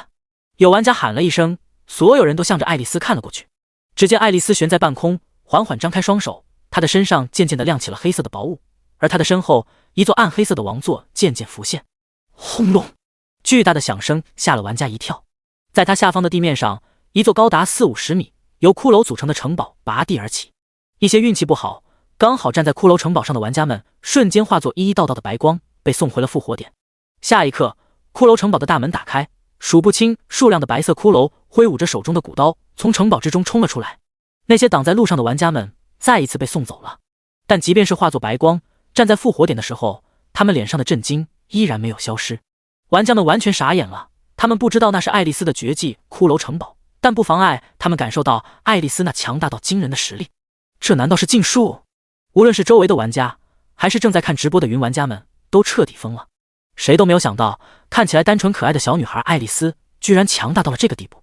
所有人都看得清楚，这个有着蓝银色头发、蓝色大眼睛和可爱面貌的小女孩，只是不断地挥动着小手中的法杖，便带来了一幕又一幕的奇观。这些被爱丽丝召唤来的亡灵中，即便是看起来最弱小的骷髅刀兵，玩家们都完全看不到详细信息。我的妈呀，爱丽丝太强了吧，挥一挥法杖就召唤一堆怪物。这是萝莉吗？这还是我心中身轻体柔一推倒的萝莉吗？这样的萝莉一般情况下能够轻松收拾10000个我 0.0。 当初看宣传视频的时候，我以为壮观的骷髅大军都是叶晨的属下，现在才知道那根本就是叶晨属下的属下。妈妈，我还是太年轻了。无论是直播间还是论坛或者微博，彻底都被可爱的爱丽丝征服了。短短时间之内，爱丽丝的热度像是坐了火箭一般，疯狂地飞涨了起来。热搜榜上关于爱丽丝的词条直接达到了7条之多。热搜前3的词条有2条都是和爱丽丝有关的。图榜，强势图榜，铺天盖地的热度让那些想争头条的娱乐明星们又嫉妒又羡慕。关键是爱丽丝的颜值太吸粉了，那蓝银色的头发、水蓝色的大眼睛以及秒杀一切的颜值，简直是男女老少都通吃。再加上那恐怖的实力，那种强烈的冲击感，轻而易举地收割了大量的粉丝。亡灵公主爱丽丝以这种绝强的姿态，正式进入无数人类的视野之中。这一刻属于爱丽丝。第77章，鬼级王座，爱丽丝进化。爱丽丝彻底火了。短短时间之内，爱丽丝的相关信息便传遍了整个网络，朋友群刷爆，微博霸榜，各种群聊满满的都是与她相关的图片和视频，就连论坛也再一次爆红了。云玩家们完全已经疯了，他们一边看着直播，一边狂刷帖子，发泄着内心的兴奋。全体起立，现在这里是爱丽丝广场，爱丽丝牛逼！叶晨，拔剑吧，爱丽丝是属于我的。等公测了，我们一起组队去抢爱丽丝怎么样？你们要抢爱丽丝？叶晨，嘿嘿嘿。论坛上的帖子飞速增加，玩家们是完全被可爱又强大的爱丽丝征服了。从她出场开始，一连4个技能，一个比一个强大，一个比一个壮观。玩家们眼中看起来强大无比的黑甲骑兵们，短短时间内被爱丽丝召唤出来的亡灵们打得狼狈不堪。不远处的叶晨看着玩家们那没见过世面的震惊样子，嘴角不由自主地露出了笑意。这些家伙还是太年轻了，他们哪里知道，现在爱丽丝压根就没尽全力，那些亡灵们甚至连一半战力都没发挥出来呢。要是爱丽丝全力出手的话，恐怕要不了多长时间，就已经足够完全消灭这一支黑甲骑兵队伍了。就算是那3个紫色 BOSS 联手，也只有被爱丽丝击杀的份。但叶晨太了解玩家们了，要是爱丽丝轻轻松松地结束了战斗，他们只会以为黑甲骑兵太弱了，不经打，而不是认为爱丽丝太强大。所以他才会要求爱丽丝把动静搞大点，不要太快结束战斗。就一个目的，秀起来，秀到玩家们头皮发麻才行。现在看来，这个目的已经初步达到了。不过既然要秀，怎么能只让爱丽丝一个人出场呢？嘿嘿。叶晨嘴角微微翘起，正准备和林大强一起出手，给玩家们再来一场惊喜的时候，他的余光无意中瞄到了半空中的爱丽丝，这一眼让叶晨彻底愣住了。此时的爱丽丝面色恬静，轻轻地闭着眼睛，她双手张开，像是等待着拥抱，但她的身上却冒起了黑色火焰一般的薄雾，特别是她身后那一座暗黑色的王座，让叶晨的心脏猛地跳了一下。那是诡极王座！叶晨忍不住低声呢喃了一句，心中不由自主地狂喜了起来。红月世界之中，物品和 BOSS 品质由低到高分别是绿色、蓝色、白银、黄金、紫色、暗金。暗金之后则是顶级的鬼级、仙级、神级，以及只在传说中存在的超神级。从暗金到鬼级之间是一座巨大的关口。前世整个游戏中，在玩家面前成功从暗金级成功晋升的 BOSS 也绝对称得上寥寥无几。而从暗金级进入鬼级的外观特质就是身上燃起黑色的火焰，然后成功坐到那座暗黑王座之上。爱丽丝居然已经打开了通往鬼级的大门。叶晨张了张嘴，嘴唇有些发干。他记得很清楚，前世的爱丽丝英年早逝，至死都没有进入鬼级。可是现在，爱丽丝身上居然已经燃起了鬼焰，也成功召唤出了鬼级王座。只要她能够成功坐下去，就等于是彻底进入了鬼级。如果爱丽丝能够成功坐到王座之上，那么她就可以在 1.0 版本拥有一个鬼级的追随者。一个鬼级的追随者绝对能够让她在 1.01 版本横着走。叶晨忍不住紧握起了拳头，瞪大了有些期待的眼睛，看着半空中的爱丽丝。此时的天空乌云密布，黑色的云朵在天上不断的移动着，像是要把整个世界都完全覆盖。短短时间之内，天空迅速暗了下来。天上怎么了？这是早上啊，我怎么感觉天要黑了，而且越来越冷了。兄弟，咱们抱团取暖吧。玩家们也发现了天空之上的异常，一个个交头接耳了起来。黑甲骑兵的主将杜温虎也往天上看了一眼，这一眼让他眼睛猛地睁大，身子都不由自主地颤抖了起来。作为一个紫色 BOSS， 他可比玩家们懂得多，自然认得出来天空上的那个小女孩身后的黑色王座意味着什么。鬼级！杜温虎张了张嘴，脸上露出了绝望的神色。黑色的乌云已经彻底封住了天空，整个新手村黑暗一片，一阵阵寒冷的风吹了起来。轰！忽然一道巨大的闪电横穿了整个天空，借着闪电的光芒，玩家们看到了天空中的爱丽丝。此时的她脸色依旧恬静，但身上的公主裙已经变成墨一般的黑色，浓郁到了极点。如果不是那张单纯美丽的脸，玩家们还以为那是一个大魔头呢。但天空之上那巨大的闪电、密布的乌云，完全成为了爱丽丝的背景板。这样的画面之下，让玩家们依旧感到有些窒息。太壮观了！爱丽丝在做什么？是不是她又要憋大招了？难道还有比刚才那样禁术还要强大的技能？天上那么大的闪电，好担心爱丽丝被电击中啊！你这么一说，我居然有点兴奋，是什么鬼啊？一定要成功啊！叶晨深深地吸了一口气，看着半空中的爱丽丝，心里居然有点紧张了，就好像即将进化为鬼级的人是他一样。轰！又是一道闪电，天空之上爱丽丝的身影更加清晰了。那闪电的白光点缀在了爱丽丝的身上，黑色的火焰和暗黑色的王座之上，居然都洒上了一层白色的光芒。一身墨一般黑的爱丽丝身上，居然有了一种圣洁的感觉。紧接着，她似乎是一语一般的张了张嘴，轻轻地向着王座坐了下去。要成了！叶晨瞪大了眼睛，紧紧握起拳头。黑甲骑兵的3个紫色 BOSS 也停下了战斗的动作，任由亡灵和玩家们的攻击落在他们身上。3人都是颤抖的看着半空中的爱丽丝。一些玩家们也都隐隐约约地感受到了什么，屏住呼吸，期待着爱丽丝坐上王座。轰！又是一道闪电，全神贯注的人都打了一个寒战。再次看向王座时，所有人都愣住了。只见半空中的爱丽丝并没有坐在王座上，她居然蜷缩在王座之上，睡着了。第78章进化与限制升级，就这么睡了。看着半空之中在暗黑王座上蜷缩着身子睡得香甜，时不时还咂巴嘴，好像在说着梦话的爱丽丝，所有人都有些傻眼了。闹了这么大动静，紧张的心脏都快跳出来了，结果你爬上去睡觉去了。要不要这么调皮？要不要这么随性？我还以为刚才爱丽丝坐到王座上之后就会变身呢，我以为她是要开大招呢。我不管，这个睡觉的爱丽丝太可爱了，我要把她抢走。玩家们也是一头的黑线，但很快便七嘴八舌的交流了起来。原本激动的开着直播，把拍摄角度调向爱丽丝的萌萌的车长，对着直播间原本激动无比，现在完全傻眼的观众们勉强扯了一个笑容。接下来让可爱的爱丽丝为大家来一场睡播。那么问题来了，没有直接坐上去，而是睡在上面，到底算不算进化成功？叶晨也是完全傻眼了，他的头顶现在是一堆的问号，只能无语的看着王座上面那张干净、纯洁又可爱的脸。开什么玩笑，那是你晋升轨迹的王座，是用来坐的，不是用来睡觉的好不好？叶晨心里无力的吐槽着，他真想直接飞到王座边上，把爱丽丝叫起来扶正坐好。可是进化到轨迹的这种状态，介于真实与虚幻之间，现在的爱丽丝根本听不到外界任何的声音，她只能在下面等待着结果。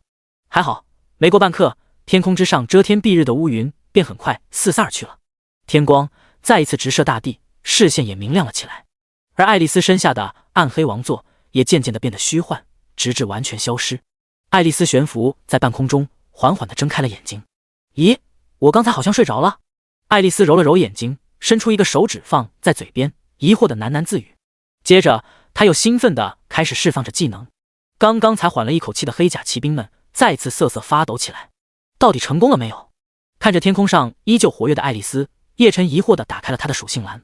爱丽丝36级，品质暗金轨迹，封印中。提示：由于当前版本的限制，爱丽丝的品质暂时限定在轨迹以下，溢出部分将在当前版本结束之后解除封印。原来爱丽丝已经进化成功了，叶晨不由自主地露出了狂喜的神色。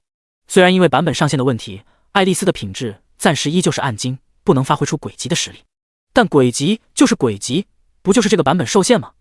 熬过去就是了。叶晨从不认为自己连区区一个 1.0 版本都撑不过去。前世爱丽丝在 1.0 版本中被版本主角斩杀，但这一世我提前招揽了她，她并没有加入血族，接下来我绝对不会允许前世的悲剧再次发生。叶晨嘴角微微翘起，他有绝对的信心，带着爱丽丝一起走过 1.0 版本。到那时候，爱丽丝才算是彻底脱离前世的命运，走向新生。确定了结果之后，叶晨心情一阵大好，取出轮回枪，笑看着一边的林大强。老林，爱丽丝已经发过威了，接下来咱俩也是时候出手了，记住动静大一点。林大强闻言点了点头，主人，您就看我的吧。说着，林大强便取出一把张扬的大刀，挥舞着冲进了战场。金甲！一声大喝，林大强身上闪烁起剧烈的金色光芒，直接开启了他的绝技金甲战士。金光过后，一个7、8米高的金甲战士便鹤立鸡群般的出现在了人群之中，他手中大刀挥动之间，随手就能带走一个黑甲骑兵。玩家们看着高大的金甲战士，一个个都瞪大了眼睛。卧槽，这人也是叶晨的属下吗？你不会看属性面板吗？他就是叶晨的手下。我越来越相信叶晨就是版本主角了。爱丽丝强也就算了，这个林大强也这么强。黑甲骑兵团的主将杜温虎看着眼前身材巨大的金甲战士，又看看天空之中不断释放着技能的爱丽丝，脸上露出来了绝望的神色。又来一个暗金级的强者，明明那么强，为什么不给个痛快？这是为了羞辱我们吗？杜温虎憋屈的在心中怒嚎着，随即双眼通红的看向了周围的玩家们。我杀不了那2个暗金强者，但我却可以在临死之前杀光冒险者，让你们损失惨重。杜温虎挥动起了大刀，愤怒地向着玩家冲杀了过去。这是 BOSS 狂暴了吗？玩家们顿时满脸问号。不远处的叶晨取出轮回枪，跃跃欲试地看向战场中的3个紫色 BOSS。不急，我先升个级再上。叶晨嘴角一笑，打开了属性面板。这一段时间，他已经攒了近3000万的经验值了，够升好几级，把所有经验全部用来升级。叶晨心中默念一声，向着系统发出了升级指令。叮，恭喜你升级了，你的等级达到27级，2685万250万。叮，恭喜你升级了，你的等级达到33级，168万935万。一连6道光芒闪过，一阵一阵温暖的感觉在叶晨体内冲击着，那种愉悦的感觉让他不由自主地微眯起了眼睛。连升6级，爽！叶晨伸展了一下身体，随即把这次升级获得的自由属性点按照惯例加在了血量和攻击上，属性直接大涨。属性攻击326，防御384，速度384，魔法1920，血量13100。看着属性面板，叶晨不由自主地露出了笑意，因为加成给力，他的某些属性已经完全超过了紫色级别的 BOSS 了。第79章，叶晨出手，那惊艳的一枪。心满意足地关闭了属性面板，叶晨满脸笑容地看向不远处的战场。此时，整个战场中的黑甲骑兵们被分割成了好几块，亡灵们到处横冲直撞，战斗力惊人。黑甲骑兵明显也是精锐，虽然处于劣势，但一波一波凑在一起，依旧在战斗。当然，这主要原因是爱丽丝留守了，亡灵们压根就没有尽全力。另一边变身成金甲战士的林大强也是生猛异常，一个人按住2个紫色 BOSS 狂揍，却依旧显得轻松异常。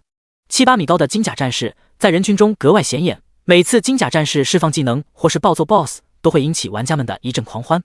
显然，又闪亮又巨大的金甲战士已经深受一些玩家的喜爱，成功收获了一波粉丝。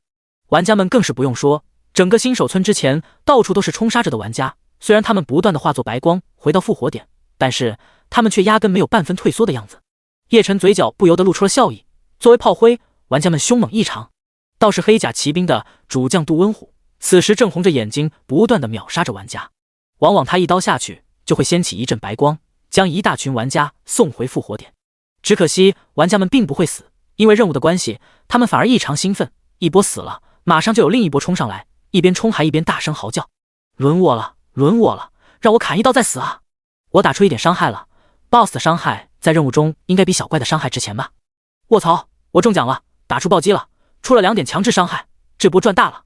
一道道白光闪烁，玩家们虽然死得快，但气氛依旧欢乐异常。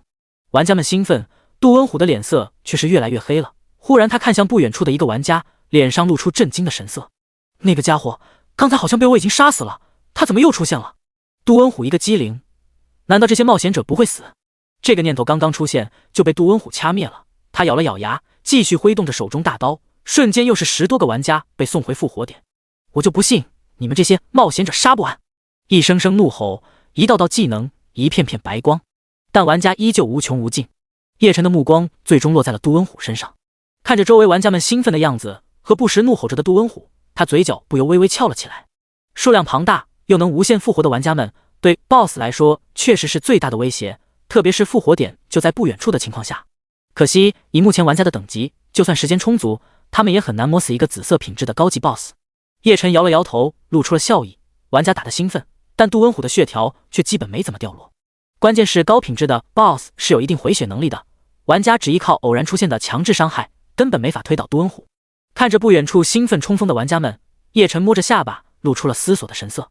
我不但有回血能力，而且还有技能夜火铠甲，可以免疫300点以下的伤害，玩家对我不会有任何威胁。可是玩家们并不知道，眼前玩家们疯狂的样子，叶晨不得不想起自己，他也是一个 NPC， 也是有血条的 BOSS， 玩家们也有可能会对他产生兴趣。最近论坛上的玩家们虽然大多心甘情愿地做我的韭菜，但依旧有很多要把我当 BOSS 推掉的声音。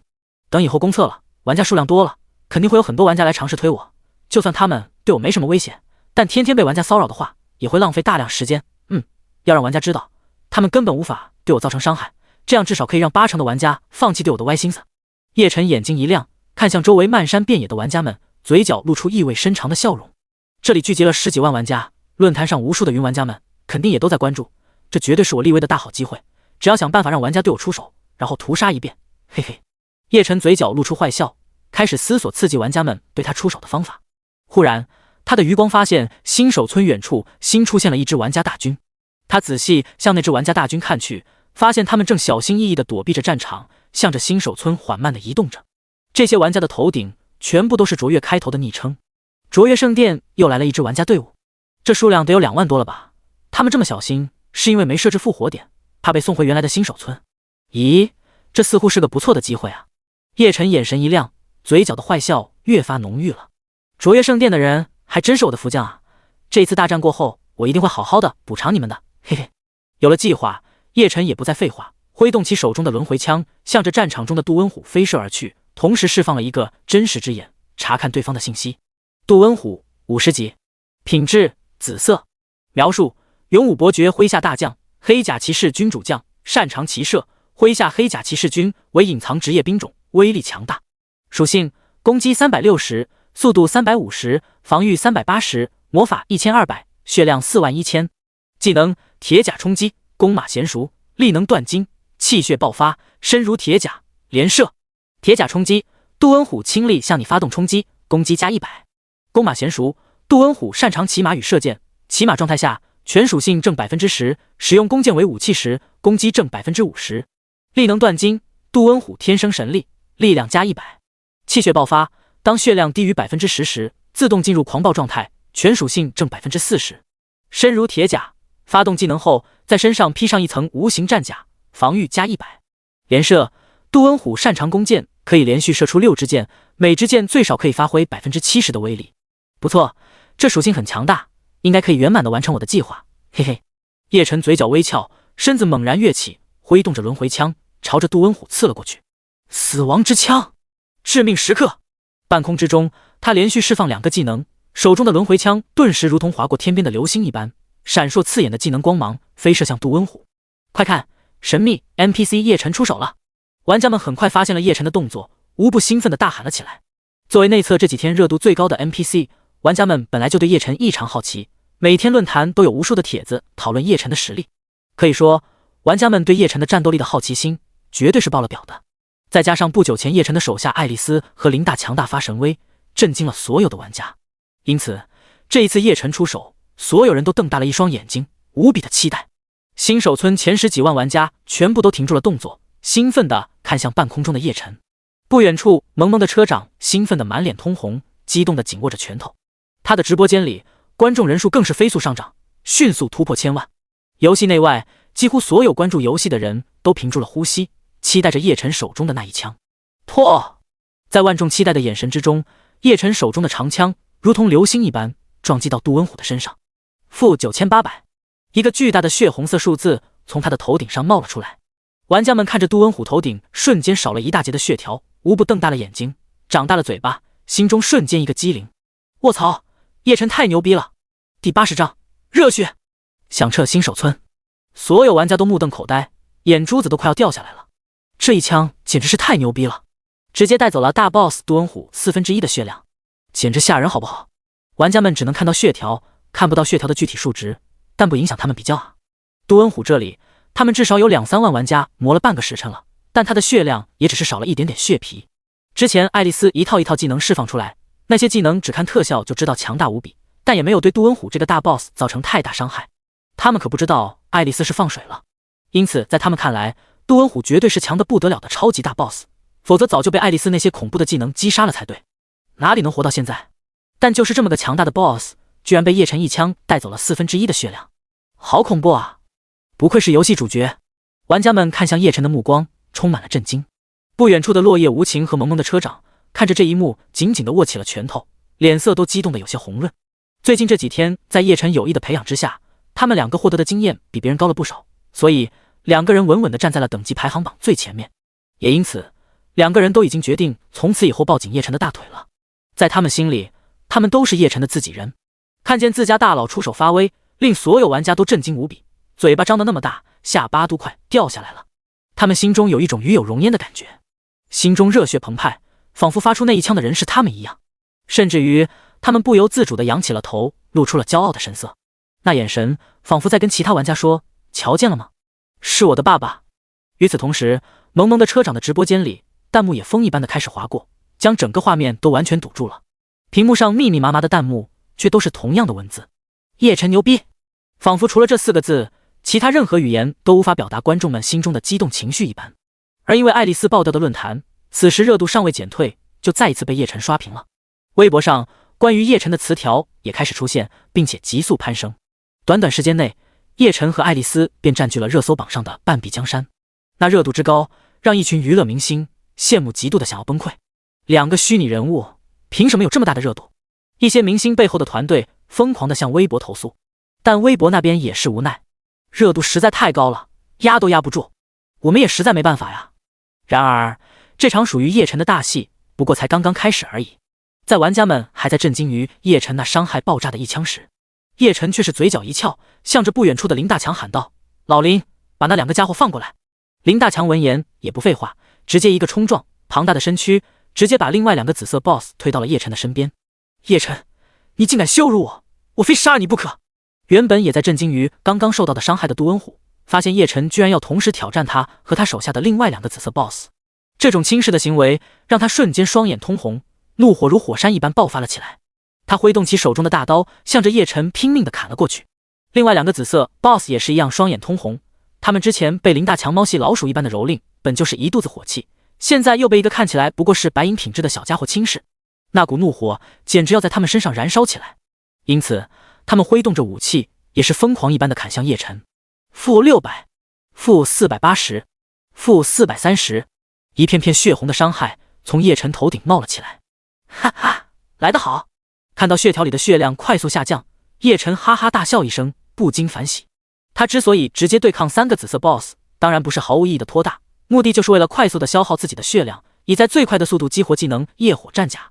因此，他压根不闪不避，直面这3个 BOSS 的攻击，没有半点的犹豫。他手中的轮回枪如同是飞机上的螺旋桨一般，不断的刺在了3个 BOSS 身上，每一枪都有血液喷洒而出，染红他的衣袍。而黑甲骑兵团的3个 BOSS 也已经完全的杀红了眼，他们和叶晨一样不躲不闪，拼命的挥动着手中的武器。4个人如同是钢铁一般直接碰撞，那些喷洒出来的血液则如同是撞击出来的火星，点燃了一片的热血，没有任何的花哨。每一次攻击都会带走一片血液，如同原始人一般。杀！杀！杀！一声声怒吼的声音在新手村之前回荡着。炸裂！干脆！热血！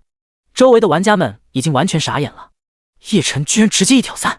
不但如此，那铁血般的战斗方式更是让他们心中升起了一股子火焰，浑身都热了起来。叶晨牛逼！落叶无情不知道怎么回事，心中窝起了一团火焰，忍不住大喊了一声：叶晨牛逼！周围其他玩家也是热血澎湃，听到这一声呐喊之后，也忍不住跟着喊了起来：叶晨牛逼！叶晨牛逼！叶晨牛逼！如同星火燎原，玩家们心头的热血被彻底的燃烧了起来，他们疯狂跟着的呐喊了起来。10多万人的齐声呐喊，如同奔雷，那声音越来越大，10里之外都能够听到。天空上漂浮着的爱丽丝，地上8米高的金甲战士林大强，新手村中的村民们都感觉心中燃起了火焰。虽然他们不知道牛逼是什么意思，但那心头中燃烧的感觉令他们有种血液燃烧的感觉。新手村中的村民们热泪盈眶，他们终于知道自家的领主是真正的强大者，未来他一定能够保护好他们这些流浪的可怜人，拥有真正的未来，就像那天他给他们的承诺，从此以后不再流浪。第81章新技能与疾风领域。如同奔雷的呐喊声之中，叶晨并没有受到什么影响，此刻他一边战斗一边死死地盯着自己的血量。以他现在的属性，面对一个紫色 BOSS 勉勉强强还能搞定，但同时面对3个紫色 BOSS， 对目前的他来说暂时没有任何胜算。事实上，如果不是为了等一会给玩家们一个深刻的印象，这些紫色 BOSS 无论是爱丽丝还是林大强都能够轻松搞定，他甚至连出手都不需要。快了，快了！看着不断下降的血量，叶晨嘴角露出笑意。按照这3个紫色 BOSS 的速度，要不了多久，他的血量就能下降到预期的位置了。而他眼前的3个紫色 BOSS 却显然受到了呐喊声的极大影响，特别是杜温虎，他此时眼睛越来越红，看向叶晨的目光充满了恨意。你给我去死！忽然，杜温虎的一双血红的铜岩浆一般的眼睛猛然睁圆，他大喝一声，身上闪烁起一道金光。随着那一道金光，杜温虎身上出现了一层金色的黑甲，而后他怒气翻涌的向着叶晨冲撞了过去。砰！负1220。伴随着一声巨响，叶晨的头上冒出了一个斗大的伤害，身子被冲撞的后退了好几米。而不远处，其他2个紫色 BOSS 身上也闪烁起黑色的光芒来，他们手中的大刀如同是旋风一般急速的旋转了起来，2个人释放的技能居然一模一样。叶晨见状也凝重了起来。旋风斩！2个紫色 BOSS 齐声大喝，他们手中的武器像是回旋镖一般旋转着，一左一右对着叶晨射了过去。呼呼呼！一阵阵大刀破风的声音响起，叶晨身形急速闪烁，但也只是躲过了一道技能，另一个技能堪堪落在了他的身上。负960，负480，负240。一连数道血红的数字从叶晨的头顶冒了起来，虽然技能的伤害层层递减，但依然带走了他不少的血量。不愧是紫色 BOSS， 认真起来的话，伤害很强啊！看着短短时间之内急速降低的血量，叶晨嘴角露出了笑意。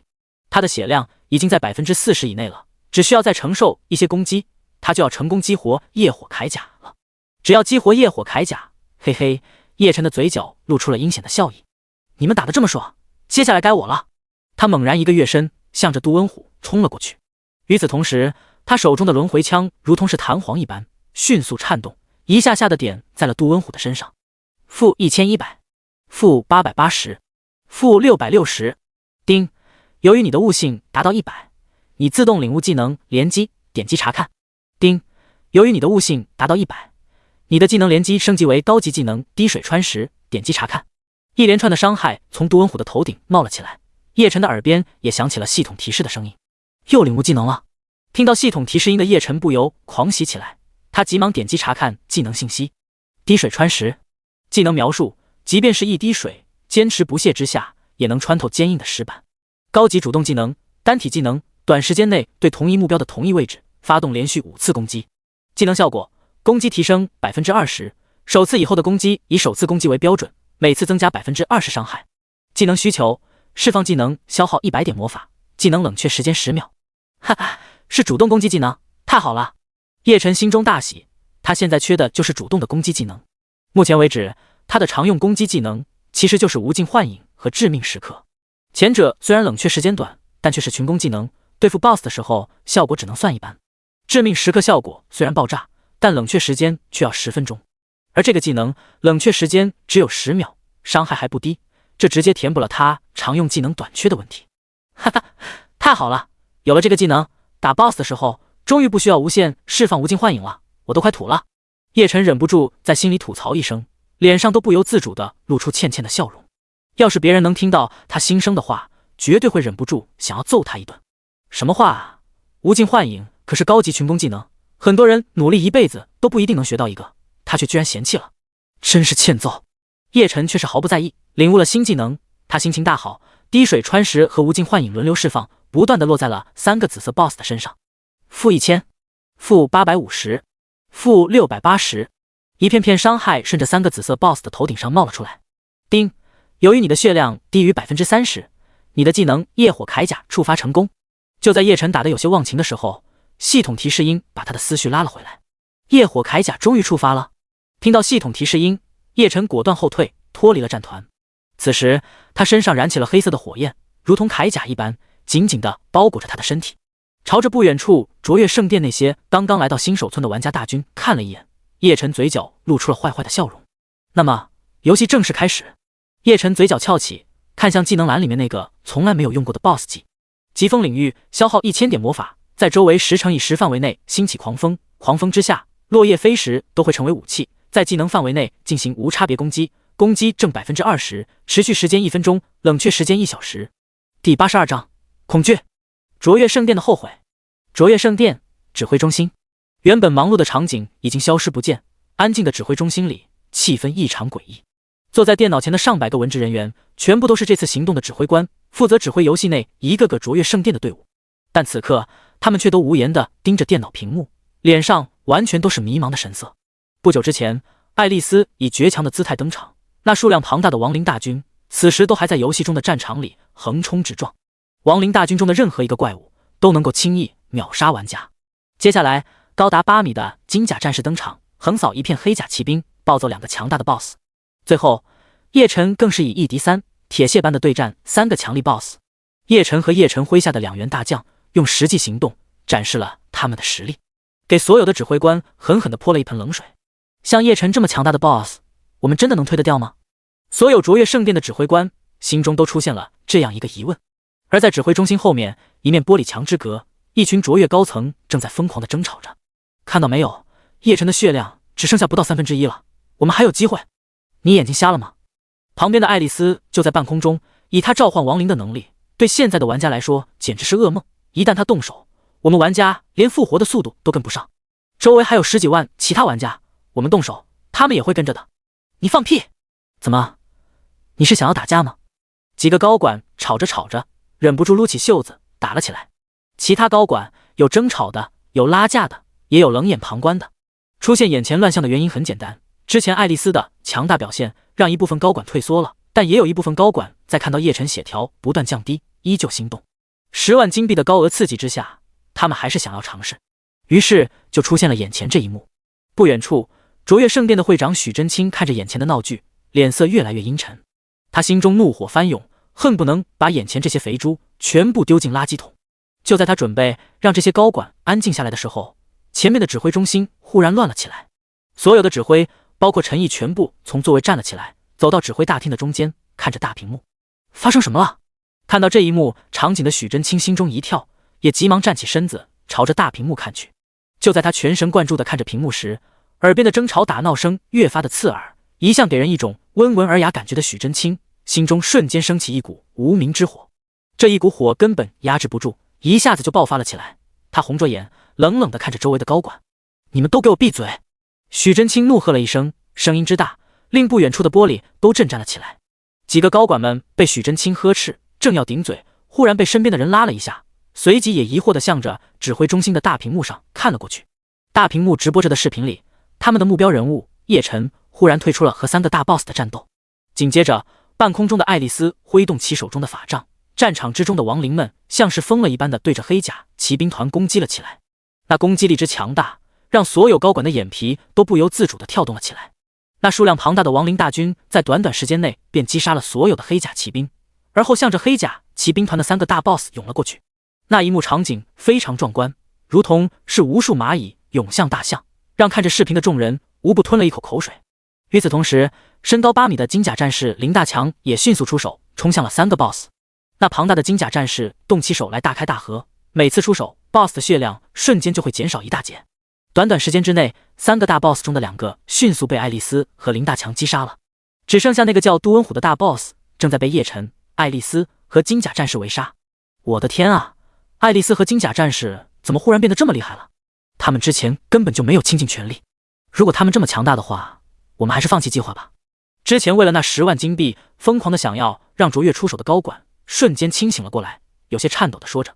他此时不断的擦着满头的冷汗，庆幸刚才别人拦住了他，否则的话后果绝对是不堪设想，搞不好他就要成为卓越圣殿的罪人了。然而正当他因为心虚低头擦汗的时候，他发现所高管的腿都在不断的颤抖，甚至就连一向淡定的许真清居然也在颤抖。又发生什么了？那个高管紧张的朝着大屏幕看了过去，这一眼吓得他魂都差点飞了出来。只见大屏幕上直播的画面里，大 boss 杜恩虎幸运的成功逃脱，正在疯狂逃命。他奔逃的位置正是刚刚赶到新手村的2万玩家。在杜恩虎身后，叶晨紧追不舍，而接下来的一幕彻底令他肝胆俱裂，浑身剧烈颤抖了起来。只见大屏幕的画面之中，叶晨挥了挥手，也不知道释放了什么技能，他的周身很大一片的位置刮起了一阵狂风。那狂风之中，地面上的石子、树枝，所有的一切都被卷了起来，疯狂地冲撞着范围内的所有玩家。短短时间之内，叶晨周围的玩家们全部化作一道道白光，被误杀了。而叶晨正带着这一阵狂风追杀杜恩虎，要不了多久，他就会追着杜恩虎出现在那只还没来得及设置好复活点的卓越玩家大军中。那样恐怖的技能一旦落入玩家大军之中，想到即将发生的景象，几个高管脸上都是面如死灰。完了，那2万玩家还没来得及设置好复活点，如果死在这的话，全部都会回到原来的新手村。如果他们被击杀，复活回原来的新手村，就等于是我们近半的会员浪费了3天内测的时间，我们整个卓越的内测进度就会彻底被其他顶级工会抛在身后，牵一发而动全身，我们很可能会因此损失惨重，甚至有可能实力大降，工会排名都有可能下降。我们不该招惹神秘 NPC 叶晨的，他肯定是游戏里的顶级 BOSS， 绝对不是现在的玩家能够面对的。不该因为那10万金币对叶晨动心啊，都怪会长。一群高管七嘴八舌地说着，许真清的脸色却是越来越难看。忽然，他猛然举起一把椅子，狠狠地朝着眼前的玻璃窗砸了起来。哐！一声巨响，那块横在指挥中心面前的巨大玻璃瞬间碎成了渣。指挥中心的上百个指挥官都被这突如其来的巨响声吓了一跳，转身向后看去。一群高管中间，许真清气喘吁吁地举着一把椅子，歇斯底里地怒吼着：“都在看什么看？还不让人给我拖住叶晨，给那2万会员争取时间！”第83章绝望。爆满的复活点，如果这2万会员被秒回原来的新手村，那么你们今年的奖金、休假、所有福利全部取消。许真清双眼通红，满脸狰狞，狠狠地将手中的椅子摔到一边。椅子的落地声吓得指挥官们的身子都猛然一颤，全部都噤若寒蝉。他们从来没有见到过如此暴怒的许真清，印象中许真清一向都保持着彬彬有礼、温润如玉的姿态，但此刻的许真清双目通红，眼神阴狠，像是一个快要输光一切的赌徒，期待着最后的翻盘，形象完全颠覆了。一时之间，整个指挥中心安静的落针可闻。还愣着干什么呀？快去啊！许真清再一次怒吼，一群指挥官打了个寒战，快步走向自己的座位。人群中间的陈一深深地看了许真清一眼，随即转身看向大屏幕，开始对一众指挥官发布命令，让还没有设置复活点的会员立即分散，躲避 BOSS 叶晨，不要被他的技能误伤。收到。在1号新手村设置好复活点的会员里有多少射手和法师？射手有5756人，法师4270人。分出2000排名靠后的射手和法师，分批对叶晨进行攻击。另外，再分出5000排名靠后的战士，用命田尽可能的拖住叶晨的步伐。收到！对叶晨进行攻击的玩家，复活之后第一时间逃离1号新手村。收到！其他没有收到明确指令的会员，立即返回新手村，尽可能不要卷入战场。收到！随着陈一的指挥，指挥中心再次忙碌了起来，一个个指挥官戴着耳麦，开始对游戏内的卓越玩家进行指挥。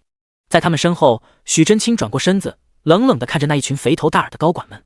关于这次事件的报告，我会在明天晚上之前交给董事会。同时，我会建议董事会开除在这次事件之中利欲熏心、一意孤行的几位高管。说着，许真清怒气再次涌了上来，狠狠地咬了咬牙道：如果上一次的会议里你们认识到风险，投票放弃计划，我们的这2万会员就不会在这个时间出现，就不会出现这么严重的事故。说完，许真清头也不回地摔门离开了。一群高管看着许真清离开的背影，都是满头冷汗，有几个人甚至是面如死灰，瘫坐在了地上。他们都是之前坚持要继续对叶晨出手的高管，此时却是后悔的肠子都青了。我们为这次事故背锅了，董事会肯定会换掉我们的。这些高管大多是资方派来的代表，出了这样的事，就算是资方都保不住他们，肯定会派新的人来代替他们。至于他们，恐怕想要安稳退休是不可能了，等待他们的是扫地出门。我们就不该为了那10万金币计划对叶晨出手。完了，我们这个年纪被公司扫地出门，未来都废了。叶晨怎么就这么强大呢？他的手下怎么就那么强大呢？要是他弱一点，我们就不会是这样的下场了。瘫坐在地上的几个高管眼泪都流了出来，不停地捶着胸口，说着后悔的话。其他几个高管看着他们的样子，也都有些兔死狐悲的感觉。他们心有余悸地朝着大屏幕看去，画面之中，那个一身黑袍的身影正在大发神威。以后绝对不敢再针对叶晨了，太可怕了。新手村复活广场，成千上万的玩家懵逼地站在复活点，看着信息栏的提示音。叮，由于叶晨释放大规模范围技能，请你立即远离，防止被误杀。叮，警告，由于实力差距过大，请你立即远离叶晨，否则将被误杀。叮，你被叶晨击杀，3秒后将会在复活点复活。什么情况？我怎么被叶晨杀了？我也不知道，就感觉忽然一阵大风，然后我就被送回来了。好像是叶晨追杀 BOSS， 然后开大无差别攻击了。我去，快截图！刚才我被爱丽丝杀了，现在又被叶晨杀了，我太幸福了。我也觉得很值得纪念啊！游戏主角叶晨杀了我，这够我吹1年啊！妈的，听你们这么一说，我怎么感觉我有点倒霉啊？我他妈是被杜文虎杀的，不行，我要再赶过去一趟，必须让叶晨杀我一次。复活点的玩家们七嘴八舌的交流着，画风逐渐向着沙雕的方向跑偏了。你们发现了没有？复活点的人越来越多了，感觉整个复活广场都要被挤爆了。就在这时，有玩家忽然大喊了一声，正在兴奋讨论着的玩家们都向着周围看去。只见足以容纳上万人的复活广场上，一眼望去，全是顶着各种各样昵称的脑袋，根本看不到尽头。那黑压压的人群几乎快到了人贴人的地步了。即便是这样，人群中依然还在不断的闪烁着一片片的白光，新复活的玩家们不断的插在一个个小小的缝隙之中。卧槽，这都是被叶晨杀死的玩家！玩家们瞪大了眼睛，都是忍不住打了一个寒战。叶晨也太吓人了吧！第84章疾风领域，心态崩了的卓越玩家。叮，由于叶晨正在释放大规模范围技能，请你立即远离，防止被误伤。什么情况？新手村外的玩家们在叶晨释放技能的同时，都收到了系统提示音，他们无不疑惑地向着叶晨的方向看去。我的妈呀，这是叶晨释放的技能！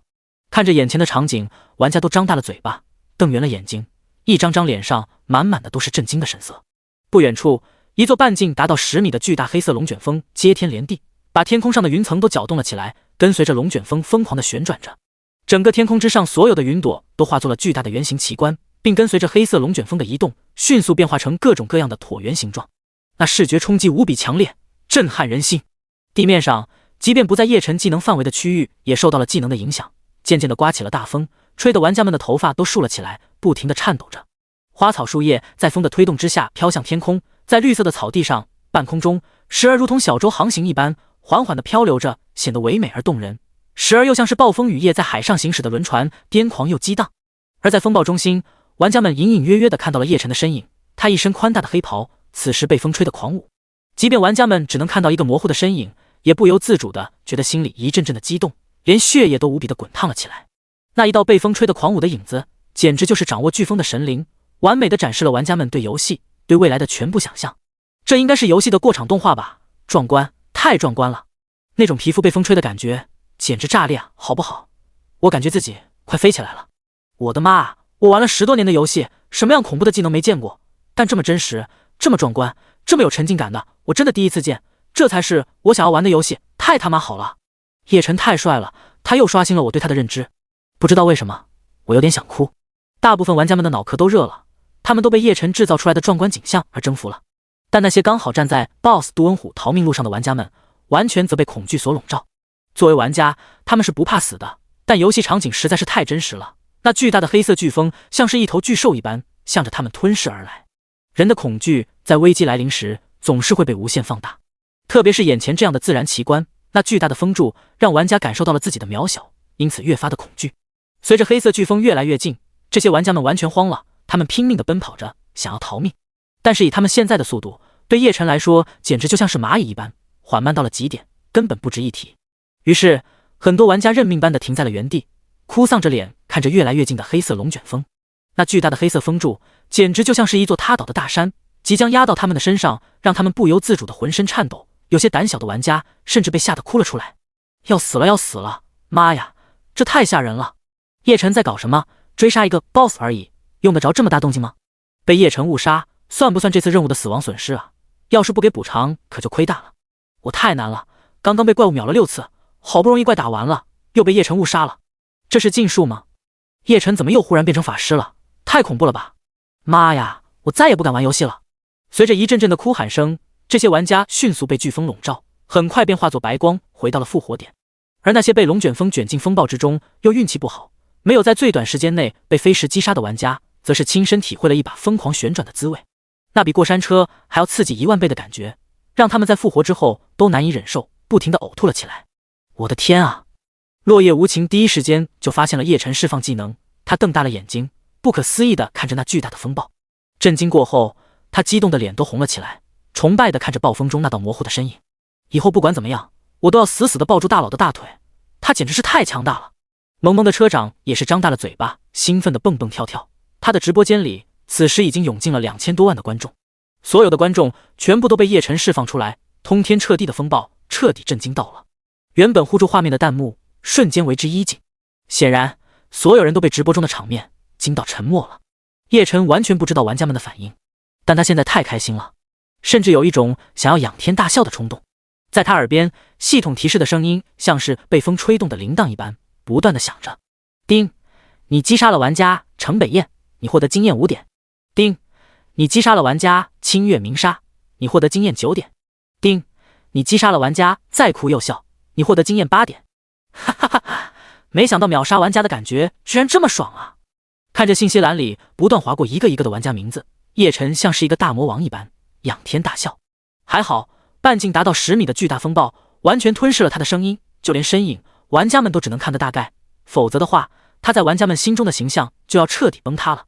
嘿嘿，这才刚开始而已，这一次我一定要狠狠地给玩家们上一课。叶晨嘴角微翘，看着前方无数的玩家，阴笑了起来。没错，所谓的追杀压根就是他为玩家们准备的一场大戏，否则的话，区区一个杜恩虎怎么可能在爱丽丝和林大强的围攻之下意外逃脱？即便是杜恩虎逃跑的方向，也完全在叶晨的计划之内。现在的杜恩虎已经是无头苍蝇了，爱丽丝和林大强有意无意的围堵，完全可以控制他逃命的方向。而此时，杜恩虎逃命的方向正是卓越的2万玩家大军。哈哈，今天让我们一起狂欢吧！叶晨看着不远处小山坡上密密麻麻的卓越玩家，露出了有些兴奋的笑容。卧槽，快跑啊！叶晨往我们这边来了！卓越的2万玩家大军很快发现了叶晨前进的方向，一个个瞬间一身冷汗。卧槽，我辛辛苦苦赶了3天路啊，现在复活点还没设置呢！你不要过来啊！你不要过来啊！求求你了！看着携带风暴快速向他们移动的叶晨，卓越圣殿刚刚赶到的玩家们心态瞬间崩了。赶了3天路，眼看就要到达新手村了，要是死回原来的新手村的话，太委屈了。与此同时，原本就在新手村的一些卓越玩家也都接到了指挥中心的命令。什么？让我们对叶晨出手，拖延他的脚步？数千卓越玩家看着风暴中间那一道如同神灵的身影，脸上挂满了问号。这是在跟我们开玩笑吗？第85章卓越之殇。爱丽丝生气了，阻拦叶晨。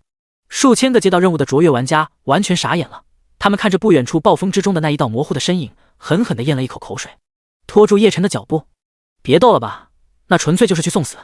”4000多卓越玩家们一遍遍地向指挥中心提出质疑，再三确认之后，脸上都露出了绝望的表情。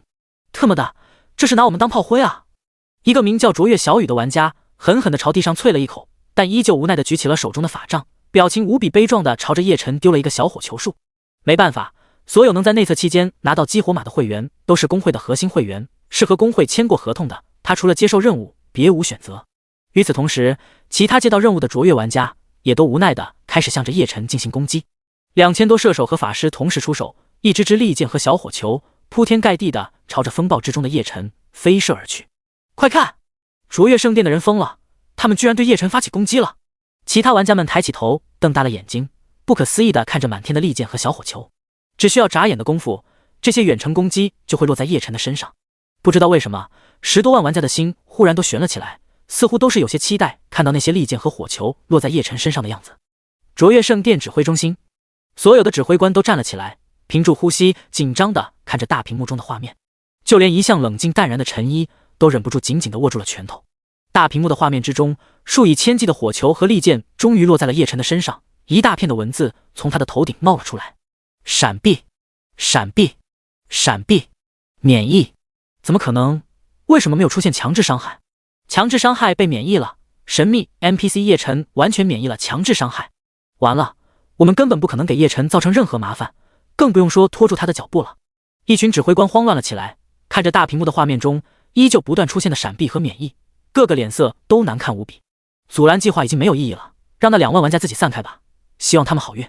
陈一叹了一口气，瘫坐在了椅子上。游戏中所有玩家都看到了叶晨头顶出现的文字，一个个的无不狠狠地吞了一口口水。叶晨居然能免疫玩家的强制伤害，这太夸张了，这岂不是说咱们玩家的屡试不爽的人海战术彻底失效了？不知道为什么，我反而觉得这是理所当然的事。叶晨这妖牛逼，怎么可能被玩家利用强制伤害推了？别忘了，叶晨可是游戏版本主角，这样的身份，游戏怎么可能允许他死在游戏内测中？我觉得是游戏给他加 buff 了。别多想了，以后咱们都老老实实的抱紧叶晨的大腿就是了。玩家们热议的同时，叶晨也收到了被攻击的系统提示。咦，卓越的玩家居然对我发动攻击了！看着信息栏不断划过的攻击信息，叶晨嘴角露出了坏坏的笑意。他一边继续向着已经在不远处的2万卓越玩家冲过去，一边笑意盈盈地打开了 NPC 模板的好感页面。丁，由于你对神秘 NPC 叶晨发动恶意攻击，叶晨对你的好感度下降100。丁，由于神秘 NPC 叶晨对你的好感度过低，你无法与叶晨进行交易，你无法向叶晨学习技能，你完成叶晨任务时获得任务奖励减少 60%。提示：该负面效果将在叶晨对你的好感度恢复至1时消失。所有攻击叶晨的卓越玩家同一时间收到了系统的提示，一个个的脸色瞬间难看到了极点。完了，不能向叶晨学技能了，完成任务的经验和好感度也只剩下40%了，我们很快就会被别的玩家甩在身后的。叶晨的好感度很难刷的，要恢复到1点，不知道要刷多久啊？工会的大佬们到底是怎么想的？是不是脑子有病啊？居然让我们攻击叶晨！几千卓越的玩家瞬间哀嚎一片，然而还莫等他们伤心完，爱丽丝就带着亡灵大军朝着他们赶了过来。哼，你们这些坏透了的冒险者，居然敢攻击主人！爱丽丝绝不会原谅你们！爱丽丝稚嫩的脸上露出凶狠的神色，她伸出法杖指着卓越的远程玩家，生气地说着。接着，在数千骷髅的冲击之下，2000卓越远程玩家很快化成了一道道的白光。爱丽丝看着卓越的玩家被击杀消失，脸上露出思索的神色。接着他转过身子，朝着新手村复活广场的方向飞了过去。哼，敢冒犯主人，爱丽丝不会轻易的饶过你们。第86章隐藏职业军队，无路可逃的杜温虎。爱丽丝去复活点了，嘿嘿，我感觉那些卓越圣殿的玩家要完蛋了。看着爱丽丝生气着离开的样子，玩家们都是有些幸灾乐祸，有些玩家甚至兴奋的跟着跑去吃瓜了。另一边，叶晨继续在追杀着杜温虎，而金甲战士林大强速度则更快了许多，他有意无意地出现在杜温虎不远的位置，按照叶晨的吩咐控制着杜温虎逃跑的方向。叶晨则带着风暴继续快速前进，眼看要不了几秒的时间便要正式笼罩向那2万卓越玩家大军。卓越玩家们看着近在咫尺的巨大黑色龙卷风时彻底崩溃了，赶了3天路，结果刚到新手村就要被送回老家，这委屈谁受得了啊？有些心理素质差的卓越玩家甚至哭了起来。求求你，别过来了，为了走到这，我每天早上6点上线开始赶路，晚上12点才能下线休息，我太难了。特么的，好想剁了杜恩虎啊！逃命就逃命，往我们这来干嘛？害得叶晨要误杀我们了。别过来了，别过来了，再过来我就死给你看！哈哈哈哈！颤抖吧，卓越圣殿，好戏开始了！叶晨心中狂呼着，毫不犹豫地带着飓风冲进了卓越圣殿的玩家大军之中。卓越玩家再也没有一丝一毫的庆幸了，他们一个个绝望地被飓风吞噬，化作白光，回到了3天之前的位置。卓越圣殿指挥中心，所有的指挥官看着那2万玩家不断地被飓风吞噬，不断地化作白光，一个个都沉默了起来。陈毅深深地吸了一口气，转身没落地离开了指挥中心。会长办公室里，许真清看着电脑屏幕中白光不断闪烁的画面，狠狠地握着拳头。片刻之后，他猛然站起身子，举起桌上的电脑，狠狠地砸在了地上。游戏之中，玩家们看着不断化作白光的卓越玩家，都露出了同情的神色。卓越圣殿的那些玩家真是太倒霉了，刚好在杜恩虎逃命的方向。听说赶了3天才到这呀，啧，一朝回到解放前啊！不知道为什么，我就是有点想笑是怎么回事啊？哈哈哈哈！玩家们一边看着戏，一边欢快地聊着。另一边的杜恩虎总是巧合般的逃向散开的卓越玩家人群里，于是玩家们疯狂地咒骂着杜恩虎。杜恩虎也是有苦说不清，他也不想到处乱窜，可是那个巨大的金甲战士总是时不时地出现在他逃命的方向，这让他不得不拐弯。于是巨大的飓风在新手村前的小山坡上七拐八拐的不断吞噬那2万卓越玩家，白色的光芒不断闪烁，哀嚎声不断响起。短短时间之内，原本占据了大片区域的2万卓越玩家，只剩下三三两两的人依旧在奔逃着。很快，疾风领域的技能时间终于结束，那接天连地的黑色飓风很快便消散了。可是2万卓越玩家最终却只剩下10几个没有被飓风吞噬的幸运儿。那些正在奔逃的幸运儿们看着飓风消失，都愣了一下，随即相拥而泣。劫后余生的几个玩家都哭了出来。赶了3天路啊，终于不用回去了，太好了呀！其余2万人白跑了3天，真的太惨了。也不知道怎么回事，这10几个幸存者忽然从心底里由衷的感激叶晨，感谢叶晨大佬不杀之恩，以后我就是坚定的叶晨党了。看着不远处一身黑袍的叶晨，幸运儿们在心里默默地下定了决心。至于其他2万同伴被杀，那跟叶晨有什么关系？叶晨只是为了追杀可恶的大 boss 杜恩虎才误杀了他们，好不好？要恨也是应该恨杜恩虎才对。作为玩家，要恩怨分明。于是幸运儿们都朝着杜恩虎怒目而视。咦，技能时间结束了呀！周围的风暴消失，叶晨也是愣了一下，感觉有些意犹未尽。疾风领域这个技能的效果比我想象中的要强大得多，可惜就是持续时间太短了，不过瘾啊！叶晨心里暗叹了一口气，有意无意地朝着那几个躲过技能的幸运儿瞄了一眼，漏掉几个没送走，总感觉不太完美，要不想想办法杀了他们。想了想，叶晨终究还是摇了摇头，放弃了这个诱人的想法。作为一个有逼格、有理想、以超神级为目标的大 boss， 怎么能做这么低端的事呢？嘿嘿，算你们好运啊！叶晨嘴角微微露出笑意，脚步轻动，向着杜恩虎飞射而去。与此同时，林大强也不再留手，庞大的身躯迅速地挡在了杜恩虎的身前。眼看前路无处可逃，杜恩虎有些绝望地停下了脚步，掂着手中大刀，不甘地看向叶晨。叶晨看着只剩下一丝血皮的杜恩虎，忽然想到杜恩虎的介绍中提到他是隐藏职业黑甲骑兵的主将，如果我能降服杜恩虎的话，岂不是可以在新手村组建一支全是隐藏职业的军队？第87章最后的敬意，黑甲骑兵虎符，我有机会获得一支全是隐藏职业的军队。叶晨心中猛地一动，看向杜恩虎的神色都有些不一样了，脸上甚至露出了一丝和蔼的笑意。杜恩虎，不知道勇武伯爵有没有告诉你，我之所以杀死剑武子爵，是因为他已经接受了血族伯爵的初拥，成为了一个纯正的血族。剑武子爵叛国，我杀他是落日城主下的命令，这份命令是神圣帝国承认的。剑武子爵背叛帝国，加入了血族。杜恩虎愣了一下，有些怀疑地看着叶晨。看着杜恩虎的表情样子，叶晨心中一喜，看样子杜恩虎是真的不知道真相，降服的事说不定还真的有戏啊。叶晨想了想，从空间取出一枚獠牙，丢向了杜恩虎。杜恩虎接住獠牙，仔细一看，脸色微变。叶晨见他脸上似是惊讶又像是愤怒的样子，笑了笑道：“这是剑武子爵的獠牙，它可以证明剑武子爵已经变成了血族。据我所知，要不了多久，血族就会对落日平原发动全面入侵，而剑武子爵就是这次入侵计划的内应。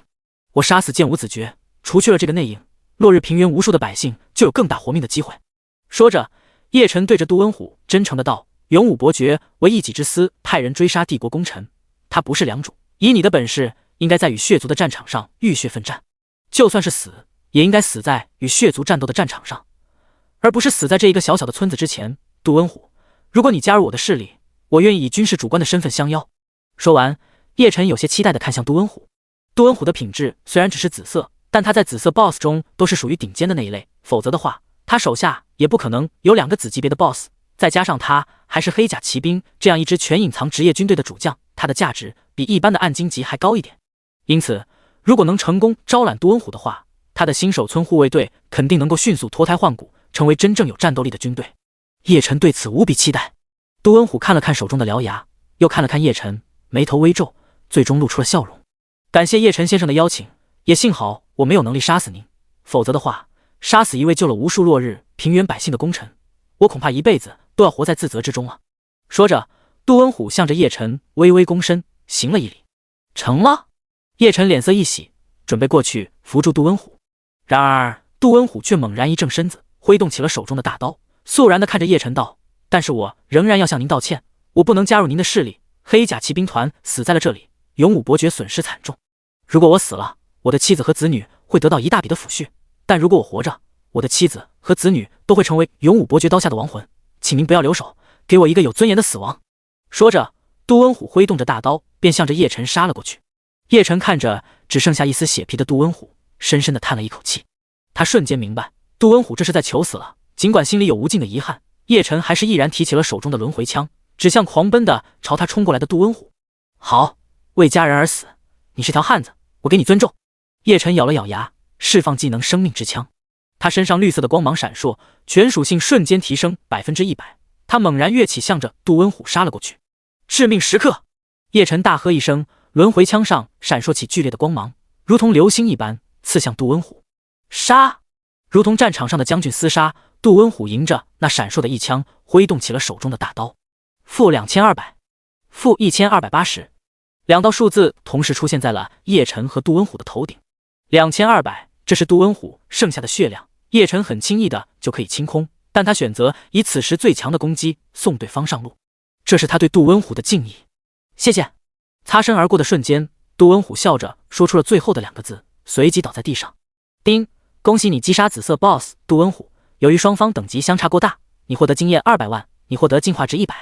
系统的声音在耳边响起，叶晨第一次没有体会到击杀 BOSS 的快感，反而有些伤感。过了片刻以后，叶晨才叹了一口气，捡起杜温虎掉落的物品。叮，你获得金币20。叮，你获得黑甲骑兵虎符。第88章，隐藏职业导师，黑甲骑兵团，黑甲骑兵虎符。听到系统的提示音，叶晨心中一动，不由自主的有点紧张。他也顾不得再去捡其他物品，便直接看向手中的物品。映入眼帘的是一个黝黑色的玉牌，上面雕刻着一匹黑甲骏马，玉牌的边缘闪烁着暗金色的光芒。叶晨急忙查看虎符的详细信息。黑甲骑兵虎符，黑甲骑兵主将凭证，佩戴后自动获得黑甲骑兵主将特性，可将普通职业者转职为隐藏职业黑甲骑兵，后续可进阶为黑甲校尉和黑甲将军。我去，神器啊！只是看了黑甲骑兵虎符属性的开头，叶晨就不由自主地瞪大了眼睛。原本以为杜温虎死后，他就失去了拥有一支隐藏职业军队的机会，没想到爆出了这么一个东西，这可真是柳暗花明啊！叶晨不由自主地狂喜了起来。有了黑甲骑兵虎符，他就相当于直接升级成隐藏职业的导师了，可以给 NPC 甚至是玩家转职成隐藏职业。发了，这次真的发了。别的不说，等下先把村子里的护卫队全部都转职了，嘿嘿，这下我就算是拥有了一支全部都是隐藏职业的骑兵军队了。叶晨眼中的喜悦浓郁的都快溢出来了，仿佛他已经拥有了一支数量上万的庞大黑甲骑兵团。之前黑甲骑兵的战斗力至今都记忆犹新呢，即便是在爱丽丝召唤来的亡灵面前，黑甲骑兵们都完全没有慌乱，依旧保持着战斗力，坚持了许久才被击杀。虽然其中有爱丽丝放水的成分，但他们足够强大也是关键的因素。一想到等一会他就可以拥有那样一支军队，叶晨心中的喜悦怎么都压抑不住。嘿嘿，先看看这些隐藏职业的属性。压住心头的激动，叶晨继续查看黑甲骑兵虎符里关于可转职隐藏职业的描述。黑甲骑兵，品质蓝色隐藏职业，效果转职成功后防御增加 60%， 攻击增加 60%，速度增加 60%， 获得技能悍不畏死，黑甲冲击。悍不畏死，被动技能，黑甲骑兵特性技能，任何时候都不畏惧死亡，攻击正 10%。黑甲冲击，主动技能，黑甲骑兵特性技能，对敌方目标发动冲击，攻击加50，速度加80。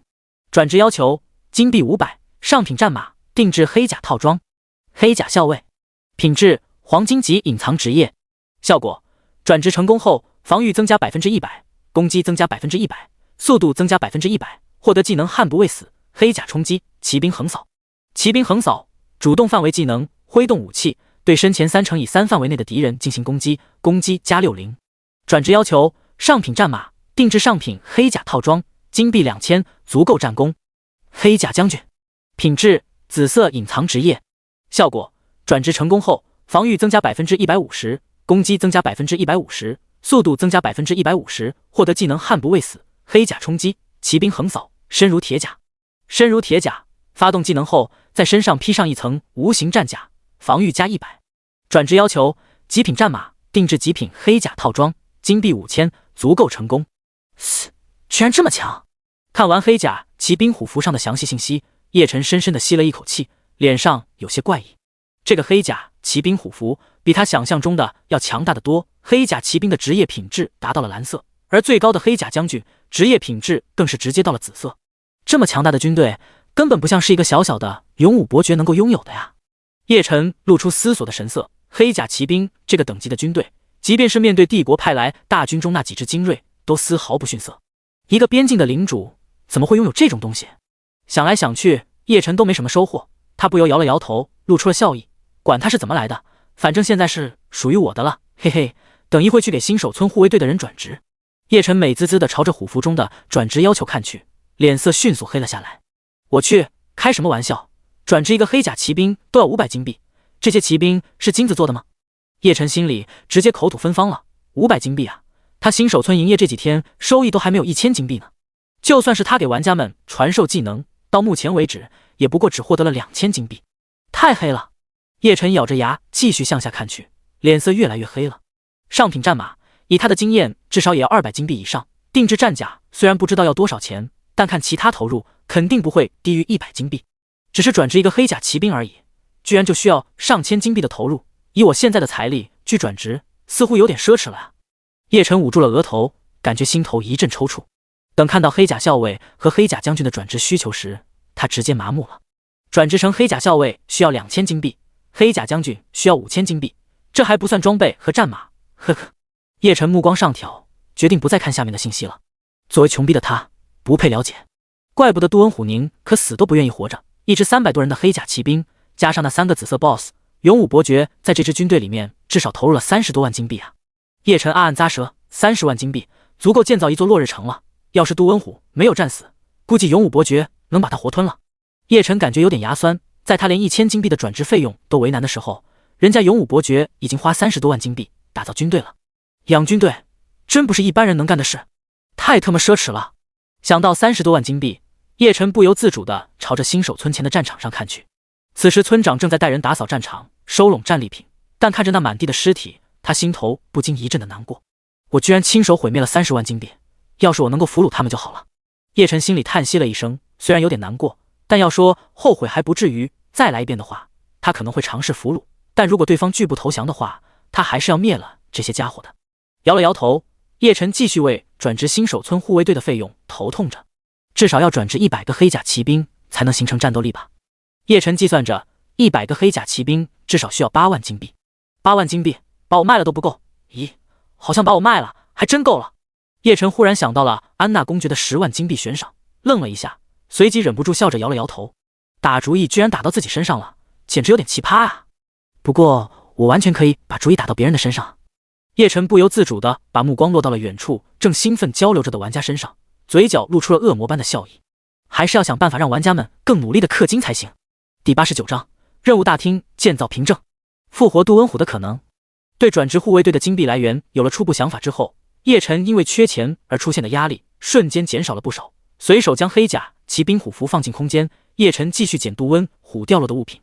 丁，你获得50级紫色装备极品黑甲头盔。丁，你获得50级紫色装备极品黑甲战铠。丁，你获得暗金级武器寒铁长弓。丁，你获得特殊物品任务大厅建造许可证。随着一道道系统提示音响起，叶晨心中喜悦的心情越发的浓郁了。当他看到建筑许可证的时候，心头更是猛然一颤，居然出现了任务大厅建造许可证。叶晨兴奋的差点想复活杜温虎，然后抱着他狠狠的亲上一口。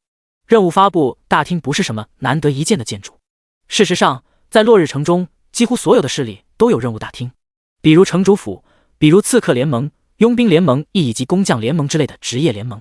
前世的时候，叶晨经常去各种各样势力的任务大厅获取任务，赚取金币和经验。他当初规划新手村的时候，也尝试过建造任务大厅，但结果却是失败了。因为任务大厅中用到了大量的魔法道具，任何人都可以在任务大厅中建立任务、接受任务、提交任务、获取奖励。除了需要小部分的接待人员以外，任务大厅可以利用魔法道具自动完成每一个环节。由于需要用到的魔法道具太多，他没办法像建造其他建筑那样做一个粗糙的任务大厅。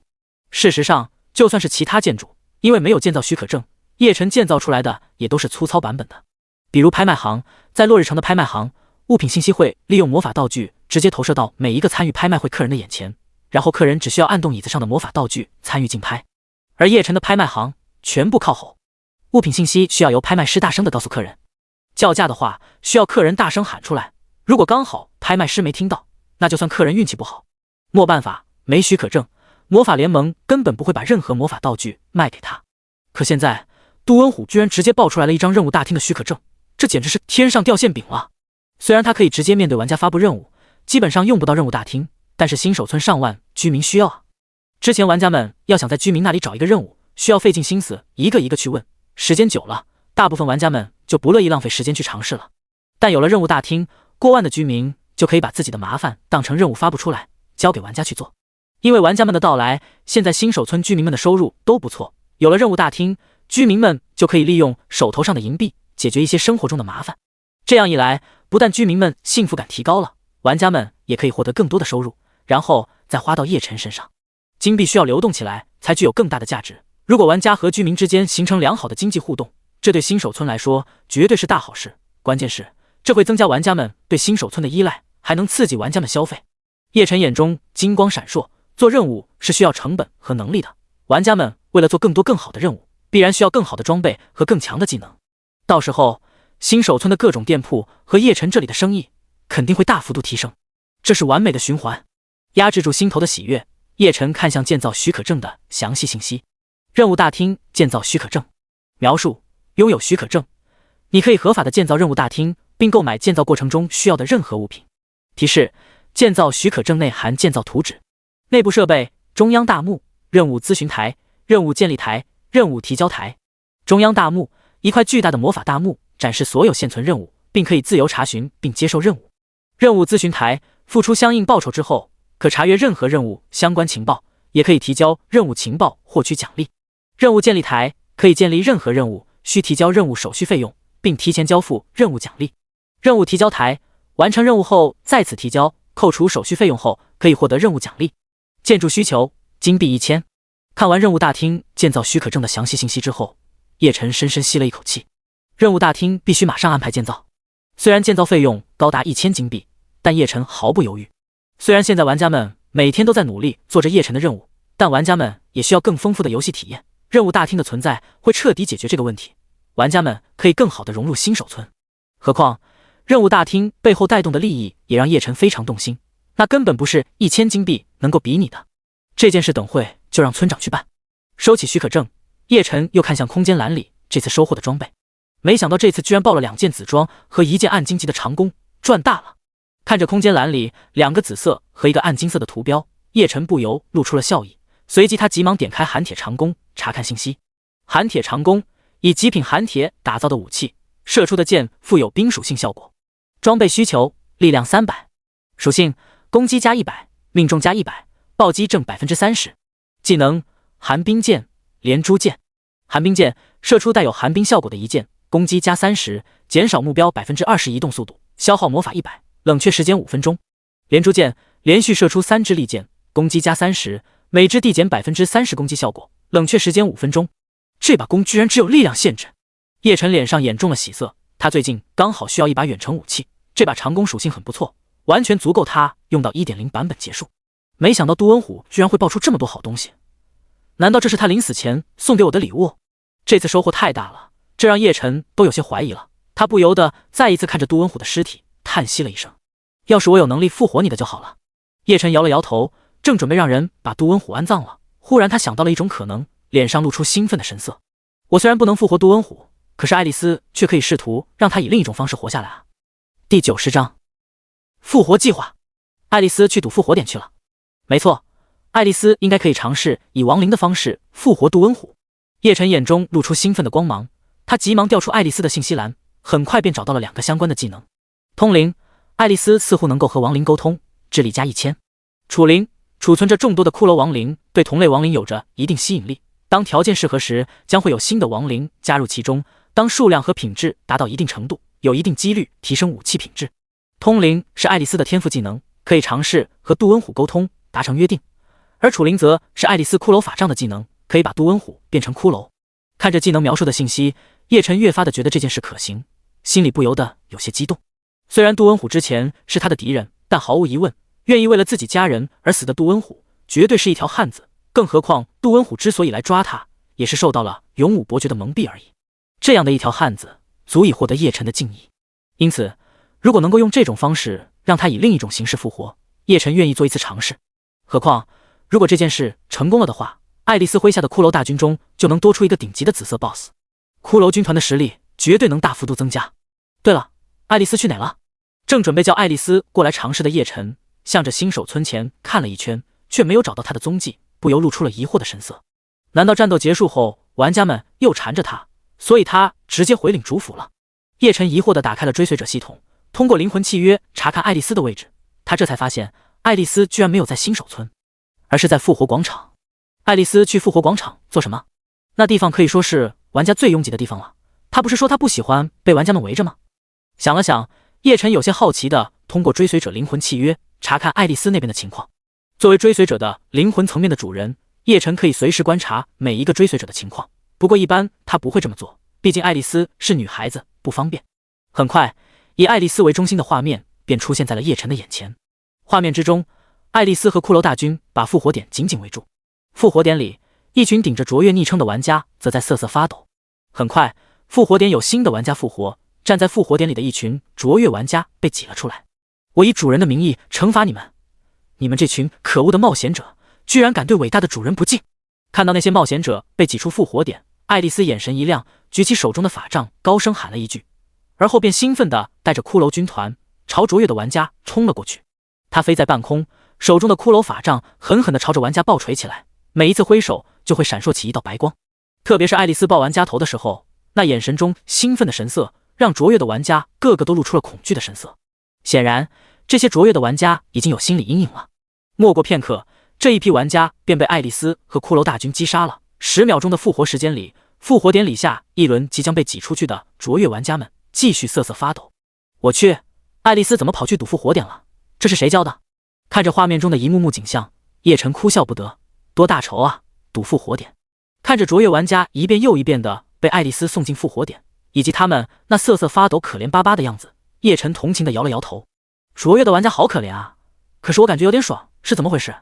看着几千卓越玩家们被爱丽丝狂虐，叶晨心里乐开了花。爱丽丝干得太棒了！叶晨赞赏的看了爱丽丝一眼，想了想，又打开了论坛，查看玩家们的反应。虽说赌复活点虐卓越玩家是一件很爽的事情，但最好不要有什么不良的影响。不出意外，进入论坛界面，叶晨又看到了红色的火焰特效，显然论坛又爆了。他下意识看向右上角的帖子数量，随即眼中的惊讶一闪而过，发帖量居然突破3亿了。第91章抗议，要求处罚爱丽丝。叶晨暗自惊讶，3亿帖子，这热度确实可怕。上一次因为游戏白小生提出他是游戏主角的观点，引起了极大关注，论坛爆了，那次论坛的发帖量堪堪突破了1亿，但这一次的帖子数量直接达到了3亿，数量惊人。轻笑着摸了摸下巴，叶晨满意的点了点头，这是好事啊，宣传效果越好，以后来他新手村的玩家们就越多，每多一个玩家，将来他的隐藏职业军团说不定就能多一个马蹄钉。嘿嘿，玩家可是他寄予厚望的梦想赞助商啊。笑了笑，叶晨查看起论坛的帖子，惊爆！游戏出现首个剧情场景和过场视频，内容吓人，进来速看。全程 8K 视频，回顾叶晨系强者的惊人实力，顶级游戏分析师现场讲解，速进，带你解析游戏主角叶晨的真实实力。有喜欢爱丽丝的吗？有的就进来，咱们一起组建一个后援工会。感觉今天太爆炸了，我整个脑瓜子都是懵的。玩家在新手期间出现叶晨这样的 NPC 或者 BOSS， 到底合理不合理？被遗忘在角落的强者，带你看看过场视频中一位绝对的强者——金甲战士林大强。我爱死叶晨了，他好帅啊！特别是他带着风暴追杀 BOSS 的时候，我要加入他的后援会。有姐妹一起的吗？你们不觉得卓越圣殿有点惨吗？据说他们2万刚赶了3天路的玩家，因为被叶晨误杀，回原来的新手村了，感觉他们好可怜啊！卓越圣殿不值得被可怜，他们经常动不动就占地图包场，动不动就占据世界 BOSS。这次的事情，我只想说，叶晨干得漂亮，能不能再来一次？几乎论坛上所有的帖子都是关于不久前的那一场的大战的。叶晨随便点开了一个游戏数据分析师的帖子，发现他的解说压根就是胡编乱造，完全是在刻意的吹捧他。整个视频从爱丽丝开始吹，然后是林大强，最后拼命吹捧叶晨，从实力一直吹到了颜值，那言语之夸张，让作为主角的叶晨都忍不住有点脸红。但那游戏数据师的脸色在视频全程却没有任何变化，甚至于到视频结束还意犹未尽，把压根没出场几次的新手村护卫队也吹了一遍。感觉他这整个视频除了颜值吹捧的符合实际以外，其他完全是废话。看完视频之后，叶晨心里忍不住吐槽了一句，随即看向下面的评论区。明明没有任何依据，纯属吹捧的视频，没想玩家们居然都很认可，评论数量增长得飞快。叶晨随意看了几条，基本上居然都是在夸游戏数据分析师言之有理的，甚至还有迷妹疯狂刷舔屏的。万万没想到，明明是靠实力吃饭的我，会因为颜值而被这么多人喜欢。心满意足的从帖子里退出，叶晨继续寻找关于爱丽丝赌复活点的帖子。忽然他发现一个帖子被置顶了，帖子的标题非常吸引眼球，充满了争议。游戏时首例 NPC 赌复活点，如此恶劣的行为究竟符不符合游戏公司以玩家为本的原则？有人要搞事情啊！叶晨皱着眉头点进了帖子，第一眼他就看到了帖子的作者卓越大海，原来是卓越的人。叶晨暗暗一笑，仔细看向帖子的内容。大家好，我是卓越圣殿的一个普通玩家。事情的起因是神秘 NPC 叶晨追杀 BOSS， 误杀大量玩家。为了给其他玩家制造机会，尽快逃离危险区域，我们卓越的一些玩家毅然决然地对叶晨发动了攻击，企图拖住他的步伐。但遗憾的是，我们最终失败了，没能保护好受伤害的玩家，我们深表遗憾。但是就在这时候 ，NPC 爱丽丝居然对我们发动了攻击，接着又直接堵住了复活点，一遍一遍地在复活点击杀我们的玩家。NPC 赌复活点，这在世界游戏史上都是史无前例的事情。这件事不是我们卓越圣殿的事，而是关系到了所有游戏玩家自身的权利。如果这件事情得不到遏制，将来玩家们在各种游戏世界怎么保护自己的权利？以下是 NPC 赌复活点的视频，希望大家能够和我一起就 NPC 爱丽丝的这种行为对游戏公司进行抗议，要求他们对 NPC 爱丽丝进行处罚。如果他们拒绝对爱丽丝处罚，我相信很多人会和我一样失望，彻底放弃红月世界。第92章游戏公告：真实的世界，让游戏公司处罚爱丽丝。看完帖子，叶晨嗤笑了一声，玩家们根本什么都不懂，红月世界根本不是一款纯粹的游戏，它是真实存在的世界。这样的一个世界，游戏公司哪里有能力插手，还处罚爱丽丝？做梦去吧，梦里啥都有。叶晨摇了摇头，不得不说，这个叫卓越大海的玩家还真是有一些小聪明。卓越之所以对叶晨攻击，明明是为了保护自家那些还没设置复活点的玩家，但到他嘴里就变成了保护所有被叶晨攻击到的玩家，把自己放在了高大上的位置。然后又把爱丽丝有针对性的行为说成了侵犯所有玩家的权利，把爱丽丝那些卓越玩家的矛盾变成了所有 NPC 和玩家之间的矛盾，抬高了事件的高度。哼，这个叫卓越大海的玩家现在应该在新手村吧？叶晨想了想，他很欣赏这个聪明的玩家，因此他决定等一会好好的关照关照这个可爱的家伙。或许是因为被置顶的关系，这个帖子的评论增加的很快，短短时间之内评论数量已经超过10万条了。本来看你们可怜我还想着支持你们呢，但你居然想惩罚爱丽丝，这绝不能忍！有病吧？明明是你们先攻击叶晨的，爱丽丝对你们进行惩罚明明是合情合理的行为好不好？之前攻击叶晨的玩家现在还被关在新手村的监狱里呢，怎么你们也想进去？爱丽丝挥动骷髅法杖爆头的画面真的太暴力了，但不知道为什么我居然会感觉到兴奋呢？我是不是有变态的趋势了？暴力萝莉哦，感觉戳中了我的点了。我觉得应该理智一点 ，NPC 赌复活点确实太恐怖了，以后我们要是被赌怎么办？爱丽丝无罪，谁敢惩罚爱丽丝，我第一个不答应。这个是单纯的黑哦，我们家爱丽丝很可爱的，请关注我家爱丽丝的绝世容颜，点击查看。看着几乎都是维护爱丽丝的评论，叶晨露出了放心的笑容。看来爱丽丝赌复活点的行为并没有造成太恶劣的影响，玩家们也没有因此对新手村产生心理上的抗拒。叶晨摸了摸下巴，微微一笑，正准备关闭帖子，却看到了最新的一条评论，正在快速爬楼。大家快去看看，游戏公司对爱丽丝事件回应了，就在论坛置顶里。叶晨心中一动，退出帖子，果然在看到了置顶的公告，关于内测进程与游戏世界演变细节与玩家关注事项说明。游戏公司居然真的回应了。看着置顶的帖子，叶晨有些意外的露出了思索的神色。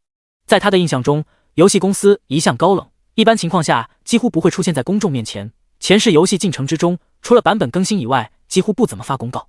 没想到这一次居然这么快的就来回复了，看来我重生在游戏里还是产生了许多的影响。摇了摇头，叶晨打开了帖子查看起来。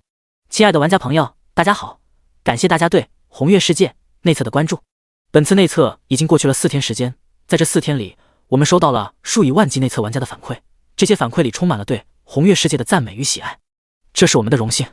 红月世界的技术能力是强大的，超过 99% 的真实感官更是划时代的技术。但是我们仍要对玩家再次强调，除了外部感官的真实感，由超级智脑月神主持的世界演变才是红月世界这款游戏最令我们骄傲的地方。真实，红月世界的生命不仅仅是感官上的真实，更重要的是剧情和人物的真实。在红月世界里，一切都有迹可循，一切都有因果，每一个 NPC 都有他的行为逻辑，都有真实的情感，和我们现实中的人没有任何区别。在红月世界，你们面对的是一个个活生生的人，他们会开心，会愤怒，会悲伤，会愉悦，他们期待和你们成为真正的朋友。但当你们对他们做出恶意的举动时，你们也同样会收获他们的恶意。这是真实且公平的，不是吗？或许真的会有玩家不喜欢这样的公平，选择彻底放弃红月世界，对此我们深表遗憾。最后，我们仍然要再一次强调，请不要把红月世界当成一款游戏对待，这是一个真实的世界。第93章，大魔王爱丽丝，监禁3个月。果然是红月世界游戏公司的风格，连回应都这么高冷。看完了公告，叶晨不由自主地笑了起来。这封信的内容从头到尾都没有提爱丽丝，但却还真是对爱丽丝赌复活点的回应。公告中说 NPC 的一切行为都是符合逻辑的，等于是承认了爱丽丝行为的正确性，宣告卓越大海的抗议无效。至于卓越大海已退游威胁，公告中也做了回应，对此深表遗憾。简简单单几个字，翻译过来就是爱玩玩，不玩滚蛋，也不在乎。够尿性，符合小爷我的品味。叶晨忍不住在心里对游戏公司点了个赞，要不是因为他除了阅览帖子以外没法在论坛做其他操作，他一定会直接在公告下面的打赏栏里赏游戏公司1枚金币的。这个回应等于是游戏公司正式向玩家宣告了游戏中 NPC 与玩家的同等地位，并对游戏内所有 NPC 的行为做出了一个统一的认可。叶晨眼中金光闪烁，心中越发的兴奋起来。这也就意味着从此以后玩家不会再像之前那样，因为我的行为不符合游戏一般规则就表示质疑了。我对玩家发放任务的时候就是 NPC， 对玩家动手的时候就是 BOSS， 一点也不矛盾，因为我的一切行为都是合理的。叶晨不由露出笑意，这份公告完美的掩饰了他在游戏世界不和谐的信息。要知道，他毕竟重生而来，不属于这个世界，难免会有觉得突兀的时候，比如作为高级 NPC 却出现在新手村。之前已经有太多玩家质疑过这一点了，但有了这份公告，他的行为就完全没问题了。想清楚公告中对他的影响之后，叶晨满意的点点头，目光落在了公告的最后一句话上，轻轻的叹息了一声。估计玩家们做梦都不会想到，游戏公司居然在这份公告中说了实话，红月世界真的是一个真实的世界。轻笑着摇了摇头，叶晨向着帖子下面的评论区看了过去。特么的又被骗了，不是说公告是对爱丽丝的复活点回应吗？我看了3遍，哪里有爱丽丝？妙啊，全文都没提爱丽丝，但却完美的做出了回应。卓越圣殿的人估计该哭了。另外，楼上阅读理解不合格呀。对于放弃红月世界的玩家，深表遗憾。大家说卓越大海看公告时会是什么表情？他会不会退游？发现了没有？公告说了 NPC 和玩家一样是有感情的。你们说凭我的姿色，我去追求叶晨的话会不会成功？要是成功了，我就是爱丽丝的女主人了，好想把她抱到怀里啊。楼上心里有点避暑好不好？像叶晨那种级别的 NPC 是你能想的吗？还想当我家爱丽丝的女主人？快撒泡尿照照你自己的模样吧。之前就听说，在红月世界，玩家是可以和 NPC 深入交流的。这次的公告等于是再一次向玩家确认了。不管了，我在新手村看中了一个寡妇大姐，现在我就去对她展开追求。要是现实中有一个女朋友，再去游戏中娶一个，那岂不是美滋滋？看着渐渐歪楼的帖子，叶晨微微一笑。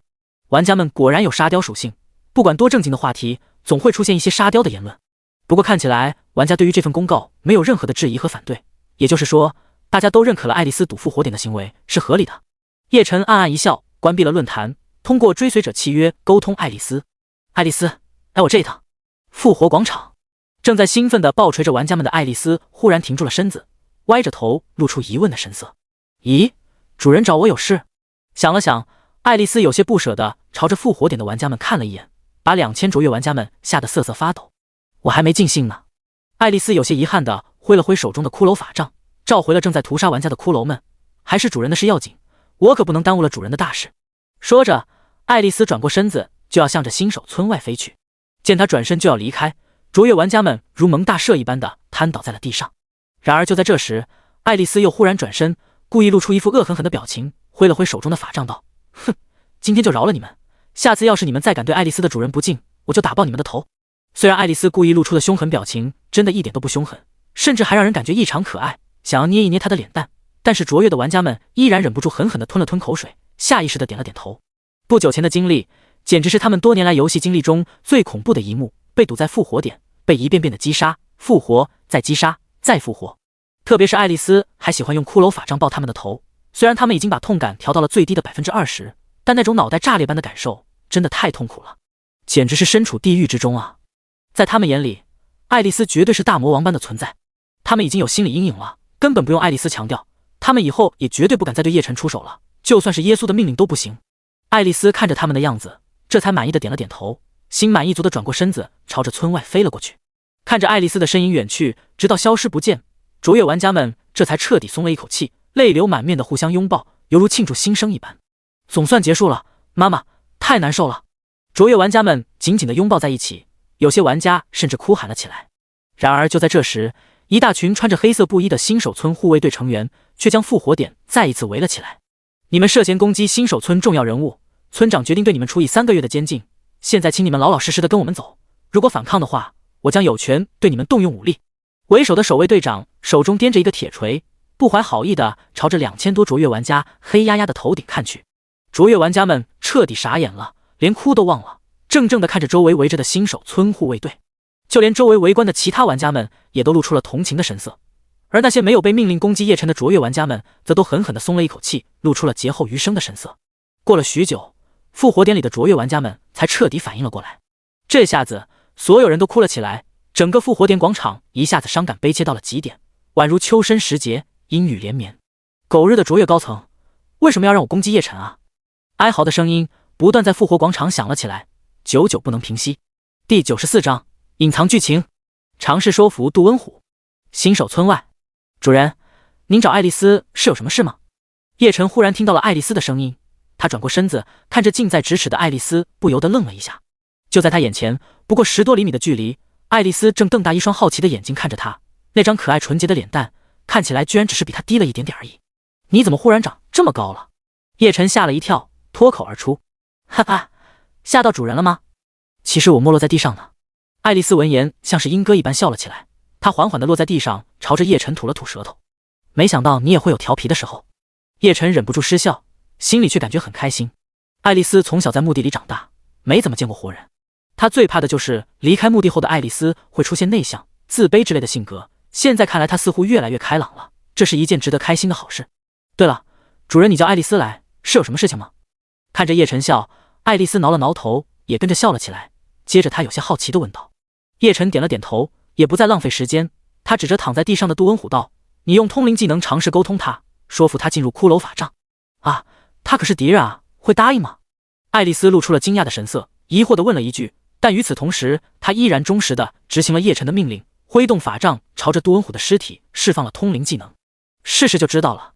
叶晨看着杜恩虎的尸体，深吸了一口气，低声呢喃，像是回答爱丽丝，又像是对自己说的。随着爱丽丝释放通灵技能，杜恩虎的身上飘起了星星点点幽绿色的光芒，接着一道半透明的森白人影从尸体里冒了出来，漂浮在半空中，正是杜文虎的亡灵。此时的杜文虎似乎有些迷糊，他双眼迷离地朝着周围看去，最终目光落在了叶晨的身上。我似乎在哪见过你？杜文虎揉了揉脑袋，露出困惑的神色。我似乎是奉命来抓你的。对了，我已经死了，这里是地狱吗？可为什么你会在这里？杜文虎满是疑惑地看着叶晨。叶晨见他渐渐清醒过来，终于松了一口气。刚才杜文虎迷糊的样子吓了他一跳，他就怕杜文虎把一切都忘了，变成一个没有过去的亡灵。那样的话，没有足够的执念，即便是爱丽丝也没办法帮助他复活。杜文虎，这里依旧是新手村外，我的属下将要尝试复活你。当然，这不是寻常意义上的复活，而是帮助你以亡灵的方式存在。这样的话，你完全不用担心会因此害了你的家人。叶晨向杜文虎解释道。复活我？杜文虎有些惊讶，又有些疑惑，随即脸上露出了思索的神色。看着眼前森白透明的杜文虎，叶晨并不着急，只是静静地等待着他的回应。叶晨和爱丽丝在干嘛？杜文虎的尸体上好像出现了一个人的影子。玩家们很快发现了叶晨和爱丽丝的异常行为，有些疑惑地朝身旁的人问了一句。很快，许多玩家都好奇地朝着叶晨和爱丽丝围了过来。由于爱丽丝和叶晨大发神威的景象还历历在目，玩家们似乎有些恐惧，因此并不敢靠得太近，只是远远地看着，然后低声交流起来。那个影子是杜文虎的鬼魂吗？他们看起来在召唤亡灵啊！叶晨不会这么恐怖吧？人都死了，还打算把鬼魂召唤出来折磨吗？玩家们纷纷猜测了起来。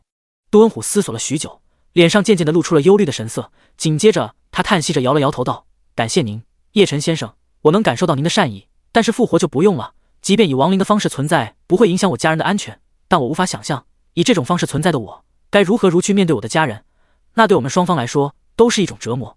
说着，杜文虎朝着叶晨躬身道：我依旧要感谢您愿意为我做出这样的尝试，但既然已经死亡了，请允许我平静地离开，不要再对我的家人造成第二次的伤害了。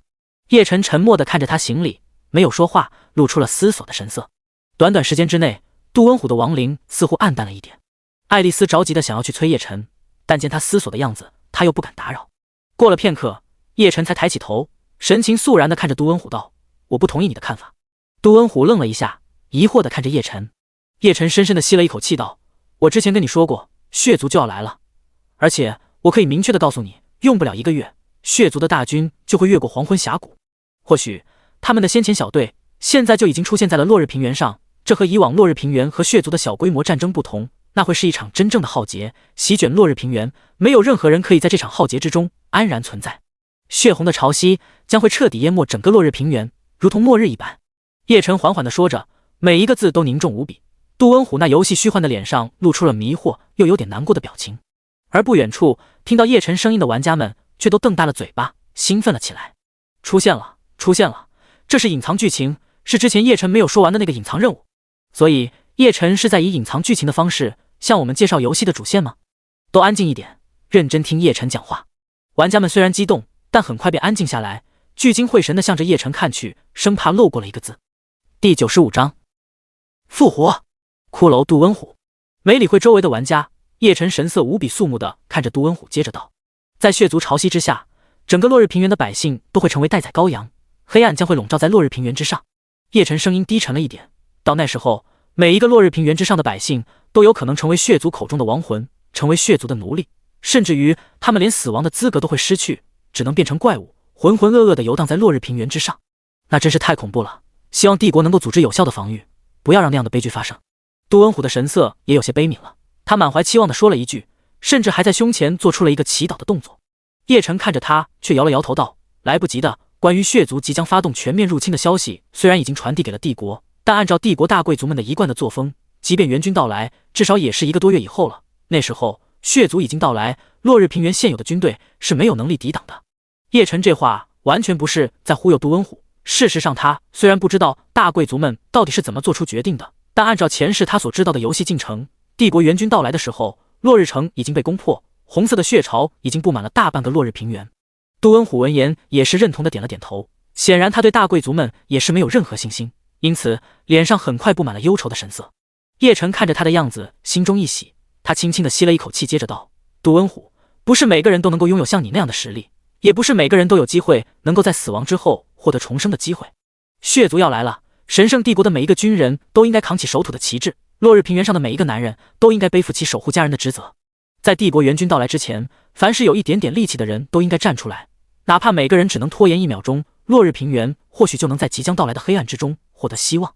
杜恩虎，落日平原需要你，落日平原的人们需要你，而你的家人更需要你。如果你还能够在血族的战场上奋战，落日平原将会有很多人因你获得活着的机会，那其中或许就包括你的家人。这句话说完，叶晨沉默了起来，满怀期待地看着杜恩虎。他说的这一切都是真实的，如果这样杜恩虎都不愿意复活，那他就没有办法了。杜恩虎也低着头，露出了沉思的神色，偶尔脸色微微变化，满满的都是纠结。不远处，玩家们也开始低声的交流，和叶晨与杜恩虎相反，他们脸上布满了兴奋，双眼之中满满的都是跃跃欲试。看来血族入侵就是游戏当前版本的主线了。卧槽，我有点激动啊！希望血族赶紧出现，我手里的大刀已经饥渴难耐了。看样子，叶晨正在收拢人才，准备在援军到来之前抵抗血族。这等于证明了叶晨就是游戏当前版本的主角啊！跟着叶晨肯定有很多任务。幸好我提前搬迁到了这里，否则的话，我可能就要错过很多机会了。听着周围玩家们兴奋着议论的声音，叶晨心里暗暗一笑。玩家们把血族入侵仅仅当成游戏背景看待，他们迟早会因此吃亏的。按照前世的经验，以现在玩家们的等级，一旦被低级血族咬到，就会被感染，变成无法控制行动的血族奴隶，直到被击杀后回到复活点，玩家们才能恢复对游戏角色的控制。希望到时候你们在论坛上求助的时候也是这么的开心，嘿嘿。叶晨心中暗暗一笑，不再理会玩家们的议论，只是看向杜恩虎。杜恩虎的脸色不断变化，很快之后，他咬了咬牙，看着叶晨道：如果能够在即将到来灾难面前尽到一点点的力量，我愿意以亡灵之躯为落日平原的百姓而战。说着，杜恩虎那半透明的躯体单膝跪地，看着叶晨和爱丽丝道：我愿意追随您重新回到战场。好！见杜恩虎终于答应复活，叶晨心中大喜。有了杜恩虎的加入，骷髅大军的实力将会得到大幅度提升。爱丽丝，出手吧！叶晨期待地看向爱丽丝，爱丽丝也开心地笑了起来。她挥动起手中的法杖，星星点点的绿色光芒从法杖之中飘了起来，围绕着杜恩虎的灵体翩然而舞。咚咚咚咚，地面之下很快传来了冲撞的声音，像是有什么东西要从下面冲出来一般。不远处的玩家们看着地面上不断凸起的土地，又好奇又激动，也都安静了下来。噗！破土而出的声音很快响起，只见一具白色的骷髅从地下缓缓地爬了出来，僵硬地站在了地上。这具骷髅和常人的大小无异，森白的骷髅身上闪烁着淡淡的紫色光芒，头骨的眼眶之中并没有火焰，显然这只是一个没有亡灵寄身的躯壳。杜恩虎，接下来不要抗拒！爱丽丝朝着杜恩虎半透明的灵体喊了一声，随即便挥动起手中的法杖。那无数淡绿色的星光迅速落在了杜恩虎灵体的身上，紧接着杜恩虎的灵体便漂浮了起来，缓缓地飘进了那具骷髅里面。看到杜恩虎的亡魂和那具骷髅融为一体，叶晨、爱丽丝，甚至是周围的玩家们也都露出了期待的神色。所有人期待的神色之下，那具骷髅原本空无一物的眼眶之中慢慢地燃起了一道紫色的火焰，紧接着它缓缓地动了起来。咔咔咔咔，原本看着有些死板的骷髅像是活了过来一般，它灵活地晃动着身子，尝试着握动手掌，好奇地做着各种各样的动作。虽然是骷髅，但它的动作却是无比的流畅。第96章，小杜，最后的记忆，这是成功了吗？叶晨疑惑地看向爱丽丝。是的，主人，过程非常顺利。爱丽丝脸上也露出了笑容，她再次挥动起手中的法杖，依附在骷髅身上的幽绿光点顿时再一次漂浮了起来，围绕着爱丽丝转了一圈之后，落向了周围，化作了一具具的骷髅。数千骷髅大军身上闪烁着森白的光芒，把新生的骷髅紧紧地围在了中间。咔咔咔咔，所有的骷髅们都朝着新生的骷髅举起了鼓掌，然后握成拳头，重重地拍击在了胸口的位置。哐哐哐，一连3次，那数千骷髅同时拍击胸口发出的声响，令整个新手村之前都轰响了起来。杜恩虎，他们是在欢迎你的加入呢。叶晨瞬间看懂了骷髅们的意思，脸上不由得露出了笑意，朝着新生的骷髅喊了一声。爱丽丝也握紧了拳头，满怀期待地看着站在骷髅大军中间有些茫然的新生骷髅。不远处，原本被忽然出现的骷髅大军们吓了一跳的玩家们也都露出兴奋的神色，看着眼前颇具仪式感的一幕。骷髅大军中间，新生骷髅听到了叶晨的声音，转过身子看着他，歪着头露出思索的样子，又转身看着周围的骷髅大军，眼眶之中的紫色火焰明灭闪烁。我怎么感觉他有点不太聪明的样子？看着杜恩虎有些笨拙的样子，叶晨疑惑地看着爱丽丝，难道变成骷髅之后他傻了不成？爱丽丝闻言手只放到嘴边，想了想道，好像是亡魂转化为骷髅之后，记忆会出现空白，不过以后会缓慢的恢复的，这个时间可能需要很久。原来是这样啊。叶晨点了点头，又看向了新生的骷髅。还别说，新生的骷髅和杜温虎给人的感觉完全不同。杜温虎像是一员能征战四方的大将，而新生的骷髅给人的感觉有点呆萌。要不是叶晨看到他的信息里依旧是50级紫色 BOSS， 他还以为他出了问题呢。看样子以后不能叫老杜了，要叫小杜才更适合他现在的气质。看着骷髅大军中不断转身，好奇地看着其他骷髅们的杜温虎，叶晨露出了笑意。爱丽丝闻言眼睛一亮，看着叶晨道：“那在他彻底恢复记忆之前，我们就叫他小杜好了。”说完，爱丽丝便兴奋地朝着杜温虎喊道：“小杜，他们在欢迎你，他们很期待和你成为朋友，快回应他们啊！”骷髅群中的小杜听到了声音，转过身子看着爱丽丝，眼中紫色火焰似乎又明亮了几分。他伸出白色的骨爪，轻轻地握了起来，然后拍了拍胸口，哐哐哐哐。小杜不断转身，对着不同方向的骷髅们回应了起来。周围的骷髅们见状，都张开了下颚，露出了有些怪异的笑容，随即又握着拳头拍打起了胸口。一时间，哐哐的声音再次不断响起。小杜也笑了起来，他一遍遍的转身，狠狠地拍击着胸口。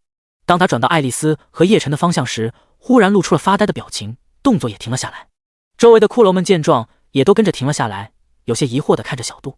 叶晨看着眼前这发呆的小杜，也有些疑惑，不懂他现在是什么情况。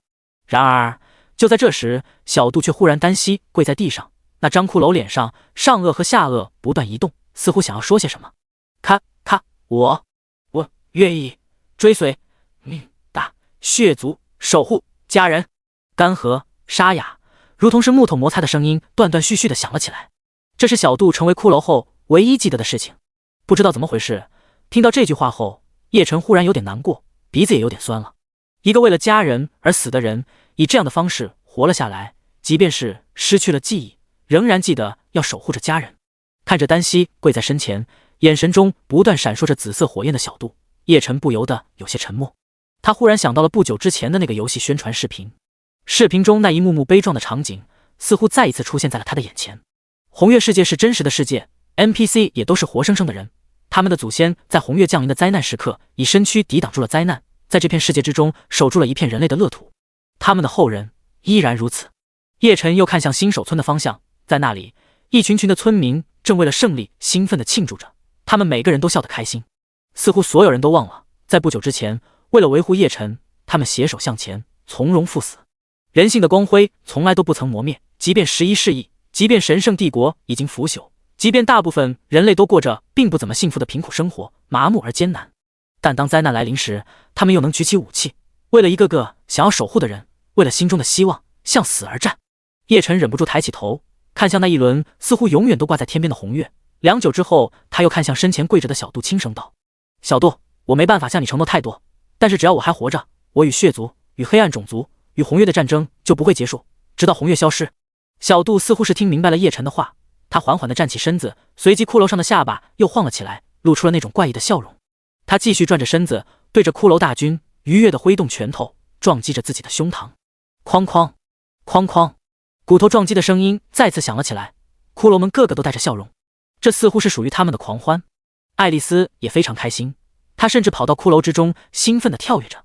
叶晨看着他们的样子，心情也是异常的愉悦，不知道他们在兴奋什么。不远处正在收拾战利品的村长朝着骷髅大军看了一眼，随即摇了摇头，摸着眼前的一匹马，脸上满是喜悦。这可是一匹好马呀，就是不知道怎么回事，有点暴躁。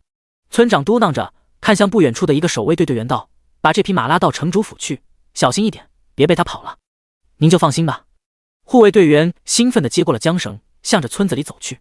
然而就在这时，那马猛然跃起，嘶鸣了一声，朝着骷髅大军的方向狂奔了过去。守卫队队员一时没注意，手中缰绳瞬间脱手而出，自己也摔倒在了地上。那骏马速度极快，短短时间之内便冲向了在围观骷髅的玩家群中。一道道的白光迅速闪烁起来，数以百计的玩家被这骏马送回了复活点。卧槽，这马是怎么回事？快闪开！玩家们迅速躲开，叶晨也转过身子，疑惑地看向那匹狂暴的骏马。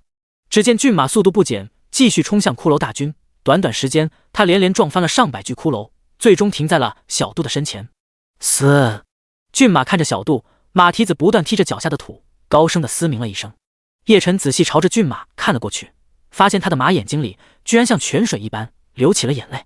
嘶！又是一道嘶鸣的声音，那骏马猛然跃起，跳到了不可思议的高度，在所有人震惊的神色之下，以头触地，狠狠地撞了上去。第97章，任务结算。玩家们的狂欢。砰！一声巨响之后，叶晨目瞪口呆地看着躺在地上不断抽搐着的黑色骏马，愣了好一会才回过神来。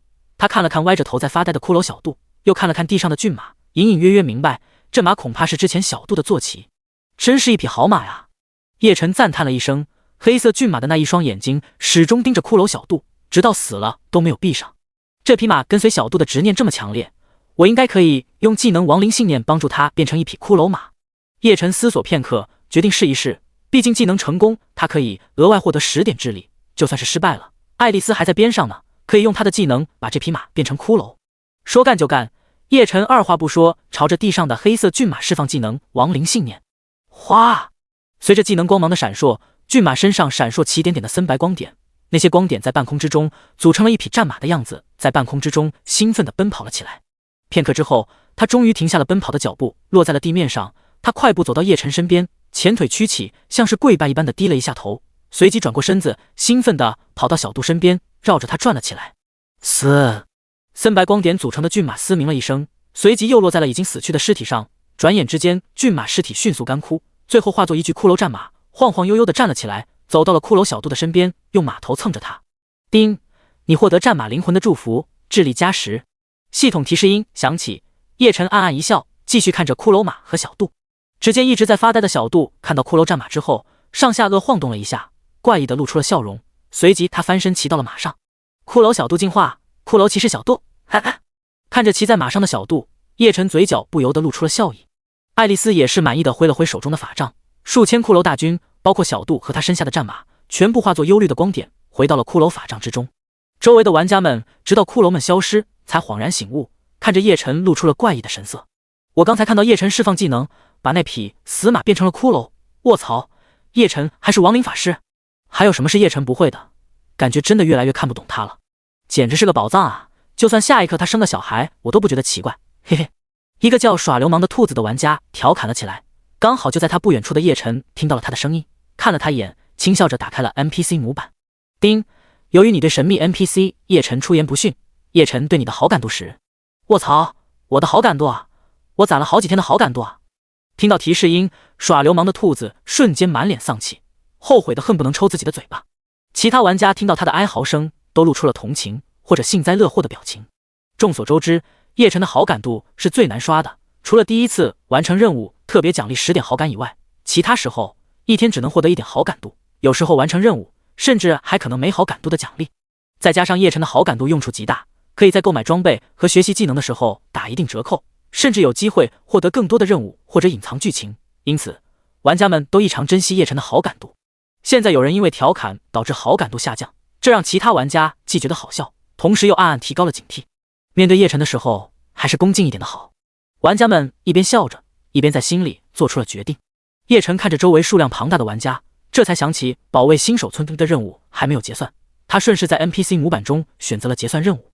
随着叶晨点击确认结算任务奖励，所有的玩家们都收到了系统提示。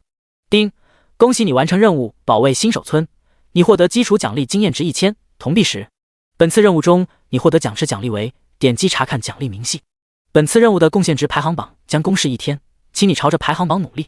本次任务贡献值排行榜：第1名落叶无情，伤害值175；第2名萌萌的车长，伤害值126；第3名嘉兰夜雨，伤害值73；第4名卓越清风，伤害值69；第5名黎明长夜，伤害值68；第10名卓越狂剑，伤害值62。奖池经验结算中，奖池经验结算成功，本次任务正式结束，感谢你的参与。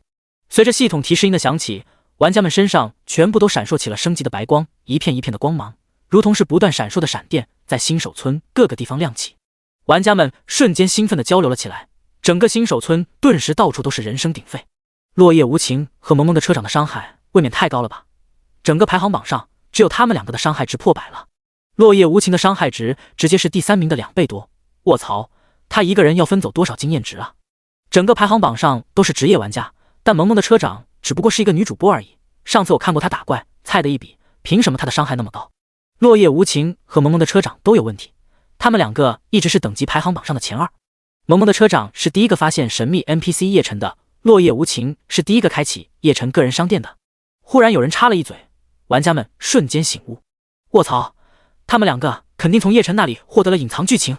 所有玩家都忍不住朝着叶晨看了过去，那一双双眼睛之中满满的都是炙热。叶晨大佬，落叶无情和萌萌的车长能做的我也能做，而且我什么姿势都行。有个玩家忍不住喊了一声，当然他也收获了叶晨好感度时的成就。迦兰神殿会长迦兰夜雨此时也看着任务贡献排行榜，和别人不同，他的目光落在了榜单上2个卓越玩家的上面。卓越这一次虽然运气不好，损失惨重，但他们把所有工会会员都搬迁到这里的决策是没有问题的，这是很有前瞻性的决定。如果不是因为意外，或许他们真有可能成为第一个全员抱紧叶晨大腿的工会。迦兰夜雨看着不远处的叶晨，目光灼灼，但他却不知道现在的卓越完全是有苦说不出，别的工会都以为他们是来抱大腿的，只有卓越自己知道这一次的行动他们到底付出了什么样的代价。接下来我也要把迦兰神殿的主力会都搬迁到这里来，做叶晨的任务，刷叶晨的好感。只要有一个会员成功像落叶无情和萌萌的车长那样获得叶晨的隐藏剧情，对我们迦兰神殿都是巨大的提升。迦兰夜雨下定了决心，和迦兰夜雨一样，黎明长夜等其他顶级工会在收到任务结算的系统提示之后，全部都做出了和迦兰夜雨类似的决定。跟着叶晨魂收获实在太大了，如果我们不把主力拉过来，就有可能被其他顶级工会超越。黎明长夜坚定地和工会其他高层说着。第98章出事了，特殊待遇。另一边，接到系统提示的落叶无情兴奋地想要直接跳一场舞蹈，这一次的任务奖励让他直接升到了10级，那接连升级的感觉让他几乎以为自己到了天堂。如果不是叶晨大佬，我根本不可能拿到那么高的伤害。落叶无情看向一身黑袍的叶晨，满眼都是感激的情绪。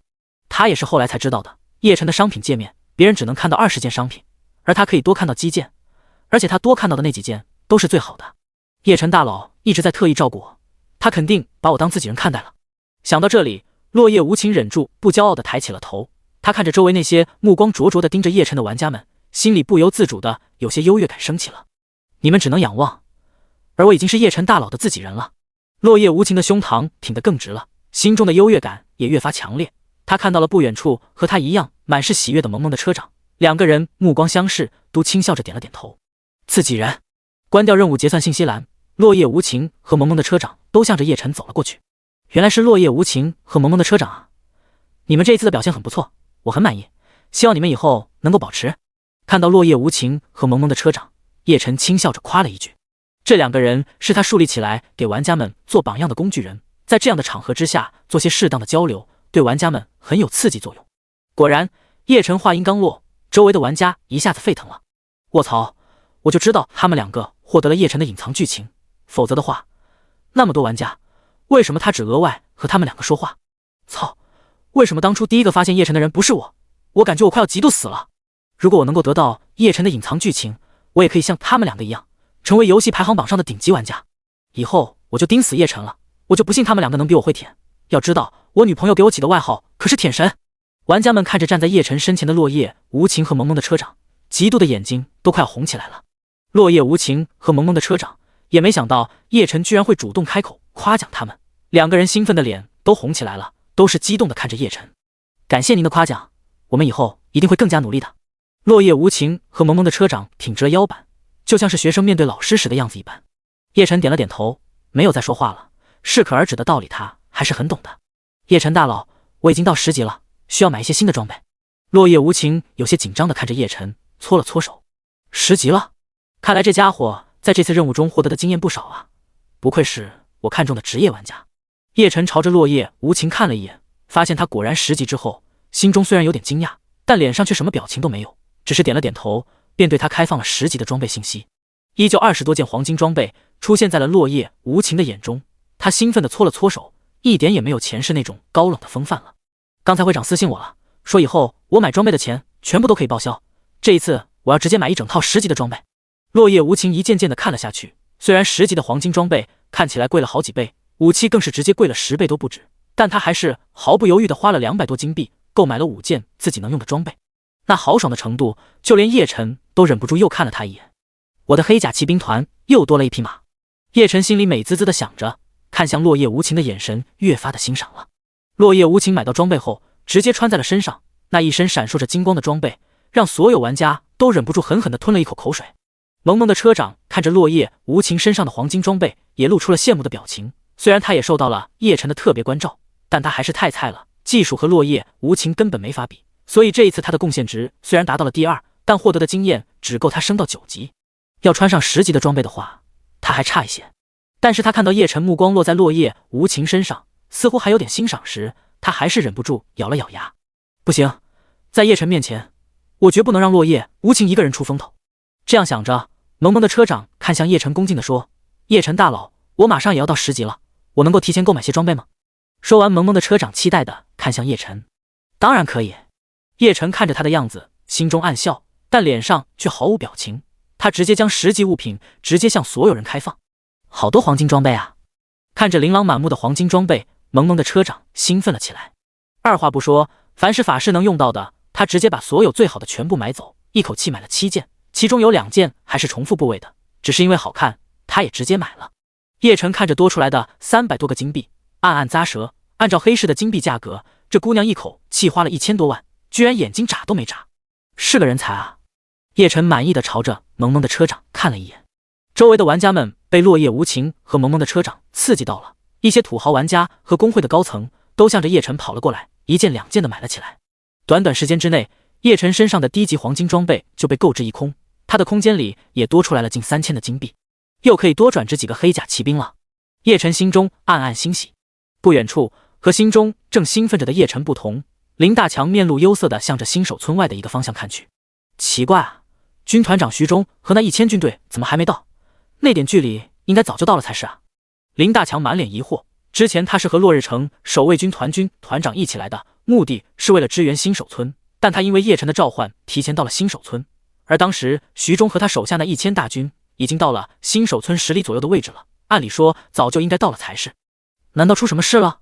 林大强的眉头越皱越深，忽然他看见不远处一个浑身鲜血的人影正跌跌撞撞地向着新手村赶过来。那是谁？林大强心中一动，一股不好的预感爬上了他的心头，似乎出事了。第99章，血族来袭。叶晨出击，给玩家们发布了日常任务，又传授了一会基础技能，收获了几百万的经验之后，叶晨才美滋滋的准备去找村长了解这次战斗的收获。就在这时，他却看到林大强扶着一个浑身是血的人走了过来。主人，出事了！林大强一边走着一边喊了一声。出什么事了？看着林大强身边一身是血的人，叶晨眉头微皱，心里隐隐约约的想到了一种可能，神色一下子严肃了许多。林大强道：这是落日城守卫军团军团长徐忠，之前我们一起带着1000军队来支援新手村，我被您召唤的时候，他们已经在新手村10公里左右的位置了，看样子他们应该是遇到了袭击，只有他一个人逃了回来，具体情况我还没来得及细问。距离新手村只有10公里的位置。叶晨皱起了眉头，如果真的是血族大军的话，10公里真的太近了，新手村这么多人，连撤退都来不及。虽然他记得很清楚，前世血族全面入侵是在1个月之后，但就怕因为他出现蝴蝶效应，血族大军提前到来。就在这时，一身是血的军团长徐忠忽然开口道：叶晨少爷，攻击我们的是血族的一支先遣军，数量大约在1000左右，但这支军队的每一个人都是血族骑士，带领他们的是一位强大的血族子爵，比我强很多。丁，你获得关键信息血族先遣军的情报。系统提示音适时响起，叶晨这才松了一口气。一个血族子爵应该也就是紫色品质，虽然他带着的1000血族骑士确实有点麻烦，但肯定没有能力毁掉新手村。不过10公里的位置确实太近了，1000血族骑士如果出其不意的攻击新手村，短时间内恐怕会对新手村造成一定破坏。思索片刻之后，叶晨决定亲自去看看那支血族先遣军的情况。他看向一边飘在半空中的爱丽丝，想了想，又放弃了带着他的打算。血族先遣军忽然出现，让他有了一定的危机感。带走爱丽丝只留林大强一个人在新手村的话不保险，而他还有一次复活的机会，就算真遇到事情的话，他也可以利用复活技能独自逃脱。这次的行动他完全能独自完成。做出决定之后，叶晨看着林大强和爱丽丝道：我现在去看看那支血族先遣军的情况，你们2个就守在新手村，如果遇到事情就第一时间通过追随者契约联系我，我马上赶回来。放心吧主人，我会守好家的。爱丽丝挥了挥手中的法杖，露出坚定的表情。听到女孩的声音，军团长徐忠忍不住向着爱丽丝看去，一瞬之间，那种品阶的压制感令他心头猛地一慌。这个小女孩的品阶居然比林大强还要吓人，叶晨少爷的来历果然不同凡响，我抱大腿的选择是对的。徐忠看向叶晨的神色越发的尊重了，他挺了挺身子，勉强提起了一些精神，随即朝着叶晨躬身道：叶晨少爷，要不我带着您去找血族先遣军吧？你带我去？叶晨看着他一身的伤痕和那只剩下不到10%的血量，摇了摇头，从空间取出几支大师级药剂递给他道：喝了药剂之后，你就在新手村好好休息休息，带路就算了，只是10公里的距离，我一个人就行了。虽然徐忠也是紫色品质的人物，但他现在的状态明显是底牌用尽，就算血量恢复了，但战斗力要恢复，恐怕还需要不少时间，带着他没什么意义。做出安排之后，叶晨看了看天空，此时天色已经渐渐暗了下去，红色的月影越发明亮，把整个天空都映照得如血一般通红。问清楚徐忠和血族先遣军战斗地点之后，他便向着地图标识的位置赶了过去。徐忠看着叶晨的身影消失，看着林大强道：我也不能在这里停留了，血族先遣军忽然出现，我必须把消息尽快传递回落日城，以方便城主大人做好防御准备。而且还有很多百姓没有搬迁到安全的位置，时间太紧迫了，请您带我向叶晨少爷辞别。告别之后，徐忠取出一块马牌，召唤出一匹战马，骑上战马，毫不犹豫地朝着落日城的方向狂奔而去。爱丽丝看着徐忠骑马离开的样子，露出了若有所思的表情。对哦，好像我们新手村刚刚缴获了一匹战马啊，为什么主人却没有找村长要一匹呢？爱丽丝手指放在嘴边，有些好奇地看向林大强。林大强闻言嘴角抽了抽，最终什么话都没说。另一边，迦兰夜雨有些激动地看着一个迦兰神殿的会员问道：你听清楚了，确定是隐藏剧情？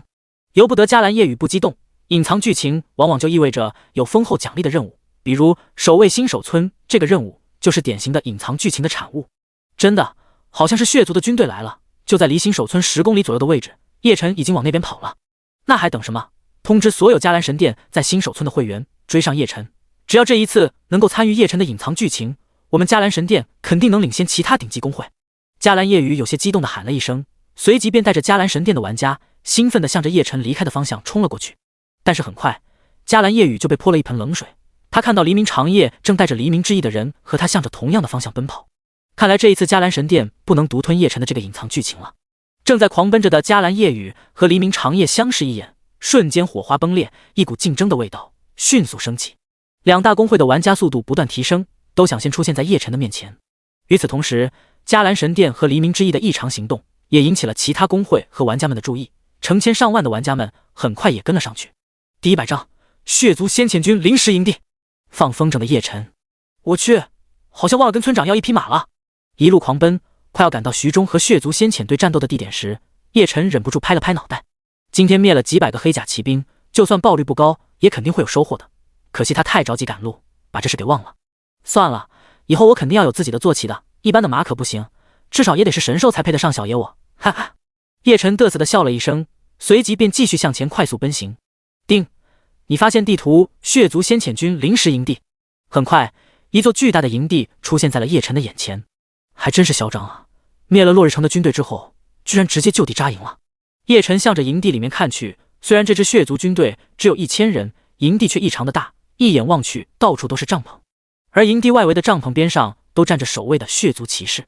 说起来，我已经很久没有正经的刷怪了。看着那巨大营地里到处都是的血族骑士，叶晨心里忍不住有点激动，脸上也露出了跃跃欲试的神情。我身上有血族毁灭者任务，打血族怪物收获都能翻倍，而且消灭这样成建制的血族团体，应该会有额外的奖励。叶晨看着营地里的血族怪物，双眼之中渐渐地闪烁起了兴奋的光芒，仿佛那不是一座大营，而是无数的经验和进化值。嘿嘿，反正我还有一次复活的机会，就算出了意外也不会有事，那还有什么可说的，搞起来！叶晨二话不说，向着大营冲去，同时随手朝着营地外围的一个血族骑士丢了一个真实之眼。先遣军血族骑士40级。描述：血族先遣军中的血族骑士，他们每一个都有着强大的攻击能力，如果数量过多，建议你立即远离。品质：绿色精英级 BOSS。属性：攻击108，防御82，速度79，魔法150，血量8600。技能：狂抓、拥咬、吸血。狂抓：血族骑士有锋利的爪子，会对你造成极大伤害，攻击加30。拥咬：血族骑士有锋利的牙齿，他们会死死地抱在你身上撕咬，攻击加50。吸血：拥咬触发后，当血族骑士血量低于 20% 时，他们将会吸取你的血量，转换率 5%。怪不得徐忠带着1000的守卫军队都轻易被这支血族先遣军消灭了。这是一支全部由绿色精英 BOSS 组成的军队啊！叶晨暗暗咂舌，但脸上很快却露出了兴奋的笑容。嘿嘿，1000个 BOSS 啊！要是能全部击杀，我岂不是发了？叶晨毫不犹豫地取出了黑铁长弓，释放技能百步穿杨，朝着守在营地大门口的一个血族骑兵射了一箭。负1800，一个巨大的伤害从血族骑士的头顶冒了出来。我去，这伤害炸裂啊！看着那巨大的伤害数字，叶晨脸上露出了惊喜的神色。在百步穿杨的技能加成之下，这一箭造成的伤害超乎了他的预料。百步穿杨的冷却时间是10秒，而10秒内普通攻击也能造成900的伤害。我完全可以像放风筝一样，一点一点的把怪引出来击杀，不用直接冲营冒险。叶晨很快想到了更安稳的刷怪办法，随即嘿嘿的看向那6、7个正在向他追过来的血族骑士。竟敢攻击尊贵的血族骑士，我要吸干你的血！血族骑士挥动着手中的大剑，向着叶晨追了过去。叶晨嘴角露出笑意，一边缓慢后退，一边拉动弓弦。咻咻咻！一道道破空的声音响起，一连4、5支箭都准确地落在了最前面的血族骑士身上。负920，负890，负1870，一连串的伤害很快从血族骑士的头顶飘了出来。短短时间之内，一个血族骑士的血量便被叶晨清空了。丁，你成功击杀绿色精英级 BOSS 先遣军血族骑士。由于你越级击杀 BOSS 级怪物，你获得的经验提升，你获得经验8万，进化值20，血族毁灭者任务附加奖励经验4万，进化值加10。哈哈哈，用这样的方式杀怪太爽了！听到系统提示的声音，叶晨忍不住大笑了起来。有了远程攻击的能力，怪物连摸都摸不到他，就被他放着风筝轻松击杀了。这种打怪体验简直是太棒了！你居然敢杀死尊贵的血族骑士，我改变主意了，我要活捉了你，把你当成畜生一样，每天定时吸你的血。其他血族骑士看到自己的同伴倒在地上，一个个的都红了眼，疯狂的向着叶晨冲了过去。嘿嘿，想抓我，那你们也要先追上我呀！叶晨哈哈的笑着，一边不断后退，用言语吸引着血族骑士的仇恨，一边不停的拉动着手中的长弓。咻咻咻！红月之下，破空的声音不断的响起，一支支黑色的利剑划过空间，准确的落在血族骑士的身上。负910，负930，负1780。红色的伤害不断的在血族骑士的头顶飘起，虽然他们不断的更换着站位，分摊叶晨的伤害，但血量依旧迅速的减少。很快，几个血族骑士的血量都到了极为危险的程度。啊！我要杀了你！你有能耐像个贵族一样，跟我们1对1的战斗！啊！气死我了！血族骑士们简直快要疯了，他们癫狂地挥动着手中的大剑，一声声愤怒地嚎叫着，心态完全崩了。眼前这个家伙实在是太可恶了，压根不敢跟他们直接战斗，仗着速度的优势，只是不停地用弓箭攻击他们。可是他们偏偏一点办法都没有，只能被动挨打，实在是太憋屈了。我们回去，叫更多的人来杀他！一个血族骑士转身就跑，其他几个怪物也跟了上去。咦，居然要逃命了！果然，有智慧的人形怪物在血量达到底部之后，求生的欲望会战胜仇恨值的影响。不过，你们逃得掉吗？叶晨大笑一声，收起了寒铁长弓，取出轮回枪，迅速冲向几只血族骑士，上去就是一个无尽幻影。他手中轮回枪不断挥动，滴水穿石和无尽幻影轮流释放。很快，一个个血族骑士便满是憋屈地倒在了地上。丁，你成功击杀绿色精英级 BOSS 先遣军血族骑士。由于你越级击杀 BOSS 级怪物，你获得的经验提升，你获得经验8万，进化值20，血族毁灭者任务附加奖励经验4万，进化值加10。丁，你成功击杀绿色精英级 BOSS 先遣军血族骑士。由于你越级击杀 BOSS 级怪物，你获得的经验提升，你获得经验8万，进化值20，血族毁灭者任务附加奖励经验4万，进化值加10。哈哈哈哈，爽！一连6道系统提示音响起，叶晨看着地上的几具尸体，感觉浑身都愉悦到了极点。好几天没刷怪了，这种感觉太好了，今天可以好好的爽一波了。叶晨满脸笑意的朝着血族营地的方向看了一眼，随即美滋滋的开始捡血族骑士掉落的物品。